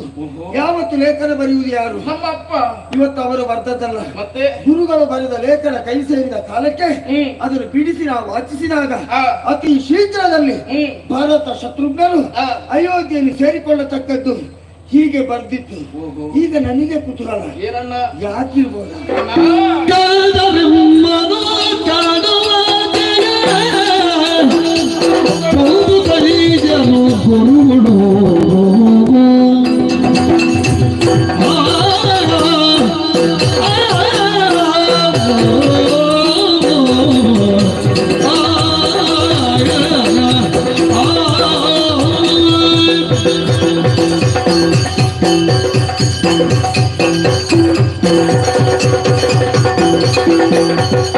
ಗುರುಗಳು ಬ್ರಹ್ಮನು ಕಾಣುವಾದೆಯ ಪೌದು ತೈಜನು ಗುರುಗಳು ಚಂದದ್ಯೂತ ಸುತ್ತ ಕರೆದರೋ ಚಂದದ್ಯೂತ ಸುತ್ತ ಕರೆದರು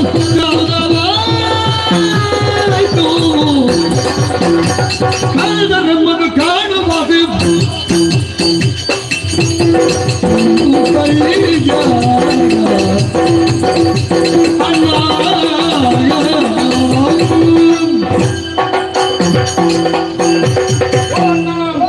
ನಾವು ಕೆಟ್ಟದನ್ನ ಯೋಚಿಸಬೇಕೆಂದಿಲ್ಲ. ಈ ಕಾಲಕ್ಕಾಗುವಾಗ ತಂದೆಯವರಿಗೆ ಮಕ್ಕಳನ್ನು ನೋಡಬೇಕು ಎನ್ನುವಂತಹ ಬಯಕೆ ಅಧಿಕವಾಗಿದೆ. ನಮಗೂ ಅಷ್ಟೇ. ತಂದೆಯನ್ನು ನೋಡಬೇಕು, ತಾಯಿಯನ್ನು ಮಾತನಾಡಿಸಬೇಕು, ಪ್ರಜಾಜನರ ಸಂತಸವನ್ನು ಕಾಣಬೇಕು ಎನ್ನುವಂತಹ ಬಯಕೆ ದಿನದಿಂದ ದಿನಕ್ಕಾಗಿ ಅಧಿಕವಾಗುತ್ತಾ ಉಂಟು. ಹಾಗಾದ ಕಾರಣ ಆದಷ್ಟು ಬೇಗ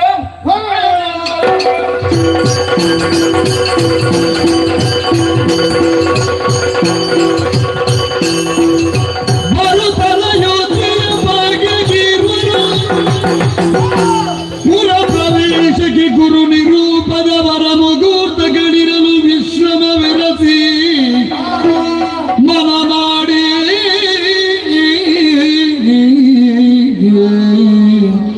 ತಮ್ಮ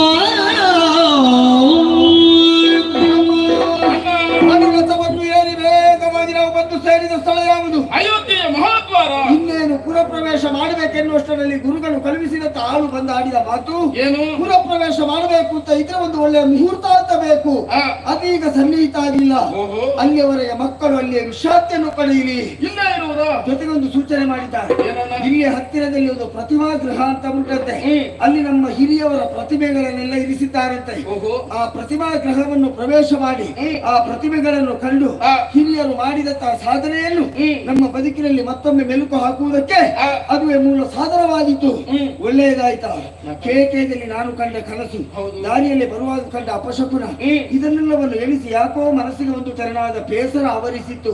ಜ್ಞಾನವದನರಾಗಿ ನಮ್ಮ ಅಪ್ಪನ ಬಳಿಗೆ ಹೋದ್ರೆ ನಮ್ಮನ್ನು ಕಂಡ ಅಪ್ಪನಿಗೆ ಎಷ್ಟು ಬೇಸರ ಆಗ್ಲಿಕ್ಕಿಲ್ಲ.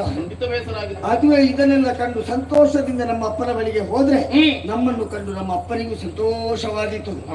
ತಮ್ಮ ಅಣ್ಣ ಒಳಗೋಗೋಣ. ಹೋಗುವ.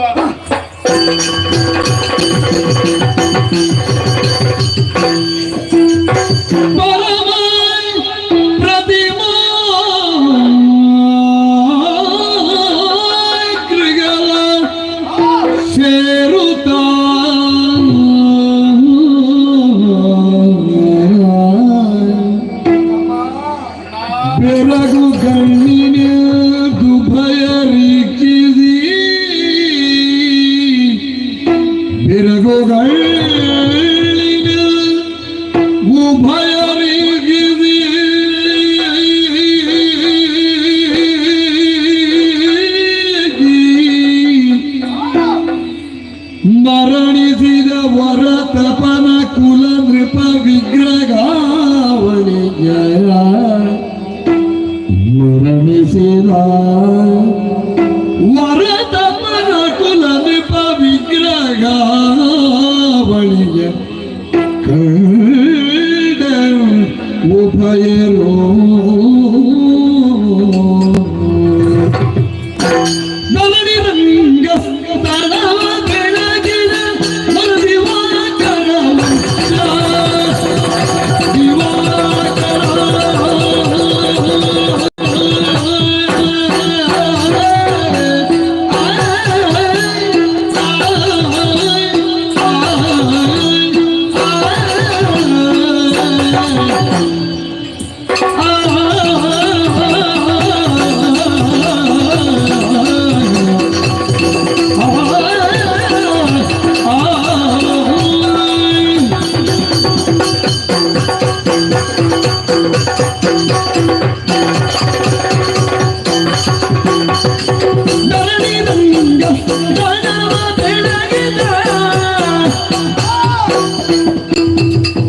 ವರದಿವಾಕರ ವಂಶ ಕಣ್ಮಣಿ ಕರುಣವಾರಿದಿ ಪೃಥುವು ರಚುನಾಮ ಕರುಣವಾರಿದಿ ಪೃಥುವು ರಚುನಾಮ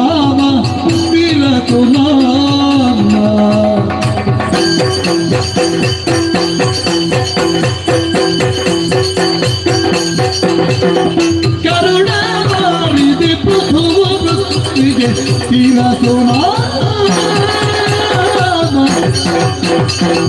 ಮಲಗೆ ಸತ್ಯವೇ ದೇವರುದಿಗ ಅರಸನಿವ ಹರಿಶ್ಚಂದ್ರ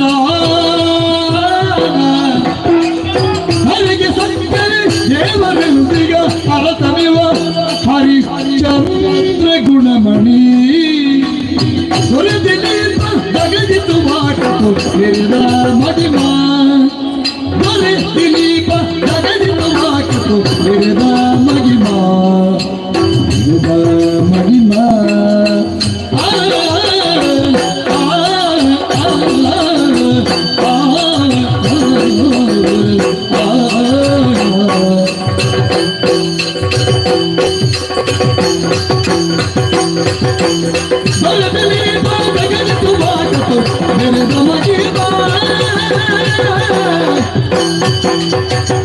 ಧರಣಿ ರಂಗ ಸ್ಥಳ ಬೆಳಗಿದ ಬೆಳಗಿದ ಬೆಳಗಿದ ಬೆಳಗಿದ ವರದಿವಾಕರ ವಂಶ ಕರುಣವಾರಿದಿ ಪೃಥುವು ಹರಿಶ್ಚಂದ್ರ ದೊರೆದಿದೀಪ ಮೆರೆದ ಮಹಿಮಾ ಮೆರೆದ ಮಹಿಮಾ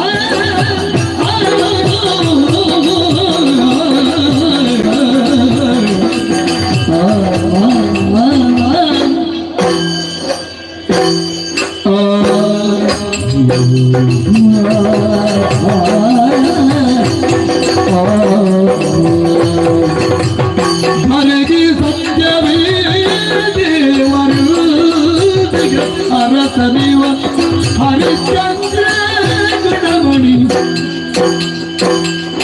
ದೊರೆದಿದೀಪ ಜಗದಿ ತೋತು ಮೆರೆದ ಮಹಿಮಾ ಮೆರೆದ ಮಹಿಮಾ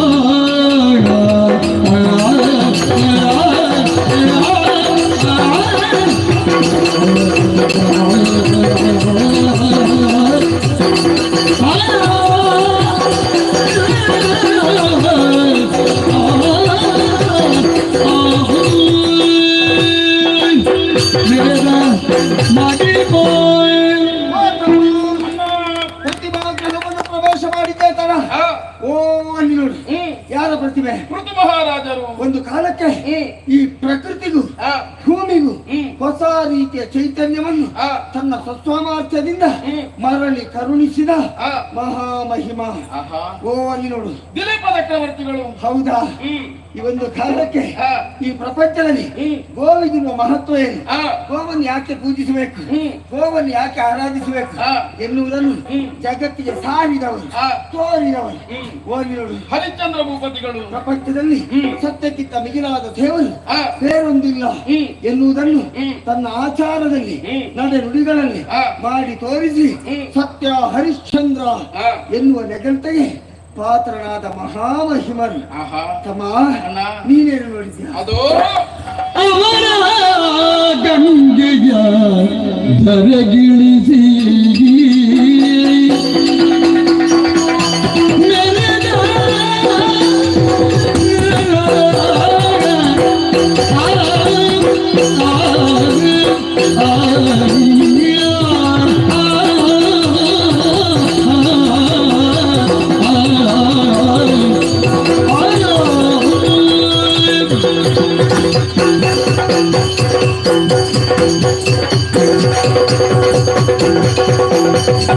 ಅವರ ಗಂಗೆಯ ಧರೆಗಿಳಿಸಿ ಮೆರೆದ ವಿಮಲ ವಿಖ್ಯಾತ ಭಗೀರಥ ಸಗಸಿ, ಗಂಗೆಯ ಧರೆಗಿಳಿಸಿ ಭಗೀರಥ ಸಗಸಿ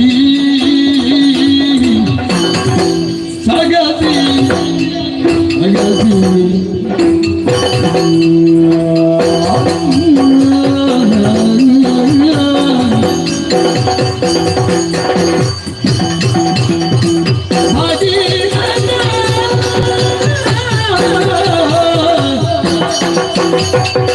ಗಮನಿಸು ದ್ವಿಜ ದಿವಿಜರ ಪ್ರೀತ ರಘುನಾಥ, ಗಮನಿಸು ದ್ವಿಜ ದಿವಿಜರ ಪ್ರೀತ ರಘುನಾಥ, ಅಮಲ ಯಜ್ಞವ ಗೈದ ಧಾರಿಣಿ ರಮಣ ಅಜ ನಿಜ ತಾತ ಗುಣಯುತ ಧಾರಿಣಿ ರಮಣ ಅಜ ನಿಜ ತಾತ ಗುಣಯುತ.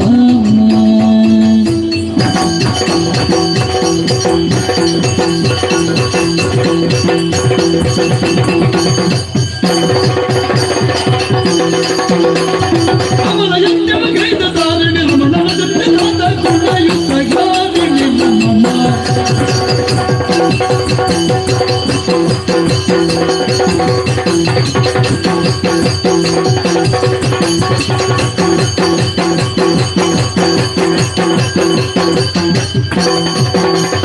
ಅವರ ಗಂಗೆಯ ಧರೆಗಿಳಿಸಿ ವಿಮಲ ವಿಖ್ಯಾತ ಭಗೀರಥ ಸಗಸಿ, ಗಂಗೆಯ ಧರೆಗಿಳಿಸಿ ಗಮನಿಸು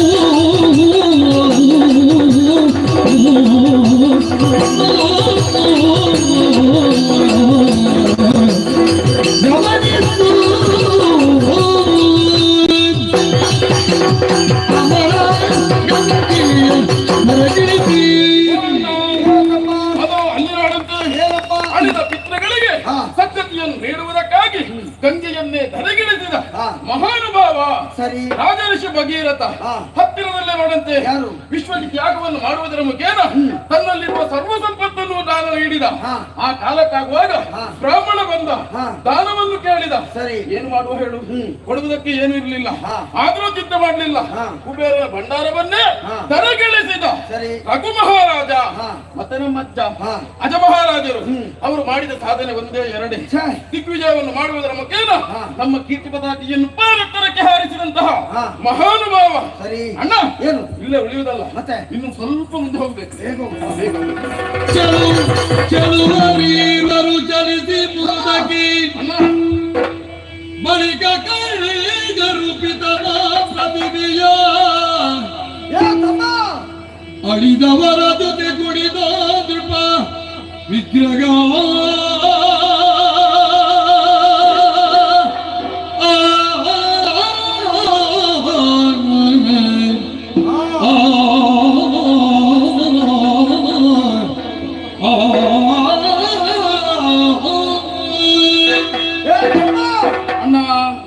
ಮುಂದುವರಿತಾ ಮುಂದೆ ಮುಂದೆ ಬಂದ ಹಾಗೆ ಅಮ್ಮ ಓ ಅಲ್ಲಿ ಕಾಣುತ್ತಿರುವ ಪ್ರತಿಮೆ ನಮ್ಮ ಅಪ್ಪನ ಪ್ರತಿಮೆ ಹಾಗೆ ಕಾಣ್ತಾ ಇದೆಯಲ್ಲ. ಅಪ್ಪನದ್ದೇ ಹೌದಲ್ಲ.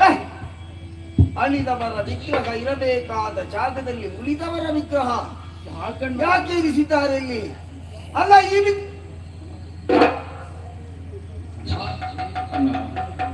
ರೇಖೆಯಲ್ಲಿ ನಾನು ಕಂಡ ಕನಸು, ದಾರಿಯಲ್ಲಿ ಬರುವಾಗ ಕಂಡ ಅಪಶಕುನ, ಯಾವತ್ತು ಲೇಖನವನ್ನು ಬರೆಯುವ ಅಪ್ಪ ಲೇಖನ ಬರ್ತದ್ದಲ್ಲ, ಗುರುಗಳು ಲೇಖನ ಬರ್ತದ್ದು. ಹಾಗಿದ್ರೆ ಗುರುಗಳು ಲೇಖನ ಬರೆಯುವಾಗ ನಮ್ಮ ಅಪ್ಪ ಇರಲಿಲ್ವಾ? ಅಪ್ಪ ಹಾಗಿದ್ರೆ ನಮ್ಮ ಅಪ್ಪನಿಗೆ ಅಯ್ಯೋ ಅಯ್ಯೋ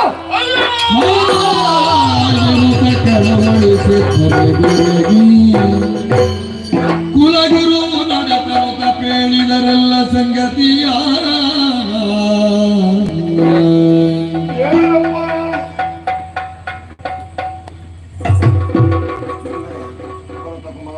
ಇಲ್ಲಿ ಏನು ನಡೀತಾ ಇದೆ ಅಂತ ಆದ್ರೂ ತಿಳಿಸ್ತೀರಾ? ಕಂದರೆ ಪೇಳರೇನು ನಿಮ್ಮಯ ಪಿತಾಸಗಳು ನಾಕಟಿಲ್ಲ ಕೈಯುವ ಕಾರ್ಯವ ಹೇಳುವೆ ಬನ್ನಿ ಒಂದಾರಿ ಪುರಗೈದು ಬಾ ಹೋಗುವ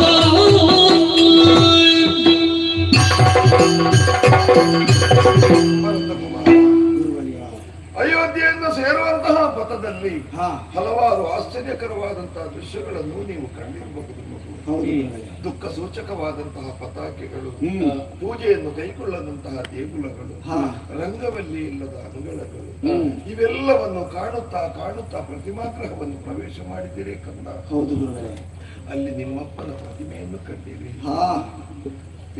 ನಿಮ್ಮಪ್ಪ ದಶರಥ ಚಕ್ರವರ್ತಿ ಇದೆಲ್ಲ ನಮ್ಮನ್ನೆಲ್ಲ ಅಗಲಿ ಅಲೋಕ ಯಾತ್ರೆ ನಮ್ಮಪ್ಪನಿಗೆ ಸಾವ. ಹೌದು, ಸಾಯುವಂತದ್ದವರಿಗೆ ಏನಾಗಿತ್ತು ಗುರುಗಳೇ? ಪ್ರಕರಣವೊಂದು ನಡೆಯಿತು ಅಯೋಧ್ಯೆಯಲ್ಲಿ. ಪ್ರಕರಣ? ದಶರಥ ಚಕ್ರವರ್ತಿಗೆ ದುಸ್ವಪ್ನವೊಂದು ಮೂಡಿ ಬಂತಂತೆ. ಆದ್ದರಿಂದ ಶೀಘ್ರತರವಾದಂತಹ ತೀರ್ಮಾನವೊಂದನ್ನು ಕೈಗೊಂಡ. ಏನಂತೆ? ನಾಳೆ ರಾಮಗೆ ಪಟ್ಟ. ಎಲ್ಲರೂ ಸಂತೋಷ ಪಡಬೇಕಾದ ವಿಚಾರ ಗುರುಗಳೇ. ಆದರೆ ತೀರ್ಮಾನವಾಗಿಯೇ ಉಳಿಯಿತು. ಯಾಕೆ? ಮರುಗಳಿಗೆಯಲ್ಲಿ ಬದಲಾಗಿ ಹೋಯಿತು. ಯಾರಿಂದ? ನಿನ್ನಮ್ಮ ಕೈಕಾಮಾತೆಯಿಂದ. ನನ್ನಮ್ಮ ಏನು ಮಾಡಿದ್ದು? ಶಂಬರವದ ಪ್ರಕರಣದಲ್ಲಿ ಗಂಡನಿಗೆ ಸಹಾಯವನ್ನು ಮಾಡಿದ್ದು ಅನ್ನೋ ಕಾರಣಕ್ಕಾಗಿ 2 ವರವನ್ನು ಅಭಯ ಪ್ರದಾನ ಮಾಡಿದ್ದನಂತೆ ದಶರಥ ಚಕ್ರವರ್ತಿ. ಏನಂತೆ? ಬೇಕಾದಾಗ ಕೇಳಿಕೊಳ್ತೇನೆ ಅಂತ ನ್ಯಾಸಭೂತವಾಗಿ ಅವನಲ್ಲೇ ಉಳಿಸಿಕೊಂಡಿದ್ದು. ಸರಿ, ಶ್ರೀರಾಮನಿಗೆ ಪಟ್ಟವಾಗ್ತದೆ ಅನ್ನಂತ ವದಂತಿ ಕೇಳಿದಾಗ ಮಂತರೆಯ ದುರ್ಬೋಧನೆಗೆ ಒಳಗಾಗಿ ಆ 2 ವರವನ್ನು ಆಗ ಯಾಚಿಸಿದ್ದು. ಏನು? 1ನೇ ವರವಾಗಿ ನನ್ನ ಮಗನಾದಂತಹ ಭರತಕುಮಾರನಿಗೆ ಅಯೋಧ್ಯೆಯ ಪಟ್ಟ. ನನಗ? 2ನೇ ವರವಾಗಿ ಶ್ರೀರಾಮನಿಗೆ 14 ವರ್ಷ ಕಾಡಿನ ವಾಸ. ನನ್ನ ಅಮ್ಮ ಕೇಳಿದ್ದ. ಹೌದು, ಪಿತೃವಾಕ್ಯ ಪರಿಪಾಲನೆಗಾಗಿ ರಾಮ ವನಕ್ಕೆ ಅಭಿಮುಖನಾಗಿ ಹೊರಟು ಹೋದ. ಪುತ್ರ ಶೋಕವನ್ನು ತಡೆಯಲಾರದ ದಶರಥ ಚಕ್ರವರ್ತಿ 8 ದಿನಗಳ ಪರ್ಯಂತರ ಕೌಸಲ್ಯ ಅಂತಃಪುರದಲ್ಲಿ ಅನ್ನ ಆಹಾರವನ್ನು ಸೇವಿಸದೆ ರಾಮ ರಾಮ ಅನ್ನುತ್ತಾ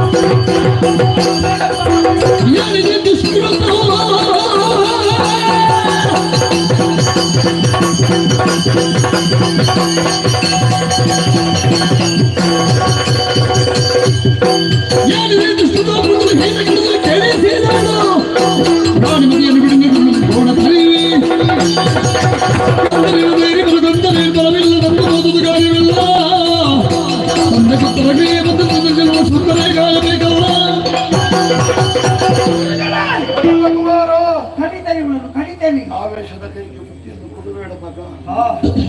ತಾಳುವಿಕೆಗಿಂತನ್ಯ ತಪವೂ ಬೇರಿಲ್ಲ. ಯಾಕೆ? ಕಡಿಯಲು ಬಂದ ಕಟುಕನಿಗಾದರೂ ಕೆಚ್ಚಲಲ್ಲಿರುವ ಕೆನೆ ಹಾಲನ್ನು ನೀಡುವ ಗೋಮಾತೆಯಂತೆ ತಾಳ್ಮೆಯನ್ನು ವಹಿಸಿಕೊಂಬ ಕಂದ. ನೀನು ಮಾಡಬೇಕಾದ ಕಾರ್ಯವಿದಲ್ಲ ಮಗ. ಮತ್ತೆ ಅಳಿದಂತ ನಿನ್ನಪ್ಪನ ಮೃತದೇಹವನ್ನು ತೈಲ ಕಟಾಹದಲ್ಲಿ ಇರಿಸಿದ್ದೇವೆ. ಅಯ್ಯೋ, ಮೃತದೇಹಕ್ಕೆ ಆಗಬೇಕಾದಂತ ಅವ್ರದ್ದು ದೈಹಿಕ ಕಾರ್ಯವೆಲ್ಲವೂ ಹಾಗೇ ಉಳಿದಿದೆ ಮಗು. ನಾನ್ ಮಾಡ್ತೇನೆ, ಅದರತ್ತ ಮನ ನಾ ಮಾಡ್ತೇನೆ ಗುರು.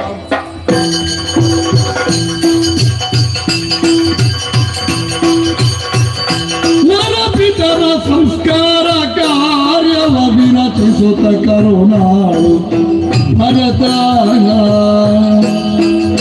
ಭರಿತ ನಿರ್ಜನ ಮನದು ಅಣ್ಣನ ಕರೆತರಲು ಪೊರವಳ್ತ ಭರತ.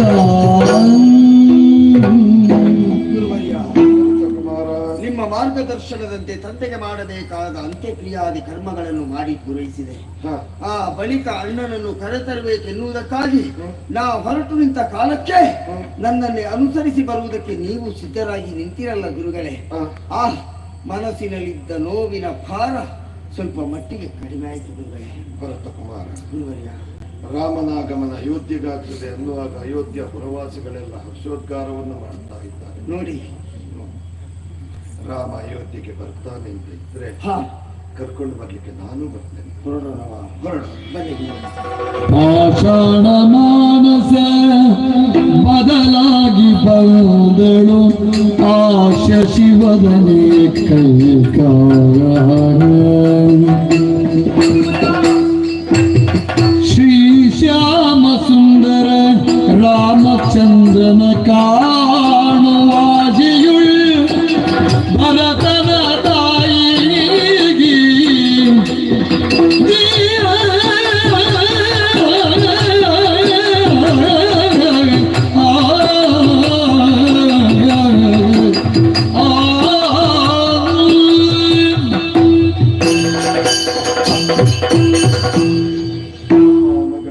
ಮಗನಿಗಾಗಿ ನಾನು ಈ ರೀತಿ ವರ್ತಿಸಿ, ಆದ್ರೆ ನನ್ನ ಮಗನ ಮನಸ್ಸು ಹೇಗೆ ಅಂತ ನನಗೆ ತಿಳಿಯದೇ ಹೋಯಿತು.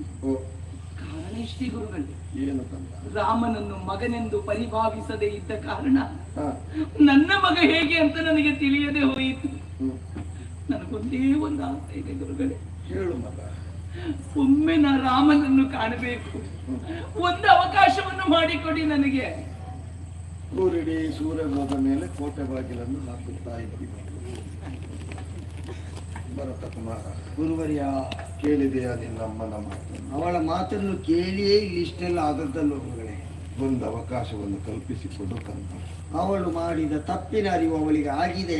ಈಗ ಚಿಂತೆಯನ್ನು ಪಡ್ತಾ ಇದ್ದಾಳೆ ಅಂತ ಆದ್ರೆ ಅದುವೇ ಪ್ರಾಯಶ್ಚಿತ. ಮತ್ತೆ ನೀವು ಗುರುಗಳು ಯಾವುದನ್ನು ಆಲೋಚಿಸದೆ ನೀವು ಪ್ರಶ್ನಿಸುವುದಕ್ಕುಂಟ ಗುರುಗಳೇ. ನೀವು ಹೇಳಿದ ಮೇಲೆ ಮರು ಮಾತಾಡುವುದಕ್ಕೆ ನಾವಾದರೂ ಸಮರ್ಥರೇ. ನಿಮ್ಮ ಇಚ್ಛೆಯಂತೆ ಆಗ್ಲಿ, ಬರ್ಲಿ ಗುರುಗಳೇ, ಬರ್ಲಿ.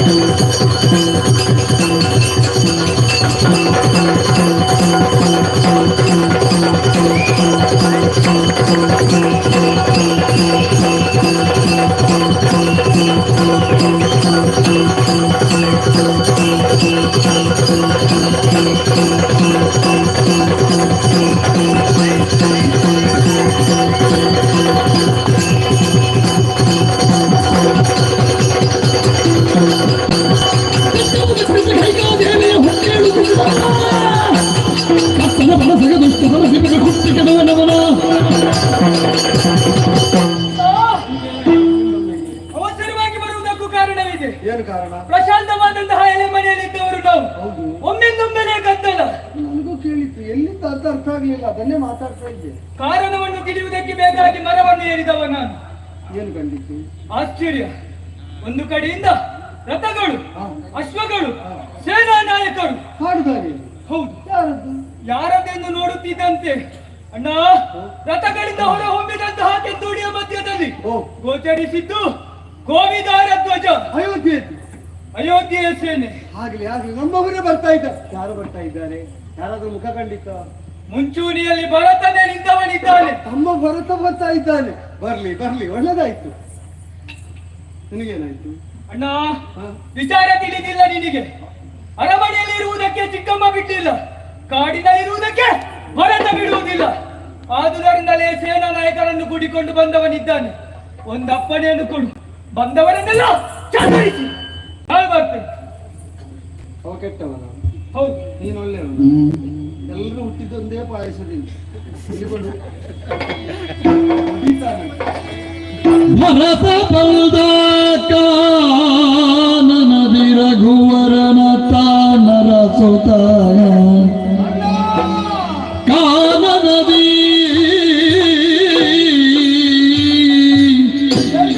ರಾಮನ ಅರಸುತ ಕಾಣುತ್ತನ ಚರಣ ಕಮಲಂಗಳಿಗೆ ರಘುತ ಕಣ್ಣ ಜಲದ ವಿಜೇಕದಲ್ಲಿ ತನ್ನಣ್ಣ ನಂಗ್ರಿಯ ತೊಳೆದು ಭರತನು ಬಣ್ಣಗುಂದುತ ಮರುಗಿ ವ್ಯಾಕುಲದ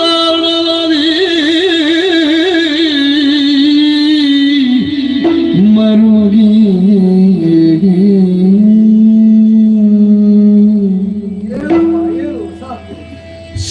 ಸಲ್ಲುತ್ತಾಗನ ಎತ್ತಿರಾಘವ ಕಲ್ಲೆಡೆಗೆ ಸಿಳಿಯುತ್ತ ವಾರಿದಿ ಹುಣ್ಣಿಮೆಯ ಶಶಿಕೈಂದ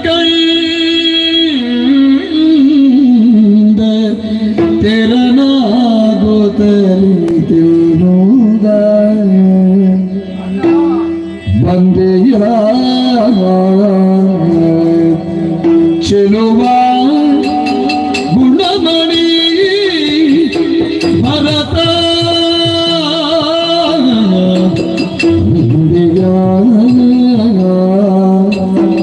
ಕಂದ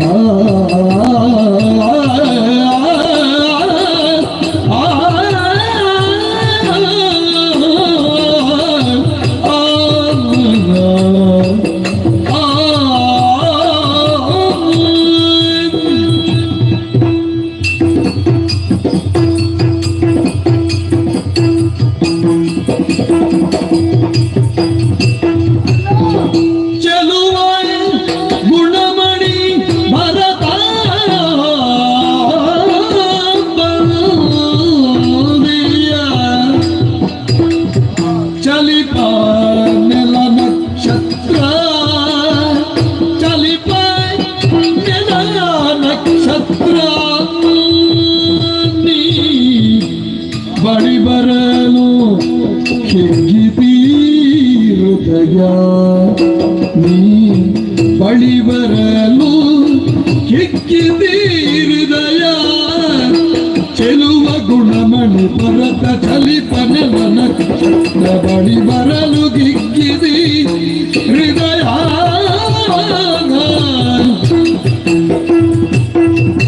ನಳಿನ ಮೊಗ ಕಲ್ದಿತಿ ಇಳಪಾಲ ಸುಖವೀ ನಳಿನ ಮೊಗ ಕಲ್ದಿತಿ ಇಳಪಾಲ ಸುಖವೀನು ಒಲವಿಲ್ಲದ ಸುರಿಸು ನುಡಿಸುದೆಯ ಒಲವಿಂದ ಸುರಿಸು ನುಡಿಸುದೆಯ ಸುರಿಸು ನುಡಿಸುದೆಯ ಬಂದೆಯ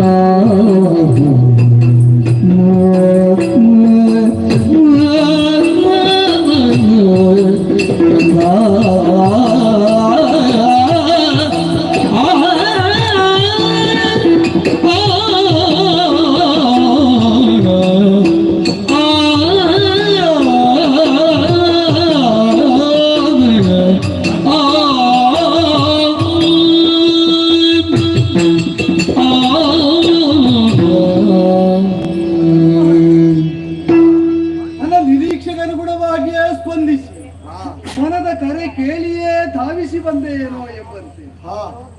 ತಾರಾ ವರ್ಚಸ್ಸನ್ನು ಹೊಂದಿ ನಡೆತರ್ತಾ ಇರುವ ನಿನ್ನನ್ನು ನೋಡಿದಾಗ ಹಿಗ್ಗಿದ ಹೃದಯದಿಂದಲೇ ನಿನ್ನನ್ನು ಬರಮಾಡಿಕೊಳ್ಳುವುದಕ್ಕೆ ಸಂಭ್ರಮಿಸಿದೆ. ಆದರೆ ಬಂದವನೇ ಪಾದ ಮೂಲದಲ್ಲಿ ಕುಸಿದು ಕಣ್ಣೀರ ಕೋಡಿಯನ್ನೇ ಹರಿಸ್ತಾ ಪಾದವನ್ನೇ ಆರ್ದ್ರವಾಗಿಸಿದೆ. ಇದು ನಿನ್ನ ಸ್ಥಳ ಆಗಲ್ಲ. ಇದೋ ಇಲ್ಲೂ ಎತ್ತಿ ಎದೆಗಾಲಿಸಿಕೊಂಡು ನೆತ್ತಿಯನ್ನ ಅಗ್ರಾಣಿಸಿದ್ದು ಆತ್ಮೀಯನಾದಂತಹ ಸಹೋದರನನ್ನು ಕಡಗೊಂಡ ಸಂಭ್ರಮದಲ್ಲಿ. ಹೇಳಪ್ಪ, ಹೇಳು, ನಿನ್ನ ವಚನಾಮೃತದ ಮೂಲಕವಾಗಿ ಅಪ್ಪನ ಆರೋಗ್ಯವನ್ನು, ಅಮ್ಮಂದಿರ ಕ್ಷೇಮ ವಿಚಾರವನ್ನು ಉಳಿದಂತೆ ಗುರುಗಳು ಬಂದಿದ್ದಾರೆ. ಶ್ರೀ ಗುರುಭ್ಯೋ ನಮಃ. ಪ್ರಜಾಪರಿವಾರ ಹೇಗಿದೆ? ಶತ್ರುಗಳು ಮುಖ ಯಾಕೆ ಕಾಂತಿಹೀನವಾಗಿದೆ? ಕಣ್ಯಾಕೆ ತುಂಬಿ ನಿಂತಿದೆ? ಅಲ್ಲ ರವಿಕುಲ ಬುದಿ ಚಂದ್ರಮ ನೀನಿಲ್ಲದ ಭುವಿ ಭಾಗ್ಯ ಕಣಕ್ಕೆ ಸಮ, ನೀನಿಲ್ಲದ ಭುವಿ ಭಾಗ್ಯ ಕಣಕ್ಕೆ ಸಮ. ದಿವಿಜಲೋಕಕ್ಕೆ ಸಾಧನು ಎಮ್ಮಯ್ಯ, ದಿವಿಜಲೋಕಕ್ಕೆ ಸಾಧನು ಎಮ್ಮಯ್ಯನು ಭವಿತವ್ಯ ಶೂನ್ಯ ಶೂನ್ಯ ಶೂನ್ಯ. ರವಿಕುಲ ಬುದಿ ಚಂದ್ರಮ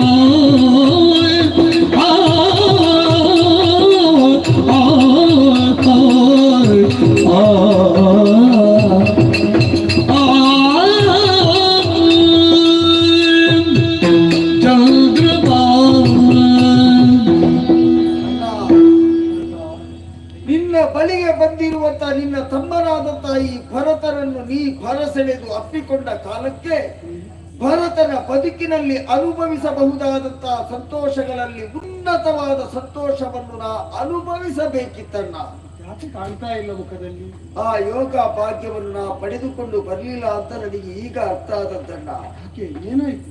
ಇರಕುಲಾಂಬುದಿಗೆ ಪ್ರತಿಚಂದ್ರಮ ನೀನೆನ್ನುವಂತ ಮಾತನ್ನು ಸಾಕೇತದ ಸಮಸ್ತ ಪ್ರಜೆಗಳು ಒಪ್ಪಿಕೊಂಡಂತಹ ಸತ್ಯ. ರೀತಿಯ ಹೊಗಳಿಕೆ ಅಷ್ಟೇ. ಹಗಲು ಹೊತ್ತಿನಲ್ಲಿ ಬಾನಂಗಳದಲ್ಲಿ ಕಂಗೊಳಿಸಿ ಪ್ರಪಂಚಕ್ಕೆ ಬೆಳಕನ್ನು ನೀಡುವುದರ ಜೊತೆಗೆ ಪ್ರತಿಯೊಂದು ಜೀವಿಗಳಿಗೂ ಕರ್ಮ ಜಾಗೃತಿಯನ್ನು ಮೂಡಿಸಬಹುದಾದಂತಹ ಹೊಣೆಗಾರಿಕೆಯನ್ನು ಹೊತ್ತವ ನಮ್ಮ ವಂಶದ ಮೂಲ ಪುರುಷ ಭಗವಾನ್ ಭಾಸ್ಕರ. ಅವನಂತೆ ಸಾಕೇತದಲ್ಲಿ ಹೊಣೆಗಾರಿಕೆಯನ್ನು ಹೊತ್ತಂತಹ ವ್ಯಕ್ತಿಗಳು ಇವತ್ತು ಏನಾಗಿದ್ದಾರೆ ಗೊತ್ತೋ ನಿನಗೆ? ಯಾರಿಗೂ ಹೇಳದೆ, ಯಾರ ನಿರೀಕ್ಷೆಗೂ ನಿಲುಕದೆ ಆ ಸೂರ್ಯ ಪಶ್ಚಿಮಾಂಬುದಿಯಲ್ಲಿ ಮುಳುಗುವ ಹಾಗೆ ಅವರ ಬದುಕಿ ಮುಳುಗಿ ಆಗಿ ಹೋಯ್ತಲ್ಲ. ಏನು ಮಾತಾಡ್ತಾ ಇದ್ದಿ? ಯಾರಿಗೇನಾಯ್ತು? ಸಾಕೇತದ ಪ್ರಜೆಗಳು ಪ್ರತಿಚಂದ್ರಮನಾದರೂ ಸಾಕೇತದಲ್ಲಿದ್ದಾನ ಅಂತ ನೋಡಿದ್ರೆ ಆ ಪ್ರತಿಚಂದ್ರಮನು ಸಾಕೇತದಲ್ಲಿ ಇಲ್ಲವಾಗಿದ್ದಾನೆ. ಸಂಪೂರ್ಣ ಸಾಕೇತ ಕಗ್ಗತ್ತಲಾವರಿಸಿದೆ. ಸಾಕೇತದ ಸಮಸ್ತ ಪ್ರಜೆಗಳು ಕುರುಡರ ಹಾಗೆ ವರ್ತಿಸ್ತಾ ಇದ್ದಾರೆ. ಹೇಗೆ ಸಾಧ್ಯ? ಅದೇ ಕಾಲಕ್ಕೆ ಸಾಕೇತವನ್ನು ಪ್ರವೇಶ ಮಾಡಿದವ ನಿನ್ನ ತಮ್ಮ ಭರತನ. ಅವರೆಲ್ಲರಿಗೂ ಧೈರ್ಯದ ಮಾತನ್ನು ಹೇಳಿ ಆ ಪ್ರತಿಚಂದ್ರಮನನ್ನು ಅರಸಿ ಈ ಪಥದಲ್ಲಿ ಸಾಗಿ ಬಂದಾಗ ನೀನಿಲ್ಲಿ ಕಾಣ ಸಿಕ್ಕಿದೆಯಲ್ಲ, ನನಗೆ ಸಾಕು. ಏನು ಸಾಕು? ನನಗೆ ಇಷ್ಟೇ ಸಾಕು. ಈ ಅಪ್ಪನ ಬಗ್ಗೆ ಏನು ಹೇಳಲಿಲ್ಲ. ನನ್ನಲ್ಲಿ ನೀನು ಏನು ಕೇಳಬಾರ್ದು. ಇಲ್ಲ, ಹೇಳಬೇಕು. ನಾ ಏನು ಹೇಳಲಾರೆ, ಹೇಳುವ ಸ್ಥಿತಿಯಲ್ಲಿ ನಾನಿಲ್ಲ. ಅಣ್ಣ, ಅವರು ಹೇಗಿದ್ದಾರೆ? ನನ್ನನ್ನು ಕ್ಷಮಿಸಿ ಬಿಡ. ಅವ ನೇರವಾಗಿ ಅಕ್ಕ ಮಾತಾಡುವುದಿಲ್ಲ, ಯಾಕೆ ಅಳ್ತಾ ಇದ್ದಾನೆ? ನೀವಾದ್ರೂ ಹೇಳಿ ಗುರುಗಳೇ, ಅಪ್ಪ ಹೇಗಿದ್ದಾರೆ? ಪುರುಷೋತ್ತಮ, ದುರಂತ ಒಂದು ನಡೆದಿದೆಯಪ್ಪ. ಅಯ್ಯೋ ಅಯ್ಯೋ, ಏನು ದುರಂತ? ಏನು ನಡೆಯಿತು ಅನ್ನುವುದನ್ನು ಮಂದಾಕಿನಿಯ ತಟದಲ್ಲಿ ನಿನಗೆ ವಿಸ್ತಾರವಾಗಿ ತಿಳಿಸ್ತೇನೆ. ಎಲ್ಲರೂ ನನ್ನನ್ನು ಅನುಸರಿಸಿಕೊಂಡು ಬನ್ನಿ.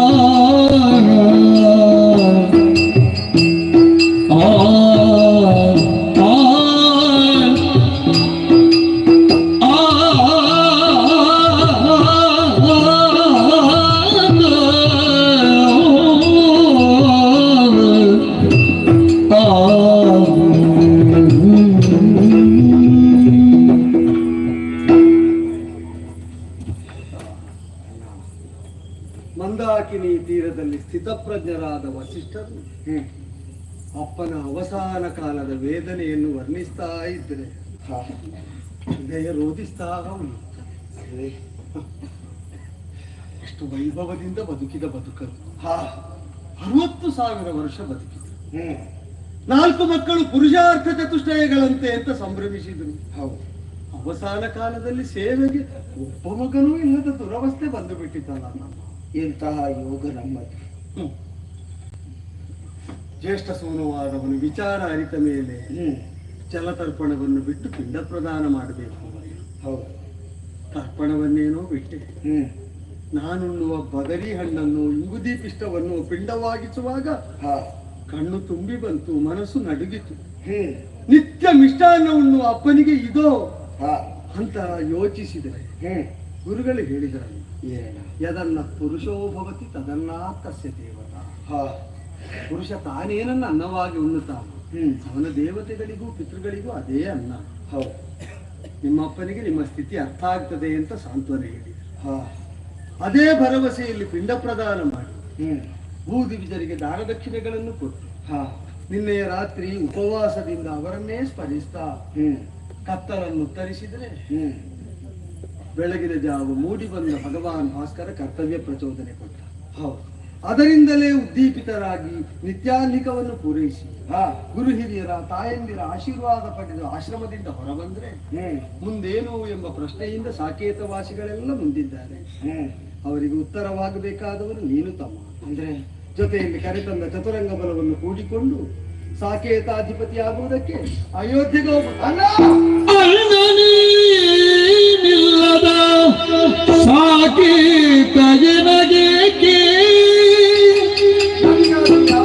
ಸಲ್ಲುತ್ತ ಬರದಿದ್ದರೆ ನೀ ಬರದಿದ್ದರೆ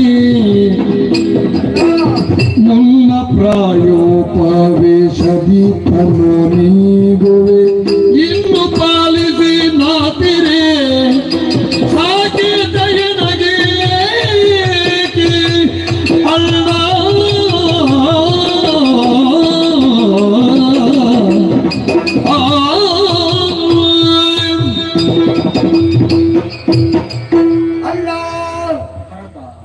ನಿನ್ನನ್ನು ಅಣ್ಣನಾಗಿ ಪಡೆಯುವುದಕ್ಕಲ್ಲ, ನಿನ್ನನ್ನು ಅಣ್ಣ ಅಂತ ಒಮ್ಮೆ ಕರೀಬೇಕು ಅಂತ ಇದ್ರು ಅದಕ್ಕೆ ಜನ್ಮ ಜನ್ಮಾಂತರದ ಪುಣ್ಯದ ಫಲ ಬೇಕಂತೆ ಅಣ್ಣ. ನಿನ್ನಂತಹ ತಮ್ಮ ನನಗೂ ಬೇರೆಲ್ಲವೋ. ಅಂತಹ ವಾತ್ಸಲ್ಯವನ್ನು ಹೊಂದಿದಂತಹ ಈ ತಮ್ಮನ ನಿರೀಕ್ಷೆ ನಿನ್ನ ಬಳಿಗೆ ಬರುವಾಗ ಏನಿತ್ತು ಗೊತ್ತಾ? ನನ್ನನ್ನು ಕಂಡಾಕ್ಷಣ ತಮ್ಮ ಪರತ ನೀನು ಸಾಕೇತದಲ್ಲೇ ಇರಬೇಕು ತಮ್ಮ, ಸಾಕೇತದಲ್ಲೇ ಇದ್ದುಕೊಂಡು ಎಲ್ಲರನ್ನು ನೀನು ಪರಿಪಾಲಿಸಬೇಕು ಅಂತ ಹೇಳ್ತಿ ಅನ್ನೋ ಒಂದು ನಿರೀಕ್ಷೆ ನನ್ನಲ್ಲಿತ್ತು. ಆದ್ರೆ ನೀನಾಡಿದ್ದು ಹೋಗು ತಮ್ಮ, ಸಾಕೇತದಲ್ಲಿ ಇದ್ದುಕೊಂಡು ಎಲ್ಲರನ್ನು ನೋಡು. ಇದು ನಿನಗೆ ಸರಿ ಅಂತ ಅನ್ನಿಸ್ತದ? ಇದಷ್ಟೇ ಅಲ್ವೋ? ನಾನೇ ತಿದ್ದಿಕೊಳ್ತೇನೆ, ನೀ ಯಾವತ್ತೂ ಸಾಕೇತದಲ್ಲಿ. ಸರಿ ಆಯ್ತಾ? ಈಗ ನಾ ಬಂದದ್ದಕ್ಕೆ ಸಾರ್ಥಕವಾಯ್ತಲ್ಲ. ಅದೇನು ಅಷ್ಟು ವ್ಯತ್ಯಾಸ? ನಮ್ಮೆಲ್ಲರ ನಿರೀಕ್ಷೆ ಹೇಗೆ ಗೊತ್ತಾ? ನಾವೆಲ್ಲ ತಿಳ್ಕೊಂಡದ್ದು ಎಲ್ಲಿ ರಾಮನಿರ್ತಾನೋ ಅದು ಸಾಕೇತ, ಎಲ್ಲಿ ರಾಮನಿರುವುದಿಲ್ವೋ ಅದು ಕಾನನಕ್ಕೆ ಸಮಾನ. ರಾಮನಿಲ್ಲದಂತಹ ಆ ಸಾಕೇತ ನಮಗೆ ಕಾನನಕ್ಕೆ ಸಮಾನ. ರಾಮನಿರುವಂತಹ ಈ ಕಾನನ ಇದು ನಮಗೆ ಸಾಕೇತಕ್ಕೆ ಸಮಾನ. ಆದ ಕಾರಣ ಇಲ್ಲಿದ್ದುಕೊಂಡೇ ನಿನ್ನ ಸೇವೆಯನ್ನು ಮಾಡುವುದಕ್ಕೆ ನೀನೇ ಒಪ್ಪಿಗೆ ಕೊಟ್ಟಿದ್ದಾದ್ರೆ ನಾನಿಲ್ಲಿಗೆ ಬಂದದ್ದು ಸಾರ್ಥಕವಾಗಲಿಲ್ವಾ? ಸಾಕಲ್ಲ, ಇಷ್ಟು ಸಾಕು. ತುಂಬಾ ಬುದ್ಧಿವಂತ ಆಗಿದ್ಯಲ್ಲ. ಯಾಕಂದ್ರೆ ಅಜ್ಜನ ಮನೆಗೆ ಹೋಗಿ ಹೊಸ್ತು ಕಲಿತು ಬಂದಿದ್ದೆ, ಜಾಣ್ಮೆ ತಂತ್ರಗಳು. ಮತ್ತೆ ರಾಮ ಇದ್ದದ್ದರಿಂದ ಅಯೋಧ್ಯೆ ಆದದ್ದಲ್ವ? ರಾಮ ಹುಟ್ಟುವ ಮೊದಲೇ ಅದು ಅಯೋಧ್ಯೆ. ವೈಕುಂಠದ ಹೆಸರು ಅಯೋಧ್ಯ ಅಂತ. ಯೋಧರಿಂದ ಗೆಲ್ಲಲಾಗದ ನಾಡಿಗೆ ವಿದ್ಯೆಯಿಂದ ಬುದ್ಧಿಯಿಂದ ಸಿದ್ಧಿಯಿಂದ ಸಂಸ್ಕಾರದಿಂದ ಹೊಂದಬಹುದಾದ ನೆಲೆಗೆ ಅಯೋಧ್ಯ ಅಂತ ಹೆಸರು.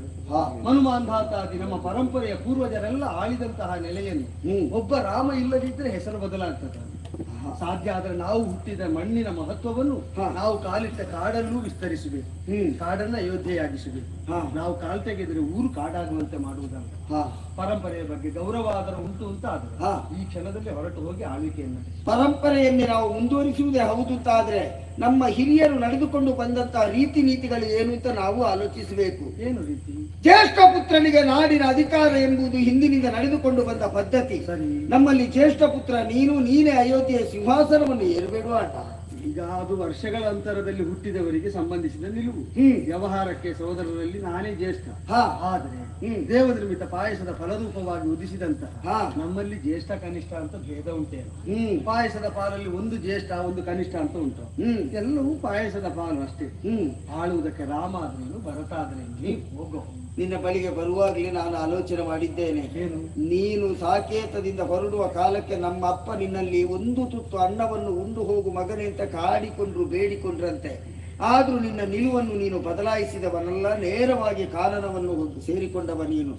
ಮತ್ತೆ ಇವತ್ತು ತಮ್ಮ ಭರತ ಬಂದು ಕೇಳಿದರೆ ನಿನ್ನ ಮನಸ್ಥಿತಿಯನ್ನು ಬದಲಾಯಿಸುವುದಕ್ಕೆ ಸಾಧ್ಯ ಉಂಟಾ? ನೀನು 14 ವರ್ಷ ಕಳೆದು ಬರ್ತೇನೆ. ಹಾಗೆ ಅಂತ ನಿನ್ನ ತಮ್ಮನ ಮನಸ್ಥಿತಿ ಏನು ಅಂತ ಕೇಳ್ತೀಯ ನೀನು? ನೀನು ಹೀಗೆ ನನ್ನನ್ನು ಮಾತಿನಿಂದ ಬಂಧಿಸುವುದಕ್ಕೆ ತೊಡಗಿದ್ರೆ ನಾ ಸಾಕೇತಕ್ಕೆ ಹೋಗುವುದಲ್ಲ, ನಿನ್ನ ಪಾದ ಮೂಲದಲ್ಲಿ ಬಿದ್ದು ಬೇಕಿದ್ರೆ ಪ್ರಾಣ ಬಿಡ್ತೇನೆ, ನನ್ನನ್ನು ಮರಳಿ ಇಲ್ಲಿಂದ ಸಾಕೇತಕ್ಕೆ ಹೋಗುತ್ತೆ ಹೇಳೋಣ. ಹಾಗೆ ಹಠ ಮಾಡಬಾರದು. ಪ್ರೀತಿ ಇದೆ ಎಂಬುದರಿಂದ ಹಠದಿಂದ ಯಾವುದನ್ನಾದ್ರೂ ಸಾಧಿಸುವುದಕ್ಕಾಗುವುದಿಲ್ಲ. ಯೋಚನೆ ಮಾಡಿ. ಏನು? ನಾನು ಕಾಡಿಗೆ ಬಂದದ್ದಾಗ್ಲಿ, ನೀನು ನಾಡ ಪ್ರಭುವಾಗುವುದಾಗಲಿ, ನಮ್ಮ ಅಪ್ಪನನ್ನು ಸತ್ಯಾತ್ಮರನ್ನಾಗಿಸುವುದಕ್ಕೆ, ಅಪ್ಪನನ್ನು ಸುಳ್ಳುಗಾರ ಅಂತ ಸಾಧಿಸಿ ನಾವು ಮಕ್ಕಳಾಗುವುದು ಹೇಗೆ? ಪ್ರಭು ಯಾರು ಎಂಬುದು ಮತ್ತಿನ ವಿಚಾರ. ಮೊದಲು ಮಕ್ಕಳಾಗುವತ್ತ ನಾವು ಮುನ್ನಡೆಯಿದೆ. ಯೋಚನೆ ಮಾಡಿದೆ. ನಿನ್ನ ಹಿತಕ್ಕಾಗಿ ನಿನ್ನ ಹೆತ್ತಮ್ಮ ಕೇಳಿದ ವರ ಕೊಟ್ಟವರು ನಮ್ಮನ್ನು ಹೊಂದಿದ ನಮ್ಮ ಅಪ್ಪ ಅಮ್ಮಂದಿರು ಸೇರಿ ಮಾಡಿದ ನಿರ್ಣಯ ಎಂಬ ಒಂದೇ ಕಾರಣ ಸಾಲದು ನಾವು ಅನುಸರಿಸುವುದಕ್ಕೆ. ಹೋಗ ಅನುಸರಿಸು. ರಾಜನ ನಿನ್ನಲ್ಲಿ ಒಂದು ಮಾತು ಕೇಳಲ್ಲ. ಏನು? ಇಷ್ಟಕ್ಕೆಲ್ಲ ಕಾರಣೀಕರ್ತಳಾದಂತ ವರ ಕೇಳಿದ ನನ್ನ ಅಮ್ಮ, ಅವಳು ನನಗೆ ಅಮ್ಮ ಅಂತ ಆದ್ರೆ ನಿನಗೂ ಅಮ್ಮ ಅಲ್ವಾ? ನೀನು ಹುಟ್ಟುವುದಕ್ಕೆ ಮೊದಲೇ ನನಗಮ್ಮ. ಅದೇ ಅಮ್ಮ ನಿನ್ನಲ್ಲಿಯೇ ಏನೋ ಮಾತಾಡಬೇಕು ಅಂತ ಇಲ್ಲಿವರೆಗೆ ಬಂದಿದ್ದಾಳೆ. ಹೌದು, ಮಾತಾಡ್ತೀಯಾ? ಬಣ್ಣಗಾತಿ ಮಾತ ಕೇಳ್ದೆ ರಾಮಚಂದ್ರ, ಪಾಪಿ ಹೆಣ್ಣು ನನ್ನ ಮನ್ನಿಸಯ್ಯ ರಾಮಚಂದ್ರ, ಸಾಕಿ ಸಲವ ಪುರವ ನಾಳ್ದು ರಾಮಚಂದ್ರ, ಸತ್ಯ ಸಾಕೀತ ಸಾಮ್ರಾಜ್ಞಿ ಸೀತೆ ರಾಮಚಂದ್ರ ರಾಮ.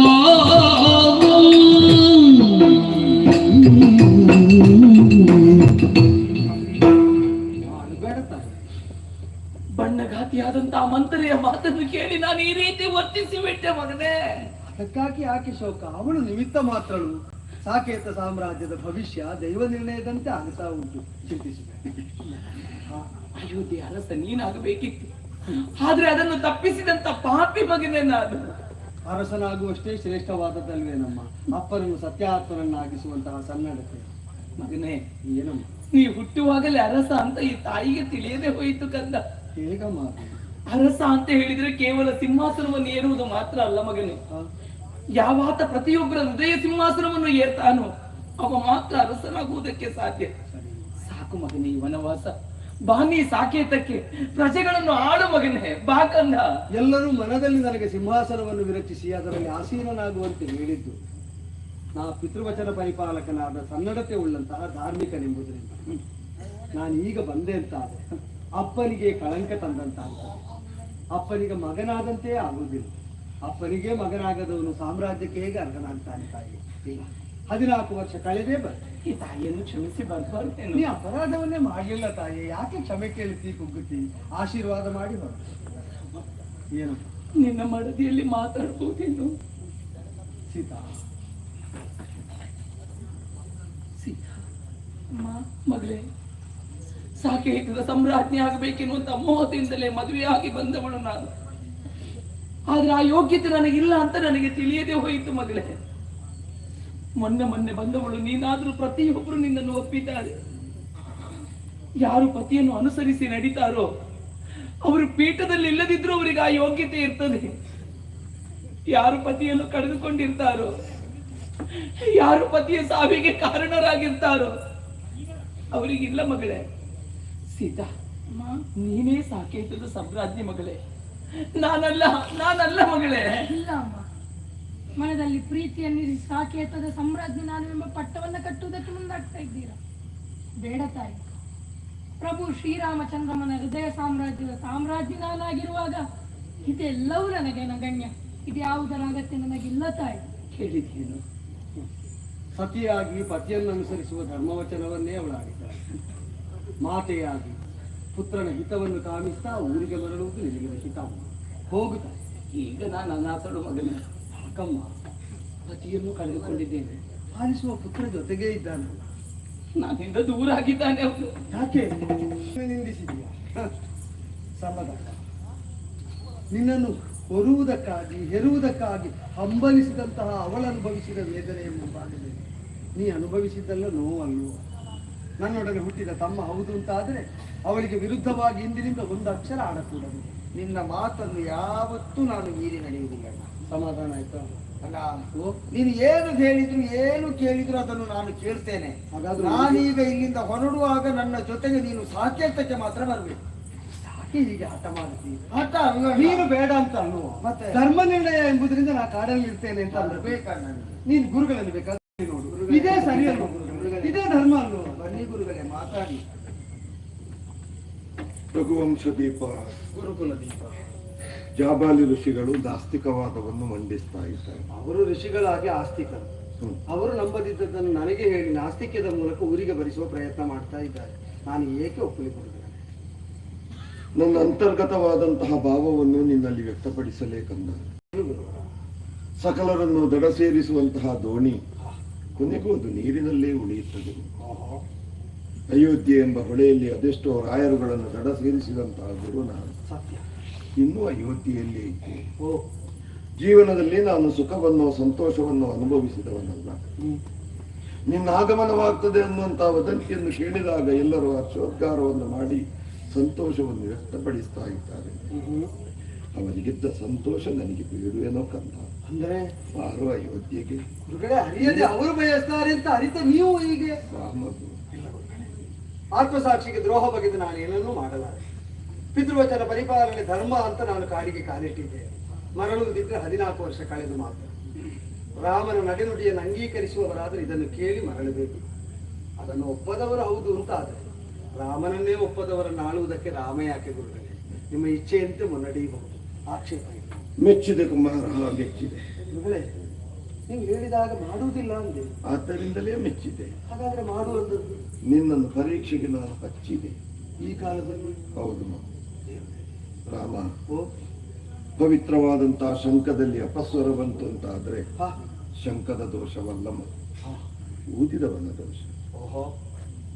ತ್ಯಾಗ ಜೀವನವೇ ಶಾಶ್ವತ, ಭೋಗ ಜೀವನ ಶಾಶ್ವತ ಅಲ್ಲ ಅನ್ನೋ ಹಾಗೆ ಲೋಕಮುಖಕ್ಕೆ ಬೋಧಿಸಿದವನಿ. ನಮ್ಮೆಲ್ಲರ ಕೇಳಿಕೆ ಆಗ್ರಹದ ಮೇರೆಗೆ ಇನ್ನೊಮ್ಮೆಯಲ್ಲಿ ನೀನು ಭೋಗ ಜೀವನಕ್ಕೆ ಕಾಲಿರಿಸ್ತೇವ ಅಂತ ಭಯಗೊಂಡಿದ್ದೆ ಮಗು. ನಾನು ಬರುವುದಿಲ್ಲ ಅಂದಿ ನೋಡು, ಮೆಚ್ಚುಗೆ ಆಯ್ತು ಕುಮಾರ. ಗುರುವರ ಮತಿಯಲ್ಲಿ ಧರ್ಮ ಬುದ್ಧಿ ಸ್ಥಿರವಾಗುವಂತೆ ನಿಮ್ಮ ಆಶೀರ್ವಾದ ಸದಾ ಇರಲಿ. ಇನ್ನು ಹೊರಡುತ್ತೀಯ? ಅಲ್ಲ, ಎಲ್ಲವನ್ನು ಕೇಳಿದೆ. ಆದ್ರೆ 14 ವರ್ಷಗಳು ಕಳೆದ ಮೇಲೆ ನೀ ಬಂದು ಸಾಕೇತದ ಸಿಂಹವಿಷ್ಟರವನ್ನು ಏರುವುದಿದ್ರೆ ನಿನಗೆಷ್ಟು ಸಂತೋಷವಾಗಿತ್ತು. ಬರುವುದಕ್ಕಮ್ಮ ಹೇಳಿದ್ದಾಳೆ, ಸಿಂಹಾಸನ ಏರುವುದು ಸರಿಯಾಗಿ. ನಾ ಹೇಳ್ತಾ ಇದ್ದೇನಲ್ಲ, 14 ವರ್ಷ ಕಳೆದ ಮೇಲೆ ರಾಮನೇ ಸಿಂಹಾಸನವನ್ನು ಏರಬೇಕು ಕಂದ. ನಿನ್ನ ಪ್ರೀತಿಯ ನಿರ್ಣಯ ಧರ್ಮಸಮ್ಮತ ಅಂತ ಹಾಗೆಯೇ ಆಗಲಿಲ್ಲ. ಅಣ್ಣ, ಇಲ್ಲಿ ಬಂದು ಈ ಪರಿಸ್ಥಿತಿಯನ್ನು ಗಮನಿಸಿದಾಗ ನಾ ಏನು ಮಾಡ್ತಾ ಇದ್ದೇನೆ ಎನ್ನುವ ಕಲ್ಪನೆ ನನಗೆ ಬಂತು. ಯಾಕೆ ಗೊತ್ತಾ? ವ್ಯಕ್ತಿಯೊಬ್ಬ ಭಾವ ಪರವಶನಾಗಿದ್ದಾಗ ಅವ ಏನು ಮಾಡ್ತಾ ಇದ್ದಾನೆ ಎನ್ನುವ ಕಲ್ಪನೆ ಅವನಿಗೆ ಇಲ್ಲದಿದ್ರೆ ಆ ಪರಿಸ್ಥಿತಿಯನ್ನು ಅವ ಗಮನಿಸಿದ ಅಂತ ಆದ್ರೆ ಆವಾಗ ಏನು ಮಾಡ್ತಾ ಇದ್ದೇನೆ ಅನ್ನೋ ಅರಿವು ಅವನಿಗೆ ಬರ್ತದಂತೆ. ನನ್ನನ್ನು ಅನುಸರಿಸಿ ಬಂದವೋ ಇವರನ್ನು ನೋಡು, ಇವರಿಗೆಲ್ಲ ಮಾತು ಬರುವುದಿಲ್ಲ ಅಂತಲ್ಲ, ಆದ್ರೂ ಮೌನವಾಗಿ ಕುಳಿತಿದ್ದಾರೆ. ಯಾಕೆ ಗೊತ್ತಾ? ಬಹುಶಃ ಅವರ ಅಂತರಂಗದಲ್ಲಿ ರಾಮ ಕೈಗೊಂಡ ನಿರ್ಧಾರ ಇದು ಸರಿ ಇದೆ ಎನ್ನುವ ಭಾವ ಇದೆ ಎನ್ನುವುದು ಅವರ ಮುಖವನ್ನು ಕಂಡಾಗ ನನಗೆ ಅರ್ಥ ಆಯಿತು. ಅದರಿಂದಲೇ ನೀನೀಗ ರಾಜನಾಗುವುದು ಸರಿ. ಸಾಕೇತದ ಪ್ರಜೆಗಳೇ ಅಂತಹ ಭಾವನೆಯನ್ನು ತಳೆದಿರುವಾಗ ನೀ ಕೈಗೊಂಡಂತಹ ಯಜ್ಞಕ್ಕೆ ನಿನ್ನ ತಮ್ಮನಾಗಿ ನಾ ಬೆಂಬಲವನ್ನು ನೀಡದಿದ್ರೆ ನಿನ್ನ ತಮ್ಮನಾಗಿ ನನ್ನ ಬದುಕು ವ್ಯರ್ಥ ಅಂತ ಆಗುವುದಿಲ್ವಾ? ನೀನು ನನ್ನನ್ನು ಅನುಮೋದಿಸಿದೆ ಅಂತ ಆದರೆ ಅವೆಲ್ಲ ಸೇರಿ ಅಪ್ಪನ ಆತ್ಮಕ್ಕೆ ತೃಪ್ತಿ ಕೊಟ್ಟ ಹಾಗೆ ಅಂತ ನಿನ್ನ ಯಜ್ಞವನ್ನು ನೀ ಕೈಗೊಂಡ ಕಾಲಕ್ಕೆ ನಾವು ನಮ್ಮ ಬದುಕಿನಲ್ಲಿ ತಳೆದಂತಹ ನಿರ್ಧಾರವನ್ನು ಕೈ ಬಿಡುವುದಕ್ಕಾಗ್ತದಾ? ಅಂದರೆ ಇವರಿಗೆಲ್ಲ ಒಂದು ಮಾತು ಕೊಟ್ಟಿದ್ದೆ, ನಾ ಮರಳಿ ಬರುವಾಗ ರಾಮನನ್ನು ಕರೆತರ್ತೇನೆ, ರಾಮನ ಪಾದ ದರ್ಶನ ಮಾಡಿಸ್ತೇನೆ ಅಂತ. ಈಗ ಅದು ಆಗುವುದಿಲ್ಲ ಅಂತ ಗೊತ್ತಾಯ್ತು. ಹಾಗೆ ನನ್ನ ಮಾತು ಕೂಡ ತಪ್ಪಬಾರದು. ಅದು ಎರಡನ್ನೂ ಸಾಧಿಸುವುದಕ್ಕೆ, ಒಂದು ಕಾರ್ಯವನ್ನು ಕೈಗೊಳ್ಳುವುದಕ್ಕೆ ನನಗೊಂದು ಅವಕಾಶ ಕೊಡ್ತೀಯಾ? ಏನಪ್ಪ ಏನು ನೋಡ್ತೀಯಾ?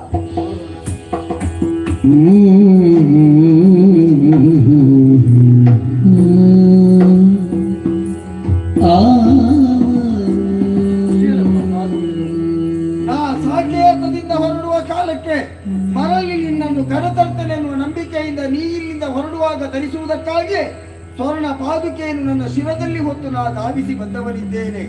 ಈಗ ನೀನು ಬರುವುದಕ್ಕೆ ಆಗುವುದಿಲ್ಲ. ಅದಕ್ಕಾಗಿ ನಾ ತಂದಿರುವಂತಹ ಈ ಸ್ವರ್ಣ ಪಾದುಕೆಯನ್ನು ಒಮ್ಮೆ ನೀನು ಧರಿಸಿ ನನ್ನ ಕರಗಳಿಗಿತ್ತೇಂತಾದ್ರೆ ಶಿರದಲ್ಲಿ ಹೊತ್ತು ಸಾಕೇತದ ಕಡೆ ಹೋಗುವುದಕ್ಕೆ ನನಗೆ ಅನುಮತಿಯನ್ನು ನೀಡಬೇಕು. ಶುದ್ಧಾರ್ಥಕರಣದ ಪ್ರೀತಿ ಕಡು ಕತ್ತಲೆಯಲ್ಲೂ ದಾರಿಯನ್ನು ತೋರಿಸಿಕೊಡ್ತದೆ, ಬೆಳಕಾಗಿ. ನಿನ್ನ ಬದುಕಿನ ಬೆಳಕಾಗಿ ಇದನ್ನು ನೀನು ಕಂಡಿದ್ದಿ ಅಂತ ಹಾಗೆ ಸತ್ಯ ಧರ್ಮಗಳೆಂಬ ಅಂಗ್ರಿಗಳ ಬುದ್ಧಿ ಸ್ಪರ್ಶಿಸಿ ರಾಮಚಂದಿರನಿತ್ತ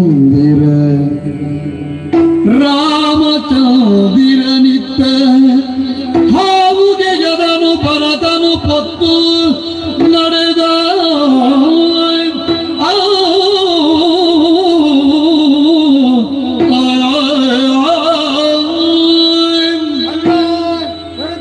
ನೀ ಧರಿಸಿ ನನ್ನ ಕರಗಳಿಗಿದ್ದಂತ ಈ ಎರಡು ಪಾದುಕೆಗಳಲ್ಲಿ ಒಂದು ಪಾದುಕೆ ಸತ್ಯದ ಸಂಕೇತ ಅಂತ ಆದ್ರೆ ಮತ್ತೊಂದು ಪಾದುಕೆ ಧರ್ಮದ ಸಂಕೇತವಾಗಿರ್ತದೆ. ರಾಮನ ಪಾದ ಎನ್ನುವುದು ಎಲ್ಲಿ ಸ್ಪರ್ಶವಾಗ್ತದೋ ಅಲ್ಲಿ ಸತ್ಯ ಧರ್ಮ ಎನ್ನುವುದು ಸ್ಥಾಯಿಯಾಗಿ ಪ್ರಪಂಚದಲ್ಲಿ ಗೋಚರಿಸ್ತದೆ ಎನ್ನುವುದನ್ನು ಪ್ರಪಂಚ ಮುಖಕ್ಕೆ ತೋರ್ಪಡಿಸುವುದಕ್ಕಾಗಿ ಈ ಪಾದುಕೆಯನ್ನು ನನ್ನ ಶಿರದಲ್ಲಿ ಹೊತ್ತು ನೇರವಾಗಿ ಇಲ್ಲಿಂದ ಅಯೋಧ್ಯೆಗೆ ಹೋಗಿ ಆಗುವುದಿಲ್ಲ. ನಂದಿ ಗ್ರಾಮವನ್ನು ಸೇರಿಕೊಳ್ತೇನೆ, ನಗರದ ಹೊರ ಪ್ರದೇಶ. ಅಲ್ಲಿಗೆ ಅಯೋಧ್ಯೆಯ ಸಿಂಹ ವಿಷ್ಟಾರವನ್ನು ಭರಮಾಡಿಸಿಕೊಳ್ತೇನೆ. ಆ ಸಿಂಹಾಸನದಲ್ಲಿ ಈ ಪಾದುಕೆಯನ್ನು ಇರಿಸ್ತೇನೆ. ನಾ ಈಗ ಹುಟ್ಟಂತಹ ಈ ವಸನವನ್ನು ಕಳಚಿ ಕಾವಿ ವಸನವನ್ನುಟ್ಟು ಜಟಾವಲ್ಕಳ ಧಾರಿಯಾಗಿ ನೀ ಬರುವಲ್ಲಿಯವರೆಗೆ ನೀ ಕೊಟ್ಟಂತಹ ಹೊಣೆಗಾರಿಕೆಯನ್ನು ಮುನ್ನಡೆಸುವುದಕ್ಕೆ ನಿನ್ನ ಪಾದ ಮೂಲದಲ್ಲಿ ನಾ ಭಿನ್ನವಿಸಿದಾಗ ನಿನ್ನ ಆಶೀರ್ವಾದ ನನ್ನ ಮೇಲೆ ಸದಾ ಕಾಲ ಇರಬೇಕಲ್ಲ. ಸಾಮಾನ್ಯರ ಪಾದರಕ್ಷೆಗೆ ಮನೆಯಿಂದ ಹೊರಗೆ ಸ್ಥಾನ, ಗುರುಗಳ ಪಾದರಕ್ಷೆಗೆ, ದೇವರ ಪಾದರಕ್ಷೆಗೆ ಅತ್ಯುನ್ನತ ಸ್ಥಾನ. ಆಹಾ, ಇದನ್ನು ಅದಕ್ಕಿಂತ ಮೇಲೆ ಮಾಡಿದೆ. ಇದನ್ನು ಸತ್ಯ ಧರ್ಮಗಳ ಸಂಕೇತ ಅಂತ ಆಡ್ತಾರೆ. ಅಲ್ವೇ? ರಾಜ ನಾನಾದ್ರೇನು ನೀನಾದ್ರೇನು ಲೋಕವನ್ನು ಆಳಬೇಕಾದ್ದು ಸತ್ಯ ಧರ್ಮಗಳು. ಅದನ್ನು ತೋರಿಕೊಡ್ತಾ ನಿನ್ನ ಆಳ್ವಿಕೆಯ ವೈಭವವನ್ನು ಸವಿಯುವುದಕ್ಕೆ 14 ವರ್ಷ ಕಳೆದು ಬರ್ತೇನೆ. ಮರಳು 14 ವರ್ಷ ಕಳೆದು ಮರು ದಿವಸ ಸೂರ್ಯೋದಯ ಆಗುವುದಕ್ಕಿಂತ ಮುಂಚಿತವಾಗಿ ನೀ ಬಂದು ನಿನ್ನ ಮುಖವನ್ನು ನನಗೆ ತೋರಿಸಲಿಲ್ಲ ಅಂತ ಆದ್ರೆ ಮತ್ತೆ ನೀನು ಭರತನನ್ನು ಕಾಣುವುದಕ್ಕಾಗುವುದಿಲ್ಲ. ಅದ್ಯಾಕಾಗಿ? ಭಸ್ಮೀಭೂತನಾದ ಭರತನ ಭಸ್ಮವನ್ನು ಕಾಣಬೇಕಾದಿತ್ತಲ್ಲ. ಬೇಡ, ಅಷ್ಟು ಅತಿರೇಕದ ನಿರ್ಣಯ ಬೇಡ. ಅವಧಿಗೆ ಮೊದಲೇ ಬರ್ತೇನೆ. ಲಕ್ಷ್ಮಣ, ದಿನವನ್ನು ಈ ಕ್ಷಣದಲ್ಲೇ ಗುರುತಿಸಿ.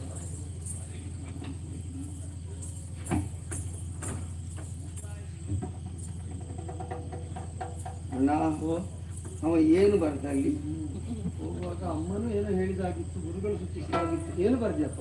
ಸಂವತ್ಸರ, ಮಾಸ, ಪಕ್ಷ, ನಕ್ಷತ್ರ ಸ್ಪಷ್ಟವಾಗಿ ದಿನವನ್ನು ಗುರುತಿಸಿಕೊಂಡಿದ್ದಾನೆ. ಇವ ಇತ್ತೀಚೆಗೆ ಬರೆಯುವುದಕ್ಕೆ ಪ್ರಾರಂಭ ಮಾಡಿದ್ದ ಅಲ್ಲ ದಿನಾಲು ಬರೀತಾರೆ? ಇದಕ್ಕೆ ಕಲಿತು ಕೆಲವು ವರ್ಷ ಆಯ್ತು, ಆದ್ರೆ ಈಗ ತೊಡಗಿದ್ದು ನೀನು ಹೇಳಿದ ಮೇಲೆ. ಹೌದಾ? ಅವಧಿ ಈಗ ನಿರ್ಣಯಿಸಿಕೊಟ್ಟದ್ದಲ್ಲ. ಅವ ವಿಚಿತ್ರನಾದ ವಿಕ್ಷಿಪ್ತನಾದ ವ್ಯಕ್ತಿ. ಹೌದಾ? ನೀ ಸೈನ್ಯ ಸಹಿತ ಬರುವಾಗ ನನ್ನ ವಿರೋಧಿ ಅಂತ ನಿನ್ನನ್ನು ಭ್ರಮಿಸಿ ತಲೆ ಕಡಿಯುವುದಕ್ಕೆ ಅನುಮತಿ ಕೇಳಿದ್ದ. ಯಾರು? ಹೌದಪ್ಪ. ಈಗ ನೋಡಿ, ಭ್ರಾತೃವಾತ್ಸಲ್ಯದ ಮೇರೆಯನ್ನು ಮೀರಿ ಹರಿದ ನಿನ್ನದ್ದಾದ ಸದ್ಭಾವ, ಅದರಿಂದ ಪರಿವರ್ತಿತನಾಗಿ ಇಲ್ಲಿದ್ದ ಎಲ್ಲರಿಗಿಂತ ಹೆಚ್ಚು ನೀನು ಅಳಿಯಬಾರದು ಅಂತ ಅವ ಹಂಬಲಿಸಿ ಅದು ಕಣ್ಣೀರಿಗೆ ಹರಿತಾ ಇದ್ದಾನೆ. ಅಣ್ಣ, ಮನ್ನಿಸಬೇಕಾ? ಈಗ ಏನು ಗೊತ್ತಿಲ್ಲದವನಾಗಿದ್ದಾನೆ ನೋಡಿ. ಮುಗ್ಧನಾದದ್ದರಿಂದಲೇ ಸನ್ನಿವೇಶಕ್ಕೆ ಸ್ಪಂದಿಸುವಂತಹ ಸೌಜನ್ಯ ಉಂಟು. ಇವನಂತ ತಮ್ಮಂದಿರು ನಮಗೆ ಬೇರೆಯವರು ಸಿಗುವುದಕ್ಕೆ ಸಾಧ್ಯ ಉಂಟಾ? ಆದ್ದರಿಂದಲೇ ಔದಾರ್ಯದಿಂದ ಮನ್ನಿಸಿ. ಹೇಳು ತಮ್ಮ, ಹೇಳು. ನಿನ್ನನ್ನು ನಾನು ಕ್ಷಮಿಸುವುದು, ನನ್ನನ್ನು ನೀನು ಕ್ಷಮಿಸುವುದು ದೊಡ್ಡ ವಿಷಯ ಅಲ್ಲ. ಈ ಪ್ರಪಂಚದಲ್ಲಿ ಯಾರು ಏನೇ ಅಪರಾಧವನ್ನು ಮಾಡಿದ್ರು ಎಲ್ಲರನ್ನು ಕ್ಷಮಿಸುವಂತಹ ಗುಣ ಇರುವುದು ಕ್ಷಮಾಗುಣ ಸಂಪನ್ನನಾದಂತಹ ನಮ್ಮಣ್ಣನಾದಂತಹ ಶ್ರೀರಾಮಚಂದ್ರನಿಗಲ್ವೇನಾ? ಭರತ, ಅಣ್ಣ ಕ್ಷಮೆಯ ಧರಿತ್ರಿ ಎನ್ನುತ್ತಾರೆ. ಕ್ಷಮಿಸುವ ಶ್ರೇಷ್ಠ ಗುಣವನ್ನು ಹೊಂದಿದ ಅತ್ಯುತ್ಕೃಷ್ಟವಾದಂತಹ ಸತ್ವ ಈ ಭೂಮಿಯಂತೆ. ಆ ಭೂಮಿಯಷ್ಟೇ ನಾವು ಕ್ಷಮಾಶೀಲರಾಗಿ ಧರ್ಮಶೀಲರಾಗಿ ಸತ್ಯವಂತರಾಗುವುದಕ್ಕೆ ಕಾರಣ ನಮ್ಮೊಳಗೆ ಗುರುಗಳು ನಿಕ್ಷೇಪಿಸಿದ ಸಂಸ್ಕಾರ ಬೀಜ. ಅದನ್ನು ಬೆಳೆಸಿ ಹೆಮ್ಮರವಾಗಿಸಿ ಅದರ ಸತ್ಫಲದ ರುಚಿಯನ್ನು ಲೋಕಕ್ಕೆ ಸವಿಯಗೊಟ್ಟ ಅವರ ಚರಣಗಳಿಗೆ ನಾವು ಪಡ ಮಾಡಿದ್ರು. ಅರ್ತಿಯಲಿ ಭ್ರಾತೃತ್ವ ಮೆರೆಯಿತು ಸ್ತುತ್ಯ ರಾಮನ ದೈವದುಲವೆಲೆಗೆ ಪೃಥ್ವಿ ನಲ್ದನೆಗಿರಿಸಲ ಸಾಕೀತ ಸಾಮ್ರಾಜ್ಞಿ ಭ್ರಾತೃತ್ವ ಮೆರೆಯಿತು ರಾಮ.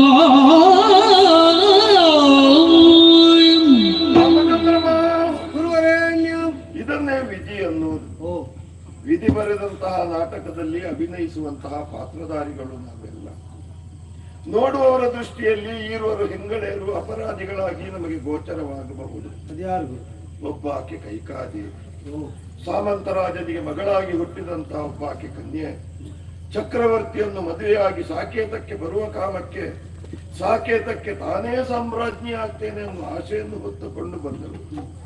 ಅದು ನೆರವೇರಲಿಲ್ಲ ಅನ್ನುವ ಕಾರಣಕ್ಕಾಗಿ ಅವಳ ಕೃತ್ಯವನ್ನು ಮಾಡಿರಬಹುದು. ಇನ್ನೊಬ್ಬಾಕೆ ಮಂತಾರೆ, ಅಶ್ವಪತಿ ಮಹಾರಾಜನಿಗೆ ಕಾಡಿನಲ್ಲಿ ಸಿಕ್ಕಿದಂತ ಅನಾಥ ಶಿಶು, ದಾಸಿಯಾಗಿ ಜೀವಮಾನವನ್ನು ಕಳೆದಳು. ಜನಕ ಮಹಾರಾಜನಿಗೆ ಭೂಮಿಯಲ್ಲಿ ಸಿಕ್ಕಿದಂತಹ ಮಗು ಸಾಕೇತಕ್ಕೆ ಸಾಮ್ರಾಜ್ಞಿಯಾಗ್ತದೆ, ನಾನು ದಾಸಿಯಾಗಿ ಜೀವನವನ್ನು ಸಾಗಿಸಿದೆ ಅನ್ನುವಂತ ಈರ್ಷೆ ಅವಳಲ್ಲಿ ಮೂಡಿ ಬಂತು. ಆದ್ದರಿಂದ ಅವಳು ಈ ಕೃತ್ಯವನ್ನು ಮಾಡಿರಬಹುದು. ಒಟ್ಟಂದದಲ್ಲಿ ನಾವು ಯೋಚಿಸಿದ್ರೆ ಪವಿತ್ರವಾದಂತಹ ಗೋವಿನ 4 ಪಾದಗಳ ರೀತಿಯಲ್ಲಿ ಭ್ರಾತೃಪ್ರೇಮದ ಪ್ರತಿಮೂರ್ತಿಗಳಾದಂತಹ ನಿಮ್ಮ ನಾಲ್ವರನ್ನು ಪಡೆದ ನಾವೇ ಧನ್ಯರು. ಮುಂದೆಯೂ ಸಾಕೇತಕ್ಕೆ ಶ್ರೀರಾಮಚಂದ್ರನೇ ಸಾಮ್ರಾಟನೆಂದು, ಸೀತೆಯೇ ಸಾಕೇತ ಸಾಮ್ರಾಜ್ಞಿ ಎಂದು ಯಾರು ನಂಬಿಕೊಂಡು ಆರಾಧಿಸಿಕೊಂಡು ಬರ್ತಾರೋ ಅಂತವರಿಗೆಲ್ಲ ಮಂಗಳವಾಗಲಿ. ಜೀವಗಳೆಲ್ಲ ದೇವರು ಬೆಳಗಿಪ ಭೂಮಿಯ ದೀಪಗಳು, ಭಾವಿಸಿ ಗಾಳಿಯು ತೈಲವು ಅವನಿ ಬಹುವಿಧ ರೂಪಗಳು. ಜೀವನ ರಂಗ ವಿಧಿಯ ನಿಗಂಟು, ದೇವನು ನರನಟ ಆಗುವುದುಂಟು. ರಾಮನ ರಮಣಿ ಭಾಗ್ಯದ ದುಮಣಿ ಭೂಮಿಯ ಸಾಮ್ರಾಜ್ಞಿ ಸಾಕೇತ ಸಾಮ್ರಾಜ್ಞಿ.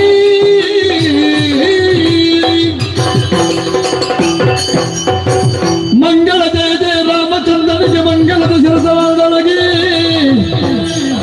ಮಂಗಳ ತ್ರಿಗುಣಾತ್ಮಕ ದೇವಿಗೆ ಮಂಗಳ ಆಂಜನೇಯನಿಗೆ ಮಂಗಳ ಜಯ ಮಂಗಳ ಸುಮಂಗಲ ಮಂಗಳ.